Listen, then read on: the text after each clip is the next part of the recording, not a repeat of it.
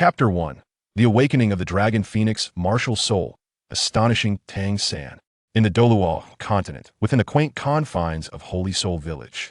Old Jack, I cannot comprehend why you permit such a useless individual to remain in our Holy Soul Village. Every other child of appropriate age has awakened their martial souls. Yet he, Chen Yu, has not even manifested a scrap of a martial soul, with soul power languishing at a mere 0 level.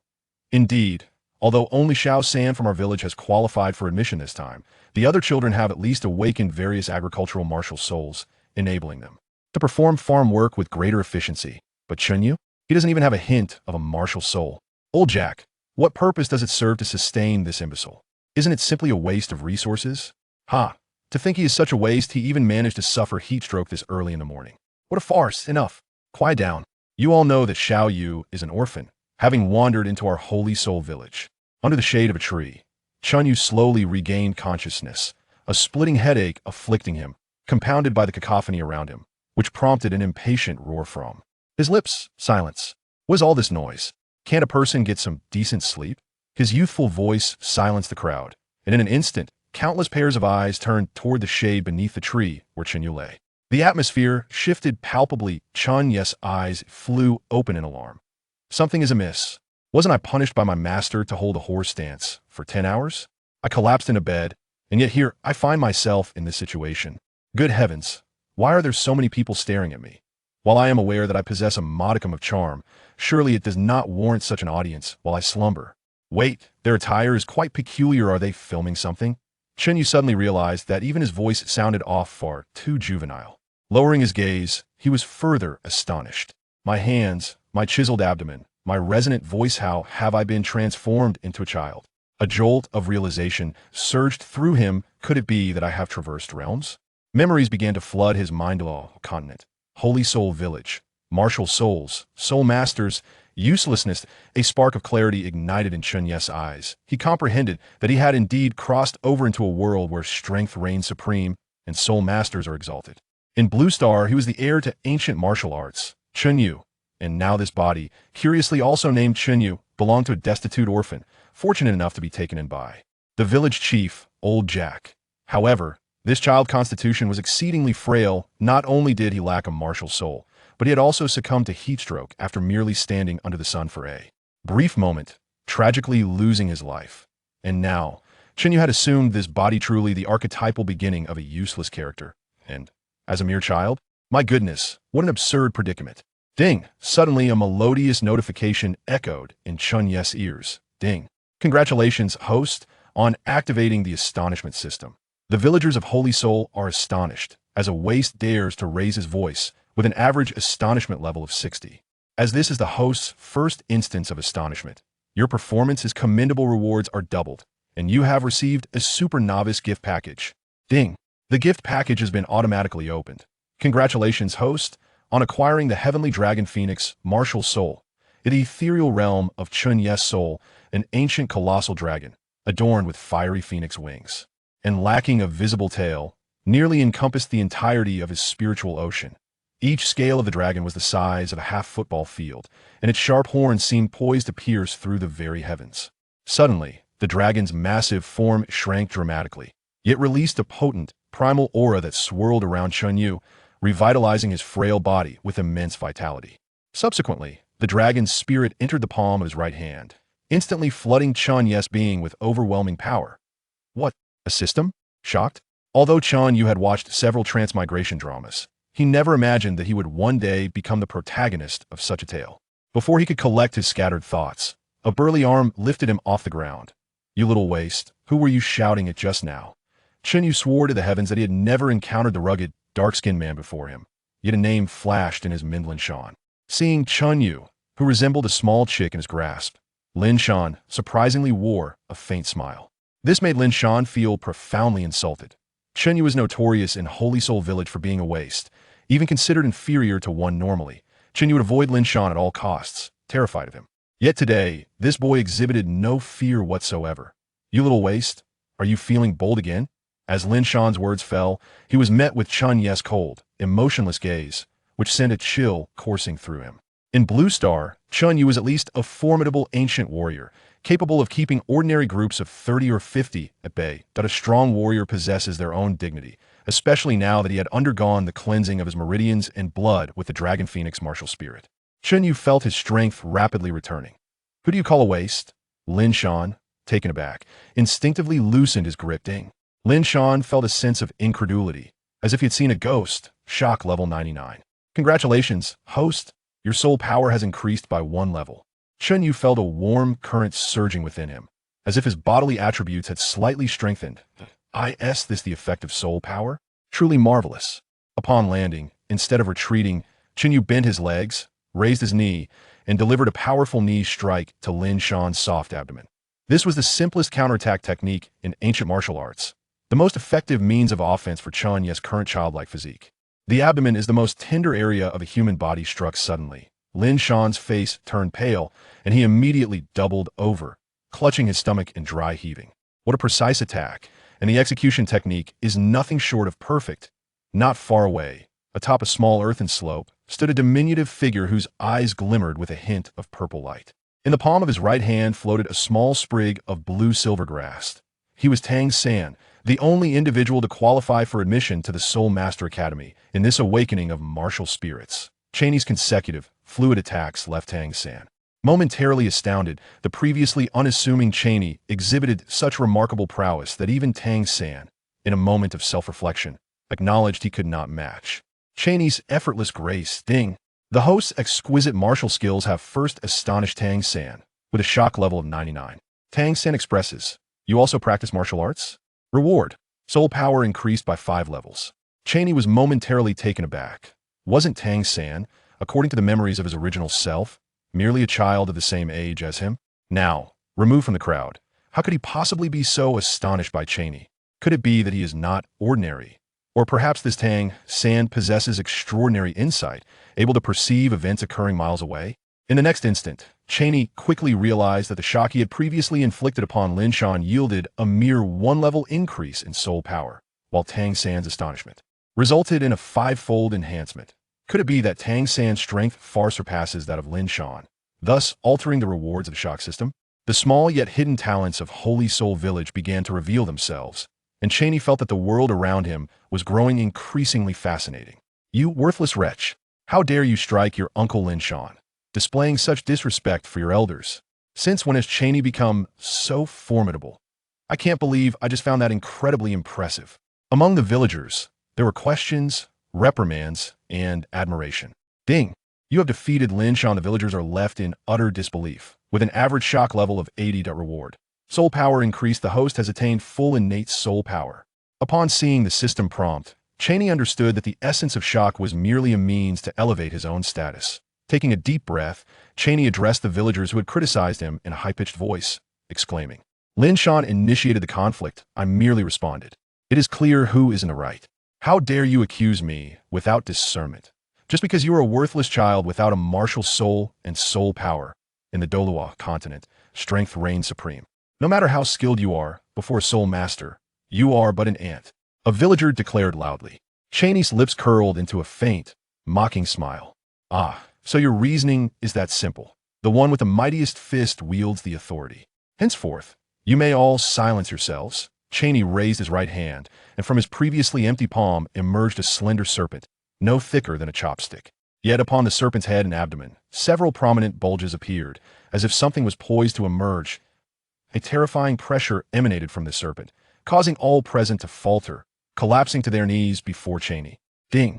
The martial soul has manifested. The entire village of Holy Soul has been utterly astonished, with an average shock level of 99, that the path to awakening the Ying Tian Dragon Phoenix martial soul has begun. Ying Tian Dragon Phoenix youngling phase. Upon awakening, the host's soul power reserves triple, and the speed of soul power cultivation also triples. The Ying Tian Dragon Phoenix martial soul can enhance its growth by devouring the essence of soul beasts and soul master martial souls. Ding! Tang San expresses that he nearly knelt as well. Congratulations to the host for once again astonishing Tang San, rewarding the enhanced version of the Xiantian Treasure Record. Xiantian Treasure Record Divine Grade. Increases the number of divine grade hidden weapons, expands the catalog of divine grade spiritual herbs, and enhances the methods for concocting the Zushin scatter poison at this moment. Chinyu was not preoccupied with the rewards. Wait a moment. Just a while ago, I distinctly saw a divine dragon. How has it now transformed into a mere little snake? Could it be that the system has erred, or perhaps it has lost its senses altogether? You, Lord Su Yuntao, explicitly stated that you possess no martial soul within you. What on earth is happening here? Yet to the outside world, Chun Yu appeared as a sparrow transformed into a phoenix. Everyone, including Tang San, was astonished to find that just half a day ago, Chun Yu, deemed devoid of a martial soul, had suddenly manifested one out of thin air. Moreover, judging by the formidable aura emanating from the martial soul, it was evident that Chun Yu's martial soul was of a far higher caliber than that of Lord Su Yuntao. Chun Yu was not only not a failure, but a true genius. In an instant, the perception of Chun Yu shifted dramatically among the crowd, with even Lin Shan wearing a smile of ingratiation. For the villagers of Shenghun Village, Soul Masters held immense significance aside from Tang San. They now had another promising choice in Chun Yu. Chapter 2. A handshake with Tang San, the beast approaches. Observing the multitude of villagers surrounding him with expressions of flattery, Chun Yu felt a slight twitch at the corners of his mouth, realizing that some individuals could change their demeanor faster than one could turn a page. Nevertheless, there were still good-hearted people. Chun Yu approached Old Jack directly as the village chief of Shenghun Village. Old Jack was the only elder with whom Chun Yu shared any fondness during Chun Yu's darkest days. It was Old Jack who had single-handedly shielded him. Thank you, Grandpa Village Chief, for your unwavering care for me. Old Jack was equally astonished that this child, whom everyone regarded as a wastrel, was in fact a rare genius. However, their earlier aggressive behavior might have filled Chun Yu with disappointment. Child, Grandpa Village Chief, you are you, and there they I. Chun Yu could discern good from bad. Before his reincarnation, Chun Yu was a core disciple of an ancient martial arts family, and the criteria for distinguishing good from evil was exceedingly simple for him. As for how others treated him, regardless of their views, good or bad, Chun Yu would reciprocate in kind. An eye for an eye, a tooth for a tooth. This is the first principle by which Chun Yu conducts himself in the world. Xiao San, come here quickly, this time to Nodding Soul Master Academy. You will have companions accompanying you. At that moment, Tang San descended from the small hill. Upon seeing Tang San, Old Jack immediately grasped Chun Yu's hand and welcomed him. Seeing Tang San up close, Chun Yu felt a flicker of surprise. This child, who appeared to be of similar age, possessed a depth of maturity in his gaze that was typically found only in adults. This Tang San seems rather extraordinary. Just as Chun Yu was taking in Tang San's features, the latter extended his hand toward Chun Yu. Hello, I am Tang San. Although they lived in the same village, Tang San rarely wandered the streets except to procure alcohol, while Chun Yu had remained at Old Jack's home, resulting in their encounters being exceedingly rare. This marked their official introduction. Hello, I am Chun Yu. As their hands clasped together, Tang San's expression suddenly shifted dramatically, for at that moment his Xiantian Gong began to operate uncontrollably within him. Though Tang San's Xiantian skill was merely at the minor completion stage, it was far beyond what someone as slender as Chun Yu could endure. To be careful. Just as Tang San intended to withdraw, a faint glow suddenly emanated from Chun Yu's palm, effortlessly deflecting the internal energy impact of the Xiantian skill. Is this soul power? Moreover, he possesses a fully innate soul power. Due to the influence of his heavenly dragon phoenix martial soul, the soul power stored within Chun Yu is 3 times that of Tang San, allowing him to easily withstand the internal energy assault. In this close encounter with Chun Yu, Tang San distinctly sensed the depths of his capabilities, from martial soul to soul power. This being deemed a waste was unexpectedly more exceptional than himself, igniting a twinge of frustration in Tang San's heart for the first time. Ding! Congratulations to the host for continuously astonishing Tang San within a single day. Tang San acknowledges you as the true protagonist. Reward. Divine level technique. 9 transformations of Xiantian skill. 9 transformations of Xiantian skill. An enhanced version of Xiantian skill. Training in it allows the soul power to possess multiple attributes, and the host's training speed is increased 5-fold. Through this encounter, Chun Yu also discerned that Tang San possessed internal energy. As an ancient martial artist, he could immediately identify it as pure Taoist internal skill. How intriguing to find another person in this world possessing elements from another realm. I am not alone on this path. Just as Chun Yu contemplated discreetly inquiring about Tang San's origins, he was interrupted by a sudden, clear roar of a tiger resonating from the village entrance. Moments later, A staggering figure burst into the crowd. Village chief. It's a soul beast. The villager who delivered the news bore several deep gashes across his chest, inflicted by sharp claws. Fortunately, the wounds were not fatal, or the consequences would have been dire. A soul beast. The villager's words sent a wave of panic through the crowd. Though St. Soul village was somewhat remote, it was not nestled within treacherous mountains ordinarily. Not even wild animals dared to encroach upon the village. Everyone remained calm. The able-bodied men of the village. Follow me. We must gather the elderly and children here. Lord Su Yuntao from the Martial Soul Hall should not be far. Xiao San. Hurry and inform him. Tang San hesitated, seemingly inclined to stay, but under old Jack's persistent urging, he eventually departed from the back of the village. Everyone, follow me. Before long, intense sounds of battle echoed from the village entrance, though it was evident from the noise that the villagers were at a disadvantage. Are soul beasts this formidable? With such a robust stature, shall I simply observe? Chen Yu stealthily approached the village entrance, where the ground was already stained with blood. Many young men bore varying degrees of claw marks, yet none had perished, all gazing in fear at the soul beast encircled in their midst. However, no one dared to step forward. Despite the villager's previous disdain towards Chen Yu, he could not stand idly by in the face of danger. Goodness, if Wu Song had encountered this tiger in his time, would there still be a tale of Wu Song battling a tiger? This was the first time Chen Yu had seen such a massive tiger. Both its height and length were a full 2 times larger than any tiger he had ever imagined. This is a century-old soul beast, the spiked-back black-striped tiger. Its name derives from its sleek black stripes and the sharp, arrow-like spines along its back. Xiao Yu, who summoned you here? Quickly, take cover. Old Jack felt a sudden pang of anxiety upon seeing Chen Yu's unexpected appearance. This young lad harbored the potential to become a true soul master. He must not meet his demise here. However, what transpired next left everyone astonished. Their bewilderment. Chen Yu sprinted directly towards the spiked-back black-striped tiger. Chen Yu is courting death. All believed that Chen Yu was doomed. Yet little did they know, this was a calculated decision made after he assessed his ancient martial arts skills and the capabilities of his system. If he could not overpower the beast, could he not simply evade it? In a moment, the system's notifications resounded repeatedly. However, this time, the astonishing rewards appeared to be rather unsatisfactory. Ding! Old Jack was astonished, exclaiming whether the child had lost his mind, with a shock level of 99 and a reward of a single gold soul coin. Ding! Zhao Old Third was equally shocked, declaring that the child was indeed insane, with a shock level of 99 and a reward of a ho. How many of those could one possibly need? Although Chen Yu had amassed a plethora of rewards, totaling around 180, it seemed that the only truly valuable item was that solitary gold soul coin. It appears that the stronger the individuals who were shocked, the higher the caliber of the rewards I can obtain. After conducting 2 experiments, Chen Yu gradually comprehended that in order to attain high-value rewards from the system, one must target individuals whose soul power is either stronger or comparable to their own. Ding! The spiked-back black-striped tiger was astonished, indicating that the ferocious little rascal had indeed frightened this adorable tiger. The reward was a soul guide device, the bloodthirsty tiger striped dagger. Just as Chen Yu felt a twinge of disappointment, the system's notification chimed once more, revealing that the object of astonishment was, surprisingly, the soul beast before him. The bloodthirsty tiger striped dagger, forged from the bones and spines of the century-old spiked-back black-striped tiger, capable of severing hair and slicing through iron as if it were mud. This dagger possesses an active skill, Bone Sever, capable of shattering all defensive soul techniques below the soul sovereign level. The skill can be upgraded and advanced. This is truly a divine artifact.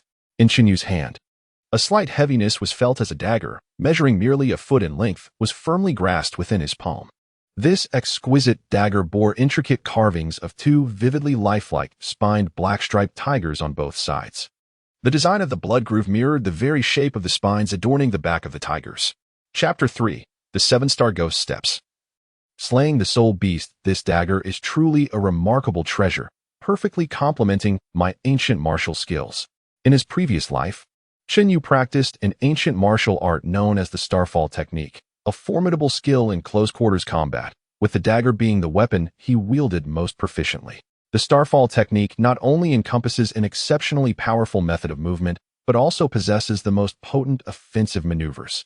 Just moments ago, Chen Yu was troubled by the lack of a suitable weapon. Now, As he grasps the bloodthirsty dagger adorned with tiger stripes, his combat prowess has undoubtedly surged several-fold.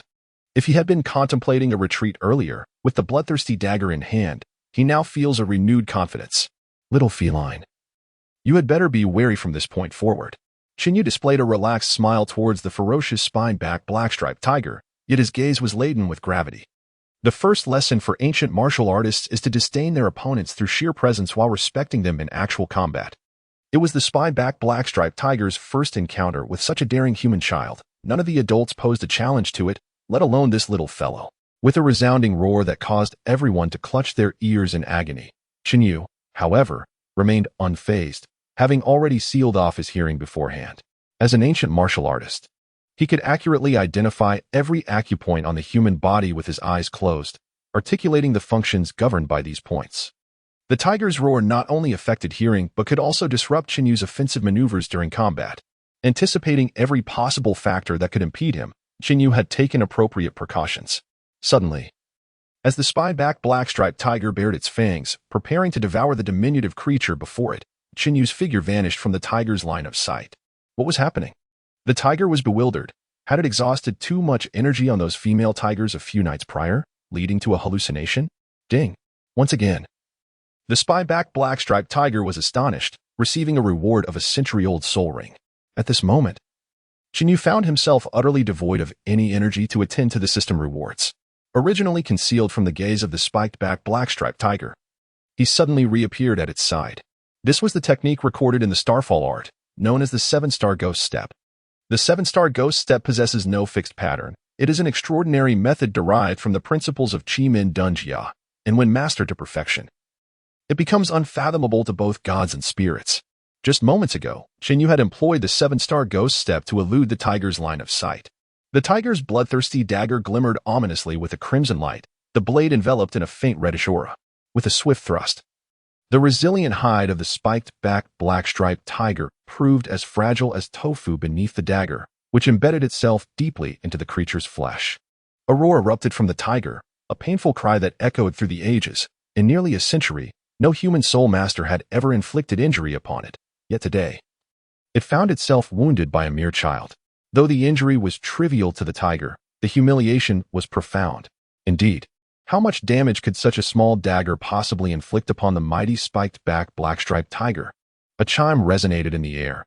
Xinyu had successfully demonstrated his prowess by wounding the tiger, astonishing the villagers of Saint Soul Village, and was rewarded with a soul guidance device upgrade stone. This stone could be utilized to upgrade any soul guidance device, with a success rate of 100%. The bloodthirsty dagger was, in fact, a soul guidance device, and Xinyu promptly activated the upgrade. As a golden light flickered across the dagger, a system notification echoed in his ears. Ding! Congratulations to the host for successfully using the soul guidance device upgrade stone, activating the second skill of the bloodthirsty dagger, Bloodthirst.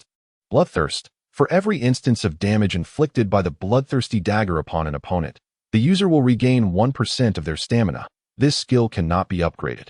While a 1% recovery may initially seem insignificant, it is crucial to understand that with each strike the dagger lands, Xinyu would recover that 1% of stamina, allowing him to rejuvenate in mere moments. This could potentially transform Xinyu into an unstoppable force on the battlefield, a truly remarkable skill. With a vigorous motion of his arm, Xinyu forcefully yanked the dagger downwards, resulting in a jet of blood spraying forth from the abdomen of the spine-backed black-striped tiger, revealing a ghastly wound measuring nearly half a meter. This time, the century-old soul beast did not emit a wail of agony. Instead, it leapt 3 feet into the air in excruciating pain. The villagers of Shanghun village stood agape, their mouths hanging open in disbelief, as they could hardly fathom that just a moment ago, Xinyu, perceived as a mere waste, had transformed into an invincible warrior, rendering even the ferocious soul beasts utterly defenseless under his command. Ding! The host had astonished numerous times today, and the system, equally astonished, indicated that there were no rewards left to claim, having reached the maximum limit for today. Tomorrow, the first reward for astonishment would be doubled. How intriguing! There exists a limit on rewards, as if fearing Xinyu might grow too powerful. Ah well, since there are no further benefits to be gained, the purpose of this little feline has been fulfilled. With a chilling gaze, Dust Feather transformed his dagger into countless phantoms. In the blink of an eye, nearly 100 deep wounds, visible to the bone, appeared on the body of the thorned black-striped tiger. This was the first attack move recorded in the Starfall technique, the Meteoric 9 Strikes. Although this was the weakest move in the technique, it was the most formidable strike that Dust Feather could barely unleash at that moment. Suddenly, 9 identical figures of Dust Feather materialized around the thorned black-striped tiger, each executing distinctly different motions, rendering even the tiger unable to discern which was the true Dust Feather. With a fierce attack, the 9 Dust Feathers simultaneously surged towards the thorned black-striped tiger, suggesting that victory was assured.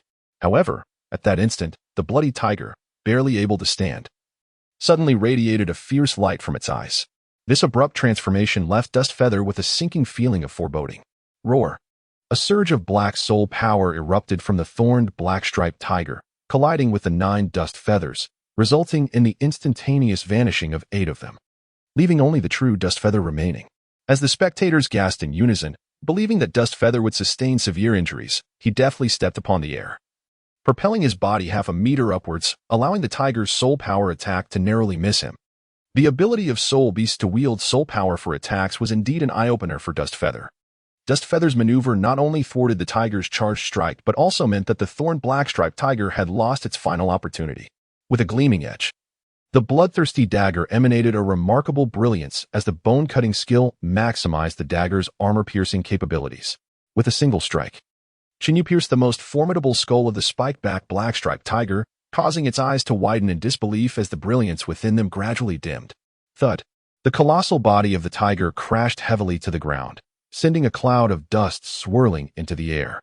Could it be that Chinyu single-handedly vanquished a soul beast? Ding! The villagers were utterly astonished, and the system announced that it was unable to dispense rewards today, but promised a tripling of the shock rewards tomorrow. From the carcass of the spike-back black-striped tiger, myriad faint yellow glimmers began to emerge, coalescing towards the center to form a pale yellow ring. Is this the soul ring that enables soul masters to transcend their power limitations? It certainly appears to possess a hint of the miraculous. This soul ring resembled the halo that crowns an angel. Could it be that Chinyu must wear this ring upon his head to truly absorb its essence? In that case, he would transform into the legendary being with luminous wings, a birdman of sorts. Chapter 4. Twin Martial Spirits. The Divine Punishment, Sword of God-Slaying. Just as Chinyu was contemplating how to absorb the soul ring, he felt a subtle pull emanating from the palm of his left hand, which unexpectedly engulfed the century-old soul ring in one swift motion. What could this mean? Has he successfully absorbed the soul ring? Yet, the celestial dragon phoenix on his right hand showed no signs of change. Rather, Chinyu sensed as if something was poised to emerge from his left palm. However, this sensation lasted only a fleeting moment before fading into silence. Could it be that the energy from a single soul ring is insufficient? Dust Feather stroked his chin, recalling a substantial array of rewards from the system, among which was a century-old soul ring, accompanied by nearly 10-decade-old soul rings. That should suffice, he mused, as Dust Feather's left palm absorbed these soul rings. A reaction finally occurred once more. This time, an astonishing sensation of searing heat coursed through the meridians of his left arm, radiating throughout his entire being, even penetrating into the depths of his soul. Subsequently, this power coalesced in Dust Feather's palm, manifesting as a diminutive sword-shaped martial spirit. The blade, entirely cloaked in black, was surrounded by delicate tendrils of dark lightning. The martial spirit was none other than the Divine Punishment Sword. At this moment, Chinyu's second martial soul has finally awakened. In truth, Chinyu is not without a martial soul. Rather, the Celestial Punishment God-Slaying Sword martial soul requires the consumption of a substantial amount of soul power to manifest fully. The minuscule amount of soul power during his initial awakening was woefully inadequate to fulfill the demands of the Celestial Punishment God-Slaying Sword, leading others to mistakenly perceive him as a talentless individual devoid of a martial soul. In reality, Chinyu possesses an extraordinarily powerful supreme martial soul. The origins of Chinyu in this world are indeed extraordinary, though he himself remains unaware of this fact. The surname Chin is quite rare in the Douluo continent, however. There exists a sword Douluo of unparalleled strength who also bears the surname Chen. Could it be that Chinyu has a close blood relationship with the esteemed sword Douluo Chen Xian? Someone approaches, exuding a formidable aura of soul power. It must be the esteemed Lord Su Yuntao. Chinyu immediately retracted his 2 martial souls, Although he was not entirely aware of the significance of possessing twin martial souls for a soul master, he instinctively chose to conceal a portion of his strength. The adage, "the tree that stands out will be felled by the wind," resonated deeply with him. "Xiao-san, where exactly is the spiked-back black-striped tiger you mentioned?" "I sense no presence of soul beasts in the village," he inquired, upon hearing that a century-old soul beast had intruded into Holy Soul Village, particularly one as formidable as the spiked-back black-striped tiger. Su Yuntao promptly returned with Tang San. However, the village was eerily silent, instilling a sense of unease in Su Yuntao. Could it be that the entire village had fallen victim to the beast? As Su Yuntao and Tang San cautiously stepped into the village, they were profoundly astonished by the scene before them. The villagers, regardless of age or gender, were engaged in joyous song and dance, encircling a spiked-back black-striped tiger that had long since perished. Dead? Su Yuntao could scarcely believe his eyes. Even if he had sought to subdue such a beast, it would have required considerable effort, and among the nearly 300 villagers, there was not a single true soul master. How could these villagers have possibly vanquished such a fierce soul beast? Unless they had summoned a more powerful soul master. In the midst of the crowd, a mere 6-year-old child seemed to hold a position of great esteem, standing at the very center. "Chinyu, you have saved the lives of everyone in Holy Soul Village. I, Lin Shan, previously treated you poorly, and I am truly ashamed," Lin Shan exclaimed, slapping himself in remorse, which in turn eased Chinyu's lingering resentment towards him. "Village Chief Old Jack, may I ask which soul master was responsible for slaying this spiked-back black-striped tiger?" Su Yuntao surmised from the wounds on the beast that it had undoubtedly endured severe torment in its final moments, with the fatal blow striking precisely at its skull. The only soul master capable of shattering the skull of a spiked-back black-striped tiger from the front would be a 3-ringed soul zone, while Su Yuntao was merely a 2-ringed great soul master. In the Douluo continent, soul masters are classified based on their soul power, with 10 levels serving as a significant dividing line. The ranks range from soul scholar, soul master, great soul master, soul zune, soul sect, soul king, soul emperor, soul sage, Douluo to title Douluo. Su Yuntao was a level 26 great soul master, possessing innate full soul power. Tang San and Chen Yu were on par with soul scholars of level 10. "My lord Su Yuntao, you're mistaken. The one who struck down the spiked-back black-striped tiger was none other than Xiaoyu, Dust Feather." Su Yuntao and Tang San turned simultaneously to gaze at Dust Feather. Su Yuntao had a fleeting recollection of this individual during the awakening of martial spirits. Dust Feather had not even possessed a martial spirit, although Su Yuntao could not fathom the reasons behind this anomaly. The fact that Dust Feather was deemed a failure was indisputable. How could a 6-year-old child, devoid of both a martial spirit and soul power, possibly vanquish a century-old soul beast like the spike-backed black-patterned tiger? Either Old Jack had lost his senses, or Su Yuntao had misheard the information. Ding! Su Yuntao was astonished. The system confirmed that not a single drop remained. Tomorrow's first shock reward would be multiplied by 7. Ding! Tang Sen was once again astonished. No further discussion was needed. "My friend, tomorrow's reward would be multiplied by 15. Dust Feather, did you truly slay this spike-backed black-patterned tiger?" Su Yuntao immediately turned to inquire, genuinely astonished that Dust Feather possessed such remarkable abilities. Had he nearly overlooked a genuine genius soul master? "Esteemed Su Yuntao, you flatter me." Dust Feather replied modestly, "I merely happened to be fortunate. After all, that enormous beast happened to collide with my dagger." Chen Yu chuckled lightly, feigning ignorance. Was it merely luck? Su Yuntao could hardly accept Chen Yu's explanation. There must be a deeper intrigue at play. Yet, Su Yuntao also found it implausible that a mere 6-year-old child had felled the spiked-back black-striped tiger, even if one began cultivating from the womb. It was inconceivable for a child to attain the prowess of a soul master. Clearly, there had been a soul master of greater strength passing through Holy Soul Village recently. However, for reasons unknown, the villagers had banded together to concoct a story, attributing all the glory to little Chinyu. Little did they know, their cleverness had backfired. Su Yuntao was clearly overthinking the situation. From Su Yuntao's perspective, Old Jack and the others had acted thus solely to ensure Chinyu's admission into the Soul Master Academy. "Little one, I recall you lacking a martial soul, even if I were to recommend you." Though Su Yuntao did not vocalize the latter part of his thought, Chinyu had already grasped his implication. "Master Su Yuntao, in truth, I possess a martial soul." Chinyu unfurled his right hand, and the Yingtian Dragon Phoenix martial soul began to move with remarkable agility. However, the martial soul was still in its juvenile stage. lacking the characteristics of a dragon and phoenix, resembling an ordinary small snake. Furthermore, this time, Qin Yu deliberately suppressed the martial soul's dragon might, making it appear to Su Yutao as merely an ordinary beast martial soul. A beast martial soul? Su Yutao furrowed his brow, pondering why Qin Yu had not displayed a martial soul prior to this moment. Nevertheless, since Qin Yu possessed a martial soul, and it was not a worthless one, he was indeed qualified to enter the Martial Soul Academy for study. Qin Yu, this is a letter of recommendation for entering the Nodding Academy.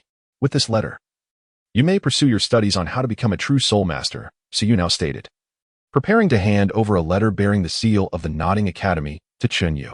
I am immensely grateful, Lord Su Yutao. As Qin Yu extended his hand to accept the recommendation letter, a large group of ill-intentioned individuals suddenly barged into the village entrance. Lord Su Yutao, you seem to be showing favoritism, old Jack remarked, a flicker of anger crossing his face as he recognized the elderly man leading the intruders. V.S. What do you intend to achieve by bringing this crowd from the Douluo village into the territory of our Shahan village? Chapter 5, 25 times the reward. Ho seeks mercy. Douluo village and Shahan village are neighboring settlements, yet their relationship is far from amiable. Indeed, it could be described as quite hostile. This animosity is not uncommon among many villages, primarily due to the fixed quota of students admitted to the Nodding Soul Master Academy each year. Should one village enroll more children, it inevitably affects the admission opportunities of others. The long-standing rivalry between Shahan and Douluo villages has thus bred deep-seated enmity. Recently, Douluo village awakened 2 children possessing normal martial souls, yet Su Yutao had already distributed all his recommendation letters. Upon discovering that a boy from Shahan village with a blue-silver grass martial soul had secured one of the coveted spots, it was only natural for them to feel aggrieved. Hence, Douluo village's chief, V.S., decided to lead his people to forcibly snatch the recommendation letter. Old Jack, you can't monopolize all the good fortune for Shahan village, can you? I've heard that this year, a waste martial soul child from your village received a recommendation letter. Why not relinquish it to us, and perhaps our village could offer you some protection in the future? V.S. scoffed, speaking with an air of confidence as if he had already secured victory over old Jack. V.S. Do not overstep your bounds. That recommendation letter was granted to us by Lord Su Yutao. Do you think Douluo village can simply take it by force? Old Jack was steadfast, unwilling to concede an inch. Even if V.S. were to come in person today, or if the 2 villages were to go to war, old Jack would never yield the recommendation letter. If it comes to that, I hope Shahan village can withstand the wrath of Douluo village, V.S. retorted, showing no signs of retreat. He had no intention of leaving empty-handed this time. Su Yutao chose to remain silent, although distributing the recommendation letters was his duty. What transpired afterward was beyond his concern. V.S., then let us see you try. Old Jack signaled to Lin Shan, who raised his arm and called out, rallying nearly 100 young men to protect Tang San and Qin Yu behind them. Old Jack, it seems you are tired of living. V.S. was about to make a move when he heard Qin Yu's languid voice. I wonder, old man, what brings you to our Shahan village uninvited? Throwing a tantrum as if you've lost all sense of decorum. Qin Yu's words were laced with sharpness, provoking both Weiss and the group from the fire village considerably. You, Weiss, infuriated, trembled with his white beard, pointing a finger at Qin Yu without managing to utter a single word for quite some time. What do you mean by you? The letter of recommendation is in my possession. If you wish to preserve that last shred of dignity, feel free to come and take it from me. As Dust Feather articulated his words with such clarity, even Weiss, regardless of his audacity, could not possibly seize the recommendation letter from Dust Feather's grasp in the presence of so many witnesses. Ding! The inhabitants of the trembling fire village were left in awe. Host, do not go too far. The shock reward has multiplied 18-fold. It appears that you are not as formidable as you previously boasted. Nevertheless, your arduous journey to our sacred soul village, causing a commotion, shall not be without consequence. Here is the proposition. You may select one among you to engage in combat with me. If you emerge victorious, the recommendation letter will be yours. However, should I prevail, I regret to inform you that all of you must kneel thrice and bow 9 times in apology to the village elder before departing our sacred soul village. Qin Yu waved the recommendation letter in his hand, yet the words escaping his lips belied his tender age. Both Wei Si and the villagers of Douluo village were momentarily taken aback, only to be followed by a chorus of furious rebukes. In their eyes, Qin Yu was merely a child, yet he audaciously dared to lecture these adults, akin to a small potato unaware of its weight. Old Jack, This is the youth of your sacred soul village. His arrogance knows no bounds.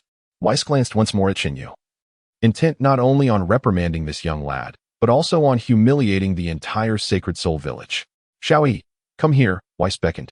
And a child of similar age to Qinyu approached, though he was nearly twice Qinyu's size. Defeat this boy, and you shall have the opportunity to enter the Soul Master Academy. Go forth.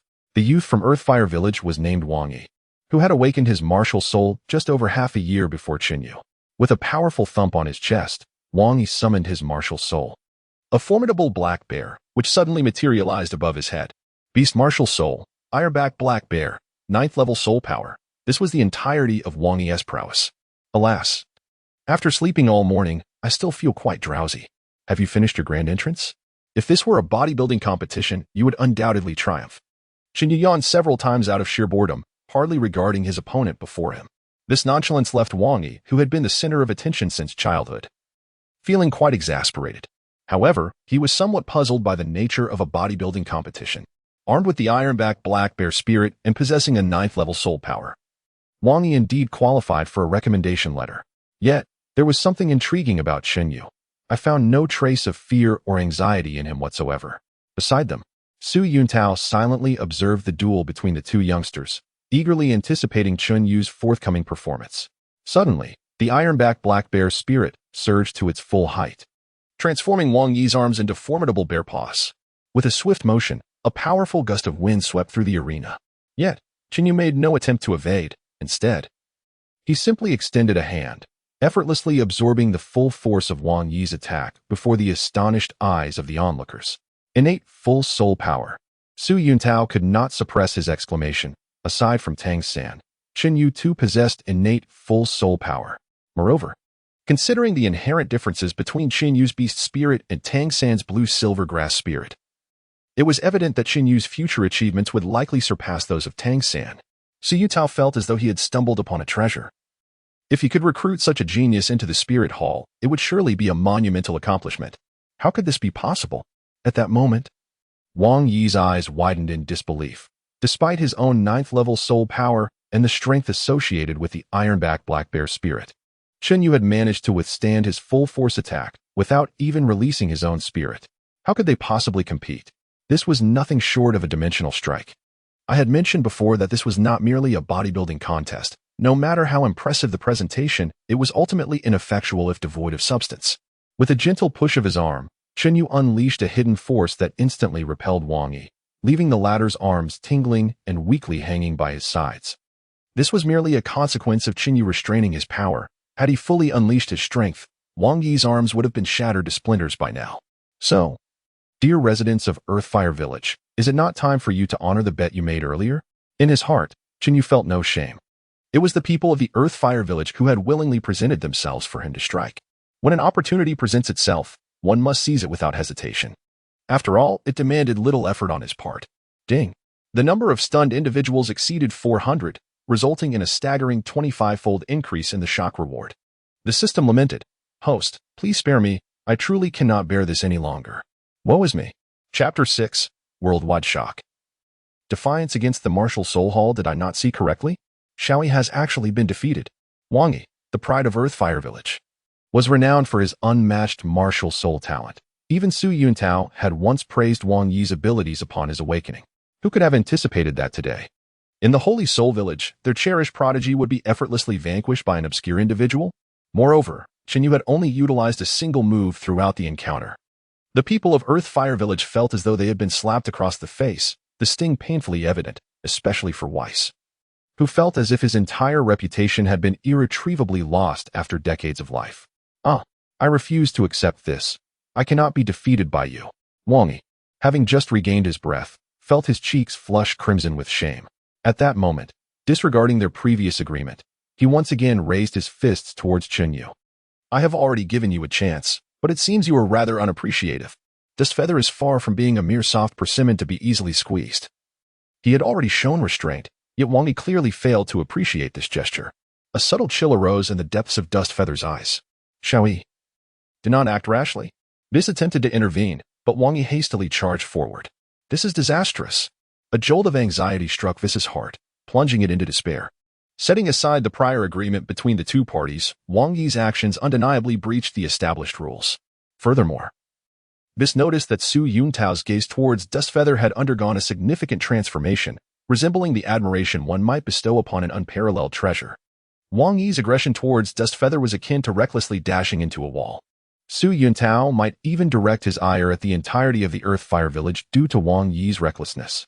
Indeed, before Wang Yi could approach Dustfeather, Su Yuntao casually waved his sleeve, unleashing a formidable soul force that effortlessly sent Wang Yi flying. His body remained suspended in the air before his eyes rolled back, and he succumbed to unconsciousness. Humph. Village Chief Vis, do you dare to question the standards of my recommendation letter? Since Su Yutao had already chosen his stance, he would certainly not extend any kindness towards the people of Earthfire Village. That faint voice reached Vis's ears, causing his body to tremble violently. His previously upright posture instantly slumped. I would not dare. The judgment of the esteemed administrator is beyond reproach. This time, it is indeed my Earthfire village that has stirred up trouble. I implore your forgiveness. Vis's demeanor underwent a complete transformation, and he no longer dared to linger, hastily leading the members of Earthfire village away in disgrace. Ha ha ha, Earthfire village trash, make haste and depart. For far too long, the villagers of Holy Spirit village had endured bullying from Earthfire village, yet today, everyone in Holy Spirit village finally felt a sense of vindication. The catalyst for this transformation was none other than Dustfeather, who had recently been regarded as a worthless individual. Dustfeather, I extend to you a formal invitation on behalf of the Spirit Hall. I wonder if you would be willing to accompany me to Spirit City. In Su Yuntao's eyes, Earthfire Village was insignificant. What he valued was Dustfeather's extraordinary talent for cultivation. With innate full soul power and a beast martial spirit, Dustfeather's future achievements would undoubtedly surpass that of a soul sage, and with a stroke of luck, he might even reach the level of a soul Douluo or a title Douluo. At that time, Su Yutao, as Dustfeather's recommender, would see his own status within the Spirit Hall rise dramatically. However, to Su Yuntao's astonishment, Dustfeather shook his head in refusal. This left even old Jack, who had just displayed a look of elation, momentarily stunned. Ding. Refusal of Su Yuntao's invitation. Shock rippled through the crowd. Dustfeather declined the opportunity to study in Spirit City with a shock level of red 99. The system indicated a crash, and the shock reward multiplied 50-fold. Wuhuan City, a revered sanctuary in the hearts of all soul masters, is a place where many low-ranking soul masters may never set foot in their lifetimes. Yet, Qinyu has chosen to decline this once-in-a-lifetime opportunity. Qinyu, perhaps you do not yet grasp the significance of Wuhuan City to soul masters. With your innate full soul power, you would undoubtedly receive the utmost attention there. With an abundance of training resources at your disposal, I would wager my very soul that within a decade, or even 5 years, you would ascend to become one of the most elite soul masters of your generation. Although Lord Su Yuntao faced rejection, he exhibited no trace of anger. Instead, he became even more fervent in his persuasion. Thank you for your kind intentions, Lord Su Yutao. But I have wandered since childhood and have grown accustomed to a life of freedom. While Wuhuan City is splendid, it undoubtedly comes with a multitude of rules and restrictions. Thus, I believe my presence would serve only to burden you, and I find that the Soul Master Academy is far more suited to my disposition. Qinyu waved the recommendation letter in his hand, yet there lay a deeper reason behind his refusal of Su Yuntao. He possessed a shocking system that would undoubtedly provide him with an abundance of cultivation resources far exceeding those offered by the Spirit Hall. Moreover, his dual martial souls were rather unique. Until he fully comprehended their potential, he would not hastily choose a faction to align himself with. Qinyu, are you truly not going to reconsider? Su Yutao was taken aback by the stubbornness of this young lad, who seemed willing to forsake such a monumental opportunity at a whim. Lord Su Yuntao, I have made my decision, and I shall not regret my choice today. Oh, very well, this is indeed your freedom, but alas, what a pity. Su Yuntao sighed repeatedly, lamenting the lost opportunity, before gradually vanishing from the horizon, leaving no trace behind. Xiaoyu, you are being too impulsive. The Spirit City is a gathering place for all high-ranking soul masters. If you were to accompany Lord Su Yuntao to Spirit City, your strength would surely soar. Why, then, do you insist on choosing Nodding Academy? Old Jack expressed his disappointment, feeling as though he were witnessing a precious opportunity slip away. Grandfather Village Chief, rest assured, even if I do not go to Spirit City, few in this world can match my cultivation speed. The two shocking rewards had already augmented Xin Yu's cultivation speed by a remarkable eightfold, and this figure would undoubtedly continue to rise. Even if he merely ate, drank, and slept each day, the pace at which his soul power increased was astonishing. Tang San regarded Xin Yu with newfound depth. To reject the olive branch offered by the spirit hall at such a tender age was not something just anyone could accomplish. True strength does not merely arise from attachment to a particular faction. Rather, it is the strong who enable a faction to endure over time. Were he in Xin Yu's position, Tang San would also have unhesitatingly rejected Su Yuntao. For he and Xin Yu were of the same ilk, individuals possessing the heart of a true champion. In Tang San's eyes, Xin Yu's stature had subtly elevated. Sigh. My child. Old Jack recognized that it was too late to voice any thoughts now. The missed opportunity was indeed regrettable. Grandfather Village Chief. Let us not waste the corpse of this thornback black-patterned tiger. Please distribute it among the uncles and brothers. Xin Yu deliberately diverted the conversation, drawing everyone's attention to the spine-backed black-striped tiger. The fresh flesh of soul beasts is not something one encounters frequently, especially those over a century old. Their meat is imbued with a wealth of essential substances that can greatly benefit even ordinary individuals. As dusk fell, the entire sacred soul village became a lively spectacle, celebrating the emergence of two soul masters and bidding farewell to Tang San and Xin Yu. Early the next morning, they were to embark on their journey to Notting Academy for further studies. Come, Xiao Yu, Xiao San, Uncle Lin raises a toast to you. Remember to return to the village often. Cheers to the two brothers, and to 8 fine steeds. At this moment, Lin Shan was thoroughly intoxicated, and after being offered a drink, Tang San's cheeks flushed crimson. In contrast, Xin Yu welcomed every offering, one hand clutching a tiger leg taller than himself, while the other held a bowl, devouring the food with an insatiable appetite. As he feasted, Xin Yu mumbled to himself, "This tiger would be considered a protected species in my world, yet the taste of this meat is truly delightful." Chapter 7. What is your Wi-Fi password? After a night of revelry, when Xin Yu awoke from his sprawled position, it was already the following morning, and Tang San, who had originally been beside him, had vanished. This Tang San is indeed quite enigmatic. The 9 turns mysterious heaven art operated automatically, requiring no deliberate control from Xin Yu. A strong scent of alcohol wafted from his fingertips, and in an instant, Xin Yu felt his mind clear significantly. Seizing the moment while everyone remained in slumber, Xin Yu began to organize the rewards from the previous day's system, taking the opportunity to refine his memories and plan for the future. Upon opening the system, a detailed log immediately appeared before him. Xin Yu, age 6, possesses an innate full soul power. The system's reward pool has accumulated a 50-fold bounty. He is endowed with dual martial souls. The martial soul, Heaven's Dragon Phoenix, juvenile phase, which upon awakening, amplifies the host's soul power reserve threefold and accelerates soul power cultivation at the same rate. No soul rings have yet been added, but the Heaven's Dragon Phoenix can mature through the consumption of soul beast essences and those of soul masters. The martial soul, Heavenly Punishment God-Slaying Sword, has been activated. However, its abilities remain sealed and require the activation of bloodline power for automatic unsealing, with no soul rings currently affixed. His skill set includes the Xiantian Treasure Talisman Divine Grade, which enhances the quantity of God-Slaying Grade hidden weapons, expands the compendium of Divine Grade spiritual herbs, and provides recipes for the creation of the extermination of a mortal's poison. The 9 transformations of Xiantian is a fortified version of the Xiantian technique, allowing the host to cultivate soul power with multiple attributes, while increasing the cultivation speed 5-fold. The Starfall technique, an ancient martial art, enables the host to master the Meteor 9 flickers, thereby increasing proficiency in the 7-star Ghost Step. He possesses a soul guiding device, the Tiger-striped Bloodthirsty Dagger. The bone-slicing ability can shatter all defensive soul techniques below the level of Soul Sovereign. This skill can be upgraded. Bloodthirst allows the Tiger-striped Bloodthirsty Dagger to restore 1% of the user's stamina for every instance of damage inflicted on an opponent. This skill cannot be upgraded. The harvest of the first day has been reasonably satisfactory, particularly as there is an impending wave of cumulative rewards, promising to enrich the skill repository with several desirable items. Beyond these significant gains, the other miscellaneous items hold little importance. The sole valuable possession on Xin Yu's person is a golden soul coin.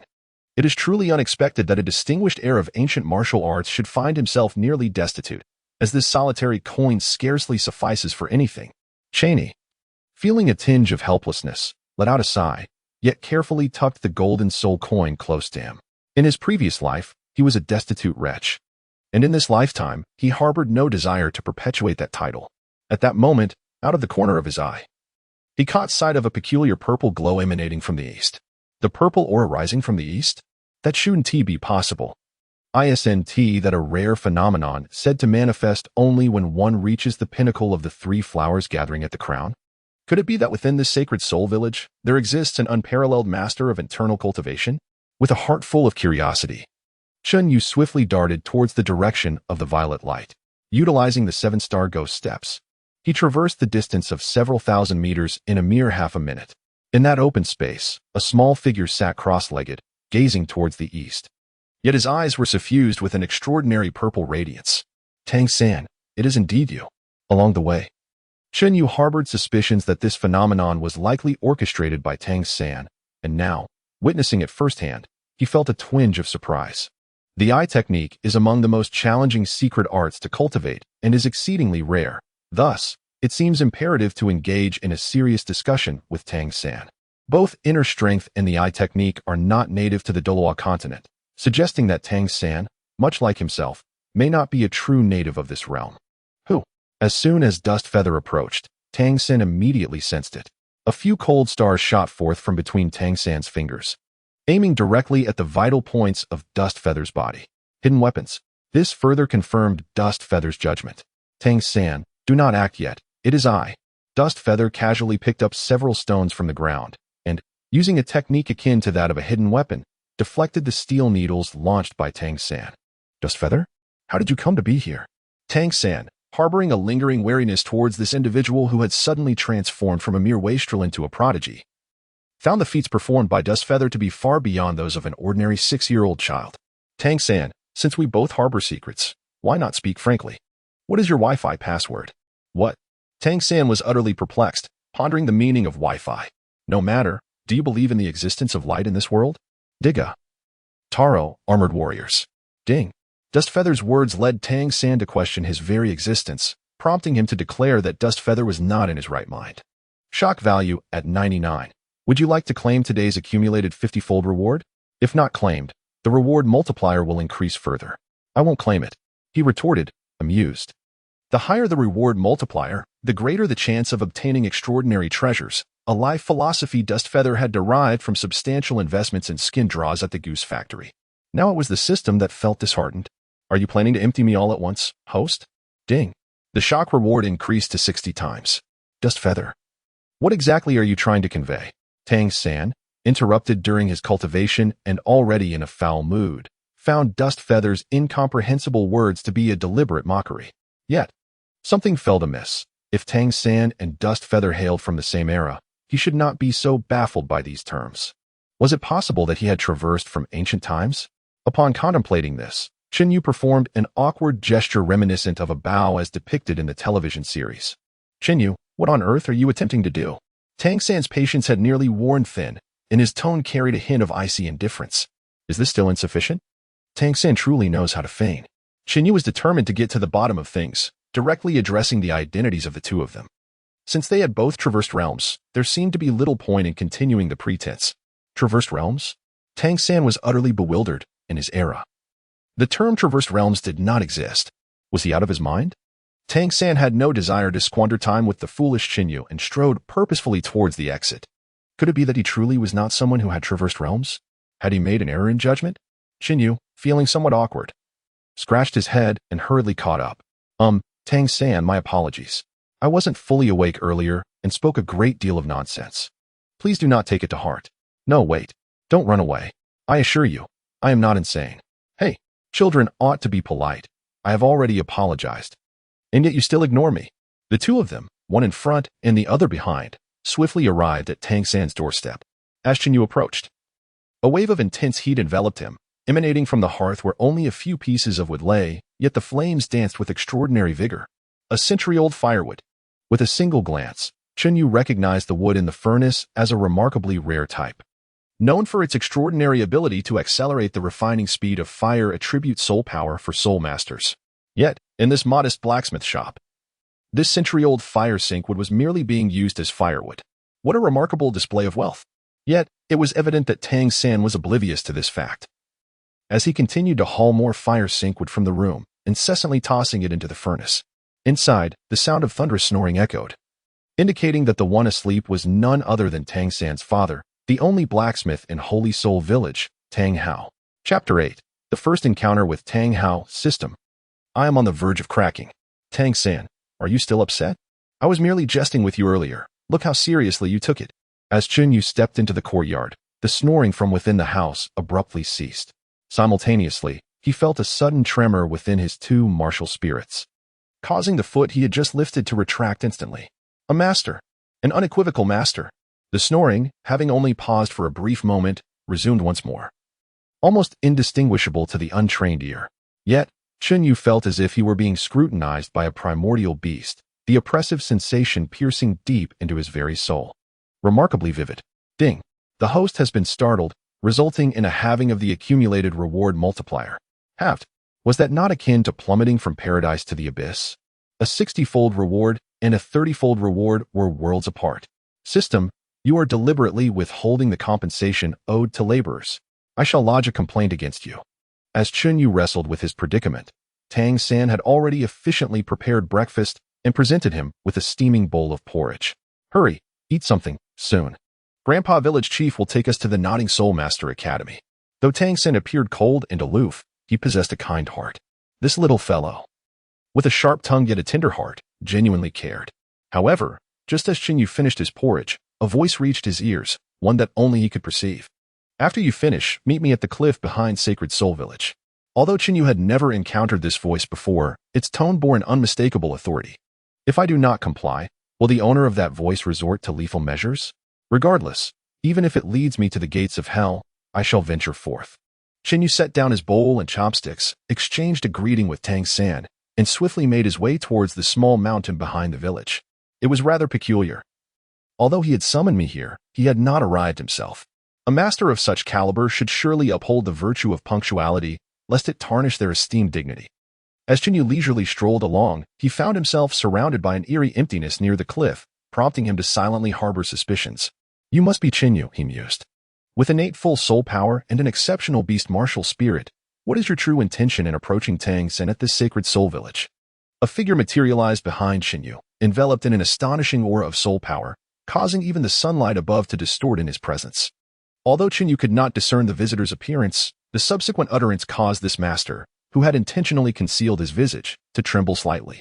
You must be Tang San's father. Uncle Tang. Ding. The heavenly Douluo Tang Hao was astounded, registering a shock value of 1. He acknowledged that although his identity had been unveiled as a heavenly Douluo, he must maintain the composure befitting a master. Should the shock reward be compounded? Compounded.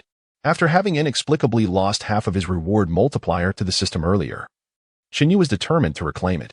However, he was abruptly startled by the revelation that Tang San's father was, in fact, a formidable titled Douluo standing at the pinnacle of the Douluo continent. What an extraordinary place this Holy Spirit village must be, harboring such an exceptional master. Well, little one, do enlighten me on how you discern my identity. With his identity laid bare, Tang Hao chose to reveal his appearance. He was a rugged, middle-aged man with a robust physique, his eyes reflecting the weight of worldly experience, as if he had witnessed the spectrum of human emotions. Yet, the sorrow concealed within the depths of Tang Hao's gaze did not escape Chun Yu's scrutiny. It was evident that this titled Douluo had endured significant tribulations, otherwise he would not have chosen to languish in the quaint Holy Spirit village. Firstly, in the blacksmith shop, my martial soul seemed to be under considerable threat. And apart from Tang San, you were the only other person present. Moreover, the skill of sound transmission requires proximity. If one exceeds 100 meters, it becomes ineffective. Thus, I deduced that the one transmitting to me was indeed you. Tang Hao was somewhat taken aback. This mere 6-year-old child possessed a remarkable depth of thought, rivaling that of many adults. Of course, prior to your arrival, all of this was merely conjecture, but the moment you appeared, I was utterly convinced. Oh, this is quite intriguing. Pray tell, what led you to such certainty? It was the scent you carried, that acrid aroma of smoke and fire. A fragrance only someone who has spent years by the forge would possess. Tang Hao glanced down at his shirt, surprised that even such a minute detail had not escaped Chun Yu's keen observation. Ding. The astute analysis once again astonished the heavenly Douluo, registering a shock value of 10. And the shock rewards had now escalated to 50 times. The consecutive shocks had restored the multiplier, and following this trend, Xinyu was confident he could elevate the reward multiplier into triple digits. In light of this, I find myself even more curious about your identity. Are you of royal descent from one of the three great empires, or perhaps affiliated with the upper or lower sects? Or do you hail from the Spirit Hall? Upon the mention of the three characters Spirit Hall, an undeniable aura of menace emanated from Tang Hao, causing the entire cliff to shudder violently, as if a colossal beast had trampled upon it. Truly, he is a titled Douluo. His might is indeed astonishing. To be candid, I too am curious about my origins. Uncle Tang, it seems we share a common sentiment. Whether the truth or falsehood, I shall discern it with a mere examination. A formidable presence surged from Tang Hao, enveloping Xinyu completely. Crack, crack. A distinct sound of bones grinding echoed within Xinyu's body. Despite his mastery of numerous ancient martial techniques, he found himself utterly powerless in the presence of the titled Douluo. Uncle Tang, do you intend to coerce a confession through force? Under the weight of his own formidable presence, Xinyu spoke with such ease that Tang Hao experienced his third shock of the day. Ding! After all these years, Tang Hao had never been astonished 3 times in succession. His astonishment rewards had doubled, a 100-fold accumulation of rewards. And Xinyu had astonishingly achieved his goal ahead of schedule. Was it truly this straightforward? It seems I can push myself even further. At this moment, the gambling side of Qinyu's heart was laid bare as he unexpectedly chose the option to forego the reward.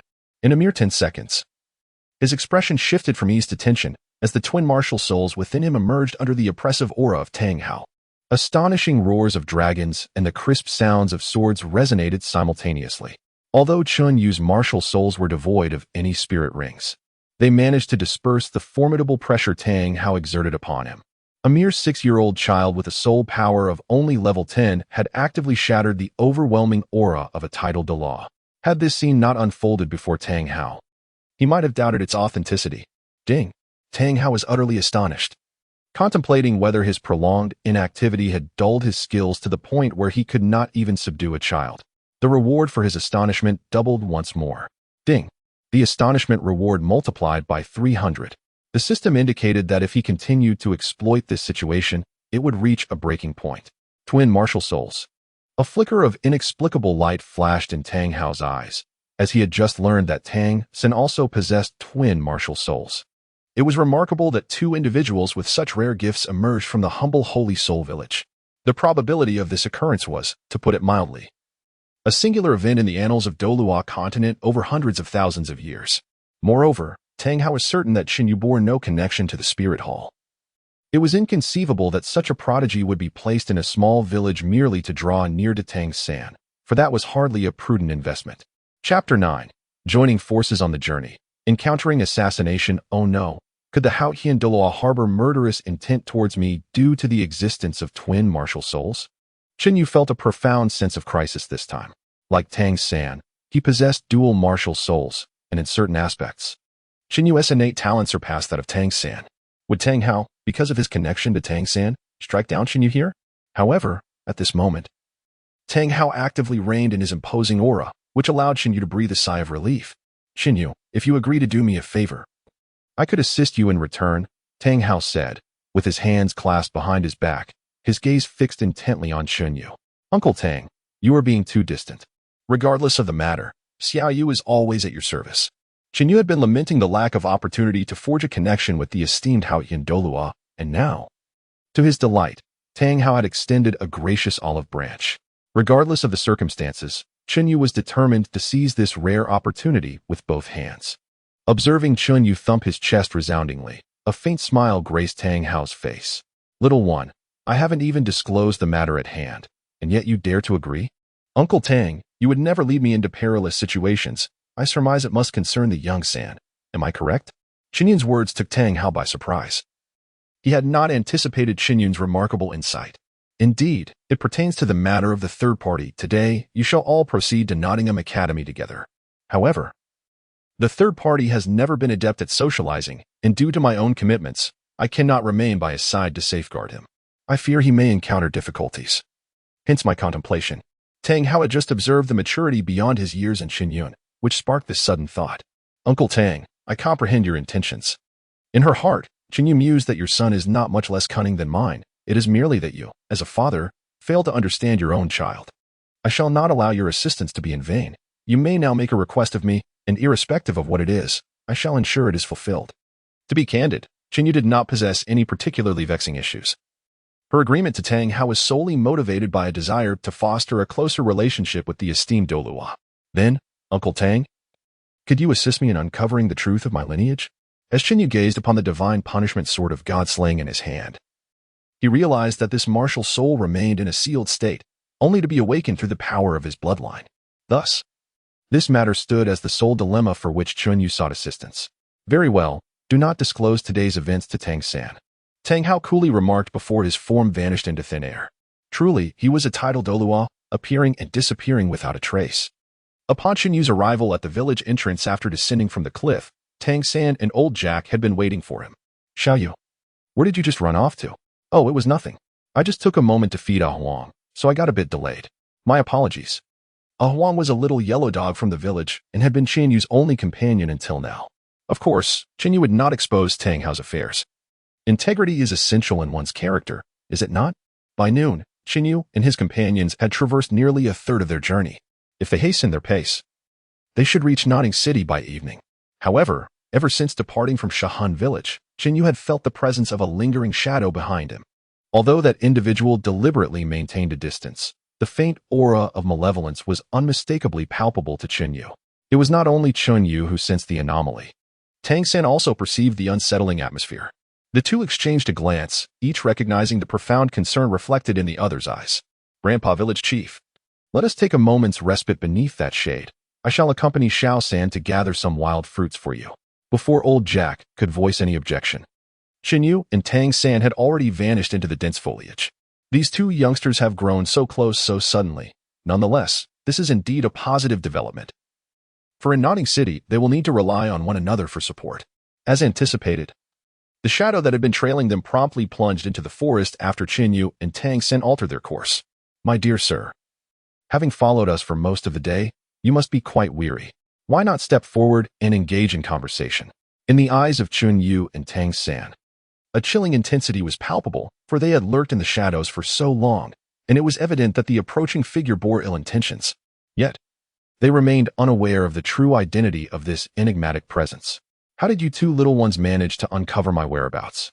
From the depths of the shadows emerged an individual, clad in a form-fitting attire that accentuated the formidable aura surrounding him. Though he believed his skills in concealing his presence were commendable, to us, it was akin to being stripped bare under the glaring sun, utterly exposed and without concealment.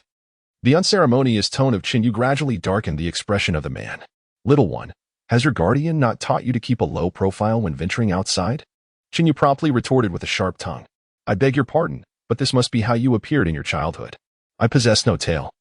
Thus I have no need to tuck one between my legs. This individual is known as Li Gui, a notorious assassin whose hands are stained with the blood of not only common folk but also soul masters. However, his fees are exorbitant, rendering him unattainable for the average person. Moreover, who could it be that seeks to bring about the demise of Chinyu and Tang-san? Chinyu has already identified a suspect, Vizzy from the Earthfire village. Aside from having a conflict with this individual, Chinyu harbors no other enemies. If my conjecture is accurate, it seems that you were indeed hired by the Earthfire village. Chinyu intentionally deceived Li Gui. Yet the fleeting glimmer of evasion in Li Gui's eyes did not escape Chinyu's keen perception. Indeed, it was none other than that old rascal, Weiss. For the first time, Chinyu felt a flicker of murderous intent within his heart. Originally, Weiss was merely a passerby in his thoughts, yet he chose to leap forth, seemingly eager to meet his fate. It was said that the two of you had just awakened your martial spirits. What a pity that two young soul masters are destined to meet their untimely demise today. Li Gui did not indulge in unnecessary chatter, raising his fists to strike at the heads of Chinyu and Tang-san.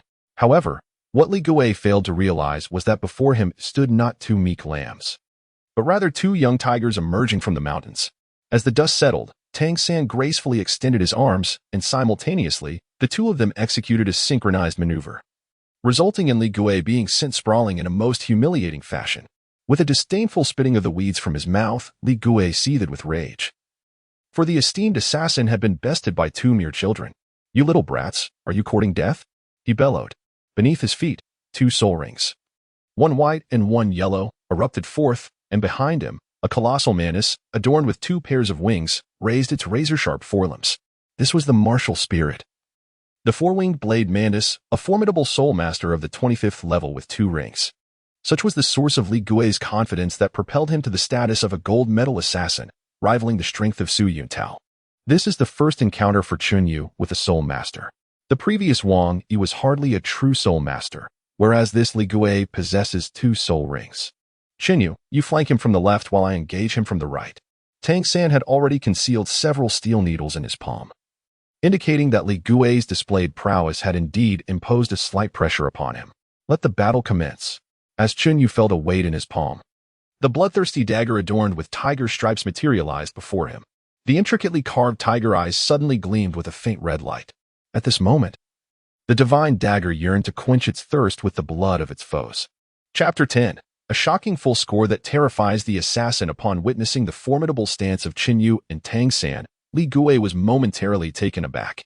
Had it been any other child, they would likely have been reduced to a trembling mess of fear. Yet these 2 boys exhibited no signs of pleading for mercy. Not a trace of terror graced their faces. Such calmness could hardly belong to ordinary children. No wonder that Old Man Weiss was willing to exhaust the entire savings of the Earthfire village to summon me to eliminate these 2 little rascals. Li Gui felt an increased sense of caution. It was the first time in his long career as an assassin that he regarded 2 children with such seriousness. Today, I shall impart to you your inaugural lesson in the realm of soul masters, and also your final one. Suddenly, the first soul ring on Li Gui's body illuminated, sending a subtle wave of soul power cascading towards the 4-winged blade mantis spirit. First soul skill, side slash. The mantis's razor-sharp forelimbs rose high, and in the next moment, they descended with force, unleashing 2 piercing beams that carved deep gashes into the ground. The speed of the soul skill attack far surpassed that of Chunyu's ancient martial arts and hidden weapons. Furthermore, the steel needles crafted from fine iron were effortlessly deflected by Li Gui's first soul skill. 7-star ghost steps. Ghostly shadows. Just as Li Gui smugly believed his strike would effortlessly annihilate Chunyu and Tang San, the 2 boys mysteriously vanished from his sight. What the devil? Li Gui's soul skill attack missed its mark, leaving him astonished. Ding! The 7-star ghost steps astonished Li Gui, with a shock value of 99. As the reward multiplier exceeded the cumulative limit, the reward would be automatically dispensed. The system indicated that it could finally settle all accounts in one go. To be honest, Chunyu felt a tinge of dissatisfaction. If only the reward multiplier could be elevated a few more notches, it would be even more splendid. Ding! The rewards have been issued. Please check your inventory. Upon opening the reward, Chunyu was utterly astonished. It appeared that this reward was remarkably generous. Indeed, it was so bountiful that Chunyu felt an overwhelming urge to strangle the system itself.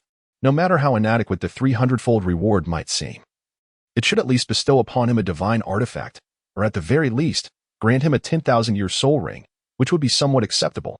Yet, what did he receive? A mere 3 gold coins. What does this mean? Does the system look down upon him? Indeed, the 300-fold reward amounted to nothing more than 3 pitiful gold soul coins. A disastrous loss, a setback that felt akin to being robbed blind. Had he known this would be the outcome, Chunyu would have claimed the rewards in batches. Perhaps then he could have drawn something worthwhile. What a scam. It is truly too much to bear. With a heart full of anguish, Chunyu clicked his tongue, directing all his resentment toward Li Gui. After all, who could blame him for finding himself at the wrong end of the stick at such a moment? Meteoric descent, 9 falling stars. At that instant, 9 identical figures of Chunyu materialized within Li Gui's line of sight. Following this, 9 streaks of icy brilliance flashed by, leaving Li Gui with 9 gaping wounds. Bloodied and raw, the bloodthirsty skill activated, restoring the host's vitality by 9%. A warm current surged through Chunyu, instantly restoring his physical strength to its peak state. This bloodthirsty skill is indeed remarkable. When combined with my meteoric 9 strikes, it allows for virtually effortless combat. At that moment, Tang San also made his move. On his right wrist, he wore a silent crossbow, and he had positioned himself perfectly in the blind spot behind Li Gui. Whoosh! The crossbow bolt was released with barely a sound, yet at that moment, the second soul ring on Li Gui illuminated completely. To everyone's astonishment, 2 pairs of extraordinary wings emerged behind Li Gui, their surfaces encased in a shell as hard as that of a beetle. Although Tang San's silent crossbow had the advantage of surprise, its power fell short of expectations. The short bolt penetrated only half an inch before losing momentum, becoming lodged in the shell. With a sudden flourish, the second soul skill, Mantis Wings, activated. The two pairs of wings unfurled, lifting Li Gui into the air. Flight techniques are among the most challenging of soul skills, and it was unexpected that Li Gui, by sheer fortune, had acquired the ability to fly with his second soul ring. "You little beast, how dare you harm me? I shall make your existence a living hell." No trace of mockery remained in Li Gui's eyes. They were now filled with a fierce, murderous intent. This time, his inner fury was fully unleashed. With a swift motion, the wings behind Li Gui snapped shut, propelling his body downward. His arms transformed into the forelimbs of a praying mantis, seemingly intent on slicing Xinyu into countless pieces. "Oh, I haven't yet settled the score with you, and here you are attempting to teach me a lesson. My temper is truly beyond my control." Unleashing the primal force within me. In the palm of Chunyu's right hand, a diminutive serpentine martial soul began to undulate slowly. A faint aura of draconic majesty enveloping Li Gui in an instant. In that fleeting moment, Li Gui trembled violently, and his four-winged mantis martial soul hurriedly retreated into his body. His second soul skill was abruptly interrupted, and with a heart-wrenching wail, Li Gui crashed heavily to the ground, creating a deep, human-shaped pit in the unforgiving earth. Although the heavenly dragon phoenix martial soul remained in its nascent stage, its pure draconic and phoenix essence was unchanged. While the four-winged mantis, being merely an ordinary beast martial soul, was inevitably subdued. Given Li Gui's inherently low soul power, he was unable to maintain the martial soul manifestation in the presence of the heavenly dragon phoenix. Ding! The might of the dragon and phoenix astonished Li Gui. With a shock value of 100, he was rendered lifeless by fear. Ding! You have received the Shock First Kill gift pack, which opens automatically. Ding! Congratulations, host. You have acquired a Divine Gift Soul Ring. Divine Gift Soul Ring, a special soul ring forged from the power of heaven and earth by a divine level expert. The higher the user's soul power level, the better the quality of the obtained soul ring. There is a minuscule probability of 0.0001 to acquire a divine level soul ring.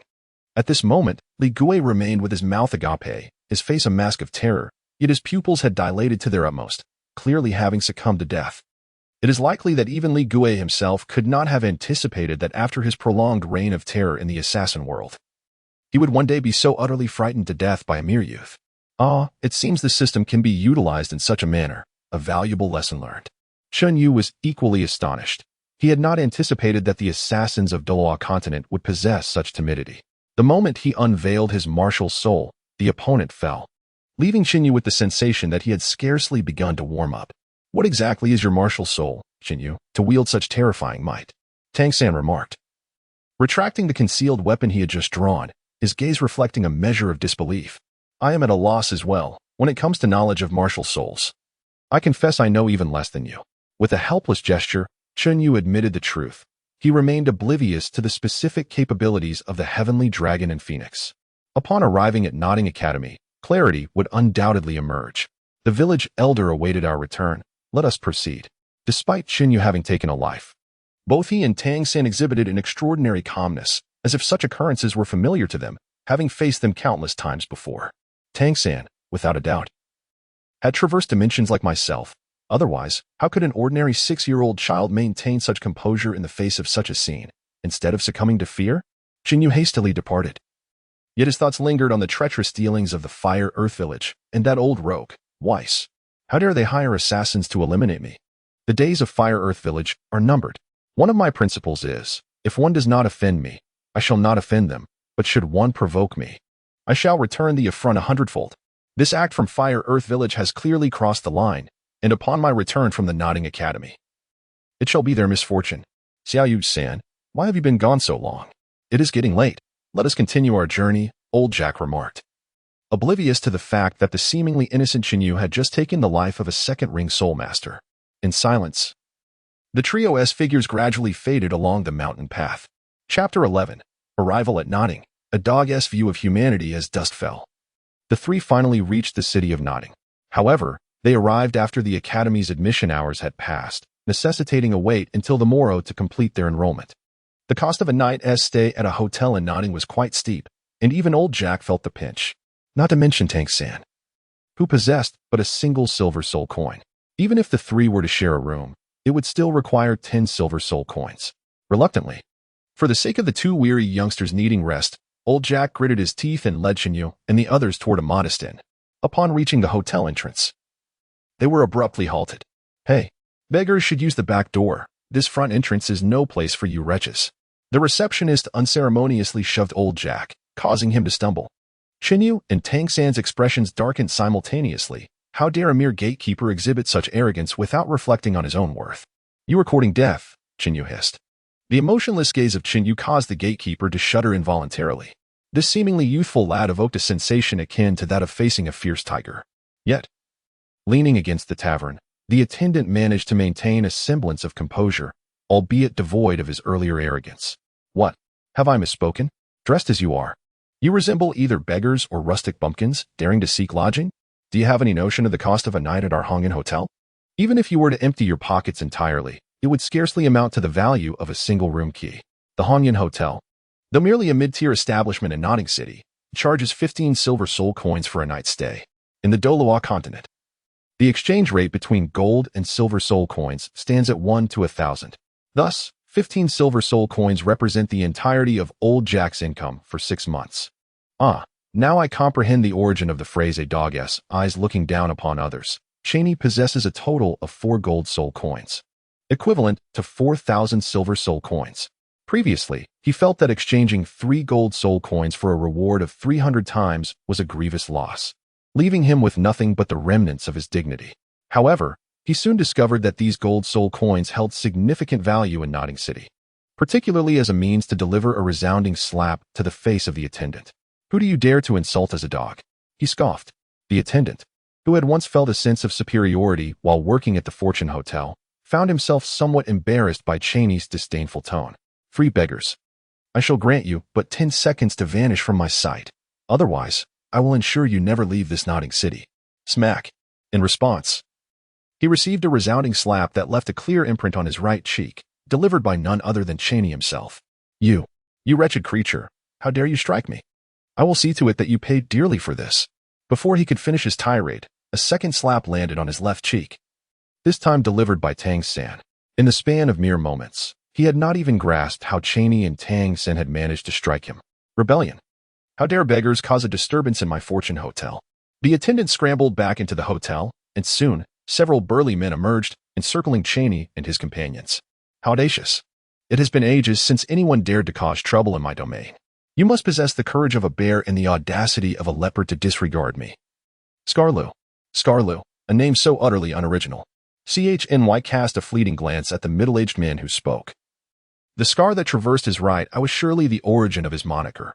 However, CHNY perceived merely a faint ripple of soul power emanating from these individuals, even weaker than that of W.Y from earlier. A group of inept fools, who were not even soul masters, dared to bellow at me. Regardless of whether this establishment is under your protection, even if the King of Heaven himself were to arrive today, I would still turn it upside down. Old Jack is the only person I truly care about. Without him, I would have perished from hunger or cold long ago. Thus, the indignities suffered by old Jack shall be repaid 100-fold.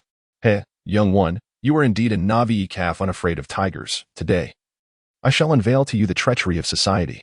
Scarred Loose signaled to his subordinates, and one by one, the brawny men rolled up their sleeves. Their intentions toward CHNY far from benign.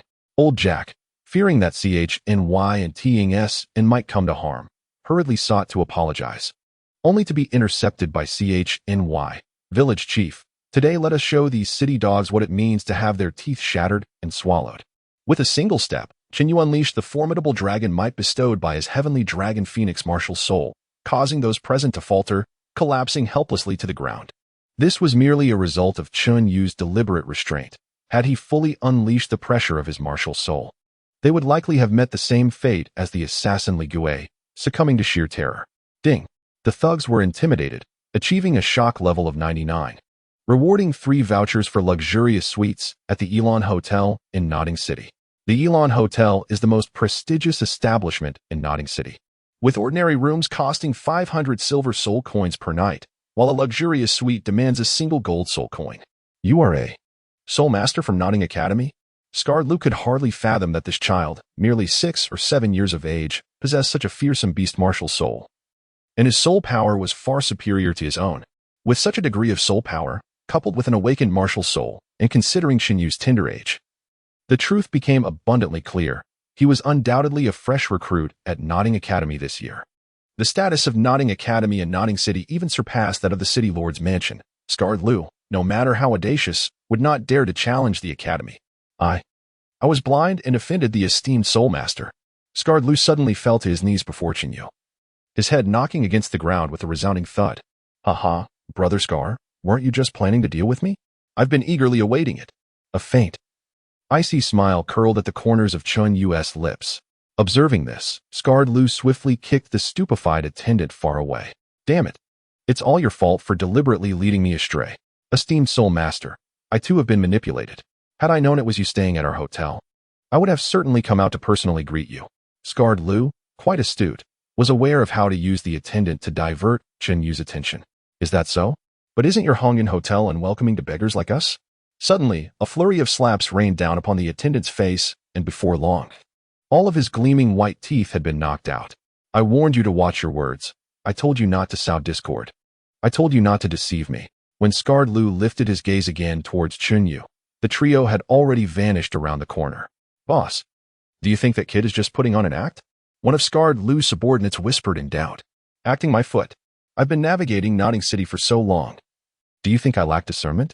If it weren't for my quick reflexes, you wouldn't even know how you'd meet your end. Chapter 12.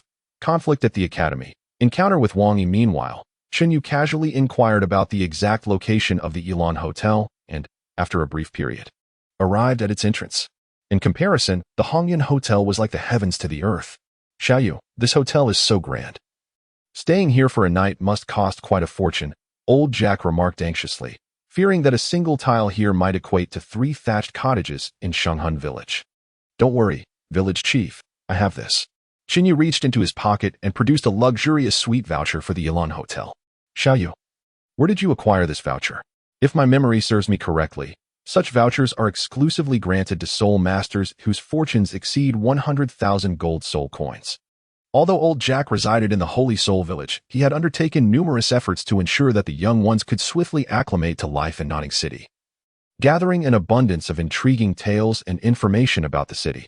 Among these was the Elan Hotel. Well, can I say I found it along the way?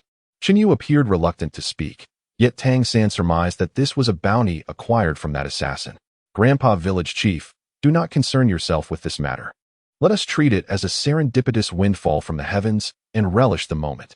With Xin Yu on one side and Tang San on the other, they escorted old Jack into the Elan Hotel. The premier establishment of Notting City, it indeed stood in stark contrast to the mediocre Hongyan Hotel. The staff did not exhibit any negligence towards Xin Yu and his companions, despite their humble attire. The exquisite cuisine, plush beds, and hot showers marked the most comfortable night Xin Yu had experienced since arriving in the Douluo continent. The hotel even proactively arranged a set of new garments for the trio. No wonder Elan Hotel thrived, as this sense of hospitality was unattainable by its competitors. The following morning, the trio, refreshed from head to toe, returned to the entrance of Notting Academy. Many passers-by mistook them for a noble elder accompanied by his 2 grandsons reporting for duty. Excuse me, is this the place for new student registration?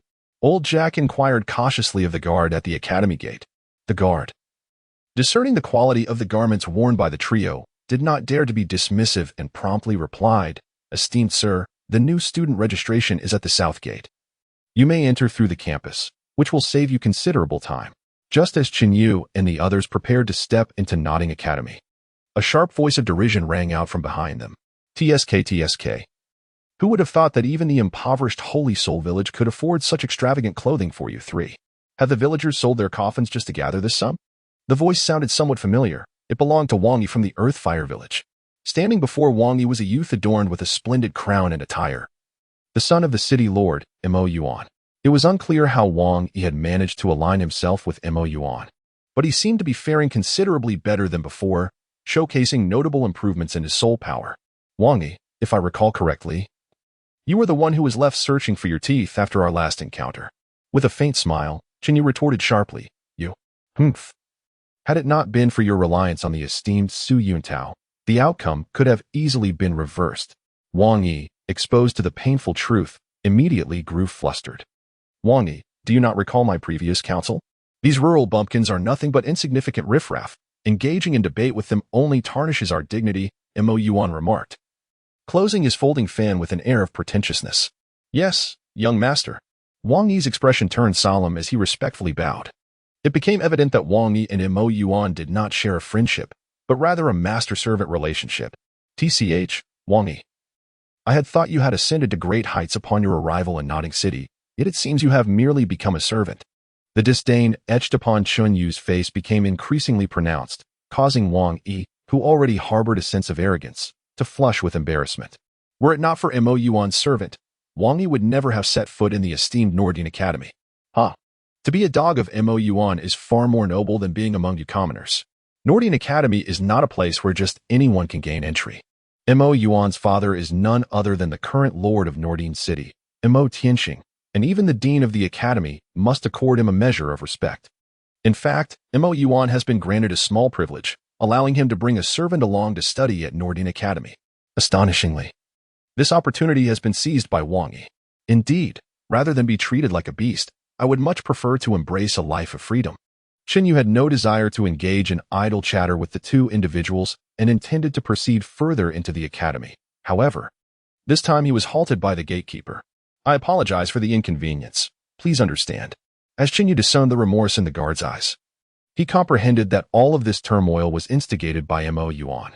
Chen Yu was not unreasonable, since entry was barred. He decided to take a detour to the southern gate reporting point. However, they were obstructed by Mo Yuan. Did this young master consent to your passage? Truly, you are nothing but uncouth country bumpkins, lacking in decorum. Yet before Mo Yuan could finish his retort, he received a resounding slap across the face. The perpetrator was none other than Chen Yu, who at that moment was delicately wiping his palm with a pristine handkerchief, as if he had just come into contact with something unsightly. The implication was unmistakable. Striking Mo Yuan's face had sullied his hand. Ding! Slapping the son of the city lord into a stupor, average astonishment level 99, reward, a storage-type soul-guiding artifact, a Xiantian treasure ring. On the index finger of Chen Yu, there adorned a silver ring intricately engraved with exquisite patterns. Upon closer inspection, the surface of the ring depicted a myriad of celestial bodies. Country bumpkin, do you know who I am? I shall sever your hands. Mo Yuan, having never faced defeat in his life, found himself both astonished and enraged at this unprecedented humiliation in a public setting. At this moment, the singular thought occupying Mo Yuan's mind was the desire to eliminate the trio before him. Chen Yu, you have sought your own demise.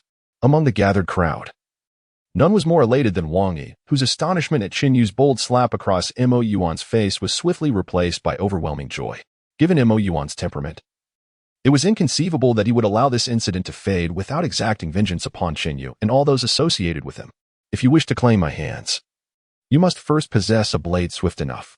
Dust Feather is certainly not a force to be trifled with. She has heard of numerous threats far more severe than Mo Yuan. Even if Mo Tianxing were to utter such words today, Dust Feather would remain utterly unmoved. With a resounding slap, the crowd witnessed Mo Yuan receiving yet another blow. As the conflict has become irreconcilable, it is time to embrace battle. For Dust Feather revels in the thrill of combat. What are you idle fools waiting for? Seize these three individuals. I shall relish in tormenting them bit by bit. Two distinct handprints marred Mo Yuan's face, rendering the once dapper nobleman strikingly disheveled. Chapter 13. The intern stuns the crowd at once. Wang Yi and the guards at the entrance converged upon Dust Feather and her companions, with all but Wang Yi merely executing Mo Yuan's commands passively. Chen Wei and Tang San evidently recognized this as well. They exchanged glances and then dashed off in two distinct directions, with a flurry of hidden weapons. Their fingers danced in rapid succession. Utilizing the Starfall technique, they executed the Meteor 9 flash. One side unleashed fine, hair like steel needles, while the other showcased the spectral agility of a martial arts prodigy. In scarcely any time at all, they dispatched over a dozen guards, leaving only Wang Yi and Mo Yuan behind. Mo Yuan stood there, mouth agape, unable to close it for quite some time. He could hardly fathom that the combat prowess of Chen Wei and Tang San was of such an astonishing caliber. The guards, after all, were elite soldiers handpicked from the army. Yet within a mere span of 10 seconds, these battle-hardened warriors, seasoned from years of conflict, lay sprawled upon the ground. Remarkably, Tang San and Chen Wei had not even summoned their martial souls throughout the entire encounter. continuing to chatter. He had been so eloquent moments ago. How had he suddenly turned mute? As Chin Yu approached Mo Yuan step by step, with each advance, Missouri Yuan's body trembled violently. "I warn you, do not draw closer," he exclaimed. "My father is the lord of Notting City. With a mere word, I could ensure that you three meet an untimely end." In that moment, Mo Yuan's words bore no semblance of threat, particularly to Chin Yu, who found them rather ludicrous. Were Chin Yu truly intimidated by Mo Yuan's lineage, he would not have delivered that slap previously. "Wang Yi, is this truly the master you have so tirelessly sought? It seems your support is not as formidable as you believed." With a flick of his fingers, Chin Yu unleashed a fierce gust of wind that pierced through Mo Yuan's calf, creating a gaping, bloodied hole. "Ah!" Mo Yuan cried out in agony, immediately collapsing to the ground and rolling in pain, his pitiful state sending shivers down Wang Yi's spine. "Chin Yu, you are doomed. Young Master Mo is the sole heir of the city lord of Mo City. This time, not only you but your entire sacred soul village shall cease to exist." Wang Yi, sensing the piercing gaze from Chin Yu, spoke with a facade of bravado, albeit tinged with trepidation. "Is that so? Yet, there is no need for you to be overly concerned about this matter." With a sudden exertion of force from Chin Yu's foot, two fragments of stone struck like bullets, shattering Wang Yi's kneecap. This injury signified that Wang Yi would never rise again in his lifetime. The transformation from a soul master to a cripple was a fate far more unbearable for him than death itself. This served as a minor retribution from Chin Yu against the village of Dihua. V.S. This is merely the beginning. Leaving behind the two men who were writhing in agony, Chin Yu appeared unfazed as he strode away. Ding! The iron-fisted methods instilled fear in Mo Yuan, earning a shock value of 99 and a reward, a transformation voucher for the God of Death. The God of Death transformation voucher, when utilized, allows one to unleash a fraction of the power of the Azure God, though this ability lasts for only one turn. The Azure God. Is it possible that beings of divine nature truly exist in this world? Dustfeather felt a tinge of surprise. If deities truly existed in this world, he would indeed wish to behold one with his own eyes. Even a mere fraction of their power would be sufficient to effortlessly obliterate an entity of the tidal Douluo level. However, the opportunity for a single strike was somewhat regrettable. "Little Feather," he cautioned, "you have just forged an irreconcilable enmity with Mo Yuan. He will undoubtedly not let you off easily. This Notting Academy is certainly not a place for us to linger." Old Jack had ceased to concern himself with whether Dustfeather and his companions could gain entry into Notting Academy. The paramount priority now was preserving Dustfeather's life. "Grandfather Village Chief," Dustfeather replied, "if I were to flee, it would be the people of Holy Soul Village who would suffer. If I were truly afraid of Mo Yuan, I would have knelt and begged for mercy just now. I do not initiate conflict. But if he fails to recognize his place, I would not hesitate to ensure that our esteemed Lord Mo is left without an heir." Though the tone of Chin Yu's voice still bore the innocence of youth, the chilling intent underlying his words left even old Jack feeling a sense of unfamiliarity. "Xiaoyu, this is not the time for impetuous actions," old Jack attempted to dissuade him. However, Tang San, standing nearby, supported Chin Yu's decision. "Grandfather Village Chief, what Chin Yu has said is indeed correct. Our safety lies within the Soul Master Academy, no matter how audacious Mo Yuan may be. He must adhere to the rules of Notting Academy. Yet, should we return to Holy Soul Village, Mo Yuan would inevitably unleash his wrath upon all its inhabitants, leading to a situation spiraling out of control." At the southern gate of Notting Academy, a distinguished gold-certified student and a work-study student stood. Gold-certified students enjoy complimentary accommodation and meals, while work-study students are required to pay a monthly fee to continue their studies at the academy. Although both recommendations were provided by Su Yuntao, Chin Yu received the highest tier, a golden recommendation letter, while Tang San was only granted a position as a work-study student. "Excuse me, teacher, might it be possible for you to also convert my status to that of a work-study student?" "What?" As Chin Yu's words fell, the onlookers cast him incredulous glances, akin to those reserved for a fool. A gold medal certified student, admitted only in limited numbers each year, is a prodigy among all newcomers. Moreover, Notting Academy bestows various special privileges, a boon that most can hardly dare to dream of. Yet, Chin Yu chooses to forfeit this opportunity in favor of becoming a work-study student, a position of the lowest standing. What could possibly be his reasoning? Ding. The choice has astonished the new students, averaging an astonishment value of 88, resulting in a reward of 10 golden soul coins. "Little fellow, I must have misheard you. Are you jesting with me?" The instructor responsible for registration inhaled deeply, barely managing to suppress the shock within. "Teacher, We hail from the same village. This lad is rather reticent. I have already promised his father to take good care of him.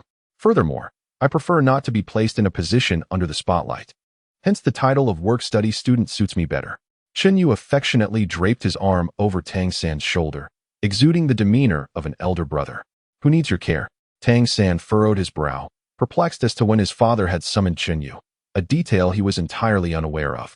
Little one, you must ponder this carefully.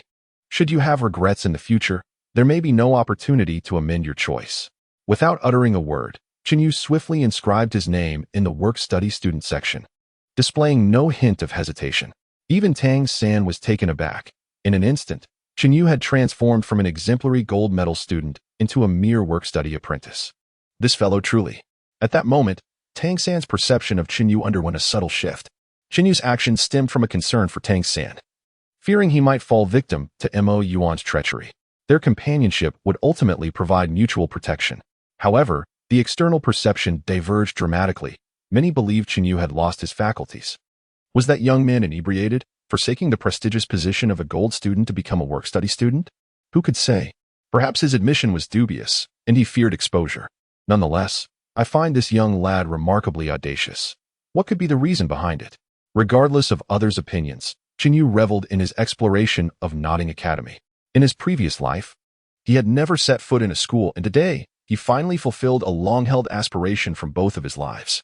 Unbeknownst to everyone, a man in his 30s or 40s, clad in ordinary teacher's attire, lightly tapped his finger on the names of Chen Yu and Tang San.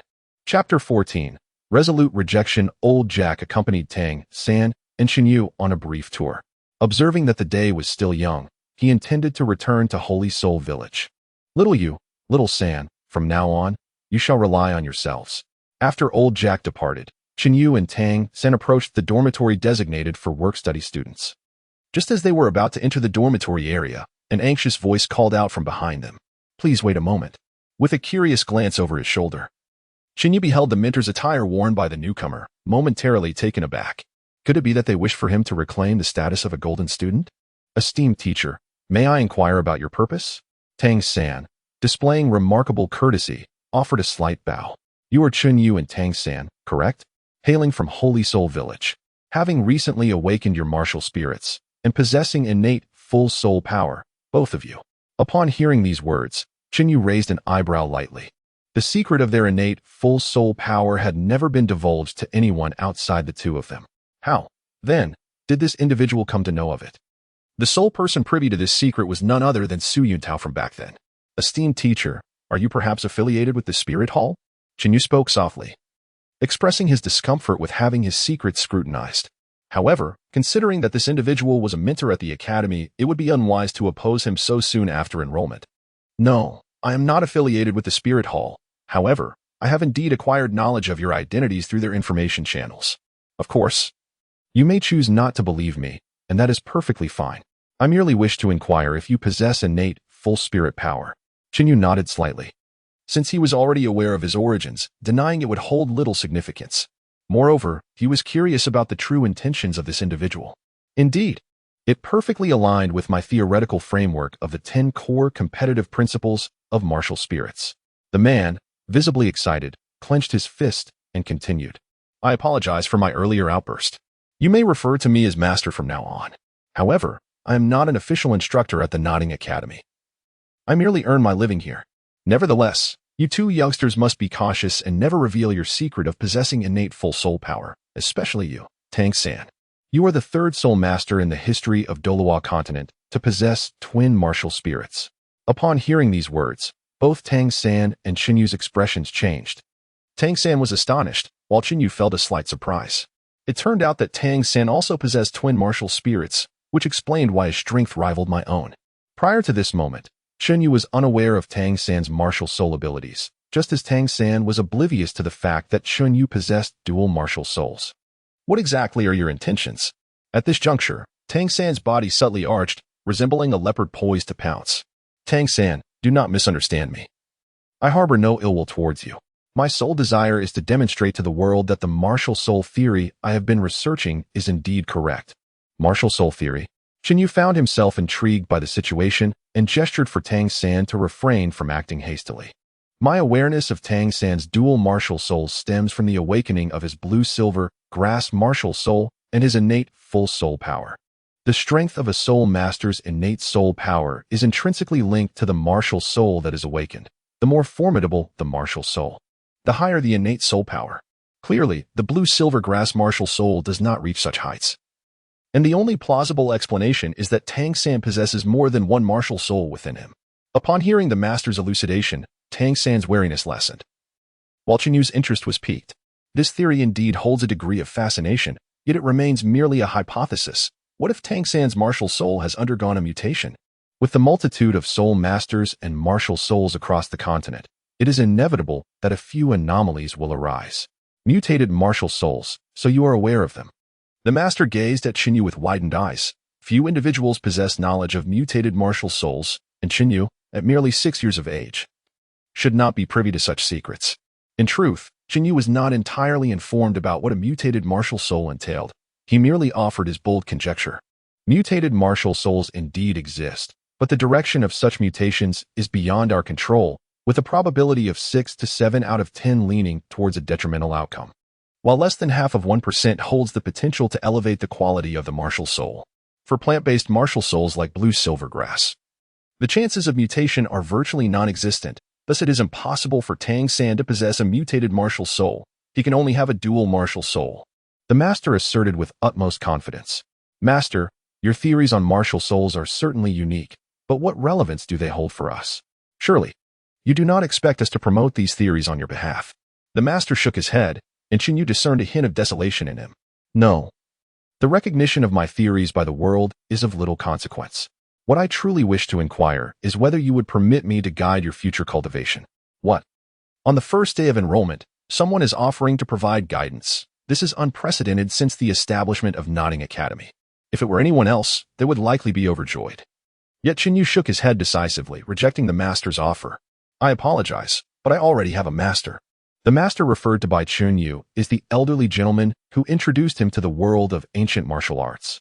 Although Chen Yu is no longer on Blue Star, the esteemed position of this old man remains irreplaceable in his heart. Ding. Rejecting the master yields a shock value of 0. The system indicates that, at last, the host has experienced a moment of failure. No shock reward is granted. Upon hearing the voice of the system, Chen Yu couldn't help but pause momentarily. It appeared that the master had anticipated his refusal all along, revealing himself to be quite an intriguing individual. However, Tang San seemed notably stirred. The master's recent words had indeed unveiled a new realm of possibilities for him. Master, Xiao San possesses a sharper intellect than I. Having him as your disciple will undoubtedly allow your 10 core competitive theories of martial souls to flourish and thrive. Chen Yu playfully gestured at Tang San, urging him to hastily pay his respects to the master. In truth, Chen Yu's words were not merely superficial pleasantries. He was acutely aware of his own capricious nature, which rendered him incapable of dedicating himself to the study of theoretical knowledge. However, Tang San was an entirely different matter.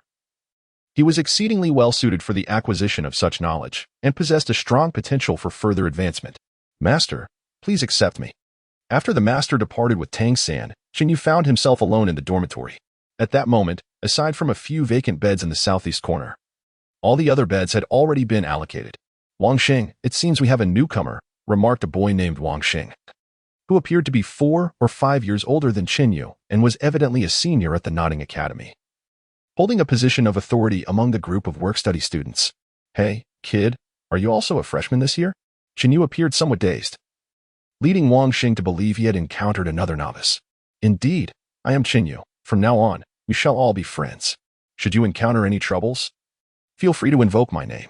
Chen Yu, with an air of familiarity, casually draped his arm over Wang Xing's shoulder, an act made possible only by his current height. Novice, who do you think you are to speak so arrogantly? Wang Xing's expression darkened. Chen Yu's gesture had undermined the authority he had just begun to establish as the leader of their dormitory. However, had Wang Xing been aware of Chen Yu's illustrious past achievements, he might have refrained from such remarks. The Chen Yu standing before him, barely reaching his shoulder, was audacious enough to confront even the formidable Mo Yuan. Chapter 15. The first encounter with Xiao Wu, Tang San as a shield. I, Chen Yu, do not easily forge friendships. To refuse my companionship would be your loss.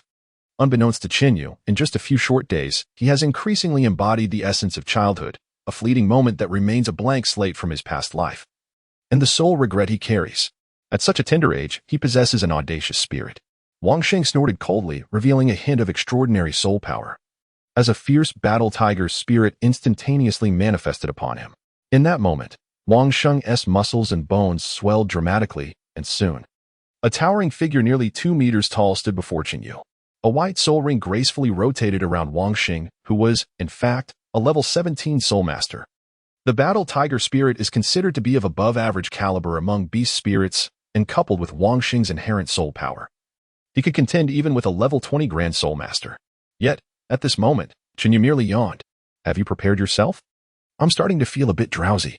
The actions of Qinyu undoubtedly reignited the fury of Wang Xing, whose colossal hand, transformed into a tiger's claw, came crashing down towards Qinyu's head with tremendous force.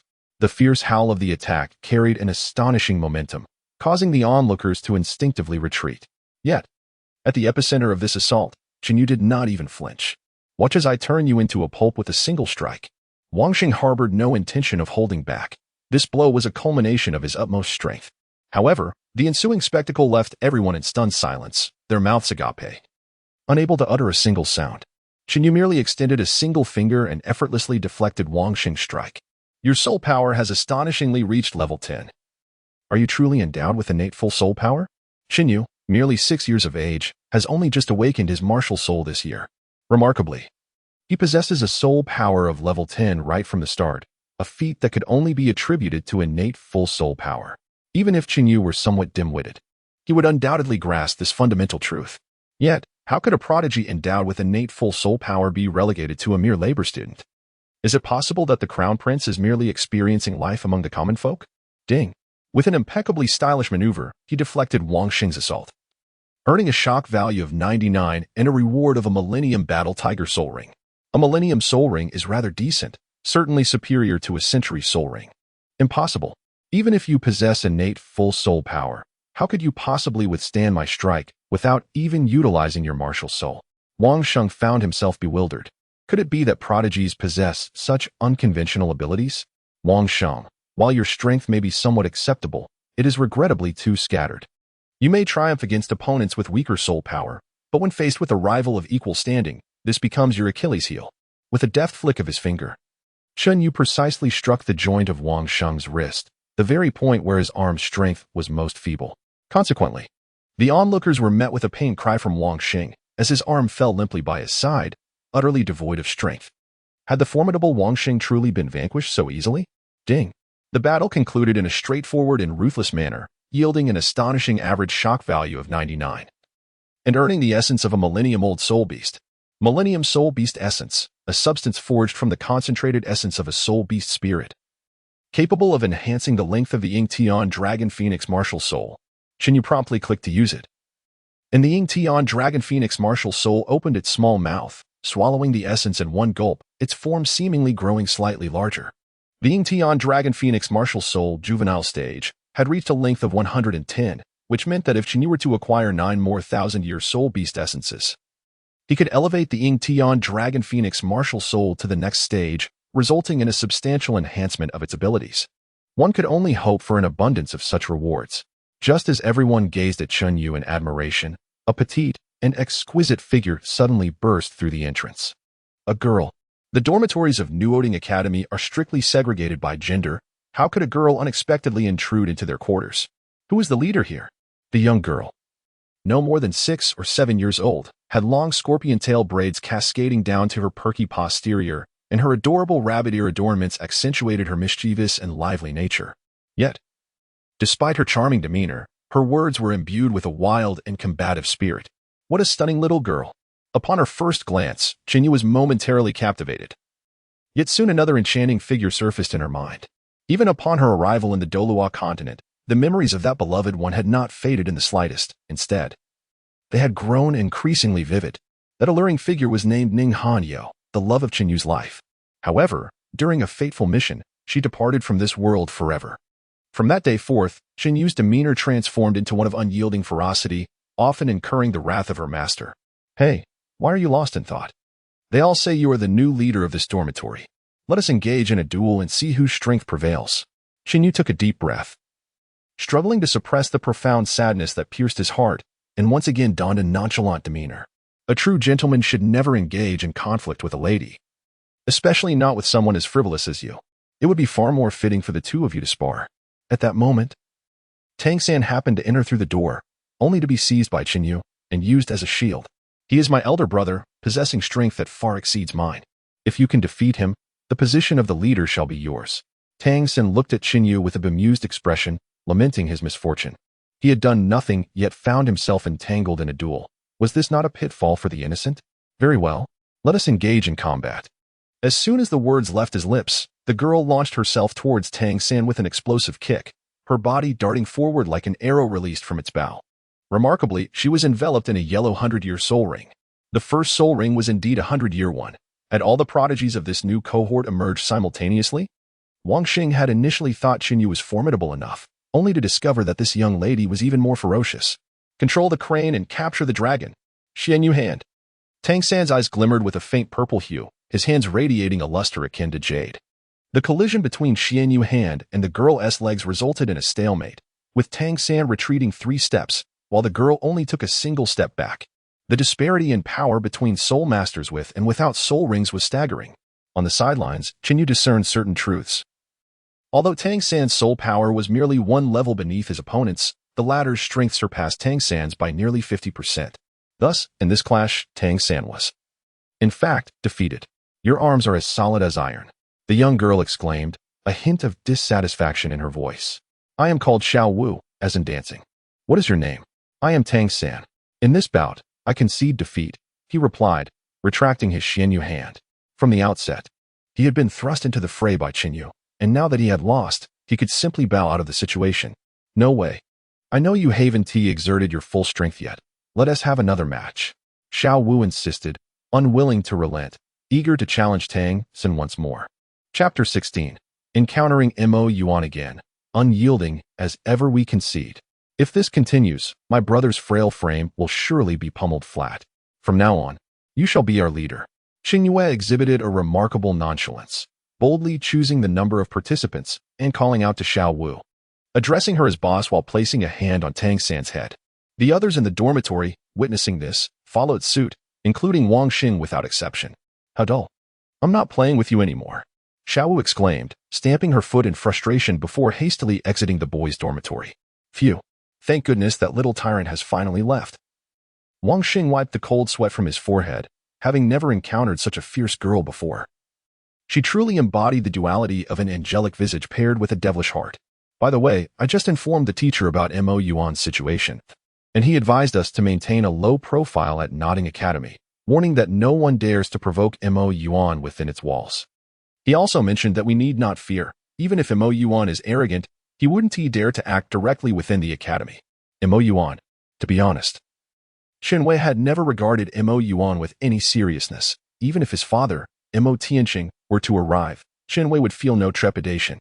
What could a mere second-generation scion possibly unleash? As night fell, Xiao Wu forcefully kicked open the door of the boys' dormitory and boldly lay down on the empty bed right next to Tang San. Xiao Wu, what on earth are you doing? Tang San's face flushed crimson, losing the composure he had earlier in the day.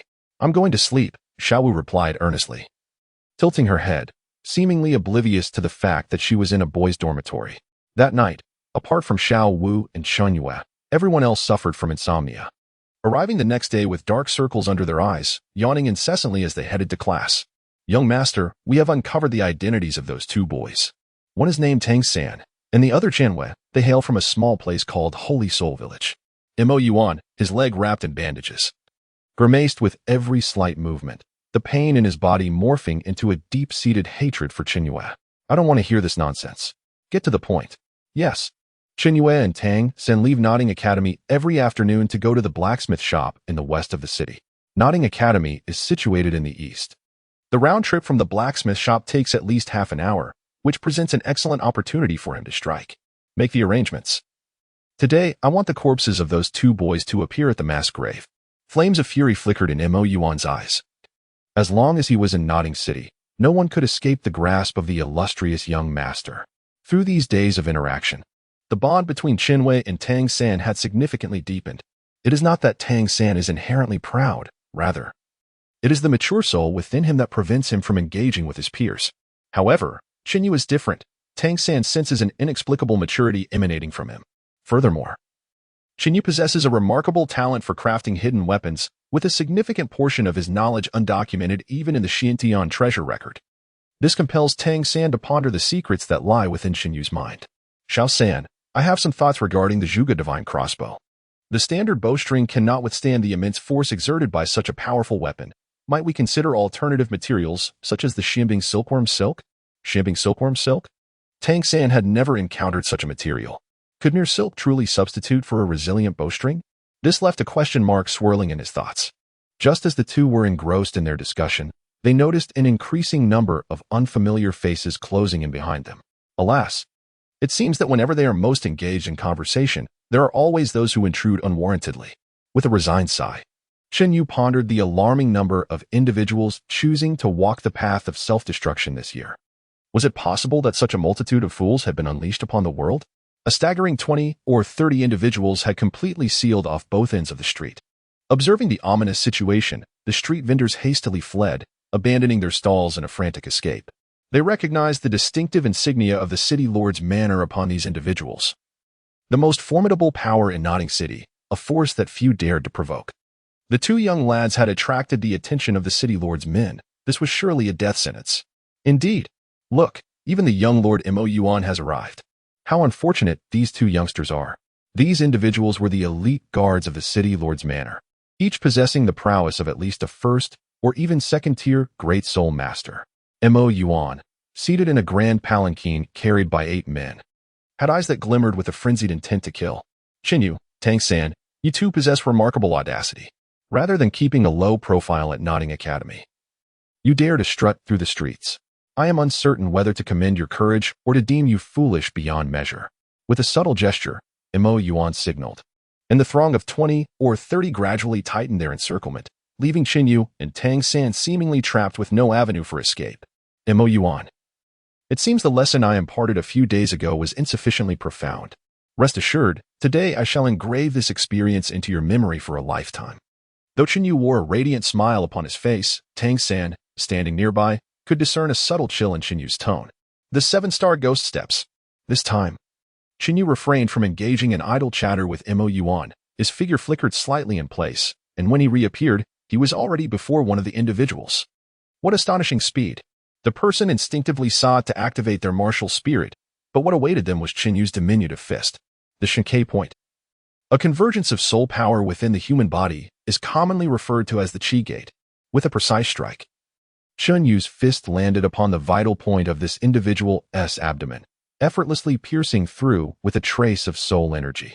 In the next moment, the soul power that the man had just summoned dissipated entirely, and he collapsed slowly, arching his back like a boiled shrimp. A sharp intake of breath echoed among the onlookers. When did the elite of the city lord's mansion become so feeble? Or perhaps this young lad, Qinyu, was merely feigning weakness to lure his opponents into a trap. Ding! A devastating blow had struck the city lord's mansion's guard, leaving over 500 witnesses in shock. With the reward of 100 strands of Xianbing silkworm silk. Just as Qinyu had mentioned the Xianbing silkworm silk, it had now come into his possession. What are you all standing there for? Charge at these two brats and finish them off. Upon hearing Mo Yuan's frantic shout, the remaining guards trembled and immediately unleashed their respective martial spirits, rushing towards Qinyu and Tang San with fervor. Come on, the more, the merrier. With a swift motion of his wrist, Qinyu summoned the bloodthirsty dagger, which settled firmly in his palm. Concurrently, the soul power within him surged violently.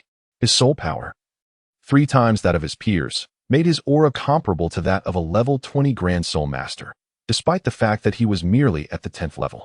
What an extraordinary youth! Even without any soul rings, his presence slightly eclipses that of me, the squad leader. The individual known as Zhao Long, the strongest in the group, had recently obtained his 2nd soul ring, yet when compared to the relentless wave of soul power emanating from Qinyu, he seemed to pale in comparison.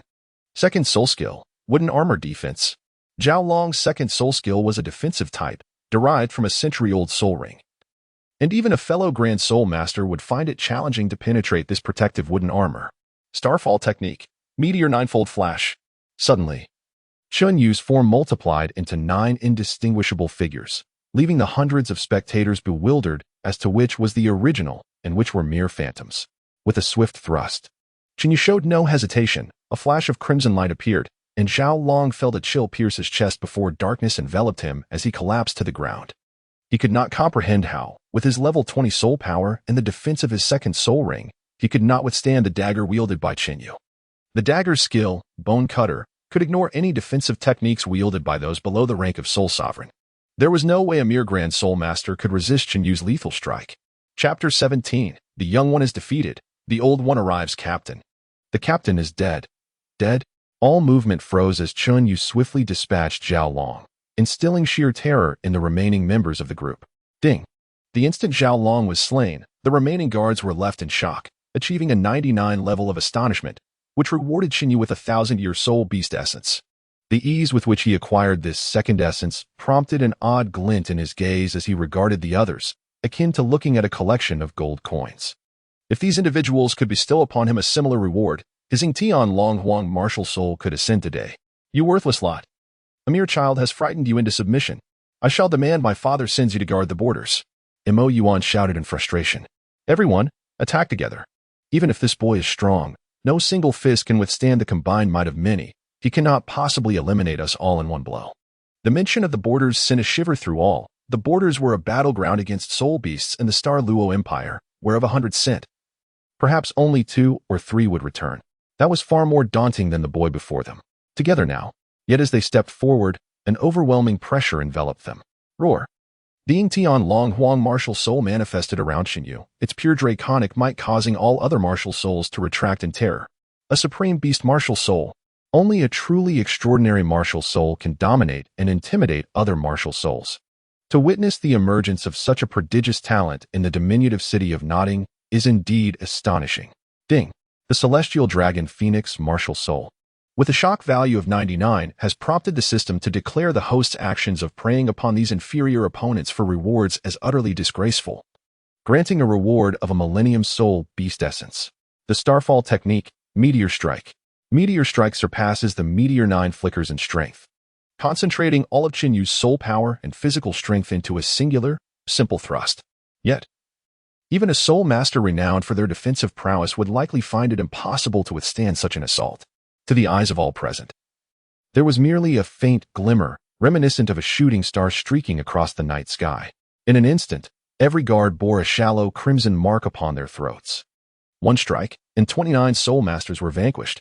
Is this little fellow even human? Ding! The Starfall technique executed a swift kill, averaging a shock value of 99. The system expresses its desire to remain silent. Reward: 2 pieces of Millennium Soul Beast Essence. Ding! 30 unclaimed martial souls detected. Shall they be devoured? Devour. Chun Yu maintained an expression of calm as the Yingtian Long Phoenix martial soul opened its mouth, drawing forth the martial souls from the bodies of those present with an irresistible force, swallowing them whole. Coupled with the recently acquired soul beast essence, the growth of the Yingtian Long Phoenix martial soul surged dramatically. In its juvenile phase, it reached a remarkable length of 710. By this calculation, the 15 martial souls equated to a single Millennium Soul Beast Essence. However, had these individuals possessed stronger soul power, the contribution to growth from their martial souls might have been even greater. Chun Yu, you, do not approach. The roles of hunter and prey shifted in an instant. The once dominant Ma Yuan now resembled a stray dog, writhing on the ground as if desperately attempting to escape Chun Yun's gaze. Yet, the bloodthirsty tiger-striped dagger had returned a portion of Chun Yun's vitality, and with a severed leg, Mo Yuan stood no chance of evading capture. I say, young Master Ma Yuan, since you are here, why not engage in a proper conversation? Chun Yu stepped on Mo Yuan's hand with a feigned air of carelessness. I beg your pardon, young Master Mo, for treading upon your esteemed hand. I am well aware of your aversion to the unclean. Allow me to assist you in remedying the situation. With a swift twist of the dagger in his hand, Chun Yu severed a substantial piece of flesh from Mo Yuan's hand. The anguished scream of Mo Yuan reverberated through the entire street. Yet not a single face among the onlookers bore the slightest trace of pity. Instead, they expressed sheer delight. For it was evident that Mo Yuan had long been a source of malevolence, earning no sympathy. Devil, you are truly a devil, Mo Yuan lamented inwardly, filled with profound regret. Who could have foreseen that a mere quarrel would culminate in such a bloody affair? If only he could turn back time. He would certainly disregard the provocations of Wang Yi's subordinate. I am a devil, he admitted. Having acknowledged this, I shall now treat my adversaries in a manner befitting a devil. In Chen Yu's eyes, a chilling coldness prevailed. Mo Yuan's previous actions had already compelled Chen Yu to issue a death warrant against him in his heart. If he were to let Mo Yuan go, it would undoubtedly invite considerable trouble. At worst, he could simply leave Nodding Academy. The world was vast, and he could go anywhere. Therefore, Mo Yuan, your fate is sealed. The bloodthirsty dagger, adorned with tiger stripes, reflected a frigid glimmer as it plunged directly toward Mo Yuan's head. Stop. At that moment, a voice imbued with extreme fury descended from the heavens, carrying with it a terrifying wave of soul power. Within Chen Yu's body, the soul power had been nearly exhausted after the meteor strike, rendering him incapable of withstanding this sonic assault. However, this did not hinder the utilization of the 7-star ghost step. With a few swift movements, Chen Yu distanced himself from Mo Yuan's location. City Lord. It is the esteemed City Lord. Mo Tianxing, the Lord of Noting City, forcefully parted the crowd of onlookers, flanked by hundreds of armored soldiers. Upon witnessing the tragic state of Mo Yuan and the multitude of corpses strewn about, his fury ignited like never before. For many years, he had never felt such wrath as he did today. Under the bright light of day, they dared to harm my child and slay my guards. What regard do you hold for the laws of Noting City? Guards, execute these two wretched beings on the spot. Mo Tianxing, with his first utterance, laid all blame upon Chen Yu and Tang San, without a moment's inquiry into who was truly at fault. Ah! How commendable of City Lord Mo to embody the role of a true leader. The scorn on Chen Yu's face was unmasked, a clear reflection of the advantages bestowed by high status, allowing one to easily distort right and wrong with mere words. Kill them, Mo Tianxing commanded, his expression as dark as water. With a wave of his hand, dozens activated their martial spirits, an overwhelming surge of soul power descending upon Chen Yu and Tang San. 7-star ghost steps, ghostly shadows. Yet, Chen Yu and Tang San moved like elusive eels, skillfully dodging the vibrant assault of soul techniques, appearing to possess ample reserves of energy. Indeed, there was a certain finesse to their movements. Mo Tianxing, who had anticipated easily subduing these two youngsters, was met with an unexpected reality that stung like a slap. What a bunch of useless fools. These guards had lingered in Nodding City for far too long. Their combat instincts dulled. They attacked in the most rudimentary manner, with several unable even to aim properly, their soul techniques wildly misfiring and striking the surrounding buildings. Such absurdity was intolerable. Get away from me. Mo Tianxing bellowed, a terrifying surge of formidable soul power emanating from him. A massive black scorpion martial spirit brandished its sharp tail and colossal pincers. A level 55 Soul King. 5 soul rings appeared around Mo Tianxing, a harmonious blend of white, yellow, purple, and purple, an exemplary configuration of soul rings. Was this the oppressive aura of a Soul King? Indeed, it was fearsome. Chen Yu's body momentarily froze. Under such overwhelming pressure, his 7-star ghost steps could not showcase its usual agility. The two insignificant ants had met their end. Mo Tianxing slowly raised his right arm, a terrifying force rapidly coalescing within his palm, while across from him, Chen Yu and Tang San found themselves utterly immobilized. Must I reveal the secret of my dual martial souls prematurely? When my dual martial souls manifested, they shattered Tang Hao's imposing aura, rendering the mere pressure of a Soul King a trivial matter in comparison. However, should Chen Yu take such action, he would inevitably become a target, likely inviting even more formidable troubles. Chapter 18. The useless master ultimately retreats from strong foes. In the palm of Chen Yu's left hand, a small black hole emerged, from which a uniquely shaped weapon soul, enveloped in black lightning, was about to materialize. Suddenly, a somewhat familiar voice emanated from behind him. It was the master. Lord Mo, please show mercy. Upon witnessing the attire of the master, adorned in the robes of Nodding Academy, Mo Tianxing's brow furrowed slightly. Yet the soul power he had been gathering began to dissipate. Although he was the lord of Nodding City, he could not afford to disregard the prestige of Nodding Academy. For many formidable soul masters in the city were alumni of the institution. Should this force unite, it could easily overturn his lordly abode. This teacher. We are not in Nodding Academy, and the corpses on the ground belong to my lord's residence. I advise you not to meddle carelessly, Mo Tianxing said, half explaining, half threatening. Lord Mo, I have already discerned the right and wrong of this matter. We both understand the state of affairs. Let us take a step back and settle this peacefully. The master had always shadowed Tang San and his companions during their outings, but he never anticipated such a conflict would erupt today. Even if he wished to intervene, it was too late, for Qinyu acted with such swiftness. Are you instructing me on how to act? Mo Tianqing scoffed, impatience flickering in his eyes. Father, do not pay him any mind. This man is either not a true teacher of Nodding Academy or merely a menial laborer. Mo Yuan interjected, aware of the master's true identity. This only deepened the stormy expression on Mo Tianqing's face. How audacious for a mere lackey to converse with him so boldly. Humph! I almost fell for your trick. You three shall perish together. This time, Mo Tianqing showed no mercy as his fourth soul ring flared with a rich purple light. Fourth soul skill, Scorpion's Tail Hook. This soul ring was derived from a 1,500-year-old three-tailed scorpion, and its attack technique involved the swift retraction and extension of the scorpion's tail, boasting a speed far superior to that of ordinary weapon souls, making it a formidable close combat skill. Master, be careful. Tang San, with his hands laden with various concealed weapons, took action as Mo Tianqing exhibited a tendency to strike. The projectiles in Tang San's possession were unleashed in a rapid volley. Humph! Such childish tricks dare to embarrass themselves. Mo Tianqing disregarded these weapons, but when several thick steel spikes pierced through the soul power enveloping his body, a flicker of astonishment crossed his face. The bone-piercing nails were the most potent concealed weapons at Tang San's disposal, possessing the formidable power to breach an opponent's protective aura. Seizing the opportunity while Mo Tianqing was distracted, Tang San lunged towards the master, as the sharp tail hook, emanating a fierce aura, whistled past the master's head. It was a mere hair's breadth away from shattering the master's skull with Mo Tianqing's soul skill. Bone slicing. Behind Mo Tianqing, Qinyu appeared like a ghostly apparition, brandishing a bloodthirsty dagger adorned with tiger stripes. A blade of glistening sharpness, akin to the fangs of a ferocious tiger, emanated an aura of lethal precision. The third soul skill, Scorpion Bone Armor. This was the only defensive soul skill possessed by Mo Tianqing. Although it was merely a skill from a century-old soul ring, it was sufficient to withstand assaults from a soul sect. Clang! The bloodthirsty dagger struck against this unique exterior, producing a resounding clash of metal. However, the dagger's bone-cutting ability failed to penetrate the armor. Bang!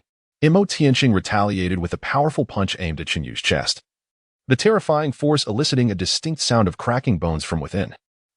Having endured my blow, he is still alive, although Qinyu was gravely injured. The blow he received was not sufficient to claim his life, for the physical constitution of a twin martial soul bearer far exceeds that of an ordinary soul master. Furthermore, Mo Tianqing did not unleash his full strength in that punch, which allowed Qinyu to narrowly escape disaster. Ding!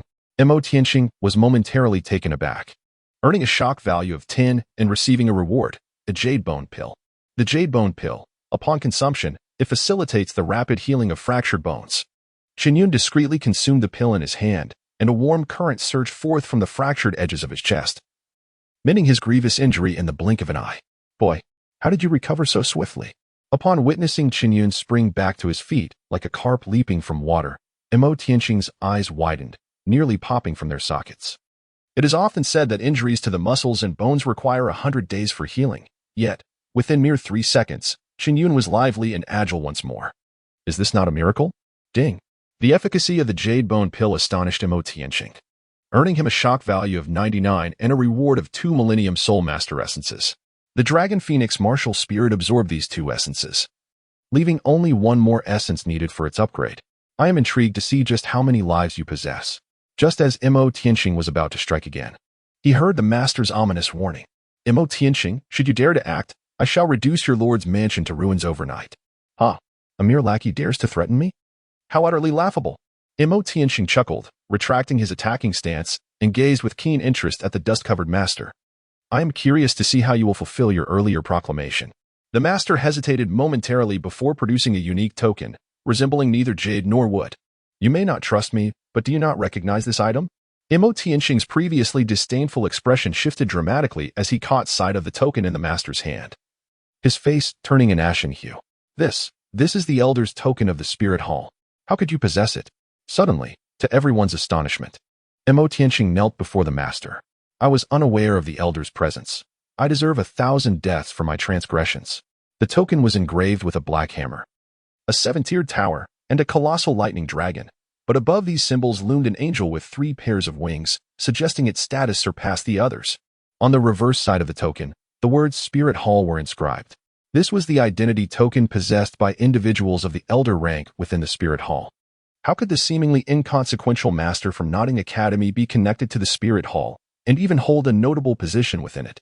Clearly, the master carried a wealth of untold stories. Although Mo Tianxing was a city lord, his rank paled in comparison to that of a mere steward within the Spirit Hall. For even the current royal family of the Tiando Empire treated the Spirit Hall with utmost deference. Such was the immense power represented by the name Spirit Hall. Let today's matters conclude here. If you contemplate any underhanded schemes, consider the consequences carefully, for they may exceed what you, Mo Tianxing, can bear. The master stowed the token away and gracefully departed with Tang San and Qin Yun, passing right before Mo Tianxing, who showed no inclination to obstruct them and even gestured for his subordinates to clear a path. Chapter 19. Xiaowu's humiliation. Feelings begin to emerge, Dad. How could you allow those 2 brats to leave? I want to kill them. As Mo Yuan observed Mo Tianxing's act of letting go, he immediately began to shout.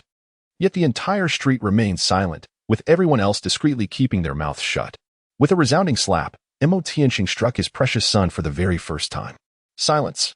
Upon seeing his father's grim countenance, Mo Yuan realized that the situation had evidently spiraled beyond Mo Tianxing's control.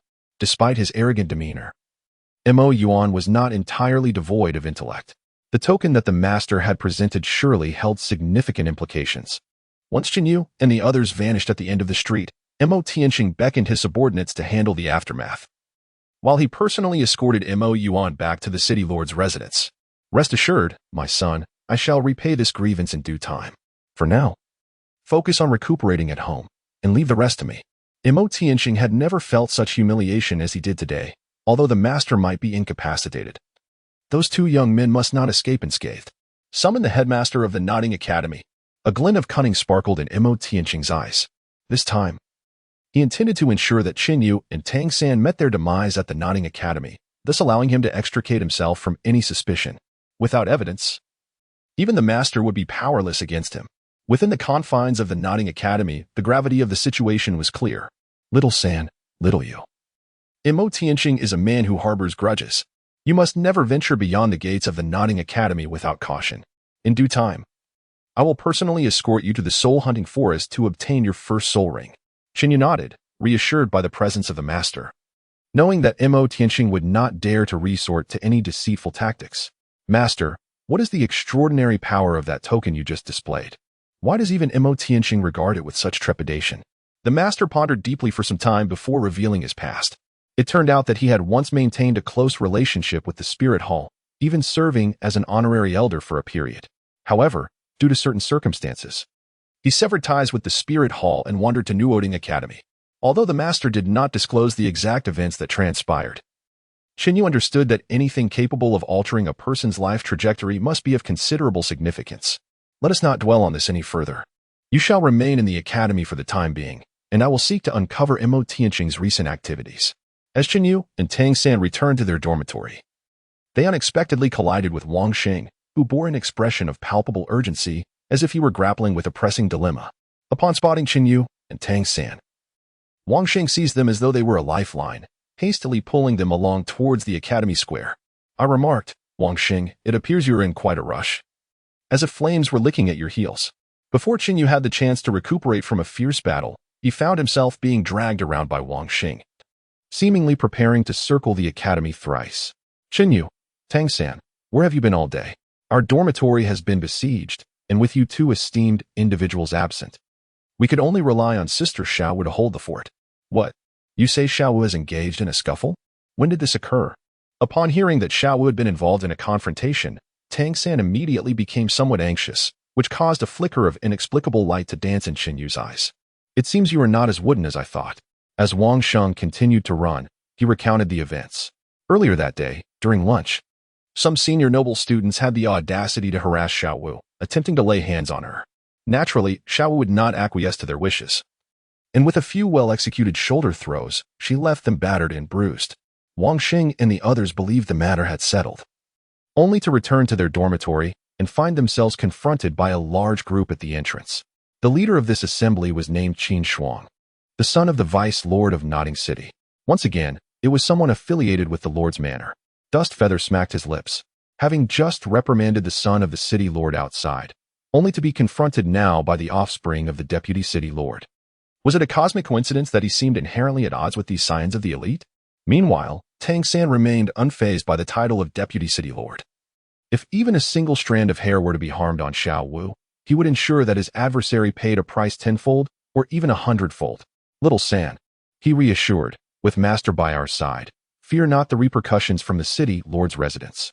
Besides, one cannot allow his beloved woman to be trifled with. Tang San wholeheartedly agreed with the first part of Qin Yu's statement, yet the latter half caused a flush to rise upon his cheeks. Despite having lived 2 lifetimes, he had never experienced romance even once. Qin Yu's playful teasing left Tang San at a loss for words. At that moment, the square was teeming with students, forming layers of spectators, while at the center of the crowd, a chaotic brawl was unfolding. The students from the 7th dormitory were generally lacking in soul power, and the upperclassmen wielded several soul-guiding devices. As the battle commenced, the 7th dormitory students found themselves at a distinct disadvantage. Only Xiao Wu, relying on the agility of her soft-bone rabbit martial soul, managed to hold her ground, even managing to incapacitate 3 to 5 opponents. However, as time passed, her soul power gradually waned, and defeat was merely a matter of time. A bunch of impoverished working students daring to challenge our young Master Qin, utterly oblivious to their own demise. In the center of the crowd stood a boy appearing around 11 or 12 years old, adorned in lavish garments of considerable value. He was Qin Shuang, the leader of the noble 1st dormitory. At this moment, Qin Shuang cast a lecherous gaze over Xiao Wu's delicate form, as if he intended to devour her whole. Such a beautiful little girl, this young master must have you.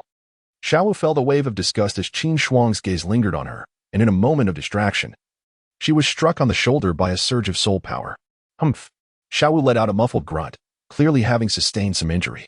You lot, be careful. Do not harm this young master's woman. Qin Shuang's words ignited even more fury within Xiao Wu, while the onlookers reveled in the chaos, mindlessly cheering on the spectacle. Just then, an enraged voice resonated from outside the crowd. Tang San. Some words should not be uttered lightly. Certain jokes, when taken too far, must be paid for with your life. Although Tang San and Xiao Wu had spent little time together, there was no sense of estrangement between them, as if they had known each other for millennia. Xiao Wu was Tang San's Achilles heel. Whoever dared to touch her would meet their doom. Oh, here come 3 more seeking death. One of Qin Shuang's companions boasted arrogantly, only to be met with the sole of a dusty shoe. Smack! The shoe connected with his face, the force impressing the shoe's pattern indelibly onto his skin. My apologies. The shoes are somewhat large and do not fit well. I truly am sorry. Qin Yu, barefooted, leaped joyfully to the center of the square, his solitary shoe miraculously matching the one adorning his other foot. Youngster, are you courting death? Chapter 20, a lesson for you, a matter of moments. Who are they? They are the scions of the city's affluent merchants and political magnates. Having lived a life of luxury and indulgence, surrounded by admirers since childhood, utterly unaccustomed to the experience of being publicly humiliated. Yet today, Qin Yu not only struck his face, but did so with the sole of his shoe, a profound affront indeed. Qin Shuang's expression darkened gradually. Although Qin Yu's blow did not land upon his visage, he held the esteemed position of spiritual leader among the noble students. Should he remain silent now, he feared that his influence would wane significantly. Just as Qin Shuang was about to speak, he was met with Tang San's icy gaze. Qin Shuang, if you seek a confrontation, I, Tang San, shall stand my ground. With that, Tang San gently drew Xiao Wu behind him, though his figure appeared somewhat slender. Xiao Wu felt an overwhelming sense of security in his presence, as if with Tang San by her side, she need not fear the tempests of the outside world. However, the closeness between Tang San and Xiao Wu only intensified the jealousy festering within Qin Shuang, who had long regarded Xiao Wu as his own forbidden treasure. Oh, this mere work-study student dares to challenge me.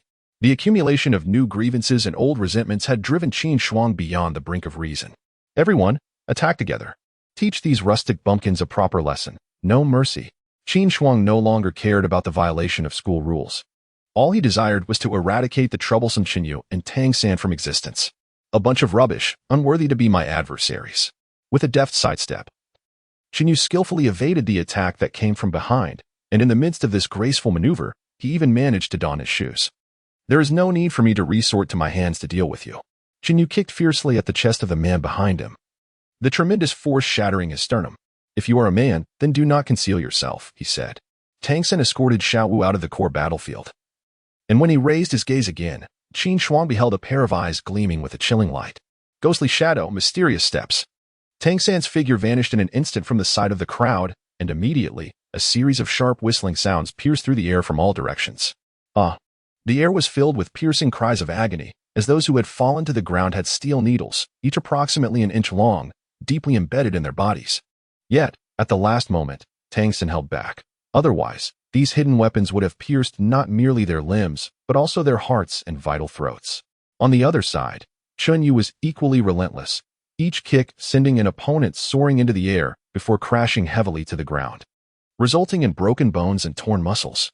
Before long, the number of those convulsing and wailing on the ground had surpassed 30. You all, at this moment. Qin Shuang could no longer maintain her previous composure. The combat prowess exhibited by Qin Yu and Tang San was utterly astounding, dispatching these upperclassmen with the ease of chopping vegetables. Ding! The thunderous display astonished Qin Shuang, granting her a shock value of 99, along with a reward of 1 level of soul power enhancement. However, since Qin Yu had yet to acquire his first soul ring, this level of soul power could not be directly conferred upon him for the time being. It seems that you so-called upper-class genius students are not all that impressive. I have yet to warm up, and you are already faltering? With a hint of boredom, Qin Yu dispatched the last remaining opponent with a swift kick, leaving only Qin Shuang standing on the field. Crack! Crack! Qin Yu deliberately clenched his fingers, producing a crisp sound of bones grinding together. This caused Qin Shuang to pale in terror, retreating repeatedly. Stay back. My father is the Vice Lord of Notting City. In that moment, Qin Shuang hoped to intimidate Qin Yu with his status. However, unbeknownst to him, Qin Yu had dealt a harsh lesson to the arrogant Mo Yuan just half a day prior. Oh, so your father is the Vice Lord? I am so frightened. Qin Yu mocked, but I must confess, I despise being threatened above all else.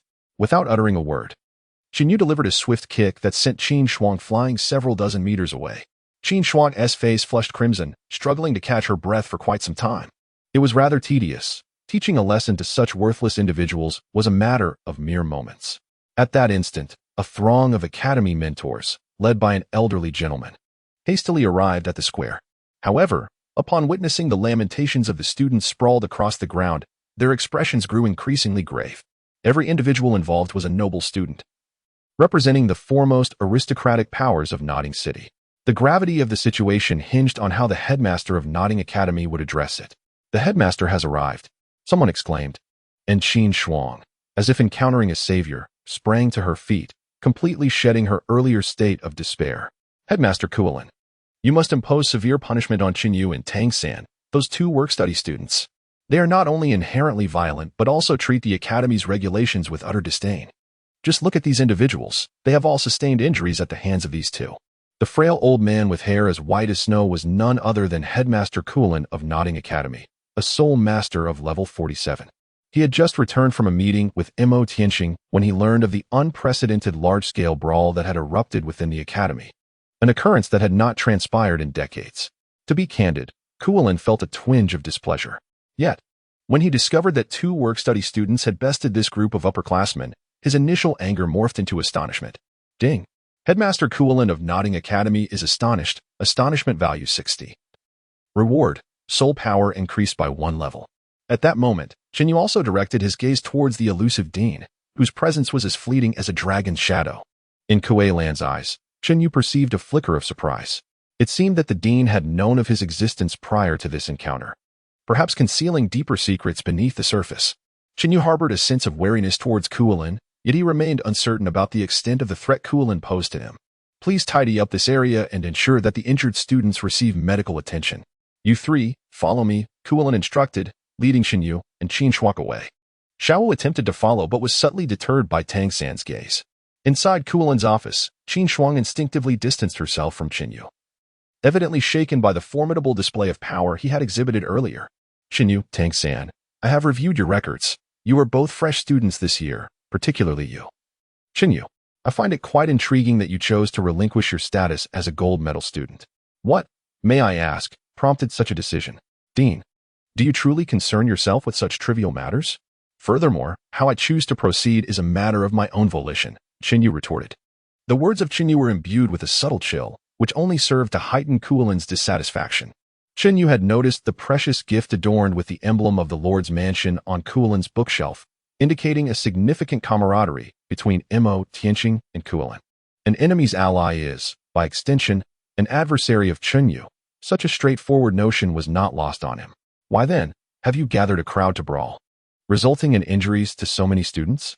Kuolin shifted her tone, directly interrogating Chinyu.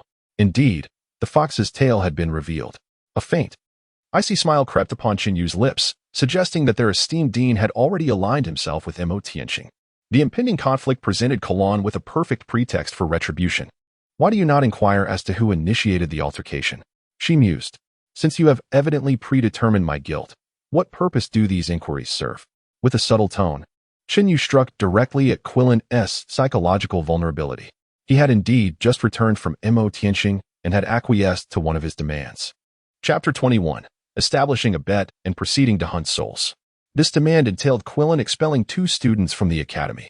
Initially, Kuolin was resolute in upholding his principles. However, when Mo Tianqing presented a soul-guiding device of considerable value, Kuolin found himself wavering. Nevertheless, he wished to maintain the dignity of his position as the dean in front of others, deliberately stating he would provide Mo Tianqing with a response in 3 days. At this juncture, Chinyu and Tang San inadvertently became embroiled in the academy's brawl, presenting Kuolin with the perfect pretext. The academy's instigation of trouble, resulting in expulsion from Nodding Academy, was a justification that no one could contest. The sole dilemma lay in the fact that the incident originated with Qin Shuang and his associates. Thus, concealing this issue was the only source of Kuolin's vexation. Dustfeather seemed to discern the hidden motives within Kylon's heart and audaciously took a seat directly before him. Dean, he declared, now that we have broached this subject, there is little purpose in further pretense, is there? Both you and I understand that Nodding Academy has increasingly aligned itself with the City Lord's manor, even contemplating an alliance. You are reluctant to remain merely a minor dean at Nodding Academy. You seek to leverage Mo Tianqing to fulfill your own ambitions. Am I mistaken? Individuals like Kylon were all too familiar to Dustfeather from his previous life. To put it bluntly, she was like a harlot desiring to uphold the facade of virtue. Kylon was utterly astonished that a mere 6-year-old could perceive such profound truths, even articulating the very secrets he found most difficult to voice. Ding! The revelation struck true. And Kylon's shock level reached 99. Reward: 1 soul guiding device upgrade stone. In an instant, Chinyu clicked to activate the skill of the tiger-striped bloodthirsty dagger, significantly elevating its bone-slicing power to an entirely new echelon. Bone Slicing, Enhanced Level 1. This ability allows one to disregard any defensive soul techniques below the Soul Master rank. Transitioning from Soul Sovereign to Soul Master represents a considerable leap in rank. Thus, if the tiger-striped bloodthirsty dagger could previously threaten only Soul Sovereigns, now even Soul Masters fall within the dagger's capacity to breach defenses. Therefore, let us speak candidly, esteemed Dean, you wish to employ us to curry favor with Mo Tianqing. And we too aspire to seize control of our own destinies. Given this alignment of interests, let us engage in a wager. With a dismissive flick of her feathered attire, Chinyu crossed her legs, completely disregarding the presence of Kuolin before her. Humph! How dare a mere Soul Master negotiate with someone of my stature in the Soul Sect? Kuolin's expression turned icy, devoid of the previous warmth. I may not be worthy of your attention, but do you think we lack support?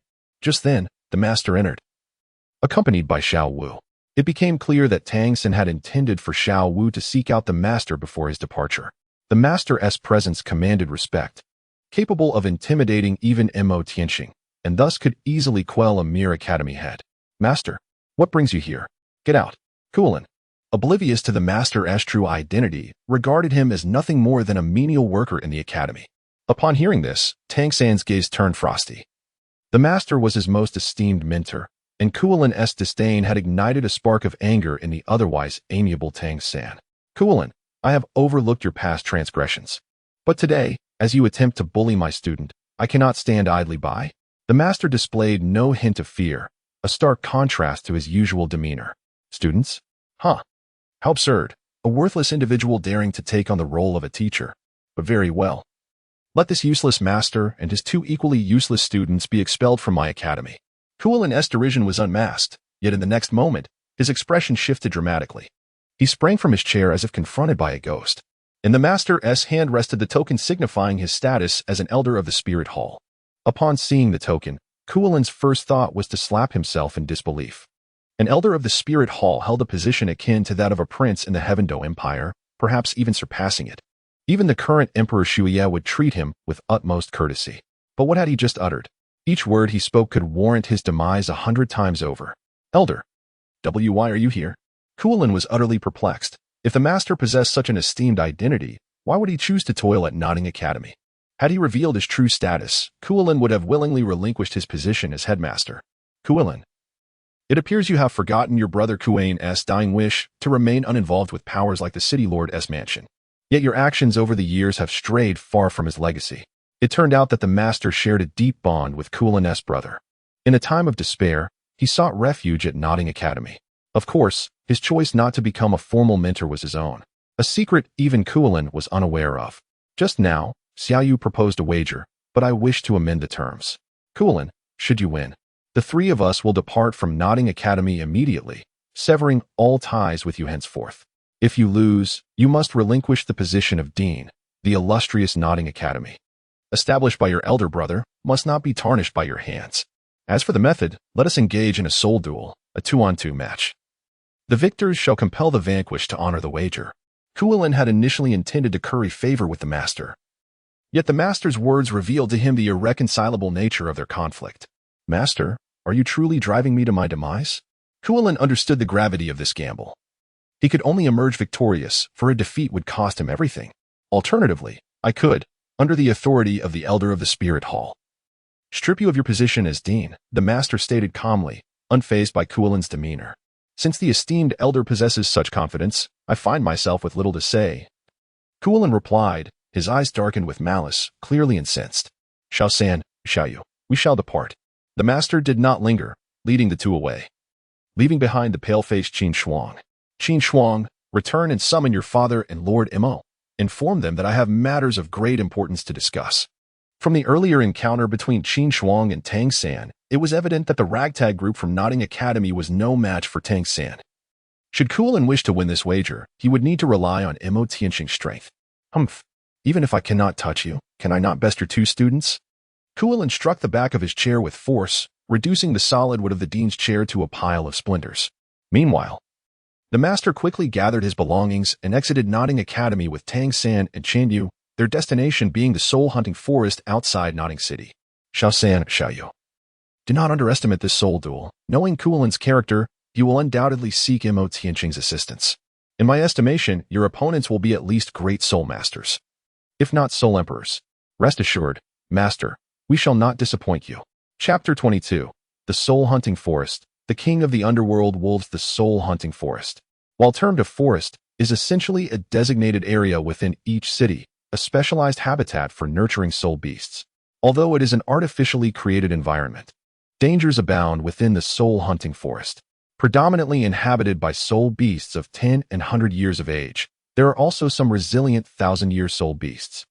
The objective of Tang San and Qin Yu on this expedition is to hunt 200-year soul beasts. According to the master's theories on martial souls, the maximum age of the first soul ring that a soul master can absorb is 432 years. The closer the age of the soul ring is to this value, the more potent the soul skill becomes. How the master has formulated these theories is remarkable. When it comes to martial souls, there seems to be nothing he does not know. Before, Qin Yu had intended to absorb the Millennium Battle Tiger soul ring. But it now seemed that had he forcefully attempted to do so, he might have perished in an explosive demise. At the entrance of the soul-hunting forest stood two ranks of armored elite soldiers, not the guards of Notting City, but rather from the Spirit Hall. Upon the master merely presenting an elder's token, these warriors immediately knelt on one knee, with two of them proactively opening the gateway to the soul-hunting forest. Beyond the gate lay a world of enchantment, akin to a true primeval forest. Towering trees, soaring several dozen meters high, were plentiful, their dense canopies nearly obscuring 80% of the sunlight above, resulting in an atmosphere that was extraordinarily cold and humid, mingled with the scent of decaying twigs and leaves. Rustling sounds continuously emerged from the surrounding shrubs, which were as high as a person, the source of which remained uncertain, whether it was the movement of spirit beasts or wild animals. The master untied the belt that he wore at his waist and handed it to Tang San. Since you became my disciple, I have yet to present you with a gift. This storage-type soul guide shall be your first. Within it is a small vial containing insect-repellent powder. Share it with Xiaoyu and scatter it along our path. Master, this gift is too precious. I cannot accept it. Just as Tang San was about to decline, he was stopped by Qinyu. Little San, do you not understand? This is not only the master's thoughtful intention but also your first task assigned by him. In this primeval forest, even the most inconspicuous snake, insect, mouse, or ant may carry lethal venom. The master needs to focus on searching for suitable spirit beasts and has no time to attend to these minor matters. Qinyu's thoughtful observation elicited a silent nod of approval from the master. Indeed, Qinyu's perceptiveness allowed him to discern so much from such a trivial matter. The trio had been traversing for the better part of the day, and given their pace, they were likely nearing the heart of the soul-hunting forest. This place was also a gathering ground for formidable soul beasts. Xiao-san, ignite the beast incense, Qinyu instructed. High-level soul beasts are exceptionally sensitive to the scent of humans. Only the incense made from the dung of various soul beasts can mask our odor. As Tang San ignited the pitch-black beast incense, he heard Qinyu's voice drop to a conspiratorial whisper. Xiao-san, master, we may have already attracted attention. No sooner had the words left his lips than dozens of soul beasts surged forth from all directions. These were the ominous spectral wolves. The spectral wolf, a pack-oriented soul beast of the 10th rank, might not be particularly strong on an individual basis, but they never acted alone. When they attacked, it was always in a throng of dozens, a sight that would compel even a century-old soul beast to retreat. Moreover, should over 100 spectral wolves appear, one could be assured that among them lurked a wolf king, undoubtedly a soul beast of over 100 years. As far as the eye could see, there were no fewer than 60 or 70 spectral wolves, and more continued to emerge from the dense forest. Have Qinyu and his companions unwittingly plunged into a den of wolves? Howl! A resounding and piercing wolf howl echoed from a nearby distance, unmistakably indicating the presence of a phantom wolf king. Luo Sanpao. The master's expression shifted slightly. He had not anticipated encountering the most formidable phantom wolf so soon after entering the soul-hunting forest. Unless they could eliminate the phantom wolf, it would relentlessly continue to launch attacks. Stay close to me. You too. The phantom wolf possesses a ferocious temperament, and upon sensing blood, it will become even more frenzied. For the first time, Qinyu beheld the master's martial soul, which bore a striking resemblance to a pig, 7 parts pig, 3 parts dog. Though the power of this Luo Sanpao was not formidable, it possessed a liveliness that other martial souls lacked, resembling more of a pet than a true martial spirit. Master, how is it possible that you possess such a low level of soul power? Qinyu was further astonished to discover that the master had only 2 soul ranks. Given the master's age, even with a slow cultivation pace, he should have reached at least the level of soul sect. Yet here they were. The master had once explained that his martial soul was a mutated one, unfortunately evolving in a detrimental direction, which meant he would never surpass the 30th level in soul power. Tang San understood that the master's lifelong struggle was indeed his martial soul. The master's fervor for researching martial souls stemmed from his desire to find a solution to the plight of his mutated soul. However, the intricacies of martial souls were far beyond the realm of human influence. Despite devoting his life to this pursuit, the master had ultimately achieved nothing. Luo Sanpao, open a path for us.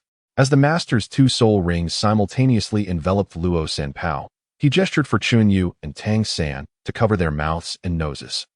Qinyu, puzzled by the connection between the soul skill's attack and their actions, was taken aback when Luo Sanpao turned its back to the spectral wolf and raised its rotund rear. With a thunderous sound akin to a clap of thunder, Luo Sanpao unleashed a flatulent blast that rivaled the roar of the spectral wolf king, sending forth an astonishing sonic wave that instantly propelled dozens of spectral wolves into the air. Qinyu stood in stunned silence. Incredible! This soul skill is truly unique. Don't just stand there, run. Seizing the moment when the encirclement of spectral wolves was breached, the 3 of them dashed towards the opening. Yet, midway, that familiar wolf howl resounded once more. The previously disoriented spectral wolves shook their heads and regained their footing, and the gap was swiftly closing. Flatulence like smoke induced slumber. Luo Sanpao. At that moment, the master activated his 2nd soul skill, releasing a dense yellow mist from Luo Sanpao's sensitive region. Though the scene was rather ungraceful, those spectral wolves entering the mist appeared as if intoxicated, collapsing to the ground in disarray.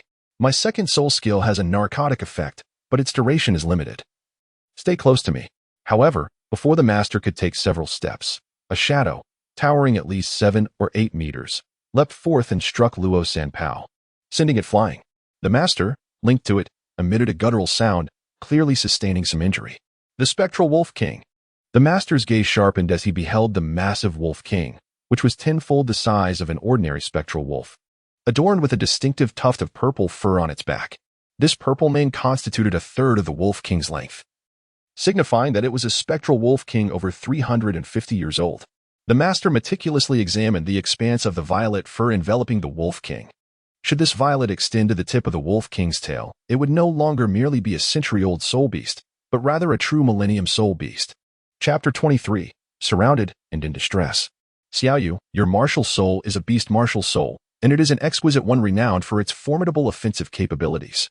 The soul ring of the Netherworld Wolf King presents an excellent opportunity for you. The master turned to Qinyu and stated, at this moment, they had no chance of escape. Only by vanquishing the Wolf King could they deter the other Netherworld wolves. Very well. Then you shall obediently become my first soul ring. Qinyu took a deep breath and charged alone towards the Shadow Wolf King. Shaosand, master, I kindly request your assistance in holding back the other Shadow Wolves. Although the Shadow Wolf King possessed formidable strength, in Qinyu's eyes, it was not invincible. With a series of swift turns, Qinyu astonishingly vanished from the gaze of the Nether Wolf King. By the time it regained its senses, Qinyu had already materialized above it. The tiger-striped bloodthirsty dagger gleamed ominously, its blade enveloped in a rich crimson radiance, enhancing its armor-piercing capabilities to their zenith, just as Qinyu believed victory was within reach. The tail of the Nether Wolf King unexpectedly surged in length, striking like a steel whip and landing a blow on Qinyu.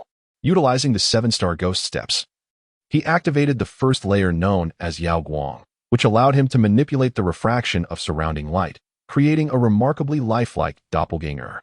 The long tail of the Nether Wolf King struck the illusion, while Qinyu's true self emerged beside the formidable creature. With a clang.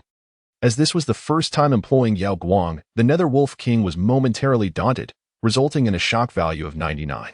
Consequently, the proficiency of the 7-star ghost steps increased by 1,000 points. For every 1,000 points of skill proficiency achieved, the power of the skill is augmented by 1%. Qinyu sensed that the speed of the 7-star ghost steps had noticeably increased, albeit only slightly. However, over the years, such an accumulation would undoubtedly yield significant benefits. He nearly faced a dire fate. For a fleeting moment, he truly felt as though death was imminent. Had he not successfully cultivated the 7-star ghost steps to its first level beforehand, he would have undoubtedly suffered a great loss today. Little Yu, the ghostly wolf with a copper head, iron tail, and tofu waist, has its vulnerability located at its waist. The master and Tang Sen strive to keep the ordinary ghostly wolves at bay, yet it seemed they could not hold out for much longer. I shall not waste any more of your time. You will have no further opportunities henceforth. Qinyu channeled all his soul power into his right arm, amplifying the majesty of the celestial dragon phoenix martial spirit to its utmost limit. The resounding cries of dragons and phoenixes reverberated throughout a vast expanse of the soul-hunting forest. Even the millennia-old soul beasts within the forest curled up in fear, trembling and too terrified to move. Opposite Qinyu, the Nether Wolf King was utterly overwhelmed. With a mournful howl, its limbs gave way, collapsing to the ground, as a foul liquid oozed from beneath its body. The once formidable Wolf King was so frightened that it lost control of itself. Had it not been witnessed by the master, he would scarcely have believed it. Even a supreme martial spirit, without the enhancement of any soul rings, could not possibly immobilize a ferocious 100-year soul beast merely through a surge of aura. Could it be that the martial spirit possessed by Qinyu surpassed even that of a supreme grade? Supreme martial spirits are the pinnacle of Douluo continent's capabilities, exemplified by the blue electric tyrant dragon and the Haotian hammer, which stand among the finest. Yet, the celestial dragon phoenix clearly harbored even greater potential than these illustrious spirits. Time was fleeting, a mere second remained. However, the terrifying aura unleashed by the celestial dragon phoenix was not without cost. It consumed Qinyu's own soul power. And with his total soul power being thrice that of a typical soul master, it could only be sustained for a fleeting moment. Starfall technique, meteor strike. A radiant beam, no wider than a finger, shot forth, and the Nether Wolf King could not even utter a sound. Shallow crimson lines appeared on its head and waist, swiftly spreading like a spider's web throughout its body. In but a single move, the Nether Wolf King was cleaved into countless pieces of varying sizes. However, The exertion of two successive powerful techniques had utterly drained Chun Yu's soul power. Had it not been for the celestial dragon phoenix's enhancement, which tripled his soul power relative to his level, he might have been rendered a mere husk after executing just half of his technique. A soft hum resonated as a soul ring, vibrantly colored and far more intense than that of a spine-backed black-striped tiger, hovered gracefully in the air above the shattered remains of the Netherwolf King. This is my first soul ring. A flicker of subtle joy danced in Chen Yu's eyes as he reached out to absorb the soul ring. Yet, suddenly, his brow furrowed, prompting him to instinctively retreat a step. With a thunderous crash, a colossal boulder weighing thousands of pounds plummeted to the ground, barely missing the tip of his nose, sending tremors through the very earth beneath everyone's feet. I pondered why these ordinary spectral wolves had not dispersed. It became clear that there was not merely one spectral wolf king in this vicinity. Typically, a wolf pack is led by a single alpha, however. This group of spectral wolves was exceptional, possessing both a male and a female wolf king, and astonishingly, they were mates. The female wolf king had just perished at Chun Yu's hands, and now, the male wolf king, more formidable than its counterpart, emerged before them. Its purple fur surpassed 4/5 of its body, indicating that this spectral wolf king had likely attained an age of 700 to 800 years. Meanwhile, upon witnessing the sudden appearance of the male wolf king, the master felt a jolt of apprehension.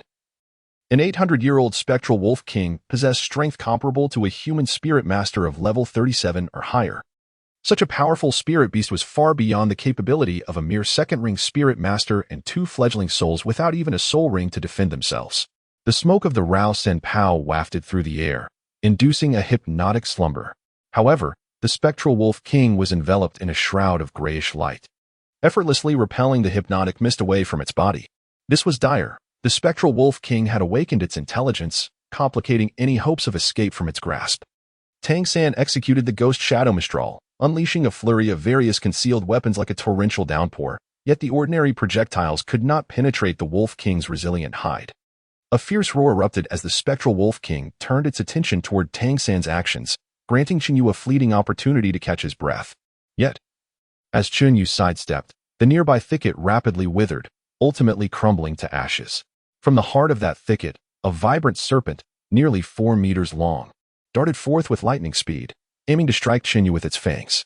The mandrake snake, a venomous spirit beast nearly 400 years old. The master gasped in alarm. The mandrake snake was even more formidable than the spectral wolf king, known for its blinding speed and possessing venom potent enough to kill a century-old spirit beast. Should Chun Yu be bitten, the consequences would be unimaginable. Rao San Pao. With a resounding shout, the master propelled the rotund Luo Sanpao into Chun Yu, knocking him out of the range of the mandala serpent's attack. However, the serpent's fangs found purchase in Luo Sanpao instead. With the wolf king before them and the mandala serpent behind, Chun Yu's strength had yet to be restored, and the master had succumbed to poison-induced unconsciousness.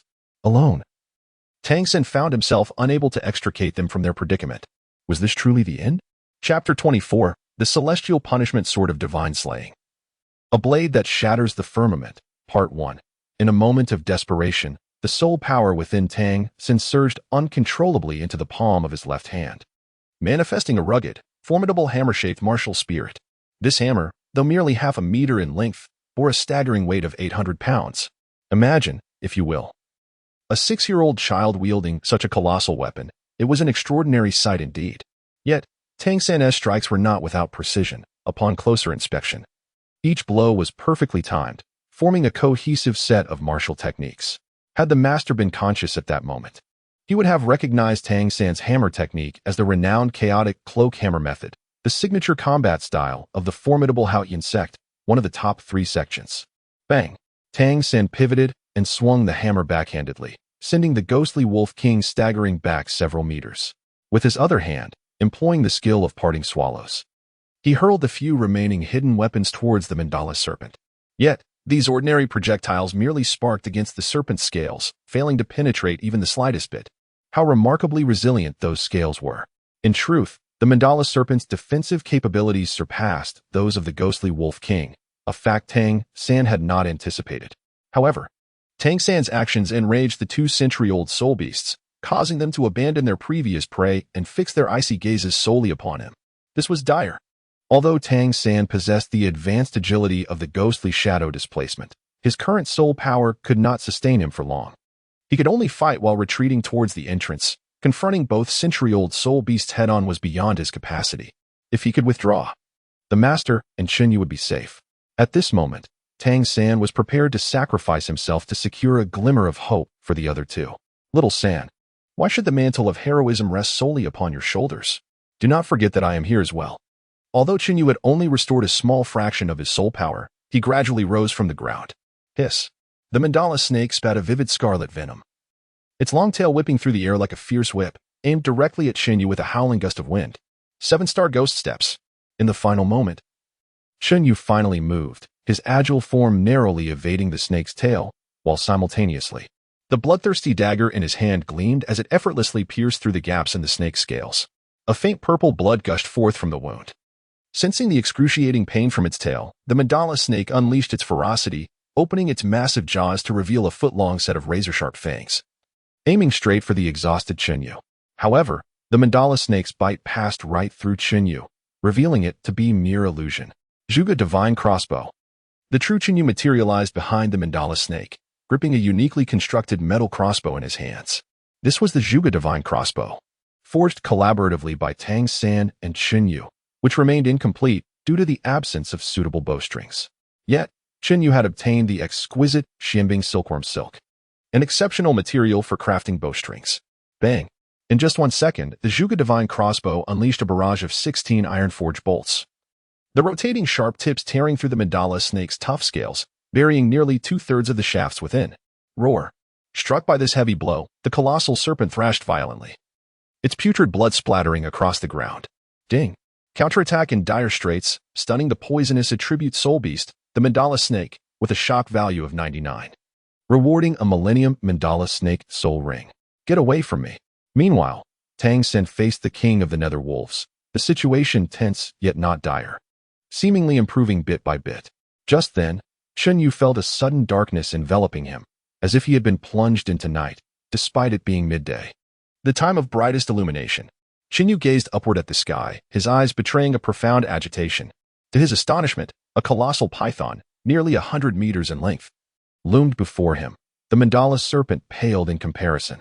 This formidable creature was known as the unicorn Jiao python, a soul beast that sheds its skin every decade, gaining an additional meter in length with each molt. By this reckoning, this unicorn Jiao python was indeed a millennium-old soul beast. Cough, cough, you must flee at once. This is no ordinary millennium soul beast. At this moment, the master regained consciousness, yet his visage was tinged with purple, clearly indicating that the venom had permeated his very bones. Teacher, Tang San, momentarily distracted, was sent flying by the mighty blow of the Netherwolf King. Although Xinyu had dealt a significant blow to the mandala serpent, the crossbow bolt had failed to strike a vital point, merely slowing the serpent's movements. With the more terrifying unicorn Jiao python lurking nearby, it appeared that Xinyu and his companions were caught in an inextricable predicament. Was it time to resort to their final gambit? Xinyu reached into his bosom, having previously acquired a voucher for transforming into a god of slaughter. Upon its utilization, he would be endowed with a fraction of the power of the Shura god, capable of obliterating a mere millennium-old soul beast with a mere flick of his fingers. However, employing it here felt somewhat extravagant. Nevertheless, he thought to himself, preserving his life takes precedence. With a determined grit of his teeth, Xinyu was about to activate the transformation token of the god of death when he suddenly felt an unusual burning sensation emanating from the palm of his left hand. This is my second martial soul. At that moment, tendrils of black lightning began to spread from Qinyu's arm, though these arcs were no thicker than a pinky finger. The ferocious energy they contained was sufficient to halt the pursuit of the 3 soul beasts. Dust Feather appeared to be enveloped in a peculiar state, his 5 fingers outstretched in an empty grasp, as a formidable longsword, its blade entirely black, descended steadily into the palm of his hand. This sword measured 3 feet and 3 inches, its dark blade adorned with a myriad of crackling arcs of lightning. Although Dust Feather had yet to make a move with the divine punishment sword, the surrounding ground was relentlessly torn apart. Deep and unfathomable sword scars etched into the earth by the fierce sword energy. A low rumble echoed. The sky within a 10-mile radius was suddenly shrouded in ominous clouds, as if even the forces of heaven and earth bowed in submission beneath the might of a single sword. Following this, countless robust bolts of lightning and serpentine dragons writhed and twisted within the dense cloud layers, their terrifying pressure sending the soul beasts below scattering in panic. Behold, above the soul-hunting forest. What is that? The guards outside the forest also witnessed the gathering storm clouds overhead, the dreadful aura causing their innate martial souls to tremble violently. The divine punishment sword, a single strike capable of shattering the heavens. Chen Yu suddenly opened his eyes, and within them he could only perceive a faint silhouette of a small sword. Yet, the surrounding space trembled violently, and the ground beneath him instantaneously collapsed, forming an enormous pit several hundred meters wide and unfathomably deep. You beasts should have had your fill of play by now. Chapter 25, The Heaven-Punishing Sword of Godlayer. A single strike shattering the firmament, Part 2, with a crackle, countless black lightning bolts rained down upon the heart of the soul-hunting forest, sending wood chips flying and soil scattering in all directions. Heavens, could it be that a soul beast over 10,000 years old has appeared deep within the forest? The soldiers stationed outside were taken aback. They had been guarding this place for decades and had never witnessed such an extraordinary phenomenon. Someone immediately relay the situation of the soul-hunting forest to Wuhan City. Inform them that a formidable lightning-type soul beast, possibly over 10,000 years in strength, may have emerged within the forest. Urgently request reinforcements. Within the forest, Chen Yu, wielding the heaven-punishing sword of Godslayer, began to ascend slowly from the ground.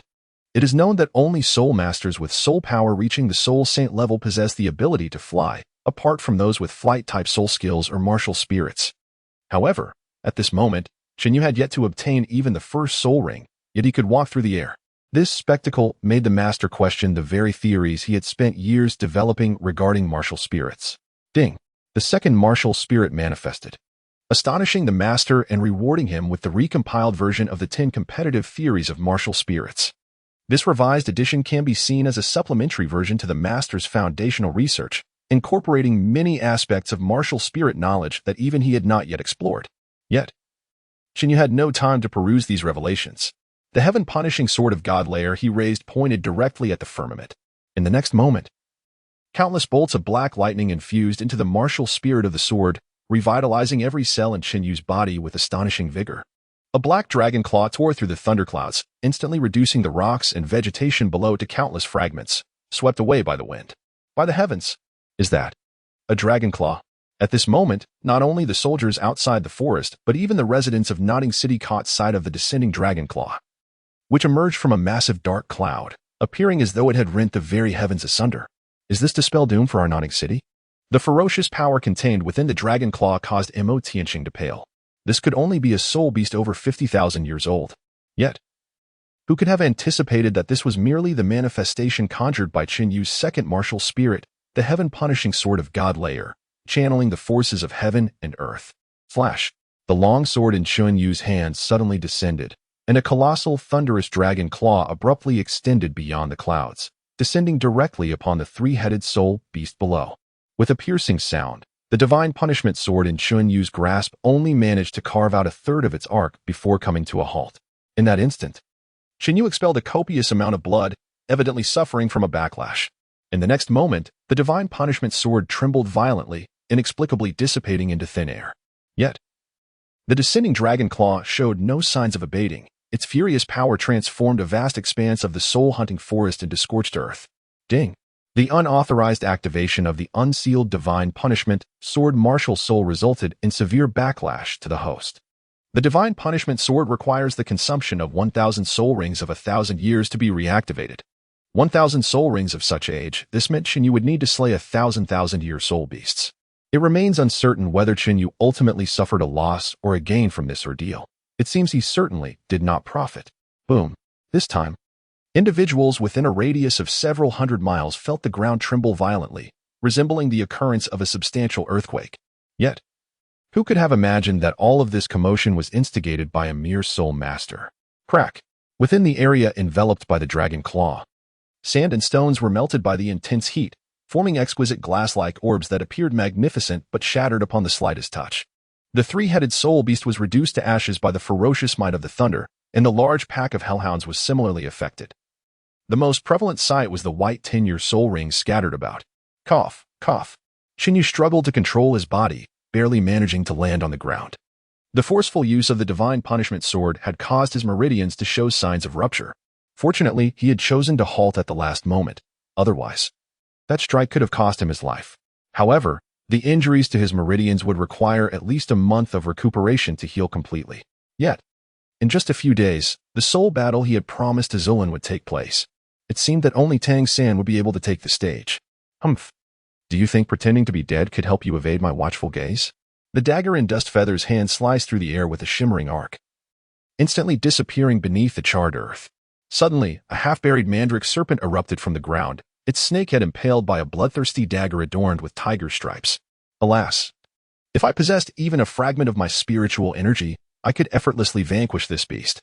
Qinyu's soul power had been completely depleted, and coupled with the backlash from his internal injuries, he could hardly evade the dying retaliation of the mandala serpent. However, midway, a small black hammer fortuitously struck the tail of the bloodthirsty dagger, causing the sharp blade to plunge deep into the serpent's head. Qinyu, are you all right? Tang San quickly supported Qinyu's swaying form, astonished to discover that Qinyu possessed such formidable power and, like him, wielded a twin martial soul. Ding! The revelation of the twin martial soul astonished Tang San, with a shock value of 99, prompting him to wonder how long Qinyu intended to keep this hidden from him. Reward: God-level secret skill, Abyssal Demon Eye. Abyssal Demon Eye, a passive ability that allows one to see through all illusions in the world, disregarding the disparity in soul power between opponents. Active skill, Unyielding Deity, consumes one's mental energy to ensnare the opponent in an abyssal illusion, with the duration and potency of the skill varying based on the soul power difference between both parties. Illusionary capabilities, indeed. This time the system has granted me a remarkable asset. In a duel between masters, victory often hinges on a fleeting moment. If Qinyu could induce even a brief lapse of concentration in his opponent at a critical juncture, it could dramatically alter the course of the battle. Xiao San. Quickly extract the serpent's gallbladder. It can neutralize the poison afflicting master. In the theoretical framework of the Reforged edition, Qinyu discovered that the venom of the mandala snake is not insurmountable. Its gallbladder serves as the singular antidote to its poison. The master consumed the gallbladder, and the purple toxin on his face dissipated rapidly, which allowed Tang San to breathe a sigh of relief. Little San, this is certainly not a place to linger. The commotion I just caused will undoubtedly attract many people. You must take the remains of the mandala snake and the master to the other side of the soul-hunting forest. Once the master awakens, he will guide you in absorbing the spirit ring. Dust Feather plopped down onto the ground, gasping for breath. And what about you? I can no longer move. Besides, if I remain here alone, no one would suspect that I was behind everything that just transpired. Your departure would, in fact, enhance my safety. Furthermore, the mandala serpent's soul ring is extraordinarily precious. One cannot dismiss the possibility of envy arising, which could lead to unforeseen complications. In truth, Dust Feather only revealed part of the reason. The more significant motivation lay in his desire to use the heavenly punishment god-slaying sword to absorb all the soul rings present. After so many years, the energy accumulated from these soul rings, some spanning decades and even centuries, could rival the total energy of 2 or 3 millennia's worth of soul rings. Very well, do take care. Once the master awakens, I shall seek you out immediately. There's no need to worry, go ahead. With a gentle smile, Qinyu waved his hand, and as Tang San's figure vanished into the forest, he summoned the divine punishment god-slaying sword martial soul. An overwhelming force instantaneously engulfed the hundreds of soul rings before him. Chapter 26. The First Millennium Soul Ring Ding. The total age of the soul rings devoured by the divine punishment god-slaying sword martial soul amounted to 4,572 years, equivalent to 4 millennium soul rings. With an unsealing progress of 41,000, Qinyu let out a somewhat heavy sigh, surprised that the accumulation of hundreds of soul rings had not even reached 5,000 years. By this calculation, the goal of 1,000 millennium soul rings still seemed a distant dream. However, there was some good news. The Yingtian Dragon Phoenix martial spirit, after absorbing the soul of the unicorn python, had finally met the requirements for advancement. Yingtian Dragon Phoenix martial spirit, growth phase second awakening. The host's soul power reserve increased 6-fold, and the speed of soul power cultivation also enhanced 6-fold. Furthermore, the appearance of the Yingtian Dragon Phoenix underwent a significant transformation. 2 small sharp horns sprouted from its formerly bare head, gradually shedding its serpentine form and resembling the recently encountered unicorn python. Moreover, following the second awakening of the martial spirit, Qinyu's soul power reserves and cultivation speed had dramatically improved. If he successfully absorbed the first soul ring, it was likely that his strength would experience a qualitative leap in the shortest possible time. The unicorn python's soul ring appeared to be an excellent choice. Qinyu's gaze fixated upon the solitary purple millennium soul ring in the arena, where, faintly, one could discern the shadow of the solitary horned serpent howling at the heavens. Had the master been present, he would undoubtedly have intervened to prevent Qinyu from absorbing this millennium soul ring. According to his theory, the upper limit for a soul master to absorb their first soul ring should be 423 years. Yet, the soul ring of this solitary horned serpent boasts an astonishing age of 1,300 years. This exceeds the master's perceived limit by a staggering threefold. If Qinyu were to absorb this soul ring, he would likely be met with immediate demise.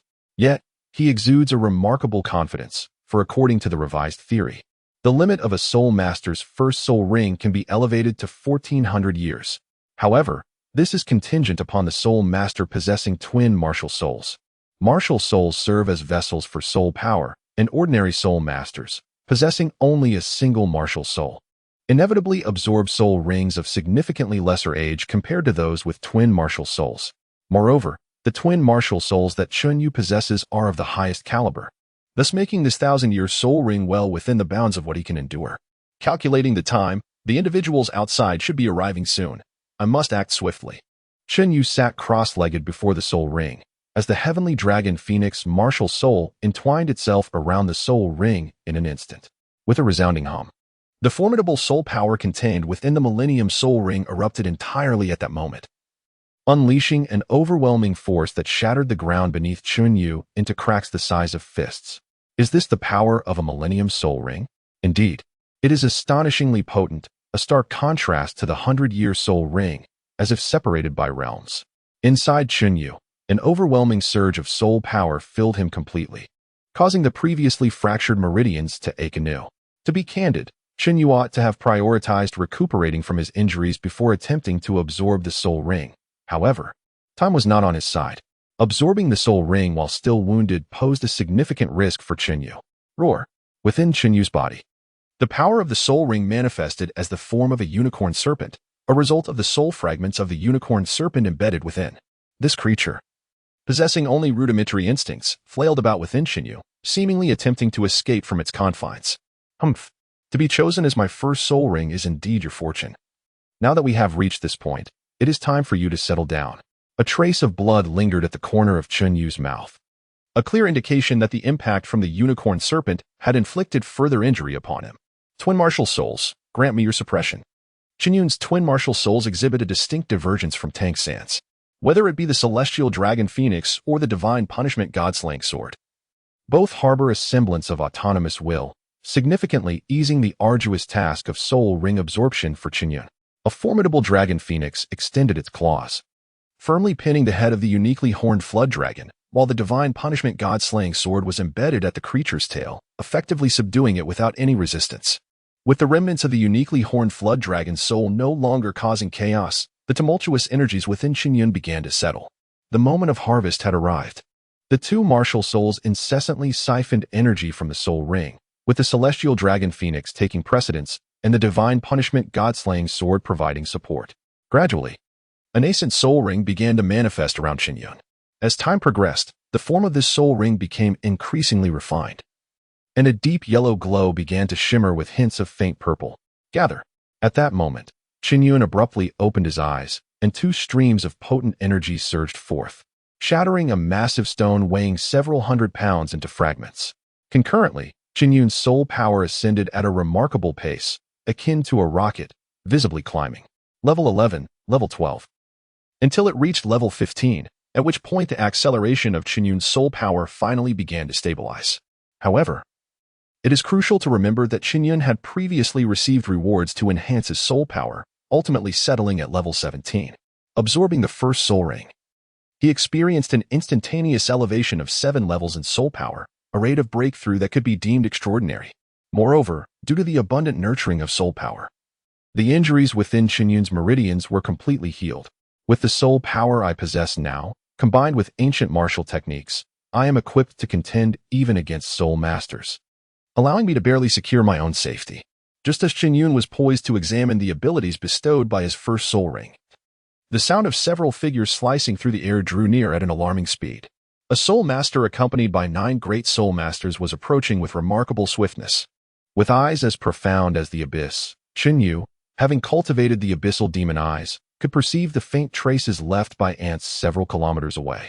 To his astonishment, the 10 figures within his sight were not the guards from outside the forest, but donned the attire of the Lord's manor. Imo Tianqing. It appears you could no longer restrain yourself. Indeed, these 10 individuals were the assassins dispatched by Imo Tianqing to eliminate the master and his companions. Prior to this, Imo Tianqing was already aware that the master had ventured into the soul-hunting forest with Chunyu and Tang San to procure soul rings. Yet, despite his audacity, he would not dare to assassinate an elder of the spirit hall within the very forest they occupied. However, the circumstances had shifted dramatically.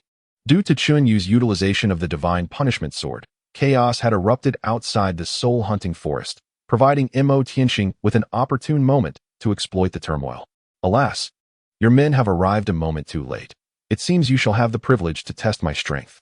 A faint chill lingered at the corner of Chunyu's mouth.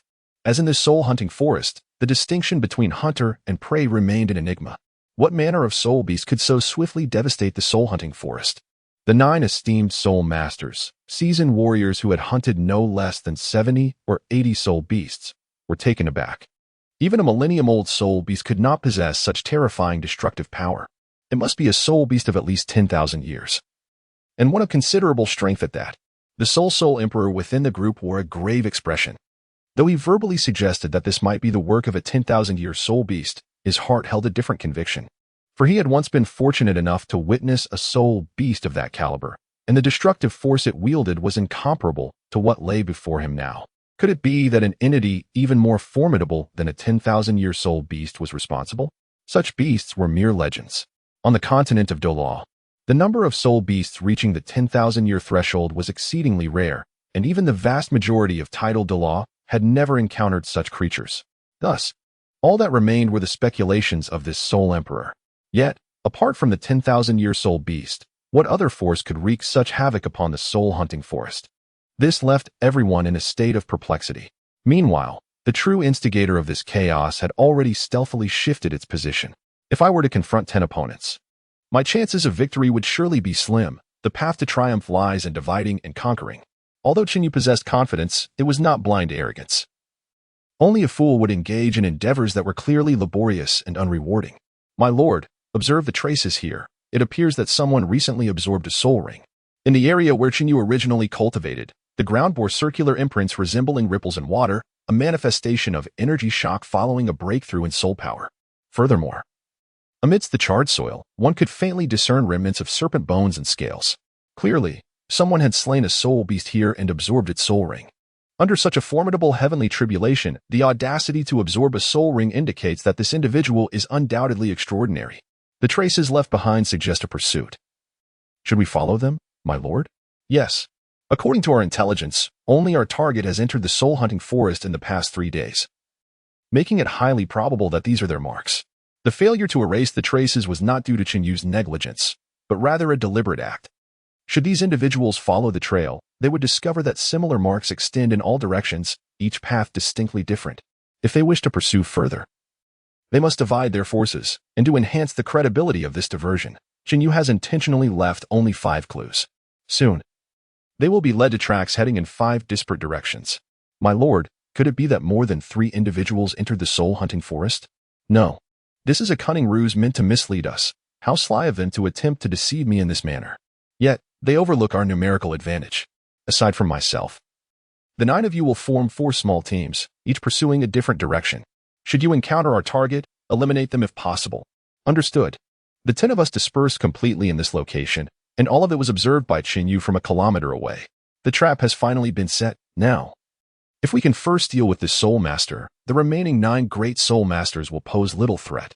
Dustfeather cautiously concealed his form, gradually approaching the soul master.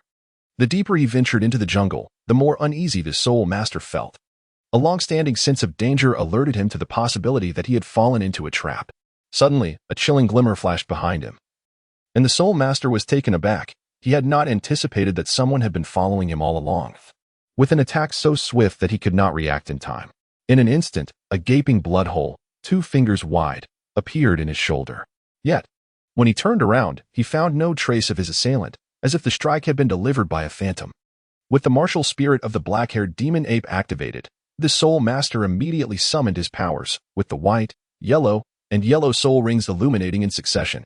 His first soul skill, Earth Pulse. The second soul skill, Earth Spike. The first skill allowed him to infuse his soul energy into the ground within a 100-meter radius, using the vibrations transmitted through the earth to ascertain the precise location of his adversary. The second skill enabled him to condense mud and stone into sharp stone spears, launching immediate attacks based on the feedback from the first skill. The synergy of these two abilities transformed the area into an impenetrable vacuum. Yet Dustfeather was evidently unaware of the Soul Master's capabilities. As soon as he stepped forward, he was detected, and dozens of stone spears were suddenly unleashed, all aimed at the same spot.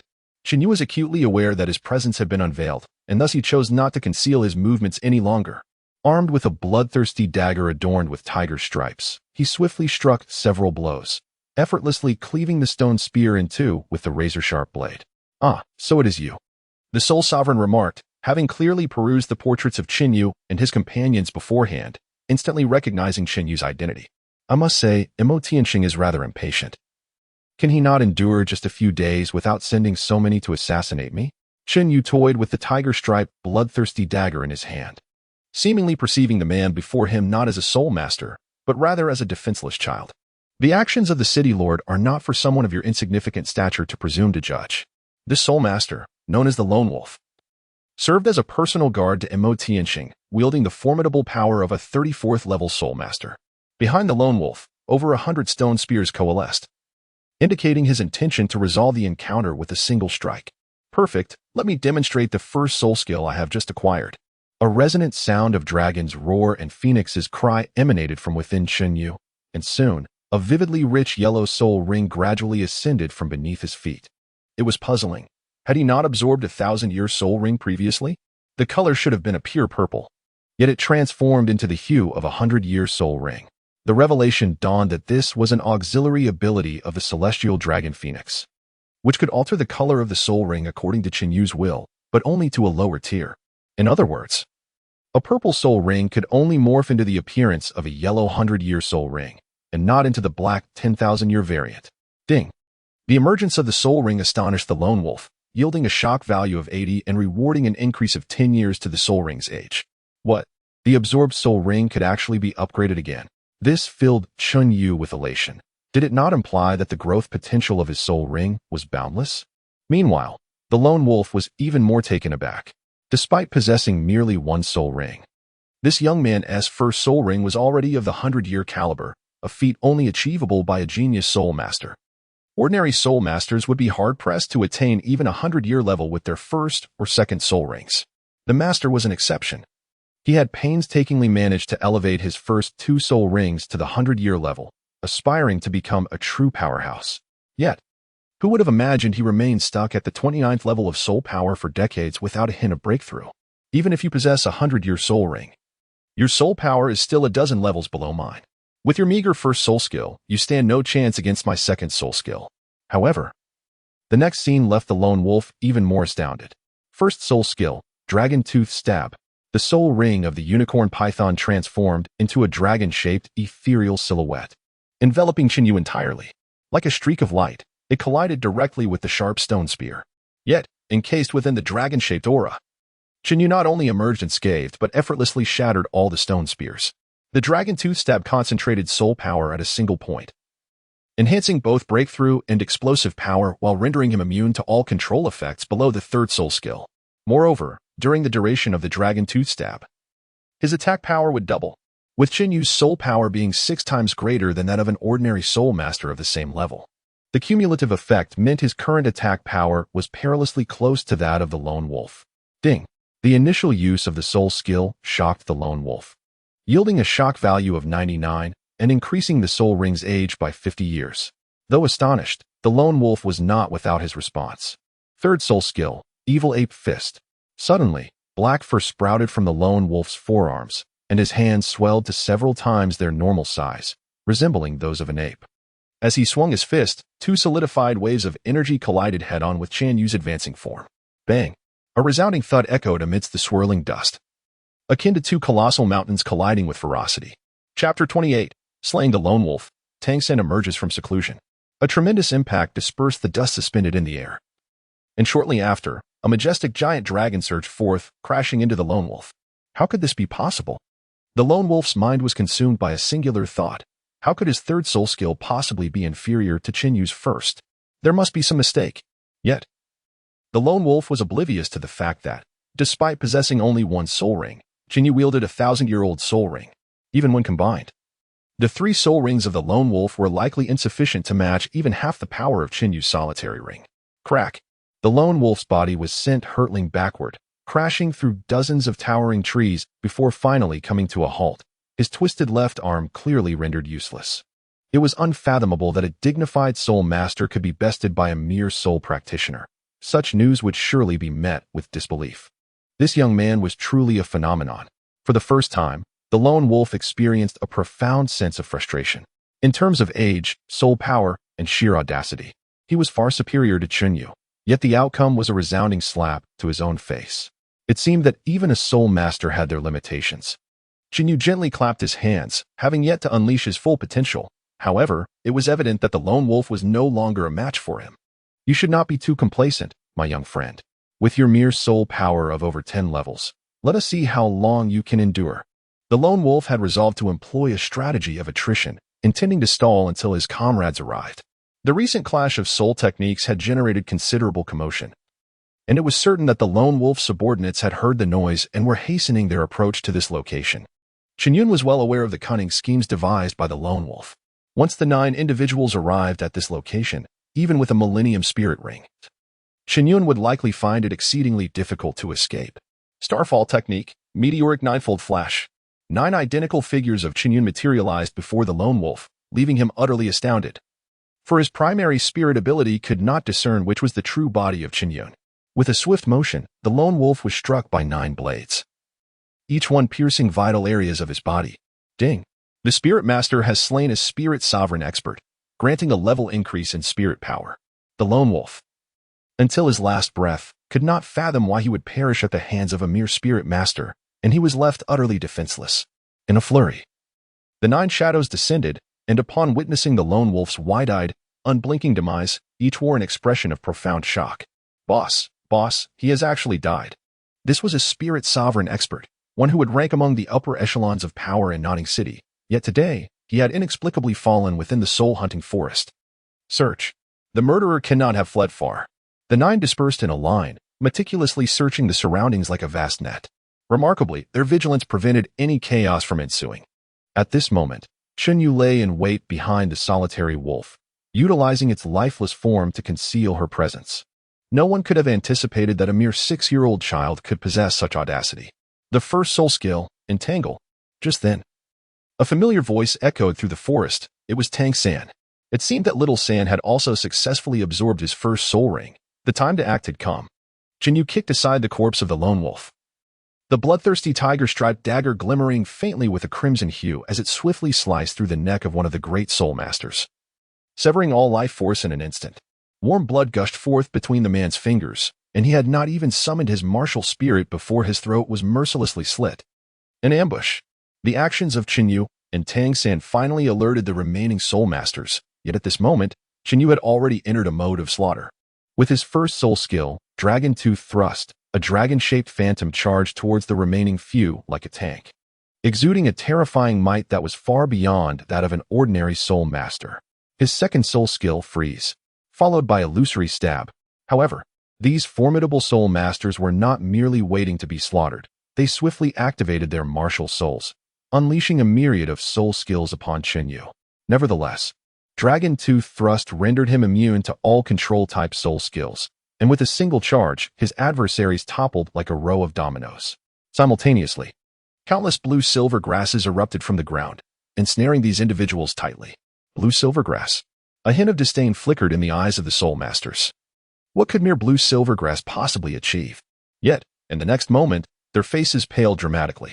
They attempted to channel their soul power, but found themselves incapable of breaking free from the blue-silver grass that bound them. Moreover, the edges of these grass blades were lined with sharp barbs, akin to the fangs of a venomous serpent, piercing their skin and injecting the venom of the mandala snake into their bodies. This was the essence of Chun Yu's first soul skill. The blue-silver grass had inherited the resilience and toxins of the mandala snake, instantly transforming into a formidable control-type martial soul, as if heralding chaos. A plump little dog raised its rear and unleashed a thunderous fart accompanied by a cloud of yellow smoke. The soul masters inhaled this anesthetic mist, compounded by the venom of the mandala snake circulating within them, and one by one, they became dizzy, gradually losing their will to struggle. Dustfeather raised the dagger in his hand, intent on decisively eliminating the assassins from the Lord's manor, but his master intervened. Xiaoyu, do not be hasty, he cautioned. Since Mo Tianqing seeks to annihilate us, we must reciprocate with a grand gesture. The master's expression was laden with an icy resolve. Had it not been for Dustfeather and Tang San's exceptional astuteness compared to their peers, they might have fallen victim to Mo Tianqing's sinister machinations today. Though the master regarded life and death with indifference, he could not bear to witness the bullying of his soul disciple. While death may be evaded, the punishment of the living is inescapable. Dustfeather relentlessly struck the backs of these formidable soul masters with several forceful palms. In the next moment, their martial souls inexplicably emerged from within their bodies, uncontrollably soaring into the air. The heavenly dragon phoenix martial soul possesses the extraordinary ability to evolve by devouring the essence of soul beasts and the martial souls of soul masters. Since you have so graciously presented yourselves, I shall not decline. The heavenly dragon phoenix opened its enormous maw and consumed the 9 martial souls in one swift motion. Ding! The heavenly dragon phoenix's devouring of martial souls resulted in a growth of 9,100. Both the master and Tang San were left utterly astonished. Even the master, who had dedicated decades to the study of martial souls, was witnessing such a bizarre phenomenon for the very first time, one that could absorb the martial souls of others to foster its own growth. Ding! The devouring ability of the heavenly dragon phoenix left the master and Tang San in a state of shock, their astonishment registering at 99.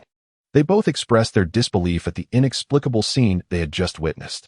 A reward of 10,000-year soul beast essences was granted. After an extended period, the master finally regained his composure, his expression turning gravely serious. Little Feather, you must never utilize the powers of your martial soul in public, especially with regard to the spirit hall. They will deem you a heretic, and in that case, you may find no refuge within the entire realm of soul masters. Qin initially believed that the master would reject him as a result. However, what awaited him was the master's earnest instruction. Master, I comprehend your intent.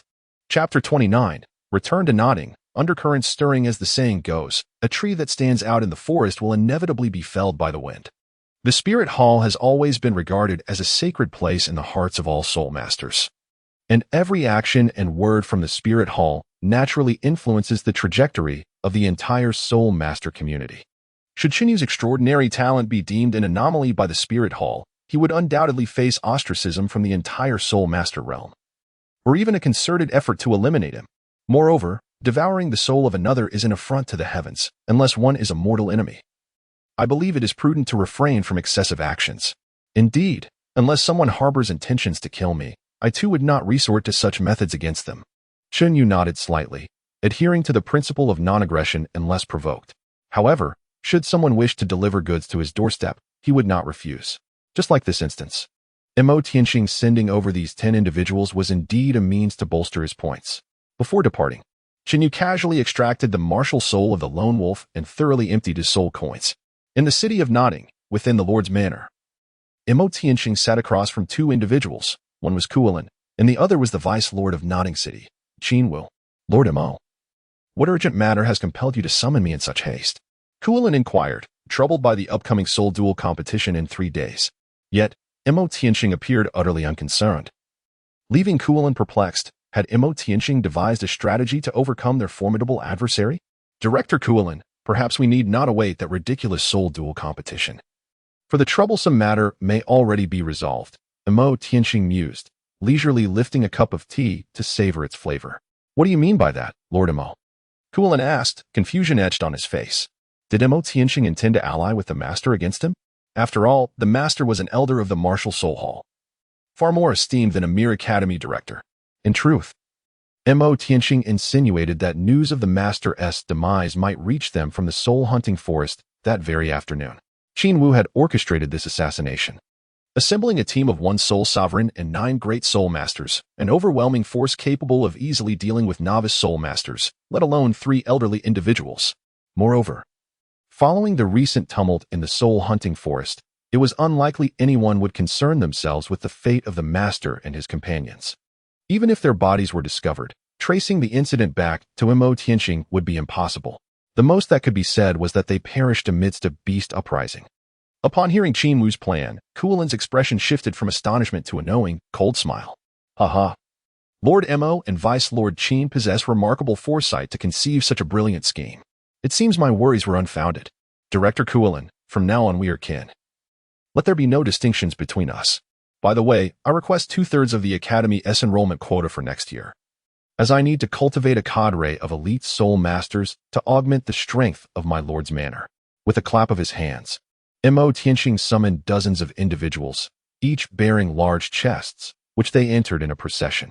As the chests opened, blinding golden light illuminated the entire hall. Each chest was filled to the brim with golden soul coins.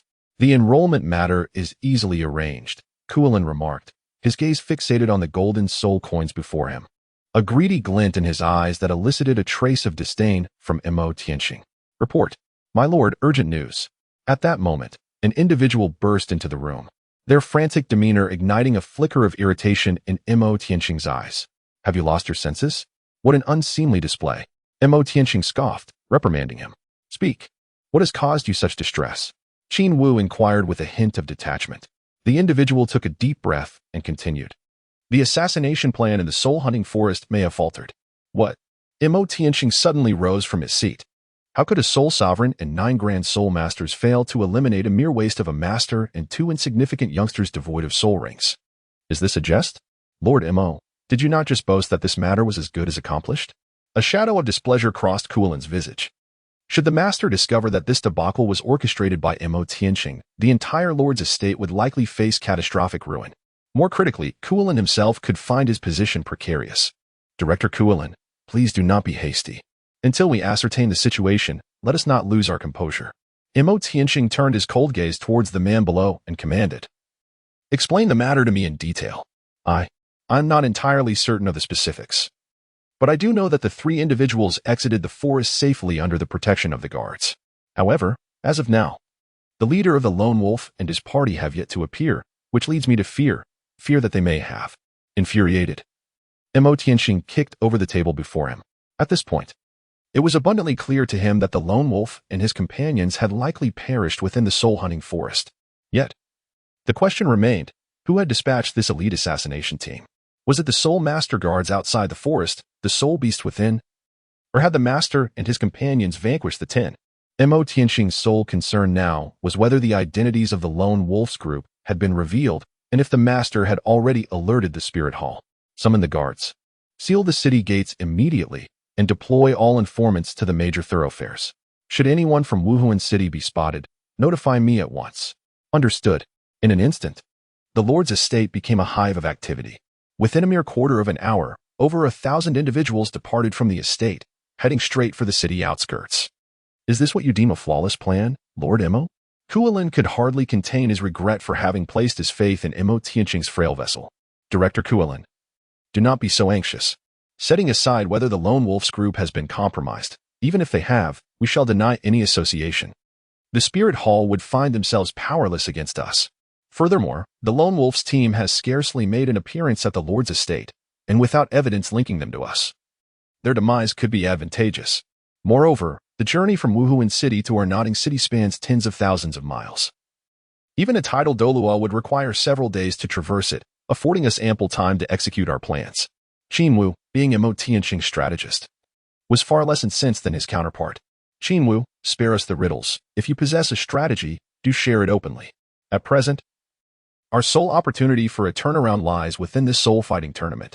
As long as we can, at this moment, just outside the city of Nodding, Qin Yu and his companions are leisurely making their way, appearing utterly unconcerned. Xiao San, this soul-fighting tournament is bound to be far from effortless. You must be mentally prepared. Although the master possesses a certain understanding of Chan Yu and Tang San's abilities, Mo Tianqing will undoubtedly not concede defeat easily. He may even resort to desperate measures, escalating his actions. Rest assured, Master. The very fact that Mo Tianxing has contemplated assassination reveals the darkness of his heart. Xiao San and I have already taken precautions. If I am correct, Mo Tianxing and Kuei Lan are likely scheming another plot. You may proceed with the competition without hesitation. I shall handle the remaining matters. While the master is exceedingly reluctant to entangle himself with the spirit hall once more, this time. To resolve the issues with Mo Tianxing and Kuei Lan once and for all, he must rely on the strength of the spirit hall.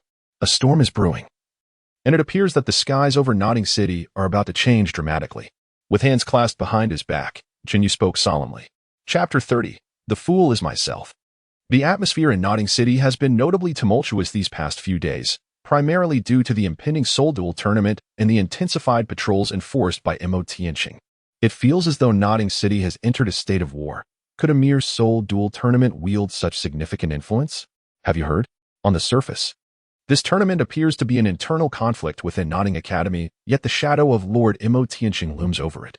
Are you suggesting that Nodding Academy and the Lord's Manor have allied solely to confront those three individuals within the Academy? Surely, you jest. You are unaware that the Academy's head has been residing at the Lord's Manor day in and day out. And I've heard that Dean Kalan's opponent this time is of no ordinary pedigree. The unrest extends beyond the city. Even within Nodding Academy, discord reigns. Kalan has neglected the management of the Academy, resulting in frequent brawls among the students, leading to a stark division into two factions.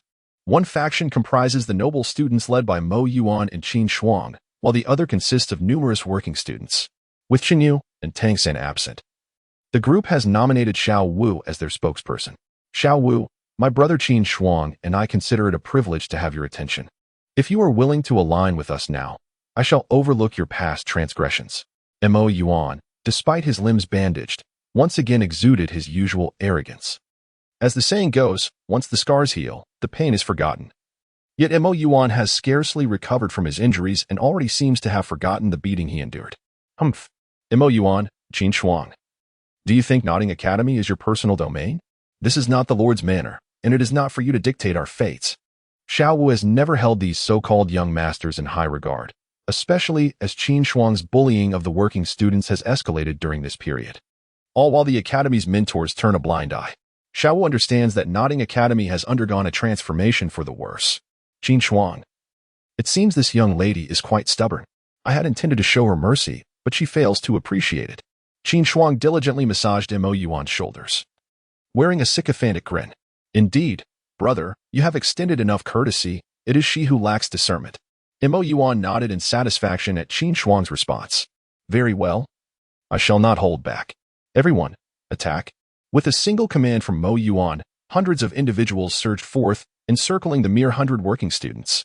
The disparity in qualifications and strength between the working students and these noble youths was vast, and with the overwhelming numbers against them, the outcome of this brawl became glaringly apparent even before it began. First soul skill, waist bow. Xiao Wu's soul power was not inferior to that of the noble students. In fact, it seemed to surpass theirs by a subtle margin. With the aid of her first soul skill, she could easily contend against 10 adversaries. However, her solitary strength was insufficient to alter the entire situation. Before long, apart from Xiao Wu and a handful of others, the remaining work-study students lay sprawled on the ground, wailing in despair. Ah, little girl, I must admit, I did not perceive your true strength. I am willing to offer you one more opportunity to abandon the darkness and embrace the light. If you eliminate the remaining few, I shall let you go unscathed. Despite her exhaustion, Xiao Wu's gaze remained unwavering. Pa, I am the leader of the 7th dormitory. You expect me to betray my comrades? Such a notion is utterly preposterous. A cold smirk graced Mo Yuan's lips as he replied, Since you are so stubborn, I shall grant you what you desire. With a subtle gesture of his eyes, dozens of individuals surged towards Xiao Wu. Even with her agile movements, it was unlikely she could withstand such overwhelming numbers. Is it not shameful to bully a girl in such numbers? In an instant, a colossal dragon-shaped phantom materialized at the heart of the battlefield. Accompanied by a resounding dragon's roar, the throng of assailants was sent flying. First soul skill, Dragon Tooth Thrust.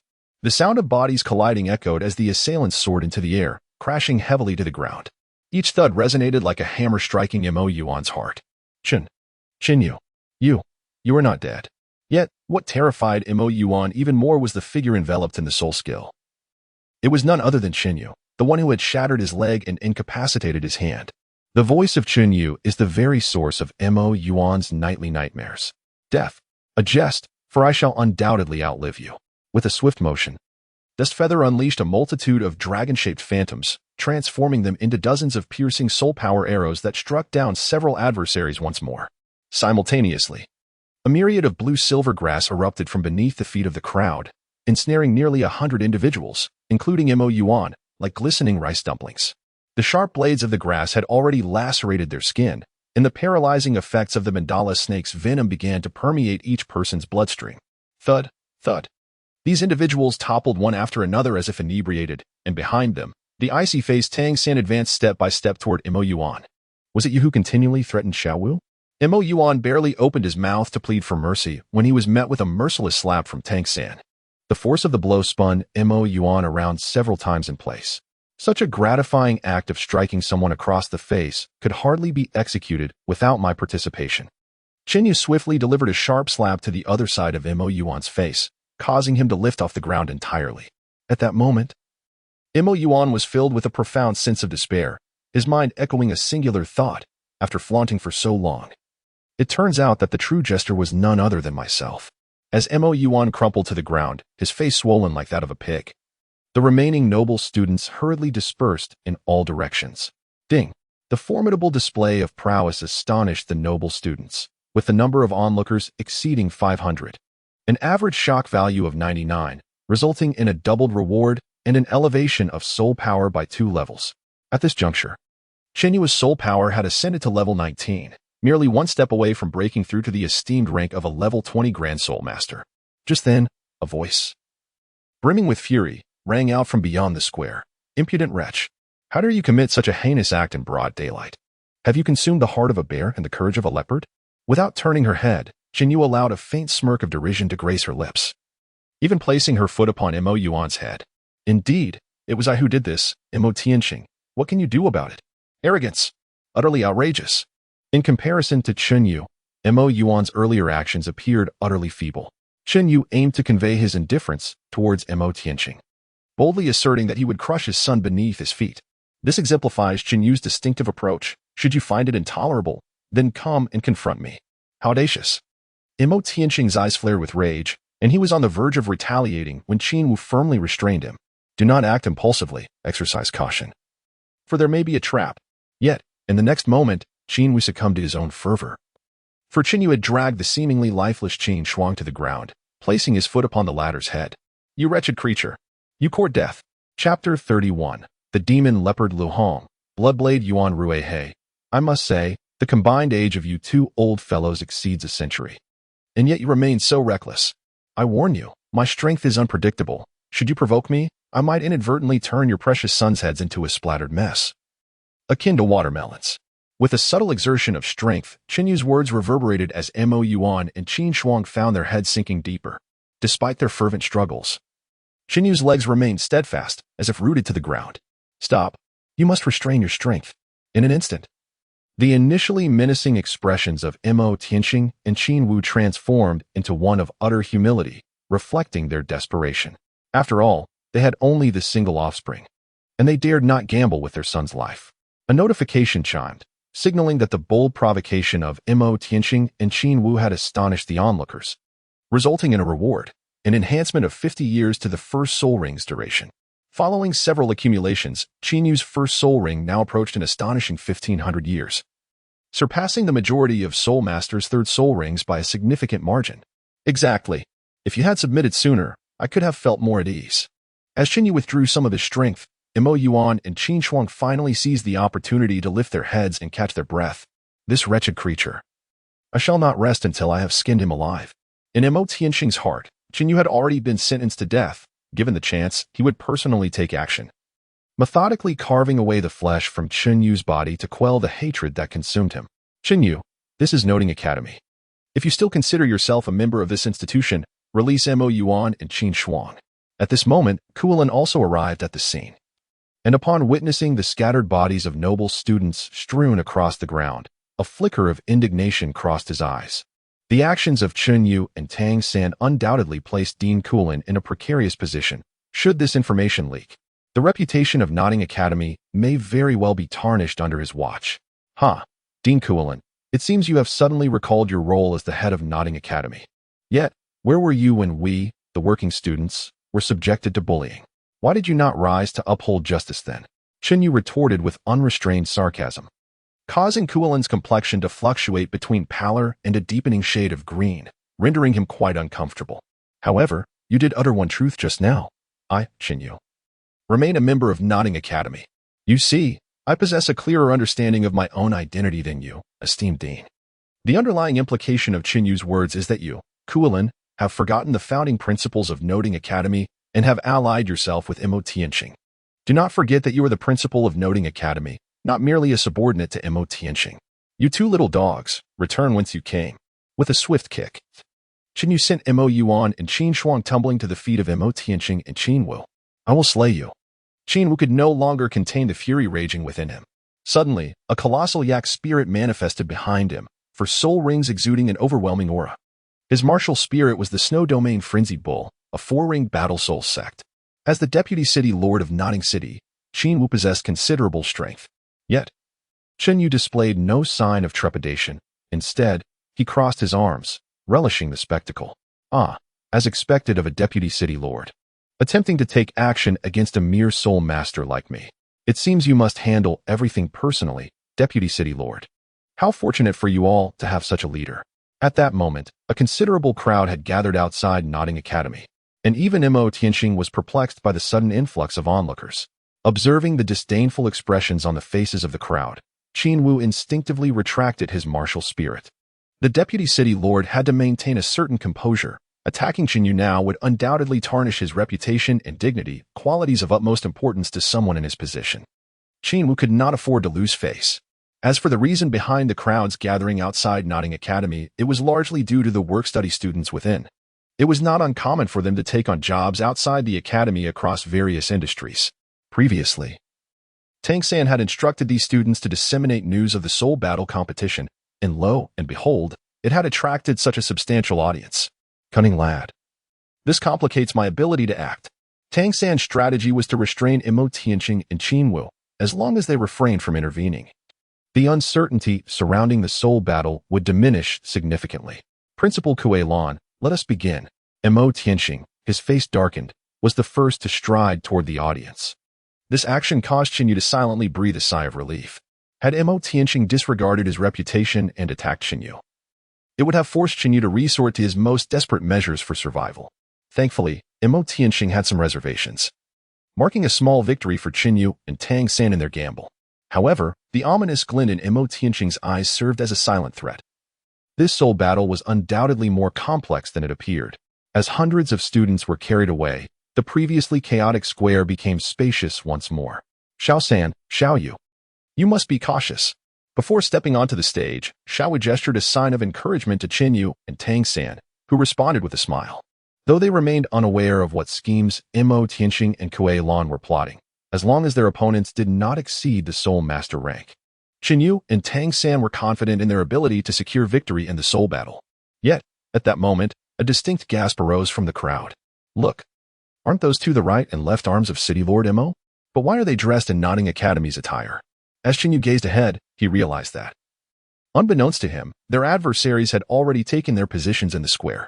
Judging by the fluctuations of soul power emanating from these two individuals, it was evident that they far surpassed the level of a Grand Soul Master.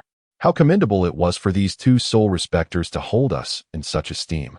Chen Yu and Tang San exchanged glances, both discerning the caution reflected in each other's eyes. The disparity between a soul master and a soul sovereign constituted a significant gap in realms, rendering the soul battle from the outset devoid of any semblance of fairness. The onlookers outside began to murmur amongst themselves. Mo Baolu Hong and Xueran Yuan Rui were notorious for their bloodthirsty nature. This was hardly a soul battle, but rather an evident one-sided massacre. Wasn't this supposed to be an internal competition of the Notting Academy?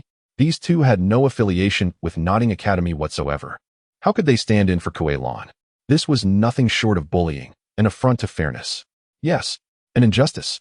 In that moment, voices questioning the integrity of the soul battle rose in waves, even drowning out Kuei Lan's attempts to speak. Silence. Ultimately, It was Imo Tianqing who took the initiative to address the crowd, his voice imbued with soul power, akin to thunder, instantly silencing the protests. You may not be aware, but although Lu Hong and Yuan Rui are two commanders of my city lord's mansion, they were previously graduates of Nodding Academy. This affiliation can certainly be verified with Dean Kuei-lan. Is it not permissible for former students to represent the academy in battle? Imo Tianqing's words led the crowd to quiet down, as there was a semblance of logic in his argument. However, Chun Yu then remarked with a hint of indifference, indeed. Whether they are graduates of Nodding Academy is merely a matter to be confirmed by Dean Kuei-lan. There is no need for us to dwell on this. I trust that Dean Kuei-lan is a person of professional integrity. Wouldn't you agree, Dean? Chapter 32, Soul Master vs. Soul Sovereign, Part 1, At First Glance. Chun Yu's words appeared to be an attempt to extricate Kuei-lan from a predicament, yet upon closer examination, they revealed a deeper significance. On one hand, Chun Yu pointed out that the identities of the demon leopard Lu Hong and bloodblade Yuan Rui could be easily fabricated. On the other hand, he placed Kuei-lan squarely in the crosshairs of public opinion. Should it later be uncovered that Lu Hong and Yuan Rui were not graduates of Nodding Academy, Kuei-lan would be left utterly humiliated, finding himself with no place in Nodding City henceforth. This is undoubtedly true. Kuei-lan would never engage in such sordid dealings. However, he found himself compelled to uphold this deception, for if Lu Hong and Yuan Rui could vanquish Chun Yu in this contest, all issues would be effortlessly resolved. Conversely, both Kuei-lan and even Imo Tianqing would find themselves in a dire predicament. It turns out that it was these two young rascals causing the mayor such distress. Let me see if you truly possess extraordinary capabilities. The demon leopard Lu Hong wore a look of utter disdain. A mere soul master was no more than a plaything he could crush with a single finger. In his eyes, this soul duel was nothing more than a child's farce. While he could not claim to possess 3 heads and 6 arms, he believed that the two of you were simply unworthy of such a title. Chun Yu retorted without reservation, causing both Lu Hong and Yuan Rui to change their expressions. Oh, has the current generation become so arrogant? Old Yuan, shall you take the lead, or shall I? Lu Hong snorted coldly, his fingers slowly tightening as an astonishing wave of soul power surged forth. You seem quite eager. Let these two youngsters witness the terror of the demon leopard. Yuan Rui prudently stepped back, seemingly disinclined to engage, which was understandable. For how could 2 mere soul masters contend with the soul sovereign? Just 1 round, and I shall dispatch these 2 brats. As Lu Hong collided his fists, the potent soul energy caused the air around him to quiver ever so slightly. Beneath his feet, 3 soul rings ascended one after another, and a pitch-black demon leopard soul beast leaped forth, its sharp claws leaving deep gashes in the ground. 1 round? Sir, you truly overestimate yourself. Chun Yu took a deep breath, positioning himself alongside Tang San, creating a subtle encirclement around Lu Hong. Let us wager, he proposed. Should you fail to defeat both of us within a single exchange, you shall bark like a dog 3 times. At this moment, Chun Yu had yet to unleash his martial soul, deliberately setting a trap for Lu Hong to fall into. You exhibit quite a confidence. Very well. If I fail to vanquish both of you within a single round, I shall concede defeat. As expected, Lu Hong foolishly took the bait, oblivious to the fact that the soul master, the lone wolf, had already succumbed to Chun Yu's prowess. Had he been aware of this, Lu Hong would likely not appear so untroubled. You made this declaration yourself. Do not renege on your word. With a forceful kick, Chun Yu struck the ground, causing the hard stone tiles to shatter and crack in several places. At that moment, the formidable aura of the heavenly dragon phoenix martial spirit enveloped the entire arena. What a terrifying pressure emanating from the martial spirit. Not only did Lu Hong and Yuan Rui rise abruptly, but even Imo Tianqing and Kuei-lan's group stood in astonishment. Their faces devoid of any trace of disdain, replaced instead by a profound sense of shock. Ding! The dragon phoenix manifested, stunning the audience with a shock value of 99. And rewarding a 10-fold enhancement voucher for the martial spirit pressure. 10-fold enhancement voucher for martial spirit pressure, upon use. The pressure of the heavenly dragon phoenix martial spirit will amplify 10-fold for a duration of 10 seconds. Chun Yu certainly would not hesitate to utilize the amplification voucher. As he approached Lu Hong, with only 3 meters remaining, he promptly clicked to activate it. In an instant, Lu Hong felt an overwhelming pressure enveloping him, causing even the soul power surging within him to come to a sudden halt. The magic leopard martial spirit, too, withered at an alarming rate. Moreover, the soul ring that had just illuminated around Lu Hong dimmed significantly, yet Chun Yu's soul technique showed no signs of interruption. The first soul technique, Dragon Tooth Thrust. Amidst the resounding roar of a dragon mingled with the wails of the magic leopard. Onlookers could only observe Lu Hong being propelled through the air like a mere wooden puppet, struck by Qin Yu's attack. Immediately thereafter, several strands of blue-silver grass erupted from the ground, ensnaring Lu Hong's limbs tightly. At that moment, Tang San also deployed his first soul technique. The first soul technique. Bind. The magic leopard martial spirit, being of the agility attack type, possessed only mediocre defensive capabilities. The sharp edges of the blue-silver grass sliced through Lu Hong's skin, allowing the venom of the mandala snake to swiftly infiltrate his body. The paralyzing effect rendered Lu Hong somewhat disoriented, while Qin Yu's lethal strike was imminent. Bone-cutting. The blood-striped, bloodthirsty dagger surged toward Lu Hong's vital heart. Yet, unexpectedly, it was intercepted mid-flight by a crimson longsword. It was none other than Yuan Rui who intervened, wielding his martial spirit, the bloodthirsty sword. Ah, are you in such a hurry? Alas, you shall never comprehend the terrifying adversary you face. Qin Yun seemed to have anticipated Yuan Rui's intervention, displaying no hint of surprise on his visage. At that moment, the figure of Qin Yun before Yuan Rui subtly quivered and vanished from his sight. The seven-star phantom step, Yo Guang. What Yuan Rui had intercepted was merely a doppelganger created by the seven-star phantom step, while Qin Yun's true form had already arrived beneath Lu Hong. Simultaneously, the dragon-shaped illusion formed by Dragon Tooth Thrust had raised its sharp dragon horn, aiming directly at Lu Hong's vulnerable back. The Dragon Tooth Thrust was not merely a means for Qin Yun to possess formidable breakthrough capabilities. It was the dragon horn that represented the most powerful attack of the Dragon Tooth Thrust.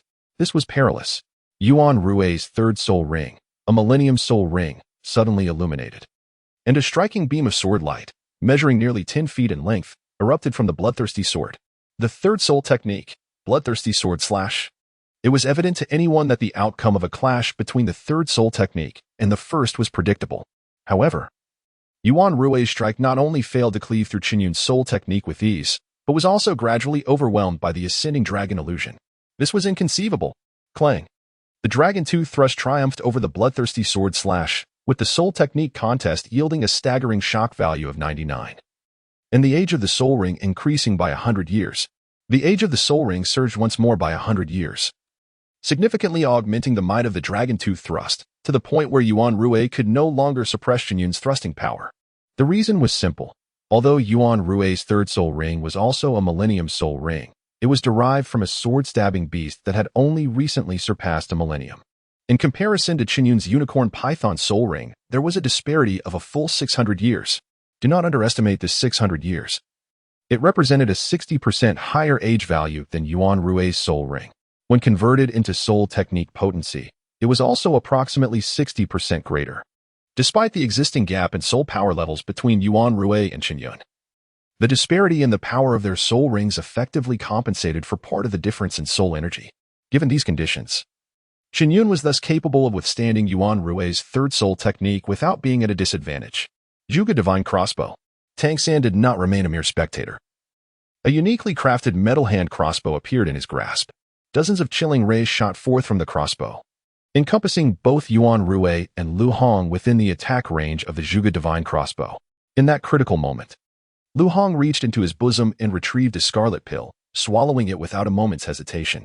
Instantly, a dense, blood-colored mist erupted from Lu Hong's body, and simultaneously, his soul power surged as if he had consumed a potent elixir, expanding at a visibly rapid pace. The third soul technique, 100 Leopards Instant Kill. Chapter 33, Soul Master vs. Soul Sovereign, Part 2. The once subdued magic leopard martial spirit, previously pressed down by the Ing Tian Dragon Phoenix martial spirit, now exhibited special dark red patterns upon its obsidian body, resembling a transformation into a new coat of fur. Moreover, the magic leopard spirit appeared to disregard the intimidating aura emanating from the Dragon Phoenix spirit, its eyes brimming with an astonishing madness. Nearly 100 identical magic leopard spirits surged in all directions, severing the blue-silver grass that had tightly ensnared Lu Hong's limbs. The soul transformation pill. Kuei Lan was acutely aware that Mo Tianqing possessed the knowledge to concoct this malevolent elixir. The soul transformation pill could amplify the wielder's spirit power severfold, even dozens of times, within a brief period. However, its side effects were equally pronounced. This potion was predicated on exhausting the latent potential of the Soul Master. And once its effects wore off, the user's spirit power would plummet by a significant tier. Just like Lu Hong, regardless of victory or defeat in today's battle, his soul power would inevitably regress to that of a great Soul Master. This was Lu Hong's ultimate gambit. Despite having possessed this perilous potion for nearly a decade, he had never resorted to using it.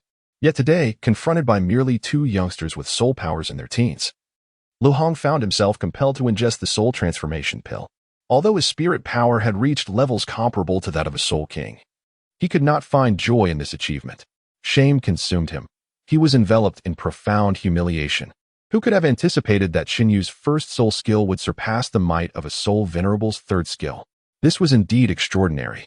It was unlikely that the Soul Master realm would witness such an exceptional talent for centuries to come. Clang! The arrows shot from the Zhuge Divine crossbow were simultaneously shattered, as if no force could approach within 10 meters of Lu Hong. The soul transformation pill, Yuan Rui, having known Lu Hong for decades, was taken aback by his decision to confront the current predicament in such a manner. Given Lu Hong's age, the prospect of him returning to the realm of a Soul Venerable was virtually impossible, signifying that he would henceforth be rendered a half-disabled individual. Infuriating, Yuan Rui wielded his bloodthirsty sword spirit with fervor, and in a fit of rage, he managed to suppress Qin Yu's dragon tooth thrust once more. Xiao San, it is time. With a deft pull of his fingers, Qin Yu unexpectedly ensnared a translucent thread around Lu Hong's arm, while the other end remained firmly in Tang San's grasp. The Xianbing silkworm thread, not only serving as the bowstring for the Zhuge Divine crossbow, was itself extraordinarily sharp. With merely a slight exertion, the delicate Xianbing silkworm thread effortlessly severed Lu Hong's arms. The glaring crimson blood splattered across the ground, and the scene unfolded so suddenly that even Lu Hong himself felt no sensation as his limbs vanished without a trace. What manner of technique is this? In the span of a single exchange, the tides of battle had shifted once more. The previously exuberant Lu Hong had been rendered incapacitated by Qin Yu's singular strike. It is worth noting that Lu Hong had yet to unleash his full potential after consuming the transformation soul pill, only to become a mere shadow of his former self, leaving Mo Tianqing momentarily bewildered. Ding! A strike that incapacitated a soul sovereign, averaging a shock value of 99, rewarded with a 10,000-year soul ring. A 10,000-year soul ring. With a glimmer of hope in his eyes, Qin Yu realized that with his current strength, he was no match for a 10,000-year soul beast. However, if his soul power were to reach level 20, would he not be able to absorb this 10,000-year soul ring at the second soul ring? The mere thought of a 10,000-year second soul ring was exhilarating. Yet, this was not the time for such musings. Yuan Rui, distracted, was sent flying several meters away by a sudden collision with Qin Yu. The question of when Lu Hong had been struck puzzled not only Mo Tianqing but also captivated all the onlookers. It turned out that the mysterious ice silkworm thread had been concealed within Tang San's first soul skill. From the very beginning, Tang San understood that with his first soul skill, he could not possibly restrain a soul master for long. Therefore, the entanglement of the blue-silver grass was merely a ruse. The true lethal move was the seemingly inconspicuous ice silkworm thread. Having lost both arms and a significant amount of blood, Lu Hong felt darkness enveloping him as his body fell backward. A dignified soul master outwitted by two 6-year-old children was a testament not only to his negligence but also to the meticulous planning executed by Qin Yu and Tang San prior to the match.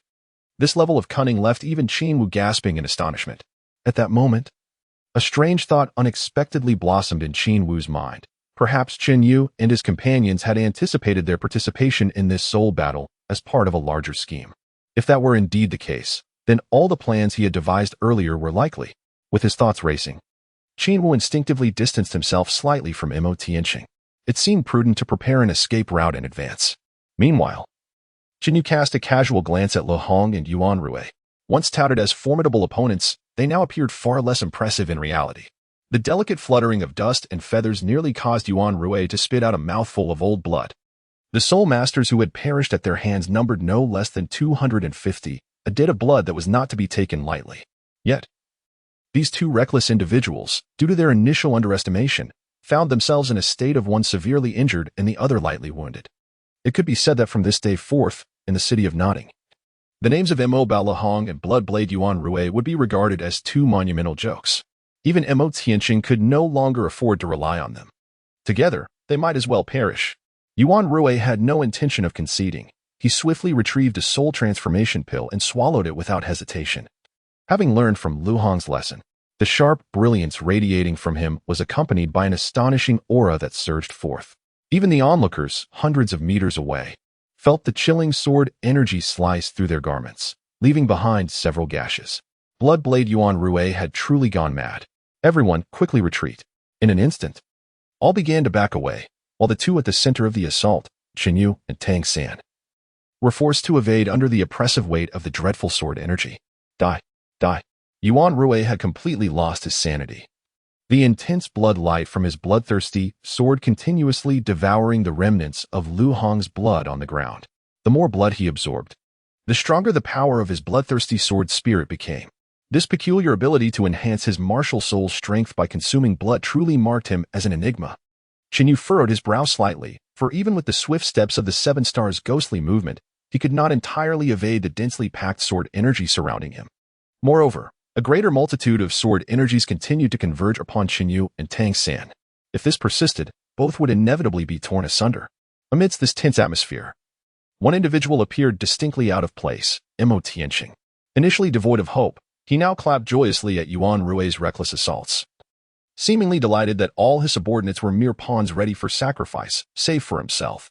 Mo Tianqing's actions only deepened Qin Wu's subtle aversion. Mo Tianqing, it is not that I wish to betray you. Rather, you are simply not worth the loyalty of others. Chapter 34. Fish die and nets break. More crucially, Qin Wu had recently received a piece of intelligence. The contents were succinct, comprising but a single sentence. The Soul Sage of the Spirit Hall had arrived in Notting City. The swiftness with which the formidable beings of the Spirit Hall reached Notting City astonished even Qin Wu.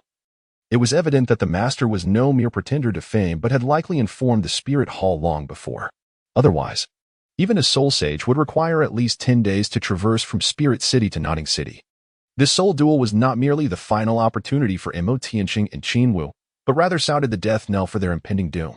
Qin Wu, being a shrewd individual, would certainly not linger aboard Mo Tianqing's sinking ship. For a man like Qin Wu, there are no eternal friends or enemies, only everlasting interests. If necessary, he would even sacrifice his own son. Compared to Mo Tianqing, Qin Wu possessed the potential of a true tyrant. When those two youngsters falter against Yuan Rui, I shall intervene, thereby allowing me to appear as one who has turned from darkness to light. Observing the battlefield nearly dominated by Yuan Rui, Qin Wu awaited the opportune moment with quiet anticipation. Second soul skill, rivers flow into the sea. Thousands of minuscule sword shadows, scarcely an inch in length, continuously shot forth from Yuan Rui, rendering him akin to a human porcupine. These innumerable sword shadows converged to form a unique long river, its grand momentum suffocating the onlookers. Was this the true power of Bloodblade Yuan Rui? Indeed, it was formidable. Concern began to swell in the hearts of the spectators for Qinyu and Tang San, who stood beneath the blood-sword river. Once these countless sword shadows descended, even a soul sovereign would hesitate to confront them, let alone two mere soul masters who had only just acquired their first soul ring. In the face of absolute power, your so-called schemes and tactics merely become a source of laughter. Today, you shall learn what it means to be subjected to 1,000 cuts. With a swift motion of his bloodthirsty sword, Yuan Rui summoned a violent surge from the Crimson River, the air thick with the sword's aura, leaving behind deep gashes upon the ground. Yet, Qinyu and Tang San did not retreat an inch. Instead, they boldly stepped forward together. First soul skill, Dragon Tooth Thrust. First soul skill, Bind. An ethereal dragon manifested, its form enveloped in countless blue-silver grasses, resembling a unique armor crafted from this special flora. This was a novel application of the first soul skill of the blue-silver grass, devised by Tang San himself. The bind not only served as a formidable control technique to restrain foes, but also transformed into a resilient shield of defense for allies. The transition from offense to defense rested solely on Tang San's will. Could this be a soul skill combination? The master, observing from the crowd, was astonished. He had merely mentioned the concept of soul skill combinations to Tang San and his companions, yet they had swiftly grasped this capability in such a short span of time. This was not merely a matter of talent, it was about whether the two could synchronize their thoughts. Though the term soul skill combination and soul fusion technique differ by a single word, the former's potency is only a third of the latter's. A soul skill combination involves merging two or more soul skills, while a soul fusion technique blends two soul spirits into one, an essential distinction. The dragon clad in blue-silver grass armor before them, was the product of this soul skill combination. However, the Master's brief relief was soon overshadowed by a wave of concern. Even if Chinyu and his companions successfully executed the soul skill combination, they faced an extraordinary adversary.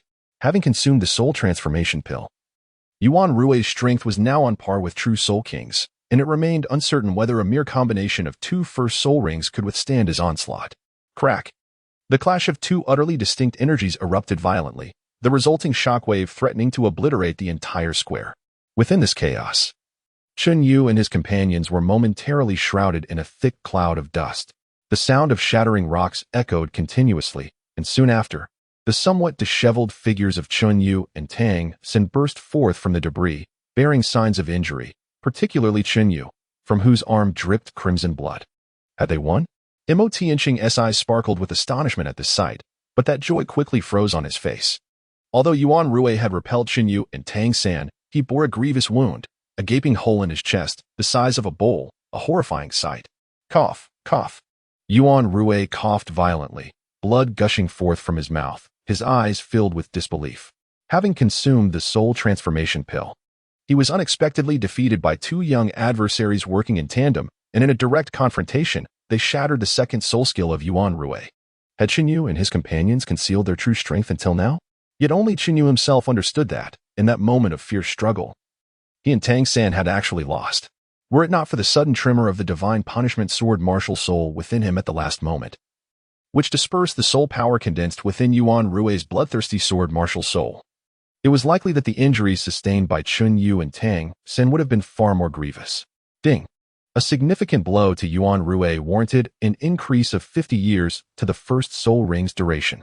With Yuan Rui's defeat, what was once an unambiguous battle in the soul arena concluded with the two young ones emerging victorious.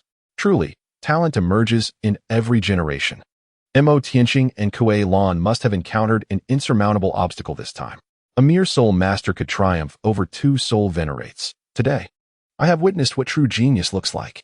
Amidst the crowd, jeers and taunts resonated incessantly, striking Mo Tianqing and Kuei Lan's ears, contorting their expressions into masks of rage. Yuan Rui, what are you waiting for?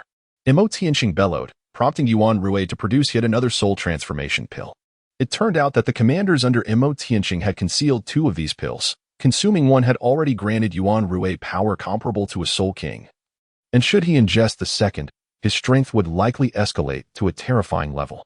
However, taking two soul transformation pills in succession would bring Yuan Rui's life to its end. This time, he was expending all his vitality.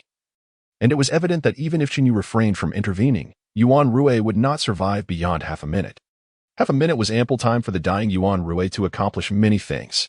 Brat, prepare to accompany me in death. Ignoring the blood flowing from his wounds, Yuan Rui unleashed a series of grandiose attacks that cornered Chinyu and Tang San into a perilous situation. Indeed, Yuan Rui's final counterattack was exceptionally ferocious. You wish for us to perish together, but alas, you have forgotten that a frenzied bear cannot catch a nimble little fox.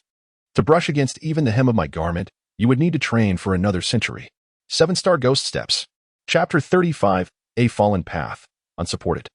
Chinyu and Tang San glided like two slippery loaches, while Yuan Rui's direct assaults failed to connect with either of them, causing his own body to disintegrate at an increasingly rapid pace. What a fool.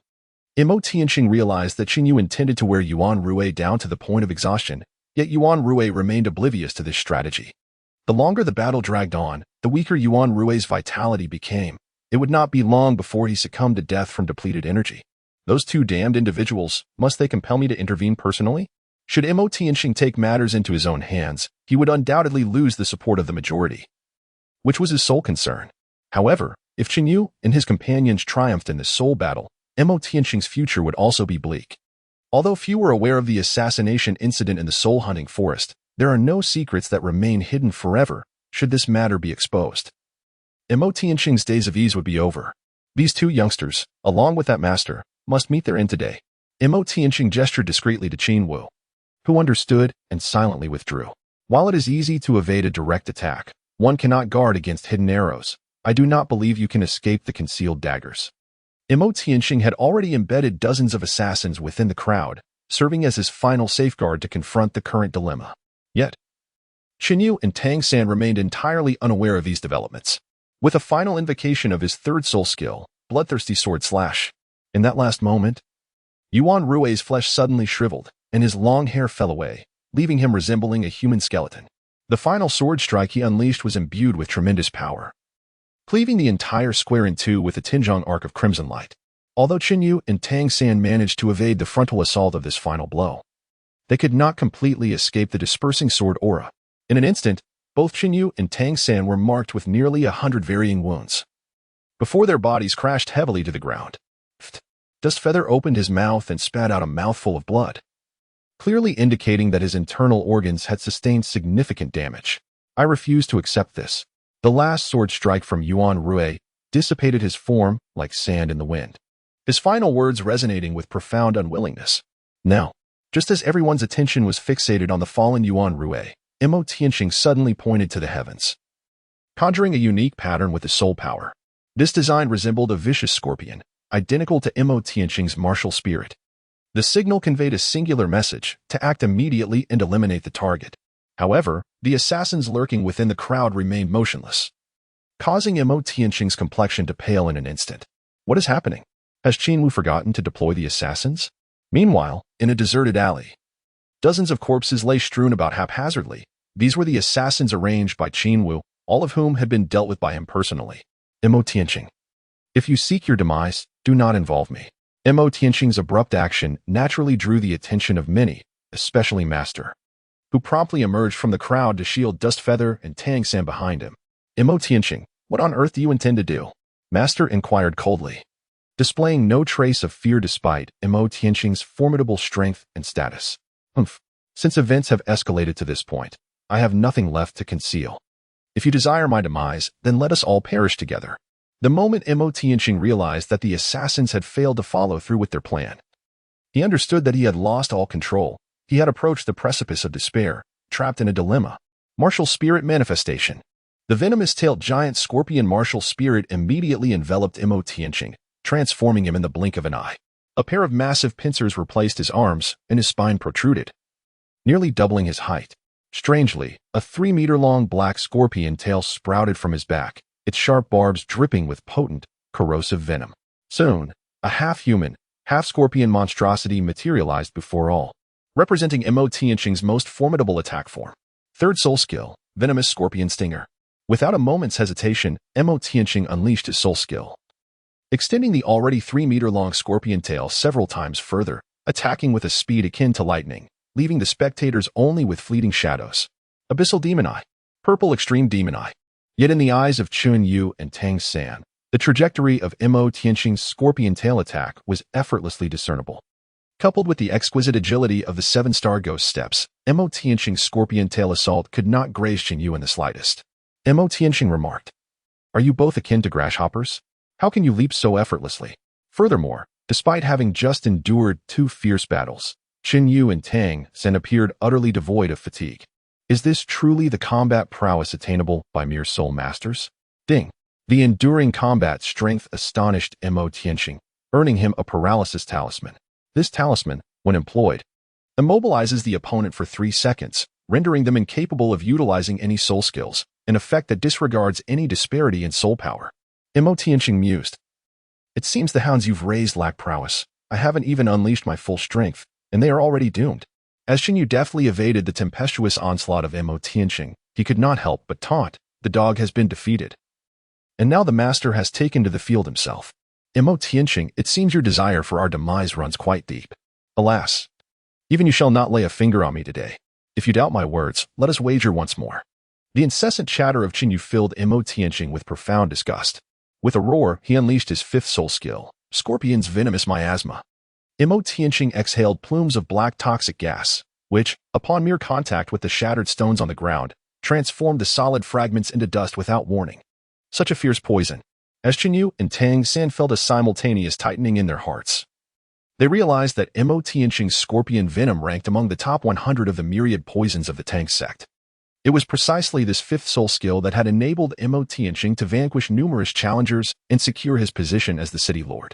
Yet, even Mo Tianqing himself could not have anticipated that one day he would employ his most formidable soul skill against 2 young souls with merely a dozen levels of power. Imo Tianqing, it seemed, you have been so thoroughly frightened that you dare not even accept the challenge from a mere soul master like myself. A challenge? Huh. What a farce.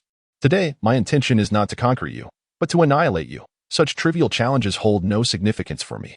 Imo Tianqing's back swelled with several bulges, as if something were about to emerge from within.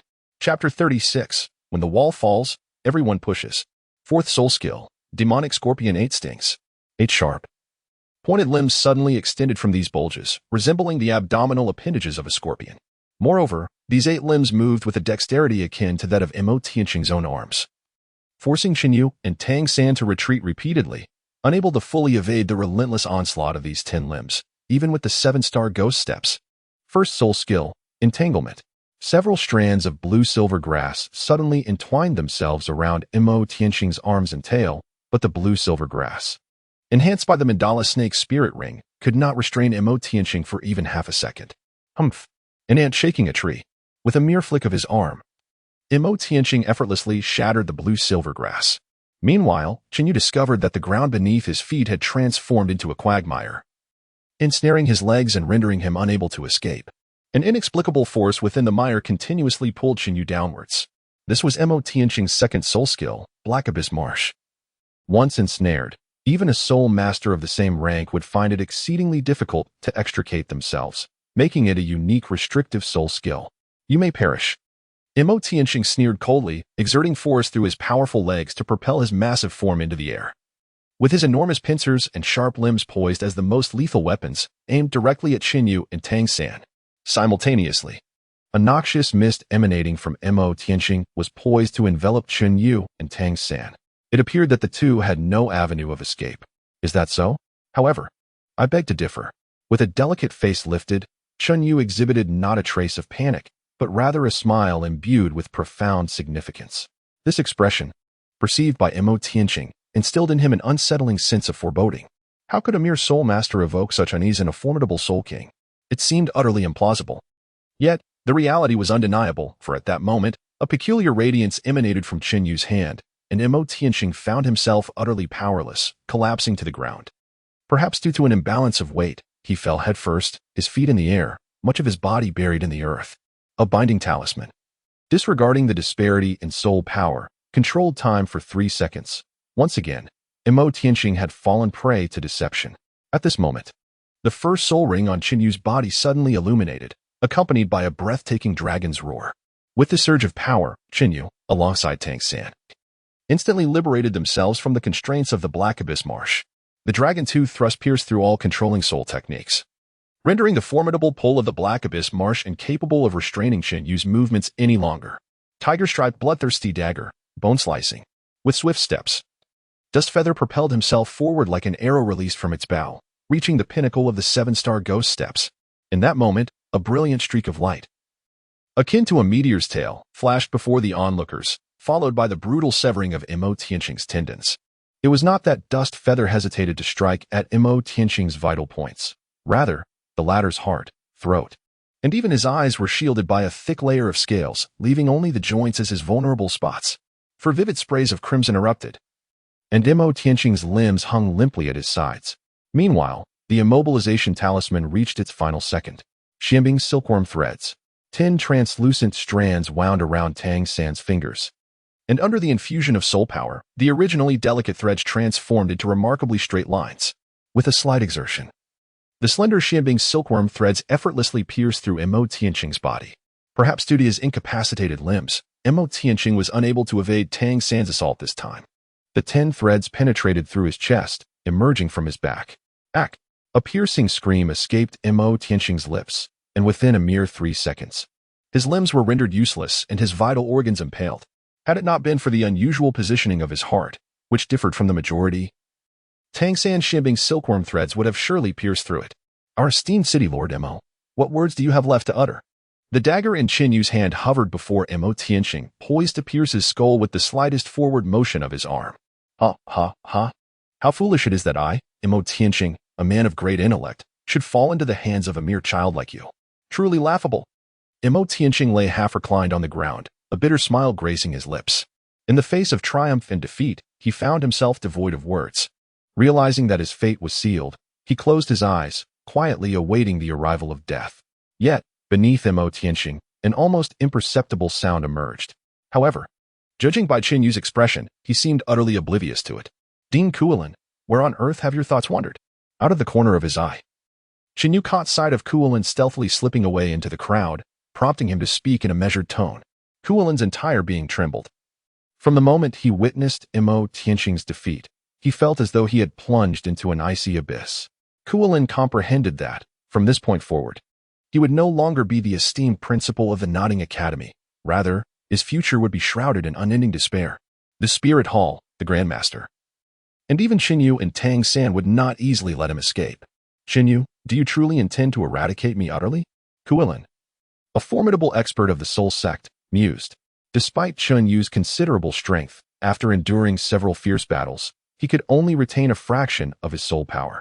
If Kuolin were to gamble with his life, at least one among Qin Yu and Tang San would meet their demise. Eradicate me utterly? Did you ever contemplate mercy when you and Mo Tianxing conspired against us? With an expression devoid of joy or sorrow, Qin Yu held the tiger-striped bloodthirsty dagger, from which a faint gleam of sharpness emanated. Ding!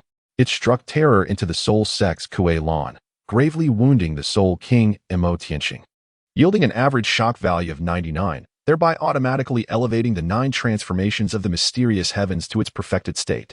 9 transformations of the mysterious heavens, perfected. The speed of soul power cultivation is enhanced 20-fold, activating the chaotic spirit body. Chaotic spirit body, initial stage, allows for the seamless transition between various attributes of soul power, automatically negating 10% of the opponent's soul skill potency while enhancing one's own soul skill potency by 10%.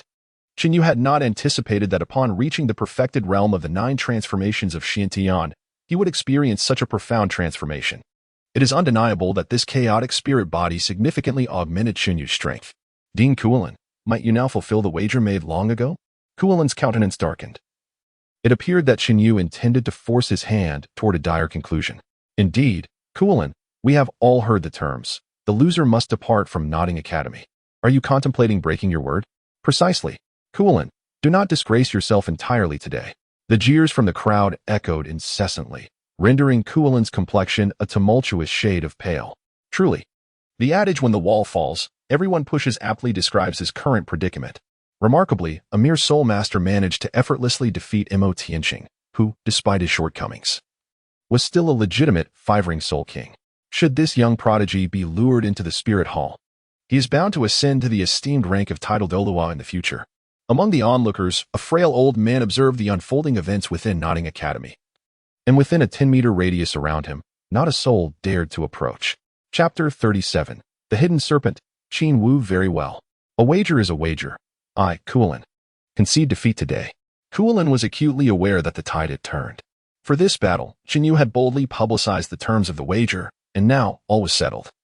And nothing remained to be done. Before departing, Kuolin cast a venomous glare at Qin Yu, his eyes brimming with menace. Just when everyone presumed the soul battle had concluded, Mo Tianxing, who had been lying on the ground like a defeated dog, suddenly rose to action. In that moment, Mo Tianxing bore no semblance of being gravely injured. It was as if he had been reborn from the ashes. Qin Yu, prepare to meet your demise. Mo Tianxing's enormous pincers, akin to 2 formidable blades, lunged toward Qin Yu, capable of cleaving even an iron ingot in 2 with ease.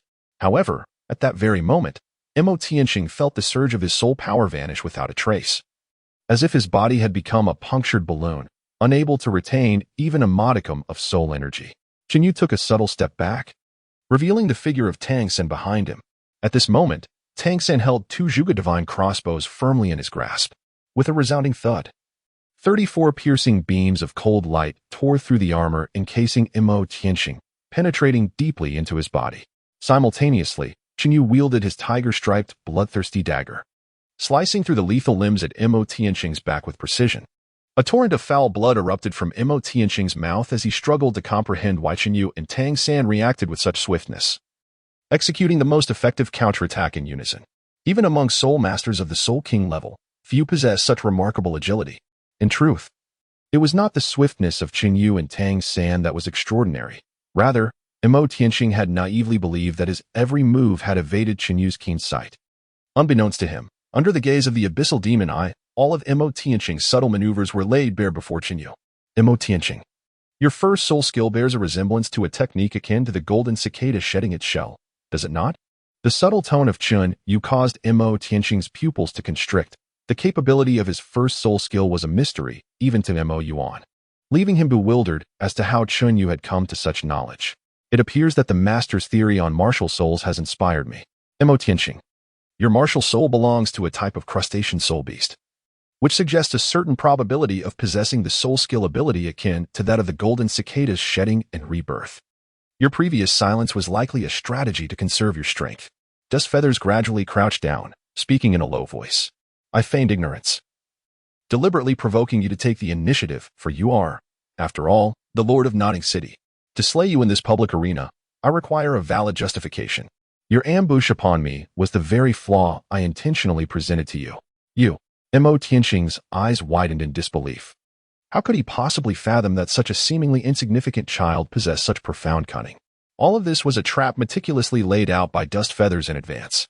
Moreover, just as I surmised, your rebirth through the power of soul techniques must have significantly compromised your physical defenses, rendering you even weaker than an ordinary person. At this juncture, my concealed weapon could unleash its full lethality. Thus, the Zhuge Divine Crossbow pierced Imo Tianqing's body with such ease, revealing the underlying reason behind it. At this point, I might as well add, Imo Tianqing, your judgment of character is woefully lacking. Have you not yet realized that you have long been afflicted by a potent poison? In truth, Dust Feathers had detected the accumulation of toxins within Imo Tianqing from the very beginning, a result of years of gradual buildup. This toxin remains undetectable under normal circumstances. However, once Imo Tianqing exerted his soul energy for an extended duration, the latent poison within him would incessantly corrode both his soul power and physical form. Consequently, Imo Tianqing's meridians are significantly shorter than those of an ordinary person, which is why he felt breathless and his soul energy dissipated after merely employing a few soul techniques. These were the dire consequences of his poisoning. The sole individual capable of covertly administering this poison to Imo Tianqing was none other than Qin Wu. Qin Wu, you traitor! Imo Tianqing was engulfed in rage. Unprepared for the betrayal of his trusted confidant, and a mouthful of reverse blood shattered his heart's meridians. Imo Tianqing, I had no desire to kill you. Yet your aggressive demeanor has undeniably crossed my threshold. You have brought this upon yourself. Now, prepare for your journey onward. Without a moment's hesitation, Qin Yu's sharp dagger glided across Imo Tianqing's throat. This formidable figure, who had dominated Nodding City for many years, fell today at the hands of an inconspicuous young man. Meanwhile, hidden nearby, Qin Wu breathed a sigh of relief at this scene. With Imo Tianqing's demise, the reins of power in Nodding City would undoubtedly fall into his grasp. The poison that had scattered souls had indeed aided Qin Yu significantly. It was now time for me to take the stage. In a swift motion, Qin Wu suddenly appeared in the square, yet his gaze towards Chun Yu and Tang Xin bore no hint of malice. Instead, it resembled that of a benevolent elder observing his juniors, filled with warmth and kindness. I, Qin, wish to express my gratitude to these two youthful heroes for ridding Nodding City of the scourge that was Imo Tianqing. What many do not know is that Imo Tianqing was indeed a man steeped in malevolence, with countless blood debts to his name. It appears that Qin Yu had long anticipated that all of this was orchestrated by Qin Wu. From the moment Qin Wu mysteriously vanished to the sudden poisoning of Imo Tianqing, everything is intricately connected to him. If Imo Tianqing is likened to a ferocious wolf, then Qin Wu is akin to a venomous serpent lurking in the shadows. In this soul duel competition, the greatest beneficiary is not Qin Yu, but rather Qin Wu himself. On one hand, he has seamlessly ascended to the position of the Lord of Nodding City. On the other, with cool and abdicating, Qin Wu is poised to temporarily assume control of the Nodding Soul Master Academy in his esteemed capacity as City Lord. One could say that Qin Wu has transformed himself into the most powerful figure in Nodding City. Congratulations are in order for Lord Qin. This time, Qin Yu found himself wielded as a blade by others. Though he felt a profound discontent at being exploited, he could not afford to confront Qin Wu openly just yet. Firstly, after a series of fierce battles with Tang San, Qin Yu was left severely weakened and unable to continue fighting. Secondly, Qin Wu's actions revealed not a single flaw. To engage in battle with him would be to act without justification. Lastly, there had been no significant conflict between Qin Yu and Qin Wu. Whatever Qin Wu intended was of little concern to Qin Yu, who would not remain in Nodding City for long. Weighing the pros and cons, Qin Yu took the initiative to extend his congratulations to Qin Wu before turning to depart. This gesture was sufficient to convey Qin Yu's stance. Qin Yun's indifferent demeanor, though it sent a chill through Qin Wu's heart, did not alter his expression in the slightest. One day, I shall force you to kneel before me, begging for mercy. Following this battle, the names of Qin Yun and Tang San spread throughout the entirety of Nodding City, as everyone became aware of the two youthful prodigies from Nodding Academy, who, in a single day, achieved the remarkable feat of defeating both a Soul Sovereign and a Soul King. Chapter 38. Old Jack sounds the alarm. Qin Yun's fury for a full week, Nodding City descended into chaos, with various factions stirring restlessly, particularly those vying for the position of City Lord, of which there were no small number. During this time, Qin Wu had suffered defeat at the hands of numerous opponents. Yet the throngs gathered before the City Lord's mansion showed no signs of diminishing. Meanwhile, Qin Yun showed little concern for who would ultimately claim the title of City Lord. After a week of recuperation, he finally regained his vitality. Xiaoyu, are you all right? The master and Tang San had vigilantly stationed themselves before Qin Yun's door, fearful of any unforeseen mishaps. I feel quite well, he replied. Dustfeather moved his somewhat stiff body. In fact, he had fully recovered in just one day. And for the remaining 6 days, he meticulously organized the abilities he had acquired. Qin Yu, age 6, possesses a soul power level of 19. He is endowed with dual martial souls, the ascended dragon phoenix in its growth phase, which upon its second awakening, amplifies the host's soul power reserve 6-fold and enhances the rate of soul cultivation by the same factor. His first soul ring, aged 1,678 years, grants him the soul skill Dragon Tooth Stab. His martial soul, the divine punishment God-slaying sword, has exhausted its power and is temporarily sealed for the second time, with a release progress of 41,000, currently lacking any soul rings. Among his techniques is the Xiantian Treasure Talisman Divine Grade, which increases the number of God-slaying dark weapons, augments the compendium of divine herbs, and provides methods for concocting the exquisite immortal poison. The 9 transformations of Xiantian perfected represents an enhanced version of the Xiantian technique. It has awakened the chaotic spirit body, resulting in a 20-fold increase in soul power cultivation speed. The Starfall technique, an ancient martial art, has allowed him to master the Meteor 9 Flickers, Meteor Strike, and 7-star Ghost Steps, with proficiency maxed at 1,000, enhancing power by 1%. His Abyssal Demon Eye is a divine grade ocular technique. It possesses a passive ability to see through all illusions in the world, disregarding the soul power disparity between opponents. Its active skill, the Divine Descent, consumes the user's mental energy to ensnare foes in an abyssal illusion, with the duration and potency varying according to the soul power difference between the combatants. His soul guide, the Bloodthirsty Tiger Strike Dagger, has been enhanced to level 1. Capable of shattering all defensive soul skills below the soul sect level, skills can be upgraded. Bloodthirsty, for every instance of damage inflicted by the dagger, the user restores 1% of their stamina. This skill cannot be upgraded. The theoretical framework of martial souls has been recompiled into 10 core competitive theories, encompassing knowledge regarding divine-grade martial souls and soul rings. In merely a few months, Qin Yu's strength has multiplied several times since his arrival at the Nodding Academy, rendering him nearly invincible beneath the rank of Soul Sovereign.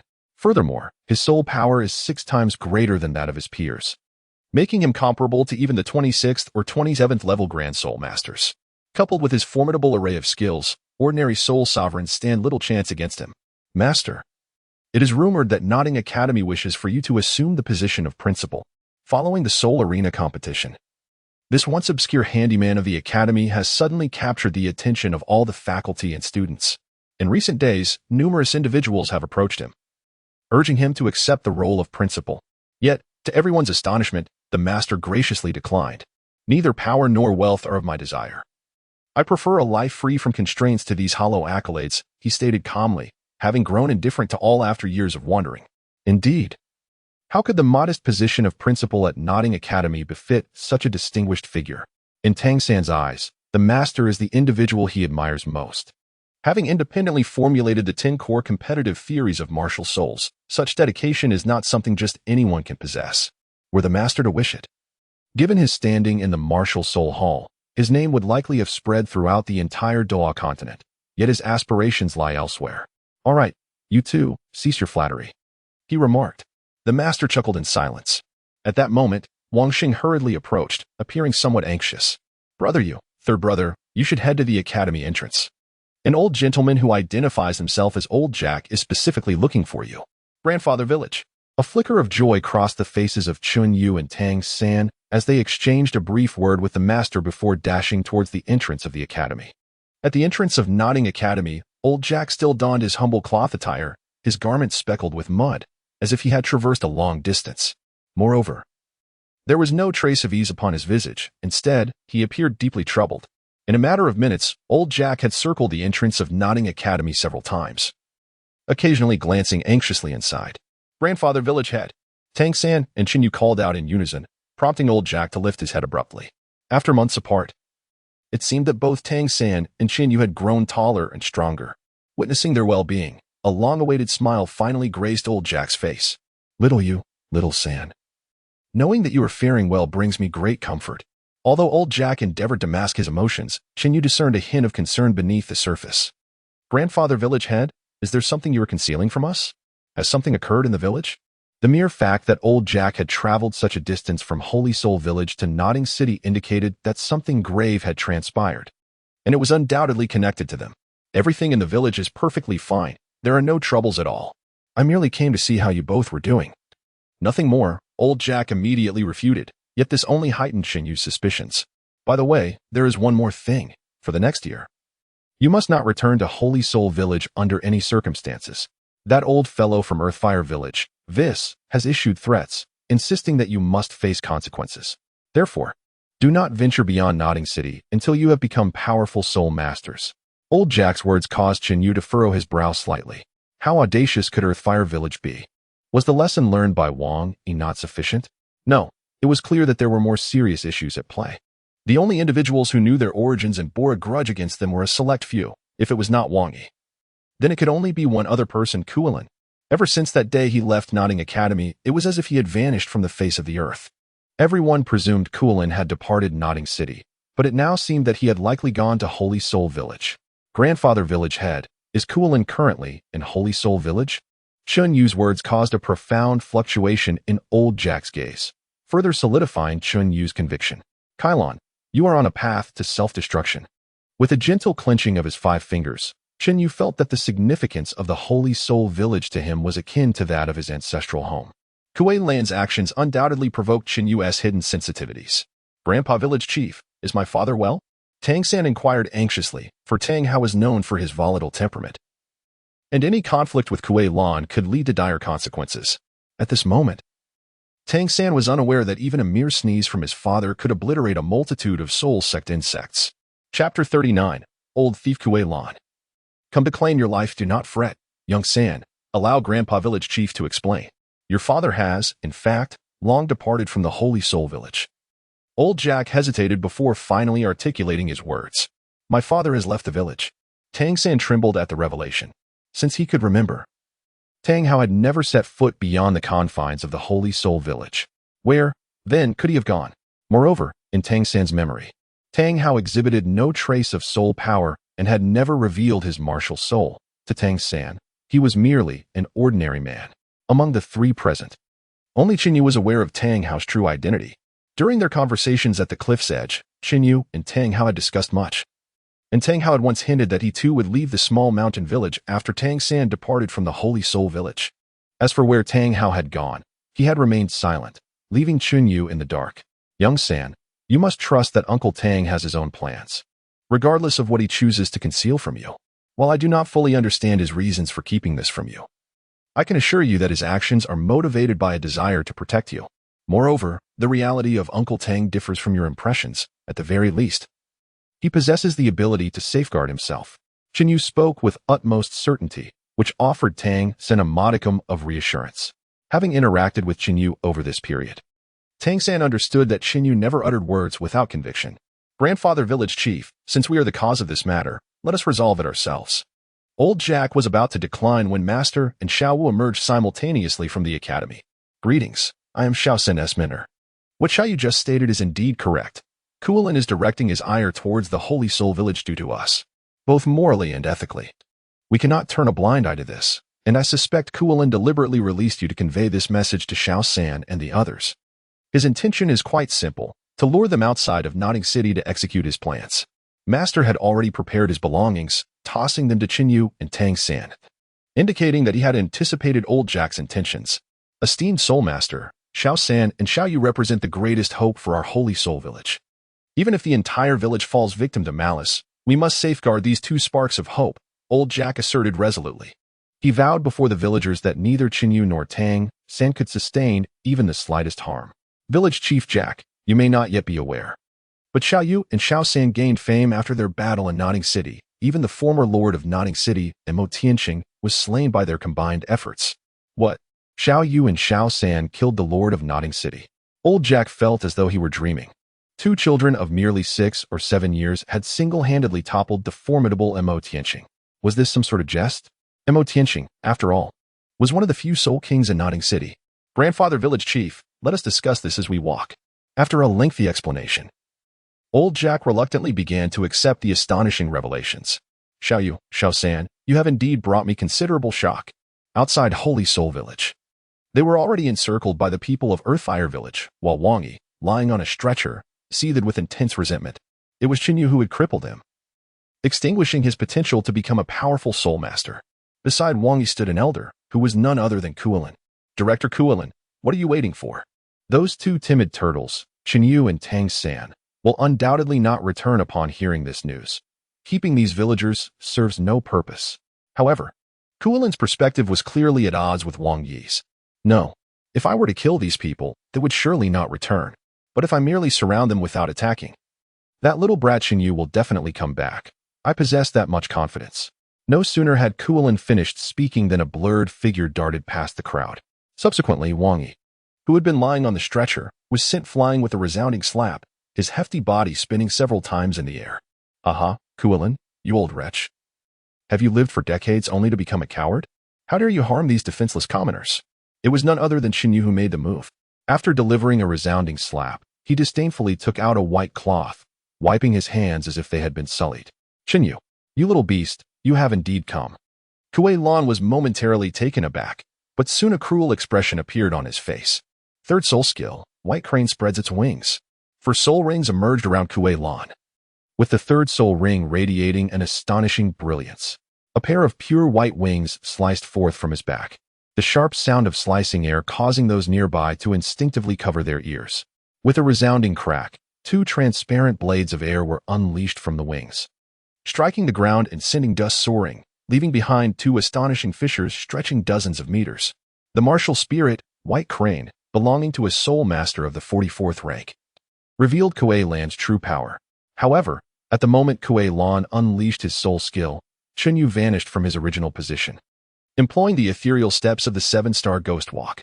When Qinyu reappeared, he stood beside Kuei Lan, brandishing a small serpent-shaped martial spirit, his own martial spirit. The Celestial Dragon Phoenix.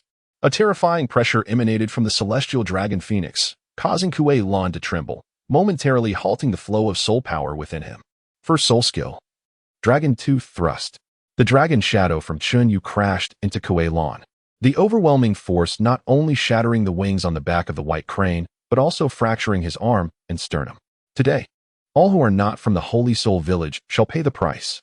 Cheney's eyes, akin to the depths of a black hole, swept across the faces of every individual in the Earthfire Village. Those who felt the weight of his gaze immediately experienced a tightening sensation throughout their bodies, akin to plunging into an icy abyss.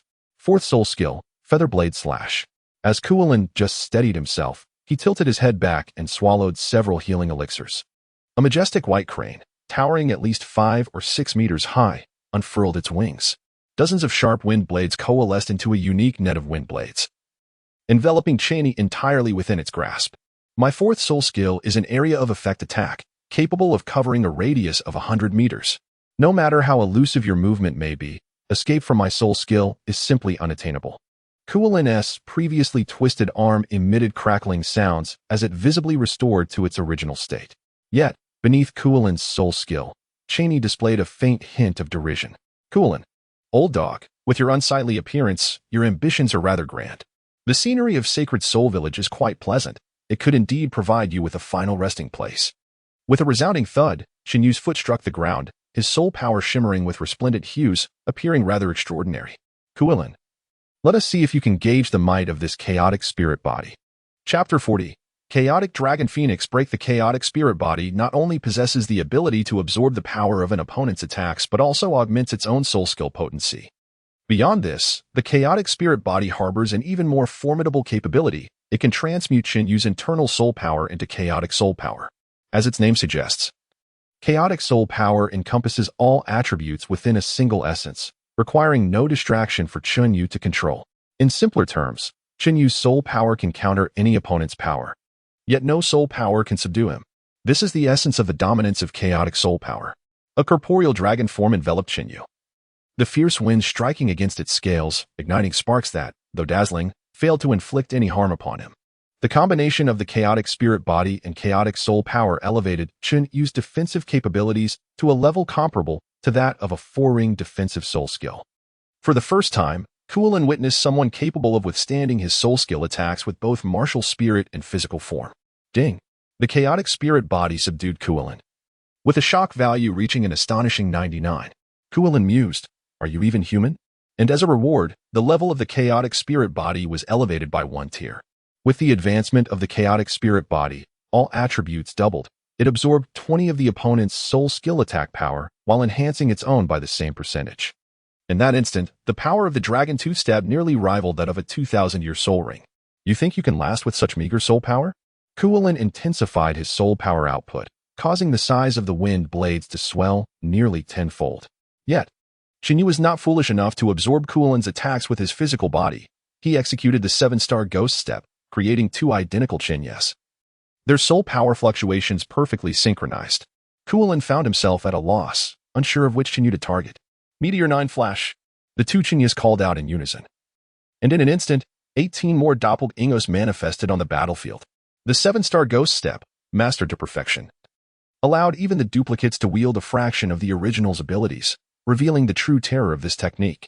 With a total of 20 Qinyas, Kewalin's vision began to blur.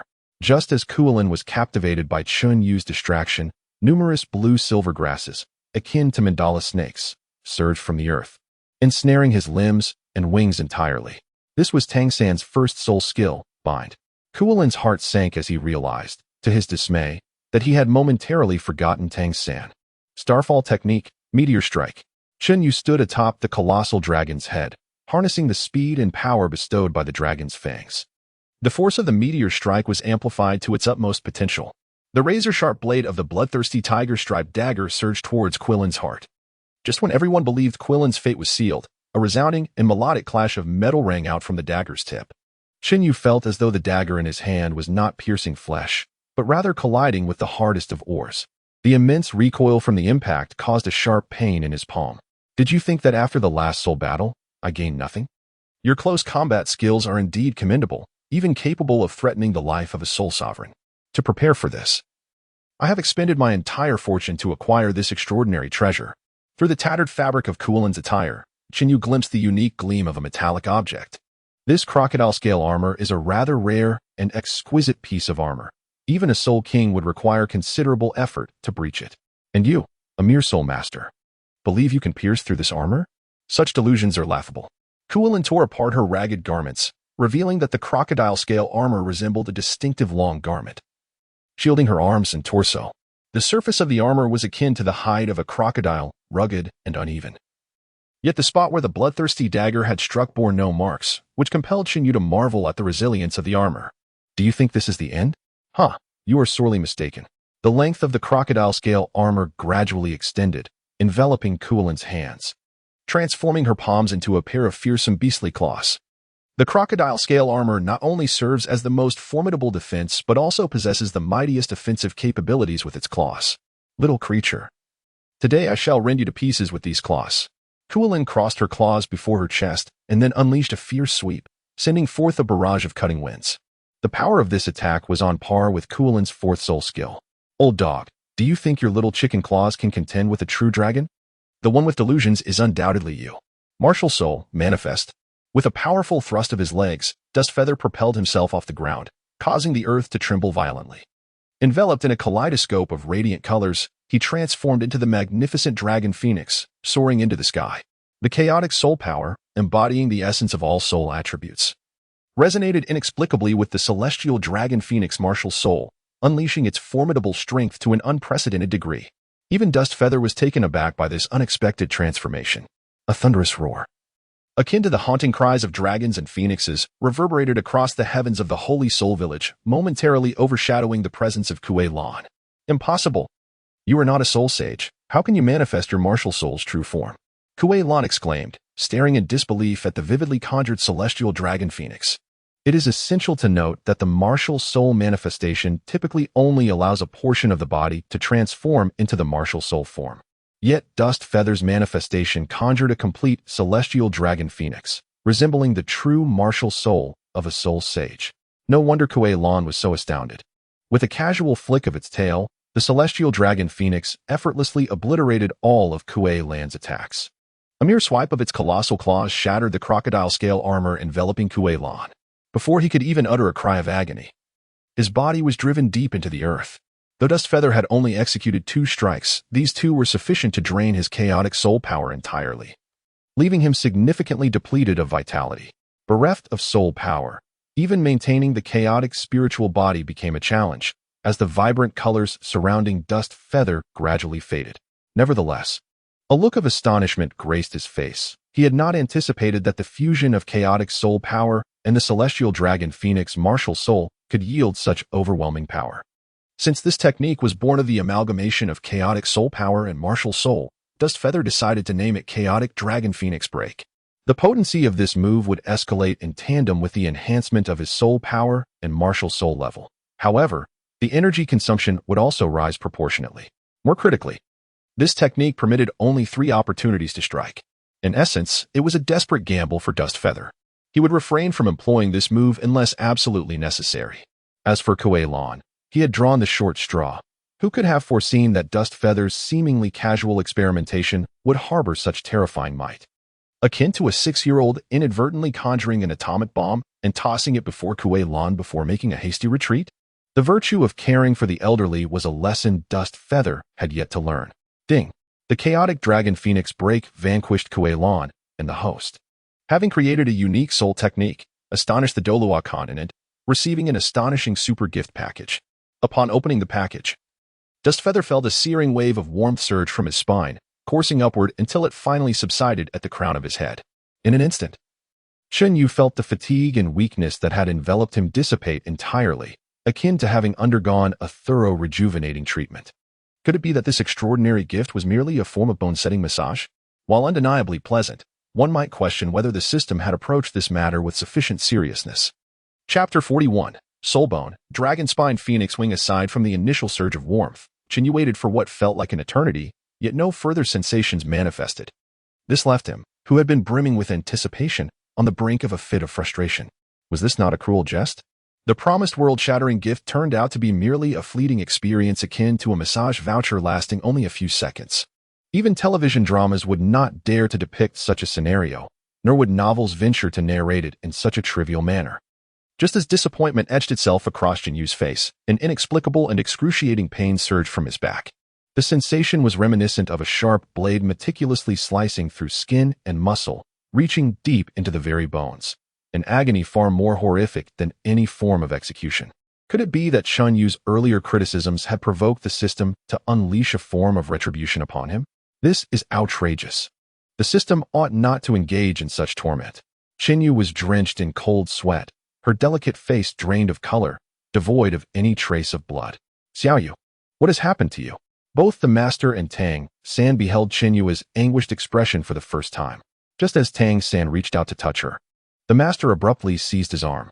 Xiao San, do not approach Xiaoyu recklessly. Although the master was uncertain of the cause behind Chen Yu's torment, her current state bore a striking resemblance to that of a soul master absorbing a soul bone. Yet, how could a mere 6-year-old child possess such a treasure as a soul bone? It is known that even the majority of tidal Douluo possess only 2 or 3 soul bones at most. Soul bones are unique skeletal structures nurtured within formidable soul beasts, akin to a special soul ring that can be assimilated by the human skeleton. The potency of a soul master's strength is influenced by 4 factors: the martial soul, the soul power, the soul rings, and lastly, the soul bones. What a curious matter. How many secrets does Xiaoyu conceal? Just as the master and Tang San exchanged anxious glances while observing Qin Yu's incessant cries, the people of Earthfire Village suddenly launched an attack. They understood that this was their sole opportunity to eliminate Qin Yu. Should she regain her strength, calamity would surely befall Earthfire Village. However, as hundreds approached within 10 meters of her, they inexplicably transformed into blazing fireballs, vanishing in the blink of an eye, reduced to mere ash. This bizarre and cruel scene sent the remaining villagers into a frantic retreat, fearing that they might be the next to turn to cinders. Master, look quickly. It seems there is something behind Qin Yu. The air around Qin Yu emanated a terrifying heat, his garments reduced to mere ashes. On his back, his spine writhed like a small serpent, and with each undulation, the temperature enveloping him surged dramatically. Subsequently, the flora surrounding the sacred soul village seemed unable to withstand the searing heat radiating from Qin Yu, igniting spontaneously in flames. At the very last moment, Qin Yu succumbed to unconsciousness. However, in that fleeting instant of oblivion, a cataclysmic transformation unfolded within him. The spirit of the heavenly dragon phoenix erupted uncontrollably, and the once clear sky was suddenly shrouded in ominous clouds, with countless bolts of lightning encircling the essence of the heavenly dragon phoenix. The forces of heaven and earth converged at this moment with unparalleled intensity. In the heart of this gathering energy, two extraordinary objects resembling human bones gradually began to take shape. Could it be soul bones? Despite the Master's extensive knowledge and profound insights, he had never witnessed such a spectacle. The amalgamation of heavenly and earthly powers to form soul bones was an unprecedented event. Ding! The convergence of celestial forces and the formation of dragon phoenix soul bones reverberated through the cosmos, bestowing upon the initiator a yin-yang life and death talisman, granting the bearer a singular opportunity to reverse fate itself. Crack! Endless bolts of lightning rained down upon the two extraordinary soul bones, appearing not to obliterate them, but rather to purge impurities, rendering them increasingly pure. I have witnessed the extraordinary today. The master exhibited a rare expression of astonishment. No wonder Qin Yu was reluctant to become his disciple. This scene alone would leave 10 masters utterly confounded. The ferocious lightning persisted for an entire hour before it finally abated. As the first rays of sunlight bathed the soul bones, they erupted in a radiant brilliance. A light so blinding that even Tang San's purple extreme magic I could not dispel its glare. Boom! The soul bones quivered slightly, and at that moment, across the entirety of Douluo continent, both soul masters and soul beasts felt their hearts synchronously race. Ding! Achieving 3 world-shocking feats within a single day grants a divine-level gift package. Divine-level gift package. Upon opening, it bestows the legacy of a random deity. Ding!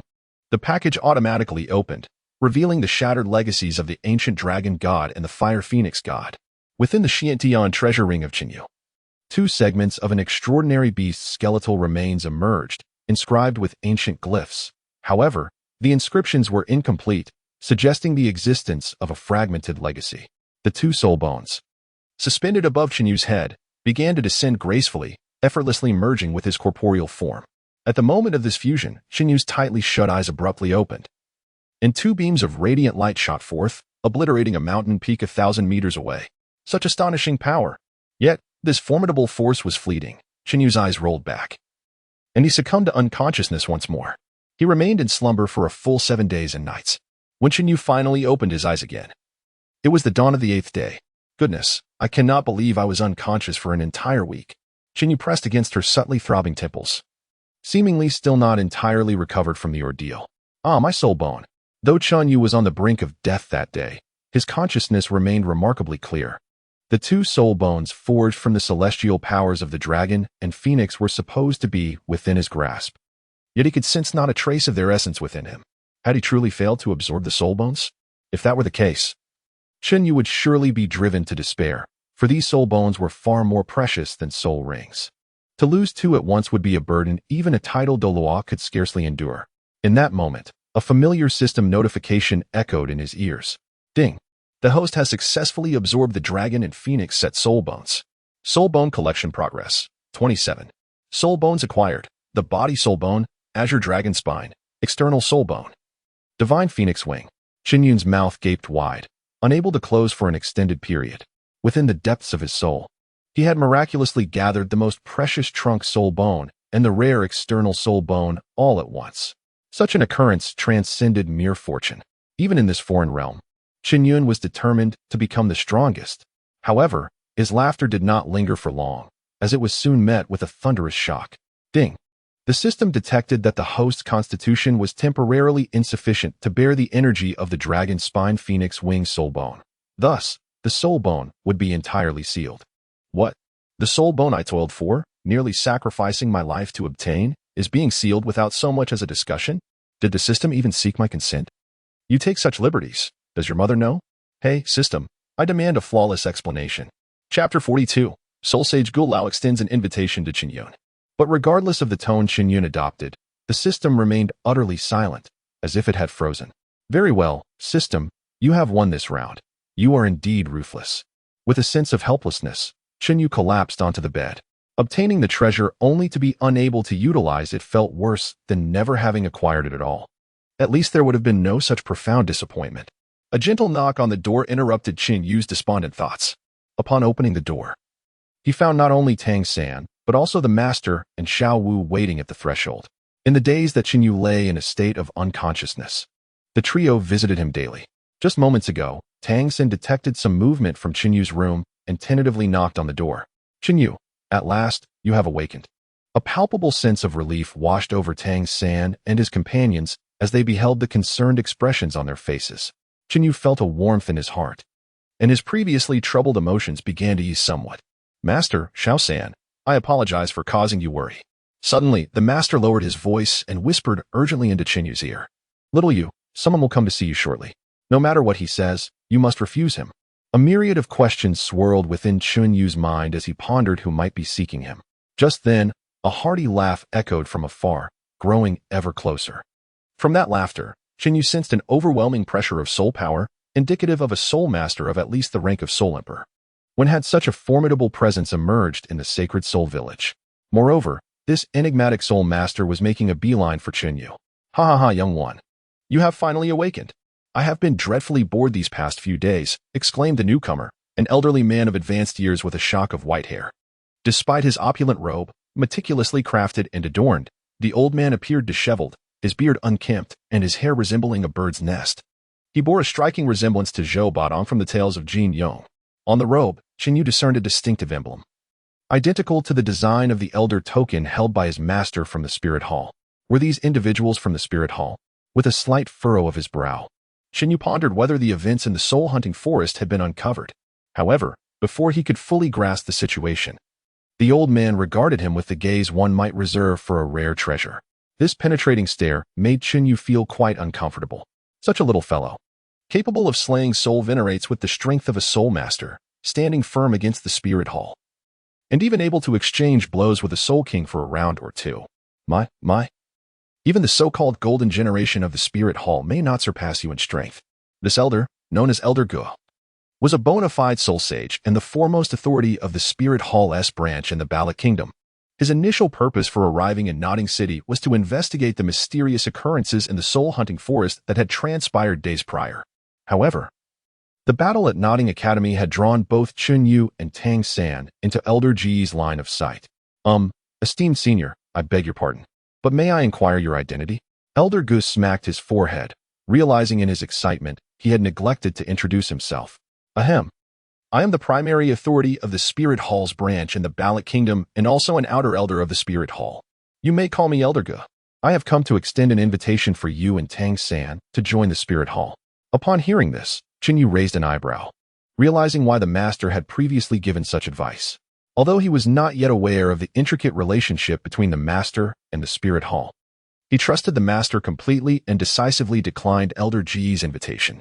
Elder Gu, I sincerely apologize, but I have no intention of joining any faction at this time. Initially, Elder Gu had been quite pleased after introducing himself, yet he was momentarily taken aback by Qin Yun's words. The Spirit Hall, after all, was a revered sanctuary in the hearts of all soul masters. Countless individuals yearned for even the slightest connection to it. Elder Gu had eagerly journeyed to Holy Spirit Village and waited for 7 arduous days to extend an invitation to Qin Yun, only to be met with outright rejection. This left him in a state of disbelief. Young lad, do you comprehend what you are refusing? This is an opportunity that could propel you to great heights. Elder Gu exclaimed, his eyes wide with incredulity. Elder Gu, I truly apologize, but I have no intention of joining the Spirit Hall. I prefer a life of freedom over being bound by restrictive rules. Alas, the elder had not anticipated Xin Yu's resolute stance. However, he was loath to see such a promising talent squandered. Becoming a disciple should be a mutual decision.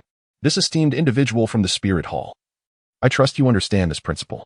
At this moment, the master stepped protectively in front of Xin Yu, causing Elder Gu to furrow his brow in displeasure. Who are you? I am conversing with this young man, and your involvement is unwarranted. Elder Gu had lowered himself to converse with Xin Yu due to the latter's remarkable talent. Yet he was unfamiliar with the master and felt no significant aura emanating from him. A mere great soul master was hardly worthy of his regard. Hence the sudden chill in Elder Ji's demeanor. I may not hold the right to converse with you, but I believe you will recognize this. The master casually produced a token that symbolized his status as an elder of the Spirit Hall, and Elder Gu's previously indifferent expression underwent a complete transformation. The Inner Hall Elder Token. Aside from the Pope, the highest-ranking individuals in the Spirit Hall are the Inner Hall Elders. Although Elder Gu is the most esteemed figure in the Baloch Kingdom, he is but a fraction of the stature of an Inner Hall Elder. Subordinate Gudat pays respects to you, Elder. Elder Ji's expression grew solemn as he immediately bowed, half kneeling before the master, regardless of the master's soul power. As long as the token was in hand, Elder Gu dared not act impulsively. Such was the rule of the Spirit Hall. Let this matter rest for now, and also, please return this token to Spirit City for me. I shall not require it again. The master placed the Elder token into Elder Ji's palm, signaling that he could depart. Elder, this today has unfolded a series of bizarre events. First, Xin Yu declined his invitation, followed closely by a mere great soul master brandishing an Elder's token. To top it off, this enigmatic elder unexpectedly expressed a desire to sever ties with the Spirit Hall. What on earth is happening? Am I still in a dream? Is this merely a figment of my imagination? Elder Gu pinched his thigh fiercely. The sharp sting brought forth tears, a testament to the unyielding nature of the old man's self-inflicted punishment. This is no dream. It is indeed reality. The master waved his hand dismissively, showing no attachment to the elder's identity. Go on. Once you reach Spirit City, they will provide you with explanations. Despite being filled with questions, Elder Gu respectfully exited the courtyard, swiftly vanishing above the sacred soul village. Xiaoyu, Xiaosan, Xiaowu, gather your things. Today we shall return to Nodding City. In the coming years, I shall help you solidify your foundations. Once you break through to the Great Soul Master level, I will arrange for you to attend a suitable Soul Master Academy. Indeed, with matters here concluded, Xin Yu and the others faced no immediate troubles, the only remaining threat being Qinwu. However, as long as Qinwu possesses sufficient wisdom, he will undoubtedly refrain from opposing Xin Yu, treating him with the reverence one would offer to ancestral spirits. Chapter 43. 6 years later, Soto City. Soto City stands as the most significant economic hub of the Baroque Kingdom, second only to its capital. It is safe to say that nearly half of the kingdom's fiscal revenues are derived from Soto City. At this moment, the sun hangs high in the midday sky, casting down scorching rays upon the parched earth, which rises in waves of heat. The desolate streets are nearly devoid of life, as most inhabitants seek refuge indoors to escape the sweltering heat. Yet, from the city gates, 3 figures, 2 men and a woman, stroll leisurely into view. Xiaosan, I can't walk any further. Carry me. These 3 are none other than Chunyu, Tang San, and Xiao Wu, 6 years hence. Xiao Wu is clad in a crimson garment, her scorpion-tailed braid cascading down to her calves. The passage of 6 years has shed her youthful innocence, revealing a touch of the allure that accompanies adulthood. Chunyu and Tang San have likewise transformed from mere children into strapping young men, standing at a height of nearly 1.78 meters, which belies their 12 years. At this moment, Xiao clings to Tang San's arm, playfully swaying it as if to tease. Could you two be a bit more mindful of your surroundings? Consider the feelings of this single dog. Chunyu deliberately covered her eyes, her fragile heart suffering 1,000 piercing blows. Xiao made a face at Chunyu, playfully sticking out her tongue. Xiaoyu, I am the queen of the 7th dormitory. If you dare to tease me again, be cautious, for I might just give you a beating. Moreover, in these past few years, how many girls have you turned down? Every day, 3 to 5 dozen letters appear at the entrance of the 7th dormitory. Upon hearing these words, Chunyu silently shook her head. It was not that those young girls were unattractive. Rather, her heart had always been occupied by one person alone, who would forever remain her true love. Yaoer, how I long for you." Meanwhile, Xiao Wu found her wish fulfilled as she nestled against Tang San's back. However, not a single bead of sweat adorned her forehead. She simply did not wish to leave. It was perplexing how the master thought, insisting that they refrain from applying to those renowned intermediate soul master academies and compelling them to join that so-called Shrek Academy. Tang San, have you ever heard of this Shrek Academy before? Tang San carried Xiao Wu without a hint of exertion on his face. The master never mentioned it to me, but I trust his judgment. Besides Xiao Wu and Chun Yu, the master was the only person Tang San held in such high regard. Whatever the master commanded, Tang San would never compromise. Indeed, upon hearing that Tang San was set to join Shrek Academy, both Xiao Wu and Chun Yu eagerly followed suit. The sun blazed mercilessly overhead. "Xiao Yu, let us find a place to rest for a while. We shall report to Shrek Academy once it cools down a bit." Although Tang San was indifferent to the oppressive heat, he was concerned that Xiao Wu might suffer from sunburn. "All right, I can hardly endure the sweetness of your little coupledom. I need to wash my face and calm down." Chun Yu suppressed the yearning in his heart, reverting to his previously carefree demeanor. "You little brat. I challenge you to a duel. Xiao San, be our referee." Over the course of 6 years at Nodding Academy, Xiao Wu has earned a reputation for her combative spirit, to the extent that in recent years, students at the academy tend to avoid her presence. Furthermore, the trio had engaged in numerous sparring matches, though Tang San and Chun Yu consistently exhibited restraint toward Xiao Wu. No, Sister Xiao Wu, I was wrong. Please, spare me your extraordinary abilities." As Chun Yu observed Tang San's subtle gestures, he quickly comprehended that Xiao Wu possessed an exuberant spirit that thrived on confrontation. Should a battle erupt in the bustling street, it would likely extend well beyond half an hour.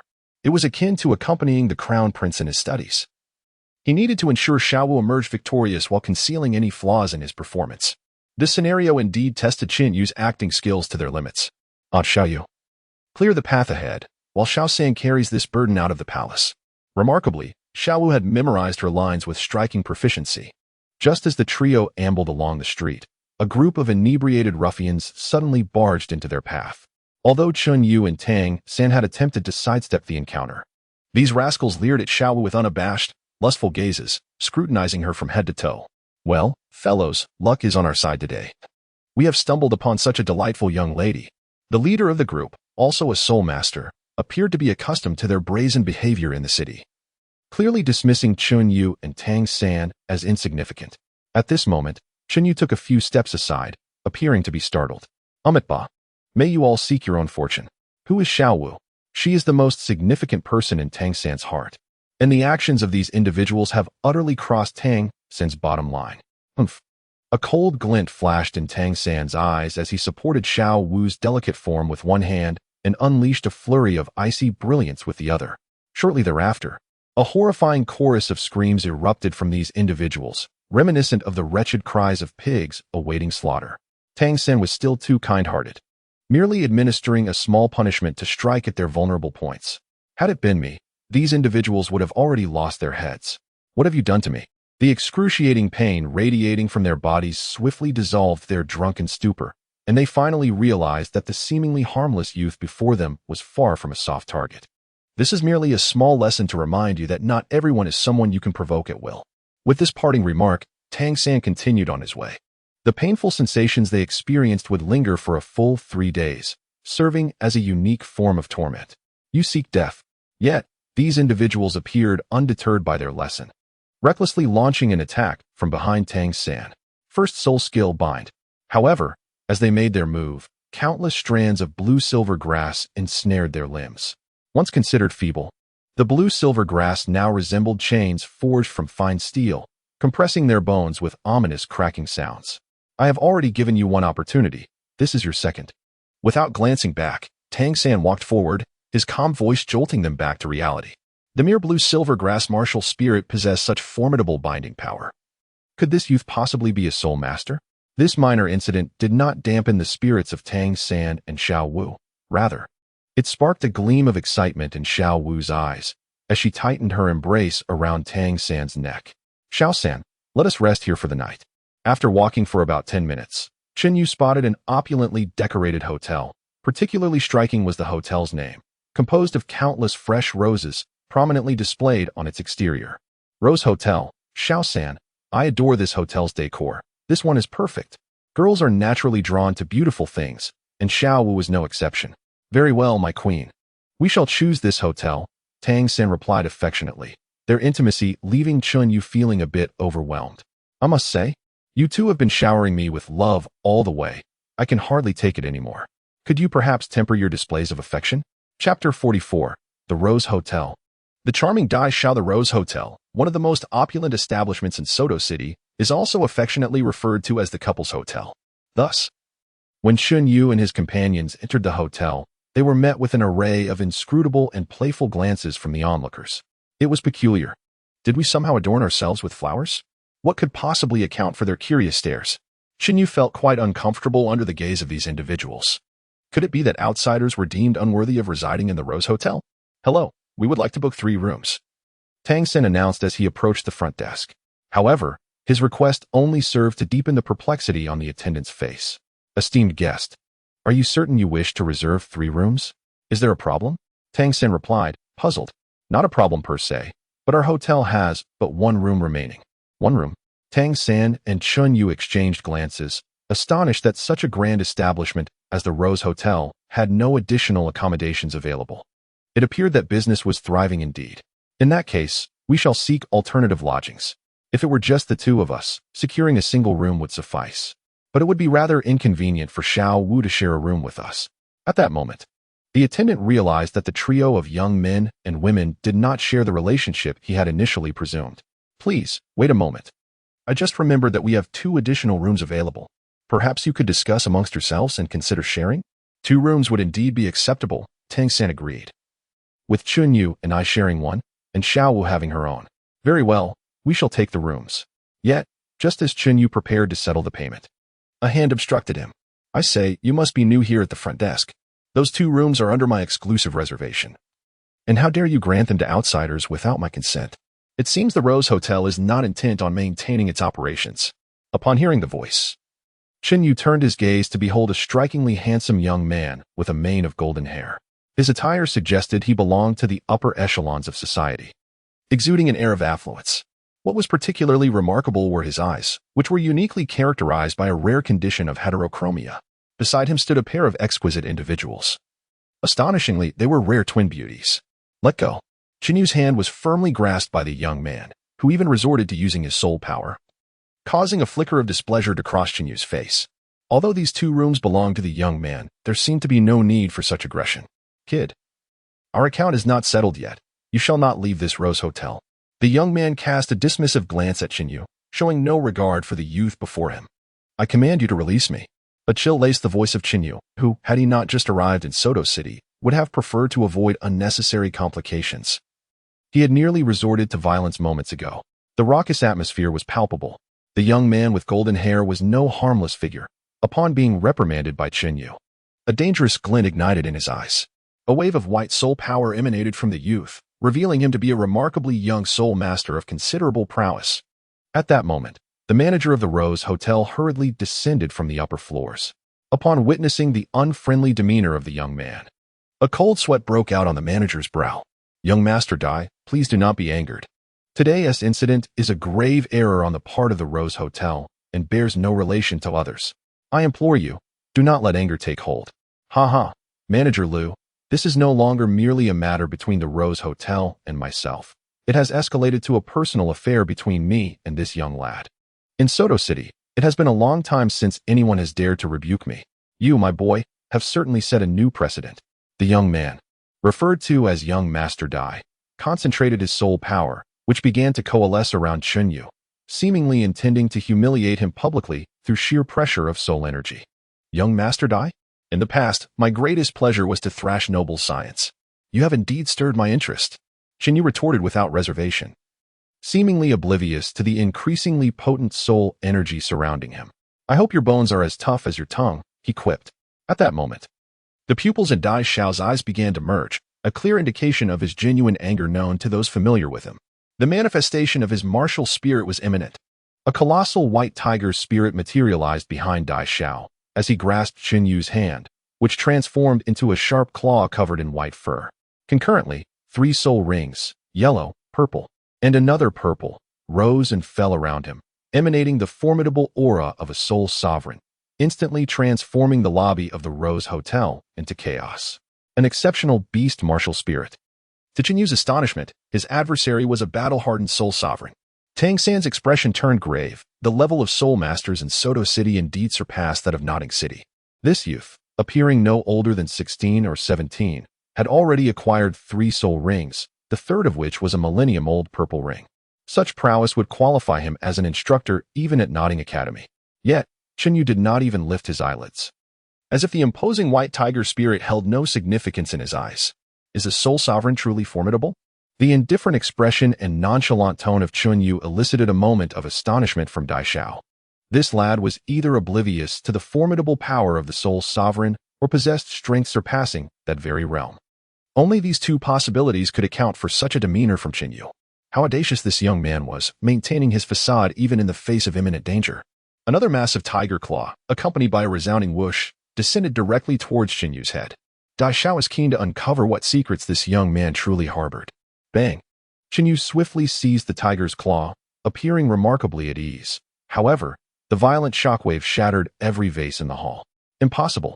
The once arrogant Dai Xiao now exhibited an expression of sheer terror for the first time. I have stated that a mere soul sovereign is nothing to be feared. For I am one too. As the final syllable resonated, the aura around Chen Yu surged like an erupting volcano, unexpectedly reaching the level of a soul sovereign in the blink of an eye. You too are a soul sovereign. Ding. First encounter, shock Dai Mubai, shock value 90. All soul ring ages increased by 10 years. It turns out that the young man Dai Mubai possesses a soul power of 37 and is merely 3 years older than Chen Yu. At just 15. He was likely the youngest soul sovereign in the entire history of Soto City before Chen Yu's arrival. However, Chen Yu's emergence undoubtedly shattered the record set by Dai Mubai, and today, these two young prodigy soul masters met in such an extraordinary manner. Yet, Dai Mubai's expression swiftly transformed from shock to exhilaration, as if Chen Yu were the long-awaited adversary he had yearned for. Excellent. It has been ages since anyone has ignited my desire to battle, regardless of the outcome today. These 2 rooms are yours. Dai Mubai's muscles swelled, his golden hair morphing into a striking blend of black and white, and a distinctive kingly pattern formed on his forehead. An air of majesty, befitting the king of beasts, radiated from him. The malevolent-eyed white tiger Dai Mubai, a legendary figure in Soto City, unveiled his formidable power for the first time at the Rose Hotel. Chapter 45. Dragon and Phoenix Battle, the White Tiger Roar. The commanding roar of the tiger caused the glass of the entire Rose Hotel to tremble violently, prompting numerous guests to flee in panic. Before long, the vast hall was left with only 4 individuals. This fellow is too overbearing. Let us assist Xiao Yu. Xiao Wu, a spirited fighter, was eager to engage, spurred on by the intense battle atmosphere outside. Little girl, this is Xiao Yu's battle. If we interfere, we will be criticized for overwhelming him with numbers. Tang San intercepted the impulsive Xiao Wu, causing her to pout in displeasure. No matter how loud the sound, he remains but a small king on the ground. He cannot contend with the true king in the heavens. A faint smirk played upon Chen Yu's lips as the Ying Tian Dragon Phoenix martial soul erupted from his being. The terrifying might of this Dragon Phoenix, now tenfold stronger than it was 6 years ago, struck the evil demon white tiger martial soul with a force akin to a sledgehammer, rendering it utterly deflated in an instant. What manner of martial soul is this? How can it so effortlessly nullify the resistance of my evil demon white tiger martial soul? Dai Mubai's eyes widened in disbelief. His own martial soul was already among the pinnacle of beastly souls. Even the Blue Lightning Tyrant Dragon Clan, one of the top 3 sects, possessed a martial soul that was merely marginally superior to the evil demon white tiger. Yet, the oppressive aura emanating from the Ying Tian Dragon Phoenix was nearly 100 times greater, an inconceivable disparity akin to that between a deity and a mortal. Moreover, to Dai Mubai's astonishment, the configuration of Chen Yu's 3 soul rings mirrored his own, 2 yellow and 1 purple. Unbeknownst to Dai Mubai, this was a deliberate display by Chen Yu. In truth, his soul rings were a striking purple-black. The first soul ring was derived from the unicorn flood dragon, and after several enhancements, it had now attained an impressive age of 2,500 years. The second and third rings were rewards from the system, both 10,000-year soul rings, bestowing upon Chen Yu 2 additional formidable soul skills. Little did Dai Mubai realize that Chen Yu's first soul ring surpassed even his third in strength. Would he be incensed to the point of smoke billowing from his head if he were to find out? The second soul skill, White Tiger Rending Light Wave.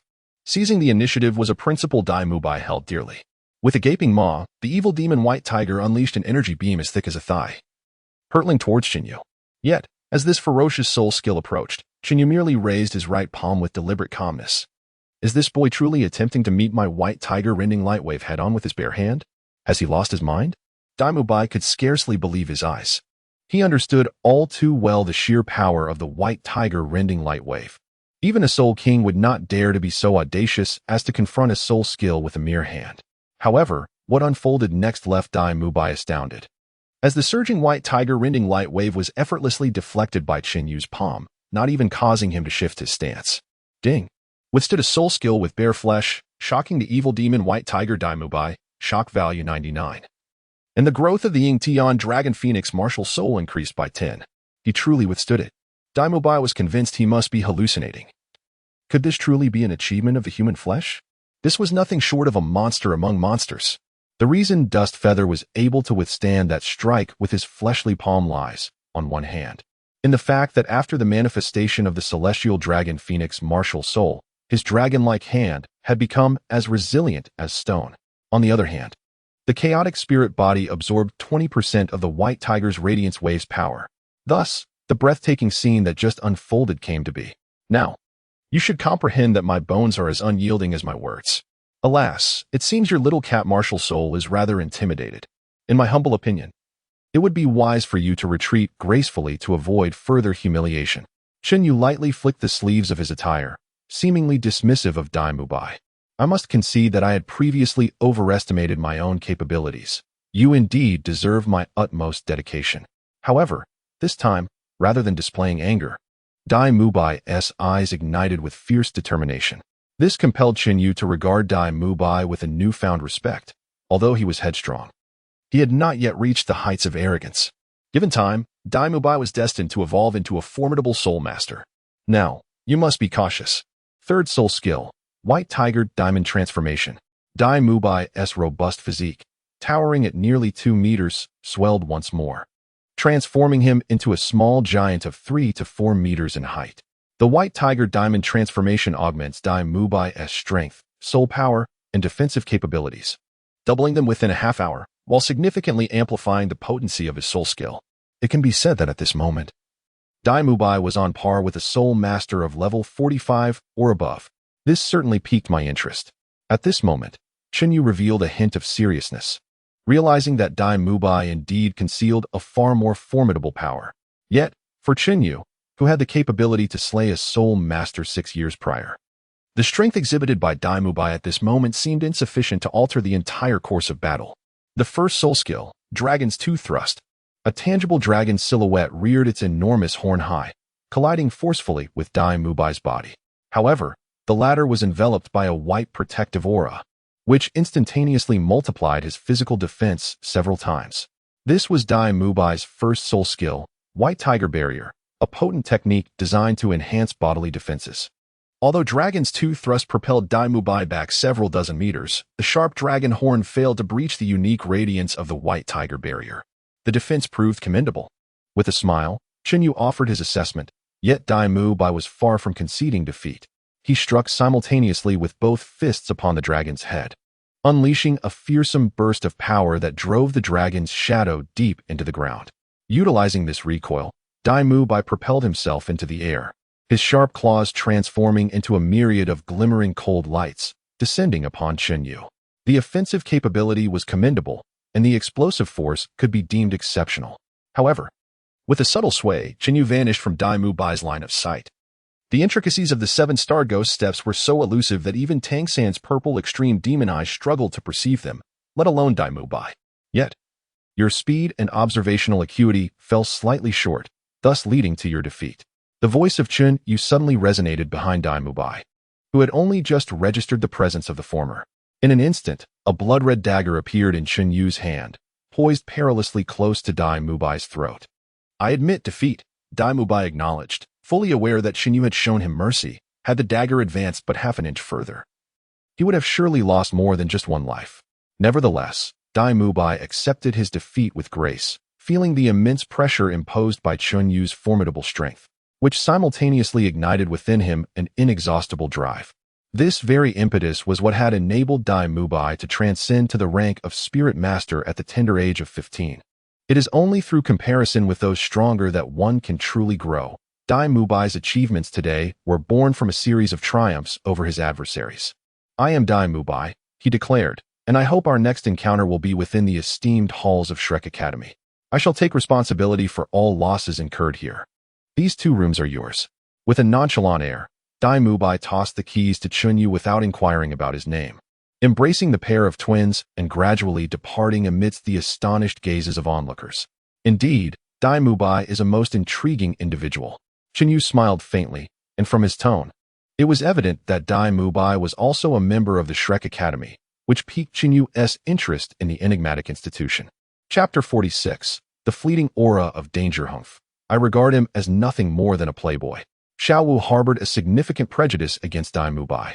A man who brings 2 young ladies to the Rose Hotel must certainly have ulterior motives. Forget about him. Xiao-san, let us quickly see how splendid our room is. Especially one that this playboy has reserved for an extended period. It must be extraordinary. Without further discussion, Xiao Wu pulled Tang San towards the top floor. Upon opening the door, Tang San's face flushed crimson. He finally understood why Dai Mubai had chosen this particular room. It was, in fact, a specially designed couple's suite at the Rose Hotel.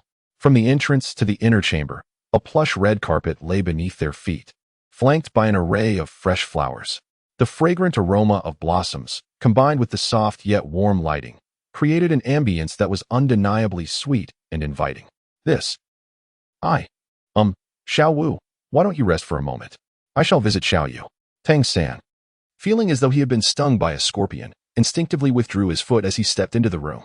Although it was clear to both him and Xiao Wu that they appeared as a couple, he had yet to make a formal confession, leaving their relationship shrouded in a vague and ethereal uncertainty. "Xiao-san, you truly are as dense as wood. It seems I must lend you a hand." With remarkable agility and speed, Chun Yu swiftly slammed the door shut with a resounding bang, narrowly avoiding a close encounter between Tang San's nose and the door itself. Outside, a low, sinister chuckle emerged from Chun Yu. "Little San, your snoring during sleep is quite bothersome. Today, spare me the trouble and go annoy Xiao Wu instead."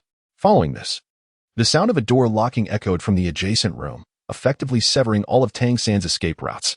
Suddenly, he found himself in a predicament, unable to advance or retreat. Ahem. "Well, Xiao Wu, you know how much Xiao Yu enjoys joking around." Xiao Wu tilted her head, displaying no signs of discomfort, but rather a curious expression directed at Tang San. "Little San, you seem quite peculiar today. We've been sleeping in adjacent beds for 6 years. There's nothing to be embarrassed about." In her mind, the setting was no different from the dormitory at Notting Academy. Meanwhile, Chun Yu sprawled across his bed, finally able to indulge in a well-deserved slumber after several days of travel.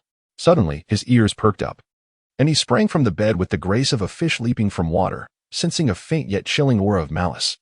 Though that murderous intent dissipated swiftly and did not appear to be directed at him, Chun Yu's sixth sense warned him that the approaching presence was far from benevolent, and indeed, it was specifically seeking him out. Had his presence in Soto City been discovered at last? Since departing from Notting City, he had sensed an unsettling tranquility along the way. In recent years, the power of the Lord's mansion, run by Qin Wu, had surged dramatically, and Qin Wu himself had successfully transcended to the Soul King realm. Consequently, he had gradually forgotten the terrifying prowess of Chun Yu, allowing his ambitions to resurface. However, Chun Yu had never considered this jester a significant threat, and after leaving Notting City, he had relegated Qin Wu to the recesses of his mind. Yet, it seemed that Qin Wu had no intention of letting him go. Qin Yun's conjecture proved to be accurate. At this moment, outside the Rose Hotel, a group of enigmatic figures adorned with conical hats stood upon the street, with none other than Qin Wu at the forefront. After gazing momentarily at the top floor, Qin Wu and his entourage took residence in the adjacent hotel. "Qin Yun, Tang San. This Soto City shall become your final resting place." Closely trailing behind Qin Wu was a young lad, none other than Qin Shuang, the very individual whom Chun Yun had once bested. Remarkably, Qin Shuang had also secured a position to study at the esteemed Intermediate Soul Master Academy, known as the foremost institution in the Balik Kingdom, Balik Academy. This time, Qin Wu not only accompanied his son for enrollment but also sought vengeance. However, unbeknownst to Qin Wu, Qin Yun had already discerned his presence. The lines between hunter and prey remained blurred. Xiao Wu, I shall take a stroll around the street. You two must rest well. Qin Yu deliberately emphasized the words have a good rest with great intensity. Before Tang San could respond, Qin Yu swiftly slipped away, leaving no trace behind. Qin Yu was not merely out for a leisurely stroll. Rather, he sought to uncover the secrets hidden within Qin Wu's mysterious dealings. At this moment, the scorching sun had dipped below the horizon, and the temperature outside had noticeably cooled. The once desolate streets had transformed into a vibrant scene, bustling with activity. As Qin Yu stepped out of the Rose Hotel, he was immediately followed by 3 or 4 individuals. I was merely concerned that you might lag behind. You foolish sons of landlords. A faint, cold smile graced the corners of Qin Yu's lips as he vanished into the throngs of people with a few swift movements. How could that fellow disappear in the blink of an eye?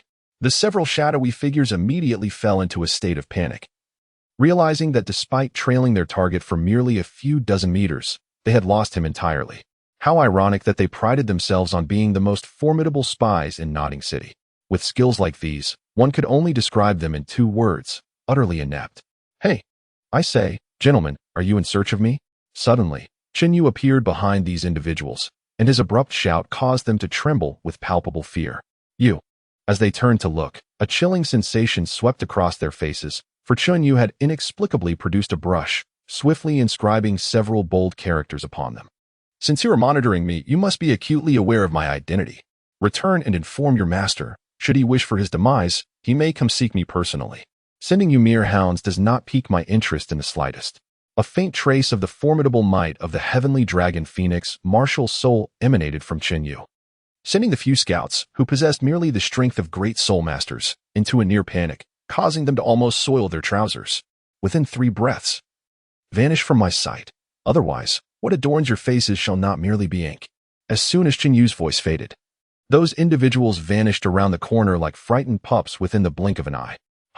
It is indeed true that where there is a master, there are servants. A pack of inept fools. With a flick of his wrist, Qin Yu tossed his brush aside and strolled about with an air of confidence, certain that Qin Wu would not trouble him again today. As he turned a corner, a powerful tremor coursed through his innate Ingtian dragon phoenix martial spirit, as if it had sensed an overwhelming presence. The establishment before him was an unassuming general store, lacking even a sign. And in stark contrast to the opulent shops surrounding it, this humble shop appeared quite dilapidated. True greatness often lies hidden amidst the mundane. One must not hastily judge based solely on appearances. Qin Yu stepped into the shop, eager to uncover the secrets concealed within this modest establishment. Xiao Yu, so you were here. Came the sudden voices of Tang San and Xiao Wu from behind. It appeared that Tang San could no longer endure the atmosphere of the room and had followed Qin Yu out of the Rose Hotel. Xiao San, a moment of passion is worth 1,000 gold. You truly lack insight. Chapter 47. The Merchant and the Crystal Board inside the grocery store. A mere flicker of candlelight illuminated the space, suggesting that the shopkeeper was either exceedingly frugal or simply miserly. Upon entering, a chaotic medley of various scents assailed the senses. Indeed, this place was aptly named a grocery store. Everywhere one looked, there was a disarray of objects, and Qin Yu even spotted a black pot with gaping holes. Could this be a refuse collection station? Behind a large stack of shelves lay a recliner, upon which a middle-aged man, holding a palm fan, leisurely closed his eyes in a state of tranquil repose, seemingly oblivious to the presence of Qin Yu and his companions. Yet, Qin Yu felt an unsettling sensation, as if every movement he made had not escaped the awareness of this middle-aged individual. A master. A sense of unease settled within Qin Yu, raising his caution to a heightened level, for this middle-aged shopkeeper exuded an aura far more terrifying than that of the elder Gu from years past. Xiao Yu, do you see that? Suddenly, Tang San gently tugged at the hem of Qin Yu's garment. Following Tang San's gaze, Qin Yu beheld a dark stone used to prop up the table legs. However, from the cracks in the hardened earth, a faint, crystalline luster could be discerned. Could this be the hair crystal recorded in the Xiantian treasure record? Within the hair crystal, a unique golden thread, known as hair gold, is born, exhibiting a strength surpassing that of the Xianbing silkworm silk. Moreover, without the need for deliberate forging, this hair gold could transform into the 8th-ranked concealed weapon in the Tang Sect's Xiantian treasure record, The Dragon Whisker Needle. The Dragon Whisker Needle is specifically designed to penetrate protective chi. If Chunyu were to acquire this weapon, his combat prowess would surely ascend to new heights. The dust feather's claw-like hand grasped the exposed surface of the crystal, and with a forceful tug, it merely caused the gem to sway slightly. The size of this crystal exceeded the dust feather's imagination by several folds.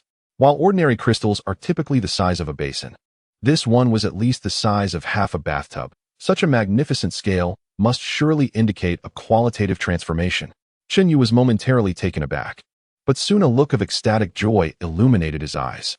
The exquisite crystal contained within was a rare bored crystal, which harbored no less than 100 units of precious hair gold. Truly, he had stumbled upon a treasure. With a powerful exertion of his arm, Chunyu effortlessly lifted a colossal crystal, standing half a meter tall, with a single hand. In an instant, a cacophony of scattered debris crashed to the ground. The jarring noise startling the middle-aged man on the reclining chair, causing him to spring up as if his seat were ablaze. Was the ground shaking? Chunyu gently set down the crystal weighing over 300 pounds and addressed the middle-aged man with an apology. "My dear sir, I sincerely regret disturbing your peaceful slumber. Might I inquire about the price of this item?" The middle-aged man adjusted his glasses, glancing at the large pit on the ground and the chaotic mess surrounding it. In an instant, he let out a pained scream. "Oh dear, my antique, my treasure." Observing the man's frantic demeanor reminiscent of a miser, Chunyu couldn't help but chuckle softly. What antique? That was clearly a broken bowl salvaged from some refuse pile, cherished only by this shopkeeper. "Ahem, my good sir. You may add these damages to the quote, and I shall compensate you in full." To Chunyu, the entirety of the items scarcely amounted to a single gold soul coin, yet the middle-aged man's subsequent remarks left him utterly astonished. "Is that so? Very well. That bowl was once used by a tidal Douluo a millennium ago. I assure you, I'm not trying to cheat you. Let's settle on 800 gold soul coins." Ultimately, the man even produced a small abacus and began to calculate with fervor. The final price astonishingly reached 16,879 gold soul coins. This sum exceeded the annual tax of Nodding City. "Goodness, sir, it seems you've caught a sheep and are intent on shearing it to the bone." Cheney's hand trembled violently. Astonishingly, they say a business that does not open for a year reaps 3 years' worth of profit upon its inception, yet this individual desires to profit for a lifetime. What manner of speech is this? Even after I have graciously offered a discount, I find myself at a loss should I adhere strictly to the cost. Rather than feeling shame, the middle-aged man instilled in Cheney a sense of his own considerable gain. "Very well, I concede." Chunyu gritted his teeth, forcing out those few words from his throat. There was no alternative. Regardless of the cost, he was determined to secure this precious crystal. Wait a moment. These are merely the losses from the damaged antiques. The crystal itself must be accounted for separately. This scoundrel, one blow to Chunyu is not enough. He intends to extract every last bit of Chunyu's resources. Name your price. In the 6 years since Chunyu entered the forge to earn a modest sum, complemented by the sporadic rewards of a few spirit coins from the system, he found himself with a meager total of just over 20,000 coins. After recently being swindled, his pockets were nearly empty. "Ah, I didn't expect to find such a plump little lamb," mused the middle-aged man, his eyes glinting with cunning as he swiftly revised his initial pricing strategy. "It appears my young friend is quite straightforward. Originally, I intended to sell this crystal for 30,000 spirit coins, but seeing your sincerity, I shall part with it for the paltry sum of 29,900 spirit coins." What?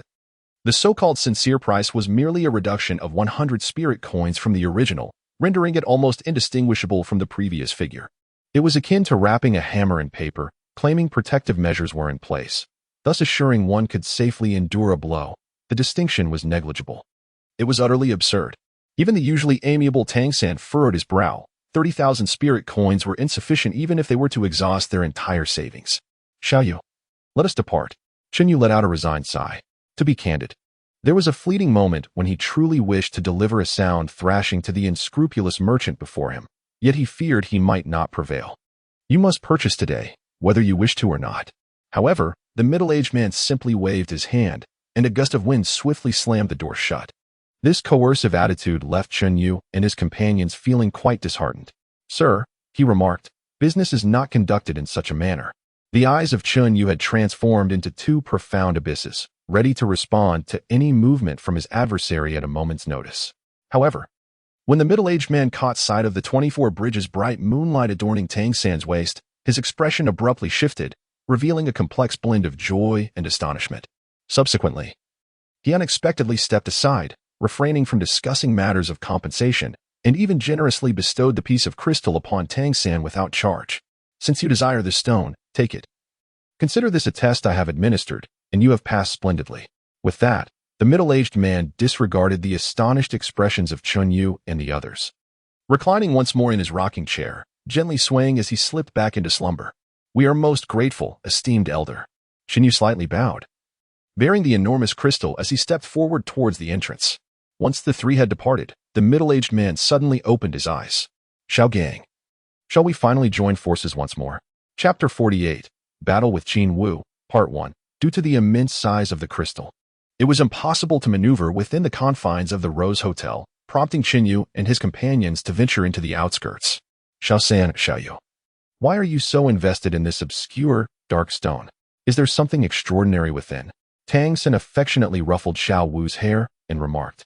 This is all thanks to Xiao Yu's keen eye. He managed to uncover this treasure amidst a heap of refuse. This crystal board is infinitely more precious than any gem. It is truly the king of gemstones. As Tang San traced his fingers along the irregular patterns of the crystal, he was astonished to find not a single crack. There were no signs of contamination from impurities. The gold within this crystal appeared to be remarkably pure. Chun Yu had long been wielding a formidable iron hammer, his arms straining as the hefty hammerhead sliced through the air with a fierce whistle, crashing down upon the crystalline panel. Crack! Yet, the sound of shattering did not emanate from the panel itself, but rather from the iron hammer in Chun Yu's grasp. The hammerhead, forged from solid iron ingots, astonishingly fractured into 4 or 5 pieces. What manner of material was this crystalline panel, to possess such extraordinary hardness? A conventional forging hammer could not possibly inflict any damage upon the exterior of the crystalline shell. Xiao Yu, assist me. Tang San inhaled deeply, a hammer-shaped martial spirit gradually becoming distinct in the palm of his left hand. As Tang San infused his soul power into the Haotian hammer, the small hammer's size surged exponentially. Simultaneously, a majestic dragon phoenix martial spirit stood proudly in midair behind Qin Yu. The colossal dragon claw gripped the handle of the Haotian hammer, and in an instant, the hammer, weighing several thousand pounds, was hoisted effortlessly. Shatter it for me. Dust Feather and Tang San exerted their combined strength, causing the immense Haotian hammer to descend forcefully upon the board crystal. In that moment, the resilient crystalline shell fissured dramatically from top to bottom, revealing a conspicuous crack. The earth trembled violently, a testament to the monumental force of the strike. Almost instantly, fine cracks resembling a spider's web spread across the entire surface of the board crystal, radiating from the initial fracture. In a fleeting moment, the entire board crystal shattered explosively, scattering fragments that included nearly 100 particles the size of grains of rice, glistening gold. This was the coveted golden essence that Dust Feather and Tang San had long yearned for, the very prototype of the dragon whisker needle. Just then, several figures clad in black attire, their faces obscured by dark cloth, emerged suddenly from all directions, each one a formidable soul master of the third ring. Qin Wu, it seems you still cannot restrain your impatience. With a mere glance, Qin Yu discerned the origins of these individuals. In the entirety of Soto City, the only one with whom Chun Yu held a grudge was Qin Wu. I had previously warned you. This time, I shall not show any mercy. With a swift inhalation, several golden particles cascaded into Qin Yu's palm. Upon the infusion of soul power, these diminutive, spherical grains transformed into fine needles as slender as cow hairs. Subsequently, with a casual flick of his hand, the golden needles vanished without a sound into the air. Immediately, the dark-clad assailants, who had been rushing towards him, let out muffled groans, each one plummeting from the sky. The technique recently employed by Qin Yu is known as spring breeze transforming into rain, a skill that enables hidden weapons to momentarily vanish from the opponent's sight. Coupled with the inherently diminutive size of the dragon whisker needle, it becomes exceedingly difficult to detect in advance. Qin Wu, since you have arrived, why do you hesitate to reveal yourself for a meeting? Qin Yu's gaze lingered upon the desolate hillside, and soon, the figure of Qin Wu emerged slowly from behind the slope. Qin Yu, it appears I have underestimated you. In merely 6 years, your strength has remarkably allowed you to effortlessly vanquish Soul Master at the Soul Sovereign level. You are indeed a prodigious talent. After breaking through to the Soul King, Qin Wu acquired his first 10,000-year soul ring, which instilled in him a sense of newfound confidence, emboldening him to brazenly ambush Qin Yu. However, to Qin Wu's slight astonishment, Qin Yu's power had grown tenfold compared to before. Qin Wu, I had thought you would be wise enough to keep a low profile, yet I find you no different from that fool Mo Tianqing. Both of you are utterly foolish. Do you truly believe that having ascended to the Soul King realm guarantees your dominance over me? In a triangular formation, Qin Yu, Tang San, and Xiao Wu encircled Qin Wu. Ha ha ha, it is indeed you who is conceited. Had it not been for my early poisoning of Mo Tianqing, do you truly believe that with your meager skills, you could contend against the Soul King? Today, let me demonstrate the formidable might of a Soul King. Qin Wu clenched his fist tightly, revealing 5 soul rings, 1 white, 2 yellow, 1 purple, and 1 black, emanating a powerful soul force that conjured a tremendous storm, causing the surrounding flora to shatter. Qin Wu's strength surpassed that of Mo Tianqing by several folds. It appeared that today was destined to be a fierce battle. Though Qin Yu outwardly displayed no signs of panic, deep within, he was brimming with caution. The manifestation of the martial soul. Qin Wu's martial soul was that of a flamed giant lizard, imbued with the innate power of fire. The moment the martial soul appeared, the surrounding flora ignited spontaneously. The first soul skill, Flame Lizard Armor. Surprisingly, Qin Wu did not launch an immediate attack, but instead enveloped himself in a layer of fiery armor, evidently impressed by Qin Yu's prowess in close combat. Subsequently, the second and third soul rings around Qin Wu illuminated simultaneously. The second soul skill, Raging Inferno. The third soul skill, Meteoric Strike. A circular wave of flames surged forth from Qin Wu, roaring outward and incinerating even rocks in its path due to the terrifying heat. Meanwhile, a shadow loomed over Qin Yu, Tang San, and Xiao Wu as 3 colossal fireballs, each nearly 10 meters wide, plummeted from above, resembling meteors descending from the heavens. Humph! A mere century-old soul skill dares to be flaunted. Xiao San, Xiao Wu, focus your attacks on Qin Wu's corporeal form. I shall handle these 2 soul skills. The resonance of dragon roars and phoenix cries emanated from Qin Yu as 3 soul rings simultaneously descended upon the heavenly dragon phoenix. The second soul skill, Dragon Ride Slash. Qin Yu slowly raised his right arm, and the celestial dragon phoenix martial spirit instantly transformed into a finely crafted sword approximately 3 feet long. Its blade intricately engraved with a vividly lifelike image of a dragon phoenix. As Qin Yu struck down with the sword, an immense wave of sword aura erupted within a 100-meter radius, obliterating the 2 soul techniques unleashed by Qin Wu in the blink of an eye. At this moment, Tang San and Xiao Wu had already closed in on Qin Wu's true form. How could such a mere soul master unleash such a terrifying soul technique? If I do not eliminate this child today, I shall know no peace. Qin Wu was taken aback by Qin Yu's formidable second soul technique. This strike could rival his own full-powered attack. Moreover, it appeared that Qin Yu had not yet exhausted his full potential. The fourth soul technique, Fire Lizard Charge. 2 identical flaming giant lizards suddenly burst forth from Qin Wu, each crashing into Tang San and Xiao Wu. These could be understood as Qin Wu's soul power avatars. Although the lizards retained merely 1/10 of Qin Wu's strength, they could temporarily hold back Tang San and Xiao Wu. In Qin Wu's estimation, these 2 had merely reached the 29th level of soul power, making them seemingly easy to handle. Yet, he overlooked a crucial point. These 3 youngsters were not to be trifled with. The second soul technique, Enchantment. Xiao Wu's eyes radiated a pink glow. And as Qin Wu's gaze briefly met hers, he was struck by a slight dizziness. Seizing this opportunity, Tang San ensnared Xiao Wu with blue-silver grass around her waist and executed a meteor hammer, flinging her toward Qin Wu, while he himself evaded the flaming lizard-s assault with ghost shadow misty steps. Chapter 49, Battle Against Qin Wu, Part 2, The First Soul Technique, Waist Bow. Xiao Wu had gathered strength in her waist, her long legs poised to approach Qin Wu.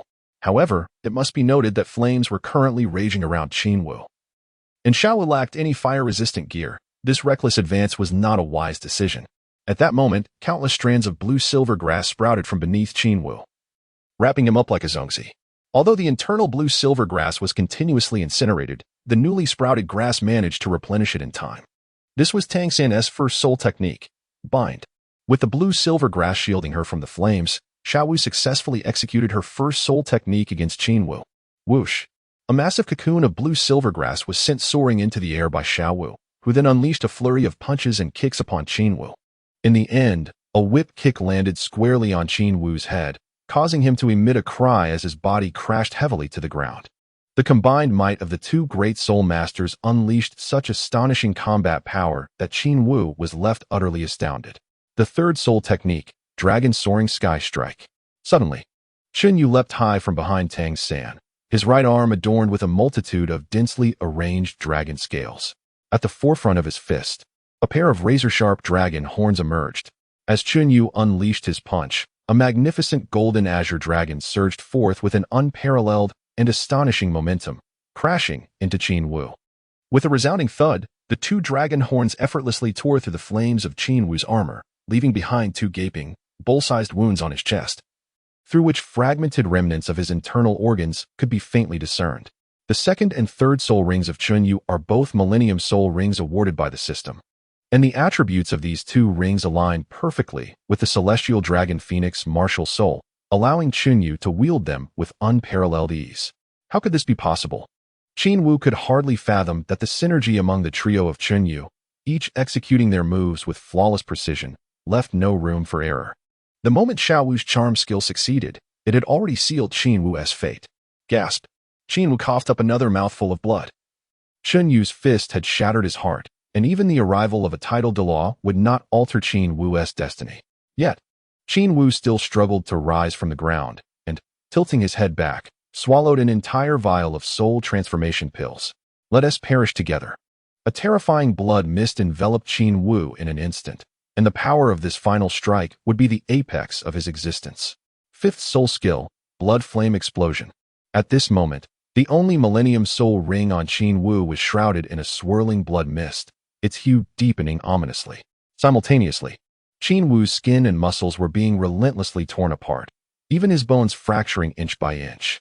Qin Wu was actually attempting to self-destruct his body, aiming to elevate the power of his fifth soul skill to unprecedented heights. Humph. Attempting self-destruction before me, is that not a bit naive? Had this been before today, I would have had no countermeasure. But now at this moment, Qin Yu retracted his celestial dragon phoenix martial soul and inhaled several golden particles from the ground. Qin Wu, however, was enveloped in a swirling crimson flame, its astonishing heat transforming the earth beneath him into scalding magma. The blood flame explosion is an explosive soul technique. Its principle is quite straightforward. It concentrates the soul power within Qin Wu at a single point, where the intense friction between the soul powers generates searing heat. Qin Wu then channels this ferocious energy through his fists and feet, intending to reduce his opponent to ashes. In pursuit of this soul ring, Qin Wu had sacrificed many of his subordinates, yet he never anticipated that before he could unleash this soul skill, he would already be on the brink of defeat, teetering on the edge of the abyss. Had he known this would be the outcome, he might have employed his most formidable soul skill from the very beginning. But alas, there is no remedy for regret. A mutual destruction was Qin Wu's final recourse. However, at that moment, Qin Yu abruptly vanished from his sight. Immediately afterward, several strands of golden light pierced through the crimson flames surrounding him and entered Qin Wu's body. The special crystal known as the bored crystal was formed through millions of years of Earth's compression and magma's refinement, harboring an extraordinary resilience that would not melt even when cast into molten rock. Thus, the mere blood flame was insufficient to impede the dragon whisker needle.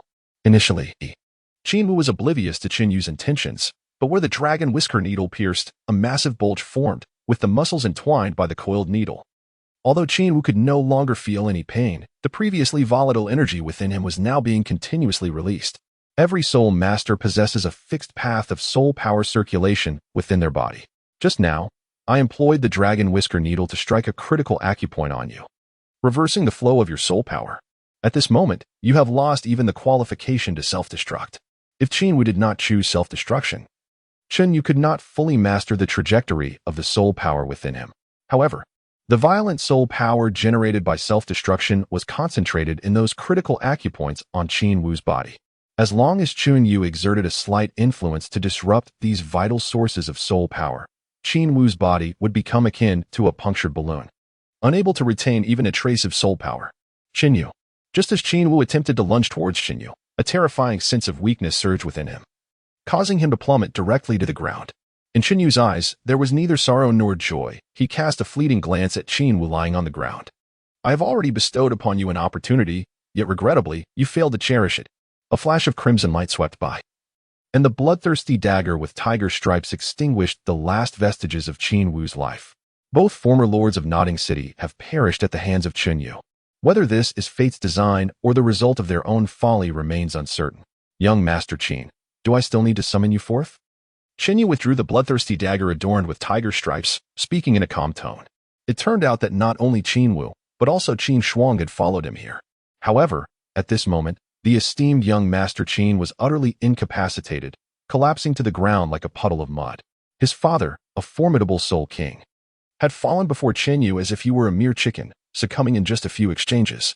This left Qin Shuang's fragile psyche shattered, receiving an unbearable blow, and he was bereft of any courage to confront Qin Yu. Indeed, it was likely that throughout his life, Qin Shuang would be haunted by nightmares, with Qin Yu as the central figure of his fears. Qin Yu, I beseech you, do not take my life. Qin Shuang stumbled forward, each step causing him to fall. And in the brief span of 100 meters, he managed to leave himself battered and bruised, far removed from any semblance of a young aristocrat. Then provide me with a reason not to end your life. With a hint of amusement, Qin Yu remarked that from the very beginning, Qin Shuang had never caught his attention. A mere ant was hardly worthy of a true dragon's regard. I am willing to serve you, to toil like an ox. Provided that you spare my life, I willingly accept the role of your servant. In his desperation to survive, Qin Shuang had already cast aside his dignity, prompting Qin Yu to shake his head in disapproval. Such a person, he mused, was not only unfit to become a formidable soul master but scarcely deserved to be called a person of integrity. Killing him would sully Qin Yu's hands. Leave now, and do not let me see you again. Otherwise, there will be no mercy. Chapter 50, Exceptional Talent, Astonishing the Academy following the incident with Qin Wu. Qin Yu and his companions enjoyed several days of carefree revelry in Soto City. Indeed, these days marked some of the most leisurely moments for Qin Yu. On the fourth day, the trio checked out of their lodgings, for today marked the first day of enrollment at Shrek Academy. Though there were no fewer than 5 or 6 intermediate Soul Master Academies within Soto City, a long queue had already formed before the gates of Shrek Academy. Among those waiting were both elegantly attired nobles and ordinary commoners, indicating that Shrek Academy did not discriminate against the backgrounds of its students. This principle of equal treatment endeared Qin Yu to the institution. Exceeding the age of 13 disqualifies you. Next, the criteria for admission at Shrek Academy was singular. Only monsters were accepted. Here, monsters did not refer to fearsome appearances but rather to prodigious talents. The first admission criterion stated that candidates must not be older than 13 years and must possess soul power at the Great Soul Master level. It is worth noting that on Douluo continent, one awakens their martial soul at the age of 6, requiring them to cultivate their soul power to over 20 levels within 6 years, a task of considerable difficulty. Even someone as innately gifted as Tang San could only reach the 29th level of soul power in that time frame. Therefore, had Tang San not been born with full innate soul power, he would barely have met the threshold for admission, despite the lengthy queue ahead of Qin Yu. The first round of eliminations progressed with remarkable speed. In a mere 10 minutes, it was Tang San's turn. The instructor testing bone age was, astonishingly, a Soul Emperor, indicating that the quality of mentors at Shrek Academy was indeed impressive. 12 years old, soul power at level 29, martial soul, blue silver grass. The Soul Emperor instructor lifted his head for the first time. Tang San was the first candidate to pass the test that day. A mere blue silver grass martial soul has managed to cultivate to level 29. You are quite the prodigy. Take this form and proceed to the next round of testing. Thank you, instructor. Tang San accepted his form and, amidst a sea of envious gazes, slowly walked into Shrek Academy. 12 years old, martial soul, soft bone rabbit, and also at level 29 soul power.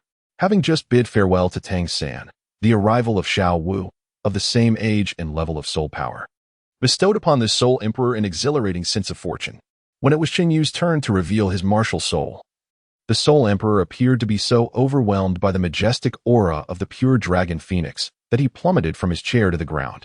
An extraordinary beast martial soul? Ding! The Heaven Dragon Phoenix martial soul instilled on the Soul Emperor, garnering a shock value of 99, and a reward of an additional 10 points to martial soul growth. It is noteworthy that within the entire Shrek Academy, only one individual possesses an exceptional martial soul, albeit a flawed one, whereas Qin Yu's martial soul is without any imperfection. The mentor's gaze instantly ignited with fervor. Such a prodigy is invariably coveted by the Spirit Hall. And today, Shrek Academy has indeed struck gold. Little one, Should you choose to join our Shrek Academy, I shall exempt you from all subsequent tests.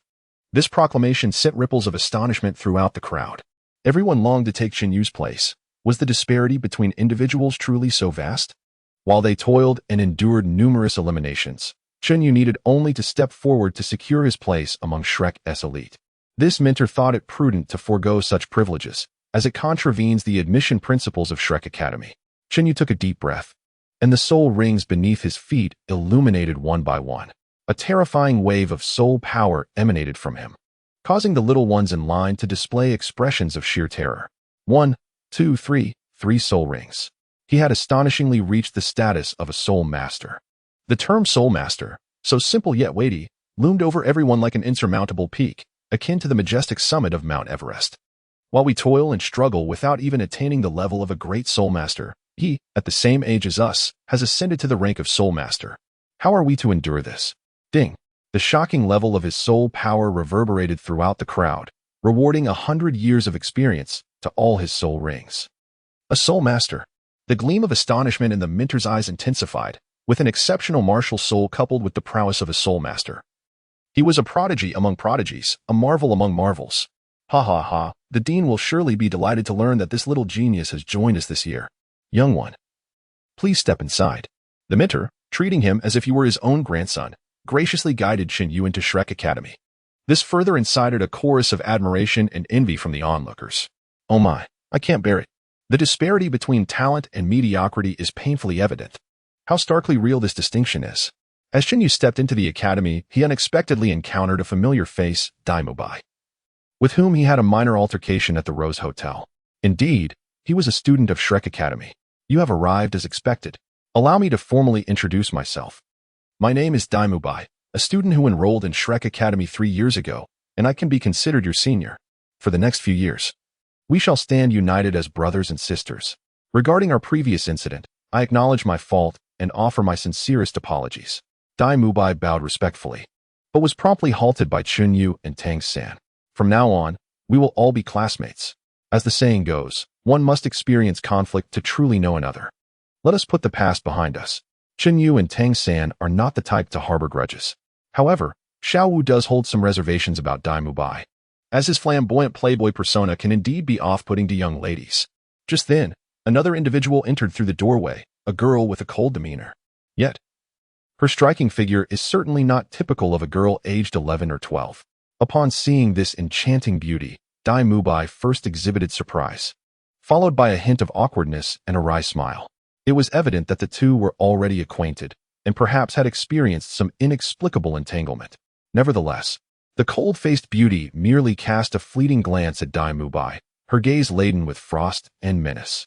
I remarked, Dai, my friend, have you perhaps wronged her in some way? That look in her eyes seems as though she wishes to flay you alive. Qinyu whispered softly into Daimubai's ear, expressing a modicum of interest in the gossip. Ahem, we shall discuss this later, he said, clearing his throat and deliberately averting his gaze from the icy beauty. Was this truly the same Daimubai, the illustrious scion renowned for his charm in the flowered fields, now appearing as a heartless rogue? Greetings, everyone. My name is Ning Rongrong, and we shall be classmates from now on. I look forward to your guidance, she announced. Shortly thereafter, another individual entered. In contrast to the cold-faced beauty, this lively young lady instantly invigorated the atmosphere. Qinyu, Tang San, and Zhu Zhuqing all introduced themselves briefly. Daimubai then declared, the number of participants is sufficient, please follow me. It seemed he was quite apprehensive about interacting with the cold-faced beauty, as he swiftly took hold of Tang San and Chanyu, leading them into the depths of the academy. The upcoming challenge is exceedingly difficult, so be prepared mentally. Daimubai advised gravely during their journey. Boss Dai, this assessment won't involve a fight with you, will it? Qinyu spoke with a teasing tone. If that is the case, then this assessment seems rather too easy. Daimubai let out a wry smile and shook his head. Indeed. The original content of this assessment was as Qinyu described. Engage in 100 rounds of combat with Daimubai, and victory was required for it to be deemed successful. However, Daimubai had just received new assessment details. This time, the examiner for Qinyu and his companions was not Daimubai, but the legendary figure known as the Unmoving King, Zhao Wuji. The Unmoving King was a legendary persona in the realm of soul masters. Having once defeated numerous soul saints while at the Soul Emperor level, dismantling 10 medium-sized sects overnight, this audacious feat eventually drew the attention of the Spirit Hall, which dispatched a Soul Douluo along with 10 soul saints to annihilate Zhao Wuji. Yet, at the brink of death, Zhao Wuji astonishingly broke through to the rank of Soul Saint, harnessing the amplification of his martial soul's true form. He managed to slay several soul saints and severely injure the Soul Douluo, evading capture. This battle cemented Zhao Wuji's fame within the Soul Master community. Yet he subsequently vanished from public view. To everyone's astonishment, he has now become a mentor at Shrek Academy. What kind of institution is Shrek Academy that it could attract a figure of such caliber as the unmoving king? Qinyu had certainly heard of the formidable reputation of the immovable king, Zhao Wuji, and the prospect of meeting such a formidable figure stirred a flicker of excitement within him. However, the others were not as composed, particularly Ning Rongrong, who was currently covering her bright red lips in astonishment. Rumor had it that the immovable king had perished after falling from a cliff, so how could he possibly? Damubai gestured for silence, whispering, "Shh, keep your voice down. The secret of Teacher Zhao's survival is known to only a select few. And if the Spirit Hall learns of it, it could lead to significant trouble. Moreover, Teacher Zhao is no longer the tempestuous king he once was. His temperament has softened considerably." "Oh," Ning Rongrong nodded vigorously, promptly sealing her lips. As they continued onward, Qinyu noticed something peculiar, although Shrek Academy was not vast. It appeared rather desolate, with no other students in sight aside from Daimubai. Were they all engaged in classes at this hour? Daimubai. Just how many faculty and students does Shrek Academy actually have? Curiosity overwhelmed Qinyu as he inquired. Suddenly, Daimubai halted his steps, his expression somewhat awkward. Ahem, well? Shrek Academy boasts a total of 17 mentors, while the number of students currently stands at merely 3. What? Daimubai's words left everyone astounded. An academy of such magnitude possessing only 3 students is undoubtedly the only Soul Master institution on the entire Douluo continent where mentors outnumber pupils. Could this be the legendary private aristocratic academy, where 5 mentors instruct a single student? Such extravagance seems excessive. Before your arrival, Shrek Academy has not admitted any new students for a full 2 years, so Qinyu, you must strive to do your utmost. It has been far too long since I encountered new friends. Soon, the group arrived at the central square of Shrek Academy, where a towering figure stood with arms crossed at the very center. Although this individual had yet to unleash even a hint of soul power, the air around him seemed to grow exceptionally heavy. Merely through his presence, he could evoke a resonance with the heavens and the earth. This truly exemplifies the terrifying strength of the immovable king. Indeed, he is formidable. As Chunyu's expression hardened, he realized that Zhao Wujie could probably crush a soul king like Qin Wu with just a pinky finger. For the first time, a hint of anxiety crept into his heart at the thought of facing such an adversary. Xiaobai. It seems that an unexpected number of minor monsters have successfully passed the preliminary tests. Our Shrek Academy will not be so desolate after all. The burly man, as Qinyu had surmised, was indeed the formidable Zhao Wujie. As Zhao Wujie opened his eyes, an invisible pressure immediately enveloped everyone present. Ning Rongrong and Zhu Zhuqing nearly collapsed to the ground, their knees buckling under the weight of his presence. I assume Xiaobai has already informed you of my identity. Indeed, I am Zhao Wujie, a notorious figure in the world of Soul Masters, a level 76 Battle Soul Master with the martial soul of the mighty Diamond Bear. I am also the examiner for your final assessment. My evaluation criteria are quite straightforward. If you can withstand my onslaught for the duration of a stick of incense, you will pass. To ensure fairness, I will seal my soul power to the level of a soul respect. Zhao Wujie produced a slender incense stick and flicked it with his finger, causing it to embed itself into the hard stone floor. Simultaneously, due to the intense friction, the other end of the incense ignited spontaneously. You have the time of 1 incense stick to discuss your tactics. The assessment will officially commence once the incense burns out. After delivering these words, Zhao Wujie returned to his previous position, closing his eyes once more to meditate. Time was of the essence. Qinyu and Tang Xin needed to formulate a reasonable strategy swiftly. Otherwise, given their current strengths, they would likely struggle to last even a single round against Teacher Zhao. Daimubai was acutely aware of Zhao Wujie's prowess and all his soul abilities. Even with his soul power sealed, Zhao Wujie's strength would still approach that of a peak soul king. Teacher Zhao's martial soul, the mighty Diamond Bear, was a top-tier beast martial soul, excelling in defense and strength, with speed being his only weakness. Thus, Their strategy could be formulated from this perspective. Tang San and Qin Yu nodded slightly, quickly sketching out a rough tactical plan in their minds.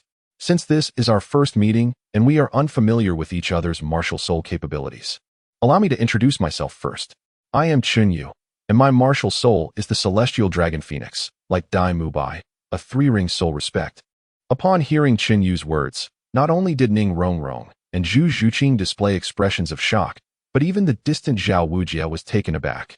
No, it cannot be. Your age is comparable to mine, yet you have already attained the status of a soul master of three spirits. How foolish of me to call myself a genius. In comparison to you, I feel utterly humiliated. This is truly disheartening. Ning Rongrong felt as though she had suffered a tremendous blow. Her once prided talent for cultivation now seemed insignificant when juxtaposed with Chan Yu's prowess. Ah, merely luck. It is all just luck. Qin Yu scratched his head and offered an apologetic smile. Ding. Ning Rongrong and Zhu Zhuqing expressed that this was rather disheartening. Zhao Wujie's heart echoed the thought that he was indeed a little monster, with an average shock value of 99, resulting in an increase of 150 years to his soul ring's lifespan.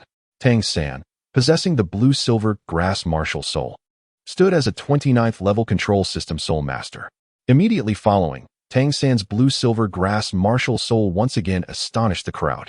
While it was reasonable for Qin Yu, with his exceptional beast martial soul, to cultivate at such a rapid pace, how could the blue-silver grass, widely regarded as a worthless martial soul, also progress so swiftly? Could a genius truly operate in such a manner? The teacher had once stated that there are no useless martial souls, only inept soul masters. Even a seemingly inferior martial soul possesses its own advantages. A slight smile graced Tang San's face, undeterred by the stigma surrounding the blue-silver grass. Tang San indeed held an intriguing potential. He might one day evolve into a formidable force. Zhao Wujie fully concurred with Tang San's previous remarks. Indeed, a martial soul constitutes merely a fraction of a soul master's strength. To become a truly powerful soul master, a resolute heart is paramount. Chapter 52, The Unmoved King Zhao Wujie, Part 2. Next, Xiao Wu, Ning Rongrong, and Zhu Zhuqing introduced their respective martial souls and soul power levels. I am Xiao Wu. As in the dance, with a martial soul of the soft bone rabbit, a 29th level assault system soul master, Xiao Wu maintained her lively demeanor, seemingly unaffected by the impending battle. I am Zhu Zhuqing, with the martial soul of the nethercat, a 27th level agility system soul master. Zhu Zhuqing remained as icy as ever, betraying no hint of emotional fluctuation. I am Ning Rongrong, a 26th level support system soul master with the martial soul of the Seven Treasure Glazed Tower. As Ning Rongrong spoke of her martial soul, she lifted her head with an air of pride. The Seven Treasure Glazed Tower. It seems this young lady is the little princess of the Seven Treasure Glazed sect. One wonders if she can adapt to the atmosphere of Shrek Academy. A faint smile played at the corners of Zhao Wujie's mouth. It appeared that this generation of little monsters might indeed create miracles for Shrek. The Seven Treasure Glazed Tower. You are a direct descendant of the Seven Treasure Glazed sect, Daimubai exclaimed. As one of the upper three sects, while the Seven Treasure Glazed sect may not boast the same number of high-level soul masters as the other two, it possesses the renowned Seven Treasure Glazed Tower, acclaimed as the finest support martial soul in the world.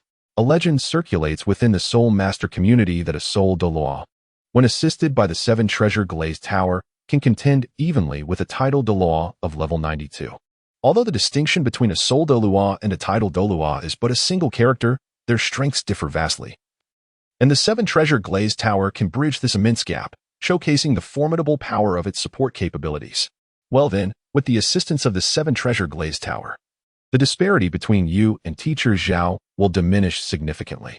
Due to Dai Mubai's inability to participate in the battle, Qin Yu and Tang San devised a strategy with Xiao Wu and Zhu Zhuqing as the primary attackers, while they themselves would provide support from the sidelines.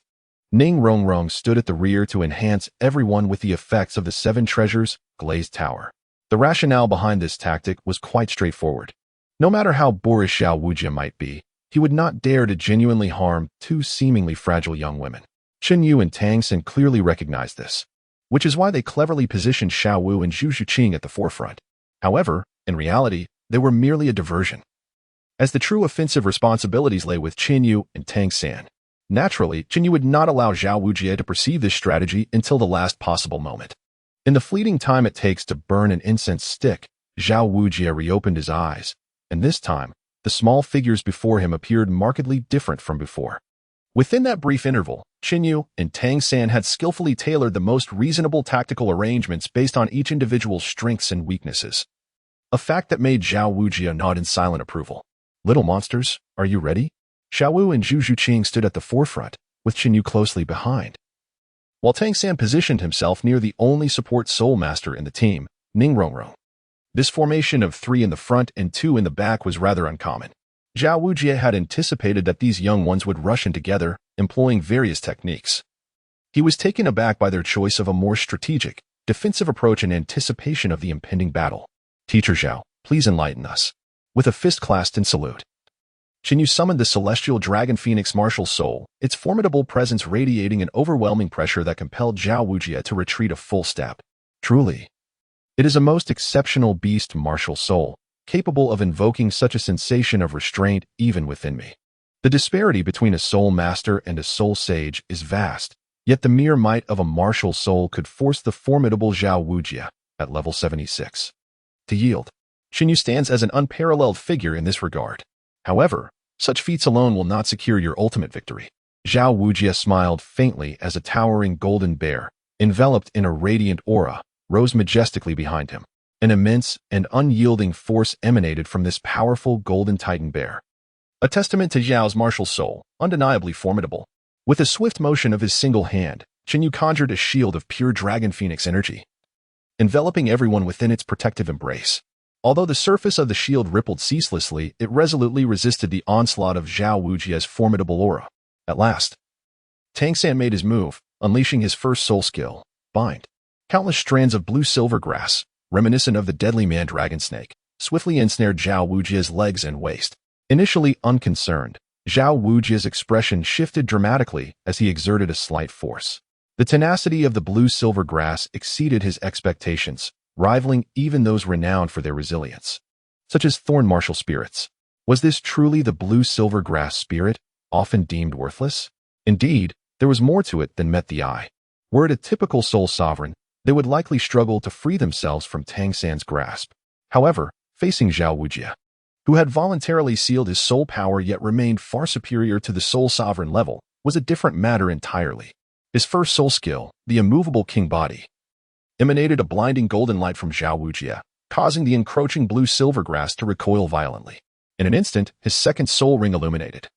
Activating his second soul skill, the mighty Vajra palm, Zhao Wujie's hand transformed into a massive appendage, gathering a destructive force within his palm with remarkable speed.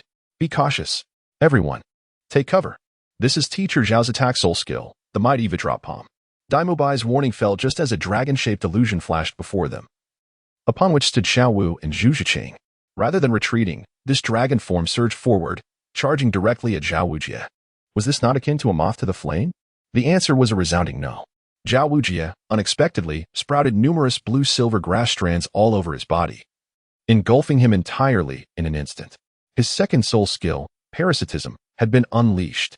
This ability, derived from a plant spirit beast known as the ghost vine, endowed Tang San with the capacity to parasitize. The blue-silver grass that had already wrapped around Zhao Wujie dispersed its seeds upon him. And with a mere thought from Tang San, these seeds would rapidly take root, disrupting Zhao Wujie's second soul skill. Roaring, the dragon illusion dissipated, coalescing in Qinyue's hand into a radiant longsword, its brilliant sword energy causing Zhao Wujie's pupils to constrict, even raising the hairs on his arms. This was Qinyue's second soul skill, Dragon Slash. In a flash, a stunning blade of light, extending several dozen meters, descended upon Zhao Wujie, cleaving through his immovable king body with chilling precision. Following closely behind, Xiao Wu and Zhu Zhuqing unleashed their second soul skills, Bewitchment. Xiao Wu's crimson eyes ensnared the distracted Zhao Wujie, plunging him into a trance, while the surging soul power around him abruptly stilled. Their combined assault continued with the second soul skill, the Netherworld 100 Claws. Zhu Zhuqing's fingers sprouted sharp claws, her most formidable weapon. In the span of merely a second, she unleashed hundreds of strikes. Yet, even without Zhao Wujie's soul power for defense, her lethal talons merely left faint white marks upon his skin. Truly, he was the immovable king, possessing an astonishing degree of physical resilience. If my claws prove ineffective against you, then I shall resort to rendering you unconscious. With a sudden exertion, Xiao Wu positioned her long legs around Zhao Wujia's head, lifting the towering figure of over 2 meters from the ground, and then executed a swift maneuver that brought his head into intimate contact with the ground. Chapter 53. The Immovable King Zhao Wujia, Part 2. Bang. The immense impact caused the entire square to tremble slightly, and a crimson horn abruptly sprouted from Zhao Wujia's forehead. So, Tang San, your fair companion is quite formidable. Dai Mubai initially intended to describe her as fierce, but upon witnessing Zhao Wujia's swollen brow, he quickly opted for a different adjective. Zhao Wujia, now deeply frustrated, could hardly believe that a great soul sage like himself had been injured by a mere girl using such gentle techniques. If word of this were to spread, where would the dignity of the immovable king reside? Little monsters, I shall not hold back any longer. Zhao Wujia's interest in playful banter had evaporated, and his gaze turned extraordinarily serious. Observing this shift in expression, Dai Mubai's heart sank as he realized the gravity of the situation. Teacher Zhao had become truly earnest. Qinyu, be cautious. Teacher Zhao is about to get serious. Tang San reacted even more swiftly than Dai Mubai. The moment Dai Mubai's warning left his lips, 2 strands of blue-silver grass swiftly wrapped around Xiao Wu and Zhu Zhuqing's waists, abruptly retracting to pull them back in time. Then, a blinding golden light erupted from Zhao Wujia, and a terrifying wave of soul power coalesced into a shockwave that radiated outward in all directions. Chaotic Spirit Body, activate. Qinyu actively activated the Chaos Spirit Body, continuously channeling Chaos Soul power into the Ying Tian Dragon Phoenix Martial Soul, the previously modestly sized Dragon Phoenix. Measuring only a few meters in length, now expanded to an imposing 100 meters, its formidable presence capturing the attention of all within the Shrek Academy. Chaos Dragon Phoenix Break. The sharp claws, infused with an unparalleled momentum, struck Zhao Wujia, dispersing the soul power he had just gathered. Little brat, you lack martial ethics. Zhao Wujia had not anticipated that Qinyu would deny him the opportunity to gather strength. The timing of this clawed assault was impeccable, disrupting the flow of soul power just as Zhao Wujia was about to unleash his soul skill. Such acute insight is likely beyond the reach of even the titled Douluo. Cough, cough, Teacher Zhao, my apologies. To endure even a single incense stick's duration in the presence of a soul sage like you, we must resort to some minor tactics. I hope you do not hold a grudge. Just as Zhao Wujia attempted to rise from the ground, he was met with another strike. Bang! Once more, Zhao Wujia found himself face first on the ground, a sizable bump forming on his head. Kid, I am about to lose my temper. Let me tell you, when I unleash my fury, even ghosts will circle around me 3 times. Yet, what awaited Zhao Wujia was yet another slap. This time, not only Zhao Wujia, but even the onlookers were taken aback. This was Zhao Wujia after all. And Qinyu audaciously continued to strike his head repeatedly. This was truly an unprecedented occurrence. As the saying goes, one should not touch a tiger's rear, and similarly, one should not provoke a bear's head. Qinyu, you had better brace yourself. Dai Mubai fled several hundred meters without looking back, and soon, the entire plaza transformed as if struck by a tsunami or an earthquake, becoming unrecognizable. At this moment, Zhao Wujia's eyes turned crimson, and the fur of the great strength diamond bear began to shimmer with a hint of red, an overwhelming force suddenly emanating from him. This was trouble indeed. Things were about to escalate dramatically. Qinyu realized that the situation was dire. With the usage of the Chaos Dragon Phoenix already exhausted, there was no force left to withstand the rampaging black bear. The third soul skill, Gravity Enhancement, centered around Zhao Wujia. A terrifying gravitational force descended upon everyone. Crack! Qinyu and Tang San united their powers to form a protective barrier of soul energy, intending to shield the young girls. However, the formidable gravitational force wielded by Zhao Wujia was beyond the capability of a soul venerable and a great soul master to withstand. In an instant, the soul barrier shattered. Yet at that very moment, an entirely different force surged forth from Qinyu. This power was starkly distinct from the celestial dragon Phoenix Martial Soul, embodying the essence of annihilation. The Divine Punishment God-Slaying Sword. Upon enduring immense external pressure, Qinyu's second martial soul unexpectedly emanated a trace of sword intent. Nearly this fleeting essence of sword energy effortlessly severed Zhao Wuji's gravity soul technique. You must leave this place at once. With the last vestige of his soul power, Qinyu expelled Xiao Wu, Zhu Zhuqing, and Ning Rongrong from the arena. Alas, the frenzied Zhao Wujia had lost all semblance of reason, and both his fourth and fifth soul rings ignited simultaneously. The fourth soul skill, Target tracking. The fifth soul skill, gravitational compression. The once faltering gravity reformed. And this time it was even more terrifying than before. The gravitational force did not merely press in one direction. Instead, it converged from all sides, seemingly intent on reducing me to a mere pulp. Simultaneously, Chun Yu detected a hint of honeyed fragrance wafting through his nostrils, and astonishingly, this aroma emanated from his own being. Chun Yu remained perplexed as to why he emanated such an odor when a terrifying bare paw suddenly descended upon his head. 7-star ghost steps. Beneath the feet of Chun Yu, a flurry of afterimages danced in the air, making it difficult for even Zhao Wujie to discern which was the true figure. Yet to Chun Yu's surprise, Zhao Wujie's massive paw seemed to possess a sort of intuition, swiftly locking onto Chun Yu's genuine form. How curious! Did Zhao Wujie perhaps possess a precise targeting system? How could he see through my illusions? The failure of the 7-star ghost steps took Chun Yu aback, plunging him into an unprecedented peril. This was, in fact, the ability of Zhao Wujie's fourth soul skill. Once an individual is marked by this soul skill, no matter where they attempt to hide or what movement techniques they employ, they cannot evade Zhao Wujie's pursuit. Even with his eyes closed, Zhao Wujie could strike true. At such a critical moment, a colossal black hammer descended with unerring accuracy upon the crown of Zhao Wujie's head, causing the bright, fleshy horns to swell yet again. Poor immovable king, suffering repeated blows to his brow in a single day, had he not possessed extraordinary resilience. Any ordinary soul master would have likely been rendered a fool. Zhao Wujie's formidable frame sank deep into the ground, leaving behind a vast, human-shaped crater. The words, seventh soul skill, true body of martial spirit, carried an immense pressure of soul power, as a golden light erupted from the earth, soaring into the sky. This was disastrous. Zhao Wujie had truly lost his sanity, resorting even to his true body of martial spirit. At this moment, Dai Mubai could no longer stand idly by. With the activation of Zhao Wujie's true body of martial spirit, his power surged severalfold, not only Chun Yu and his companions, but even formidable Soul Douluo might struggle to subdue him. Xiao Ao, Fatty, hurry and assist. With the dean absent from the academy, Zhao Wujie stood as the strongest individual in Shrek Academy. If he continued his rampage unchecked, the entire academy might be laid to waste. Goodness! Has Teacher Zhao had one too many drinks again? The individual addressed as Xiao Ao was a scruffy man, while the so-called fatty resembled a plump ball of flesh.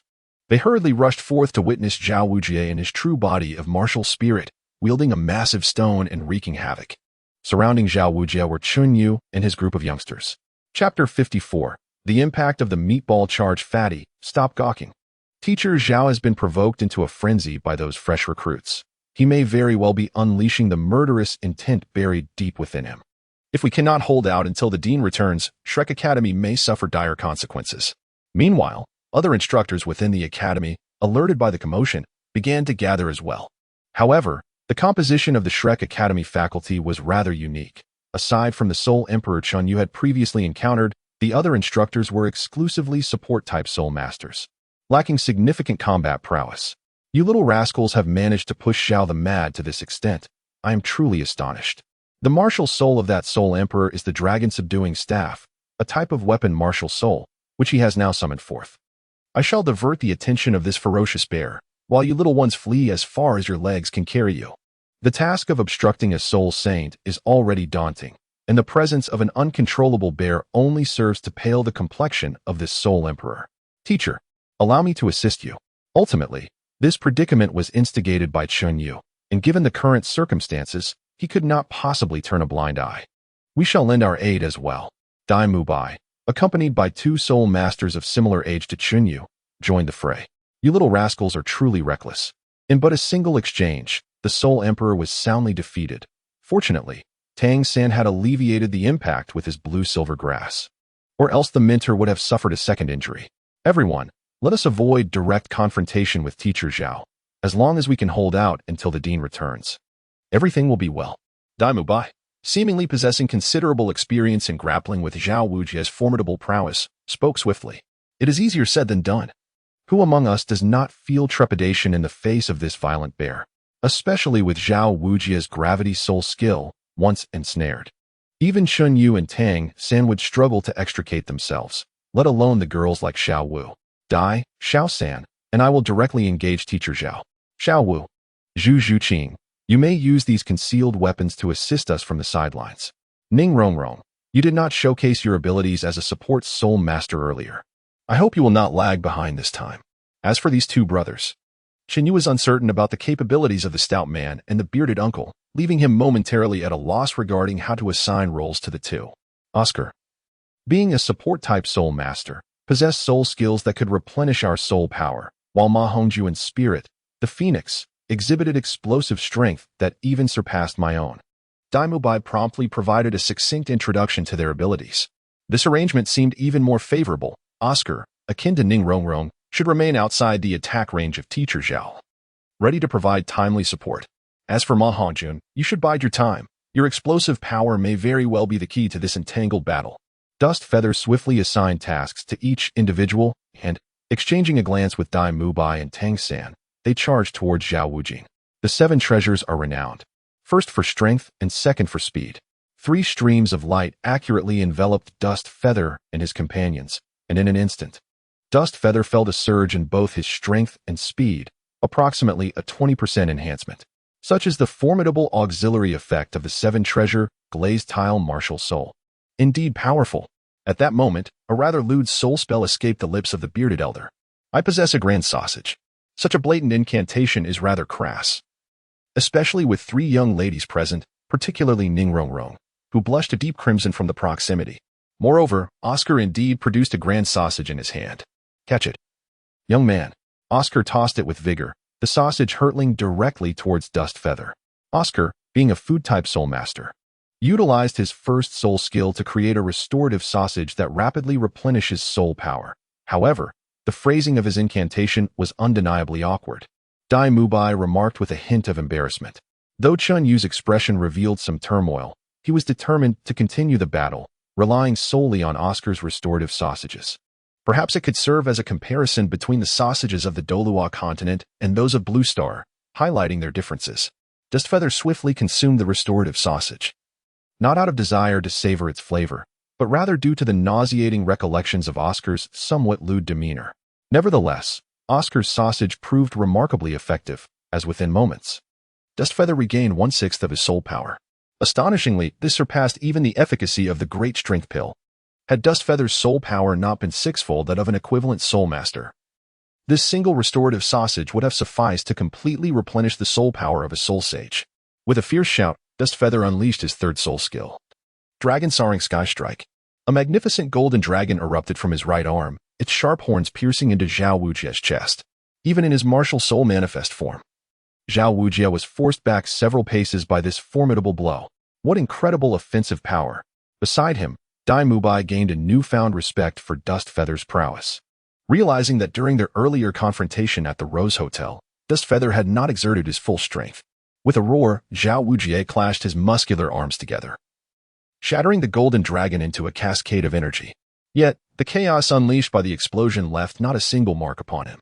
Dai Mubai, having activated his 3rd soul skill, White Tiger Diamond Transformation, stood a head shorter than Zhao Wujie. Yet, through sheer brute force, Dai Mubai managed to halt Zhao Wujie's advance. In a moment of urgency, Tang San shouted, "Little Wu, Zhu Zhiqing, now." Without hesitation, Little Wu and Zhu Zhiqing positioned themselves on either side of Zhao Wujie, their iron claws gripping his ankles.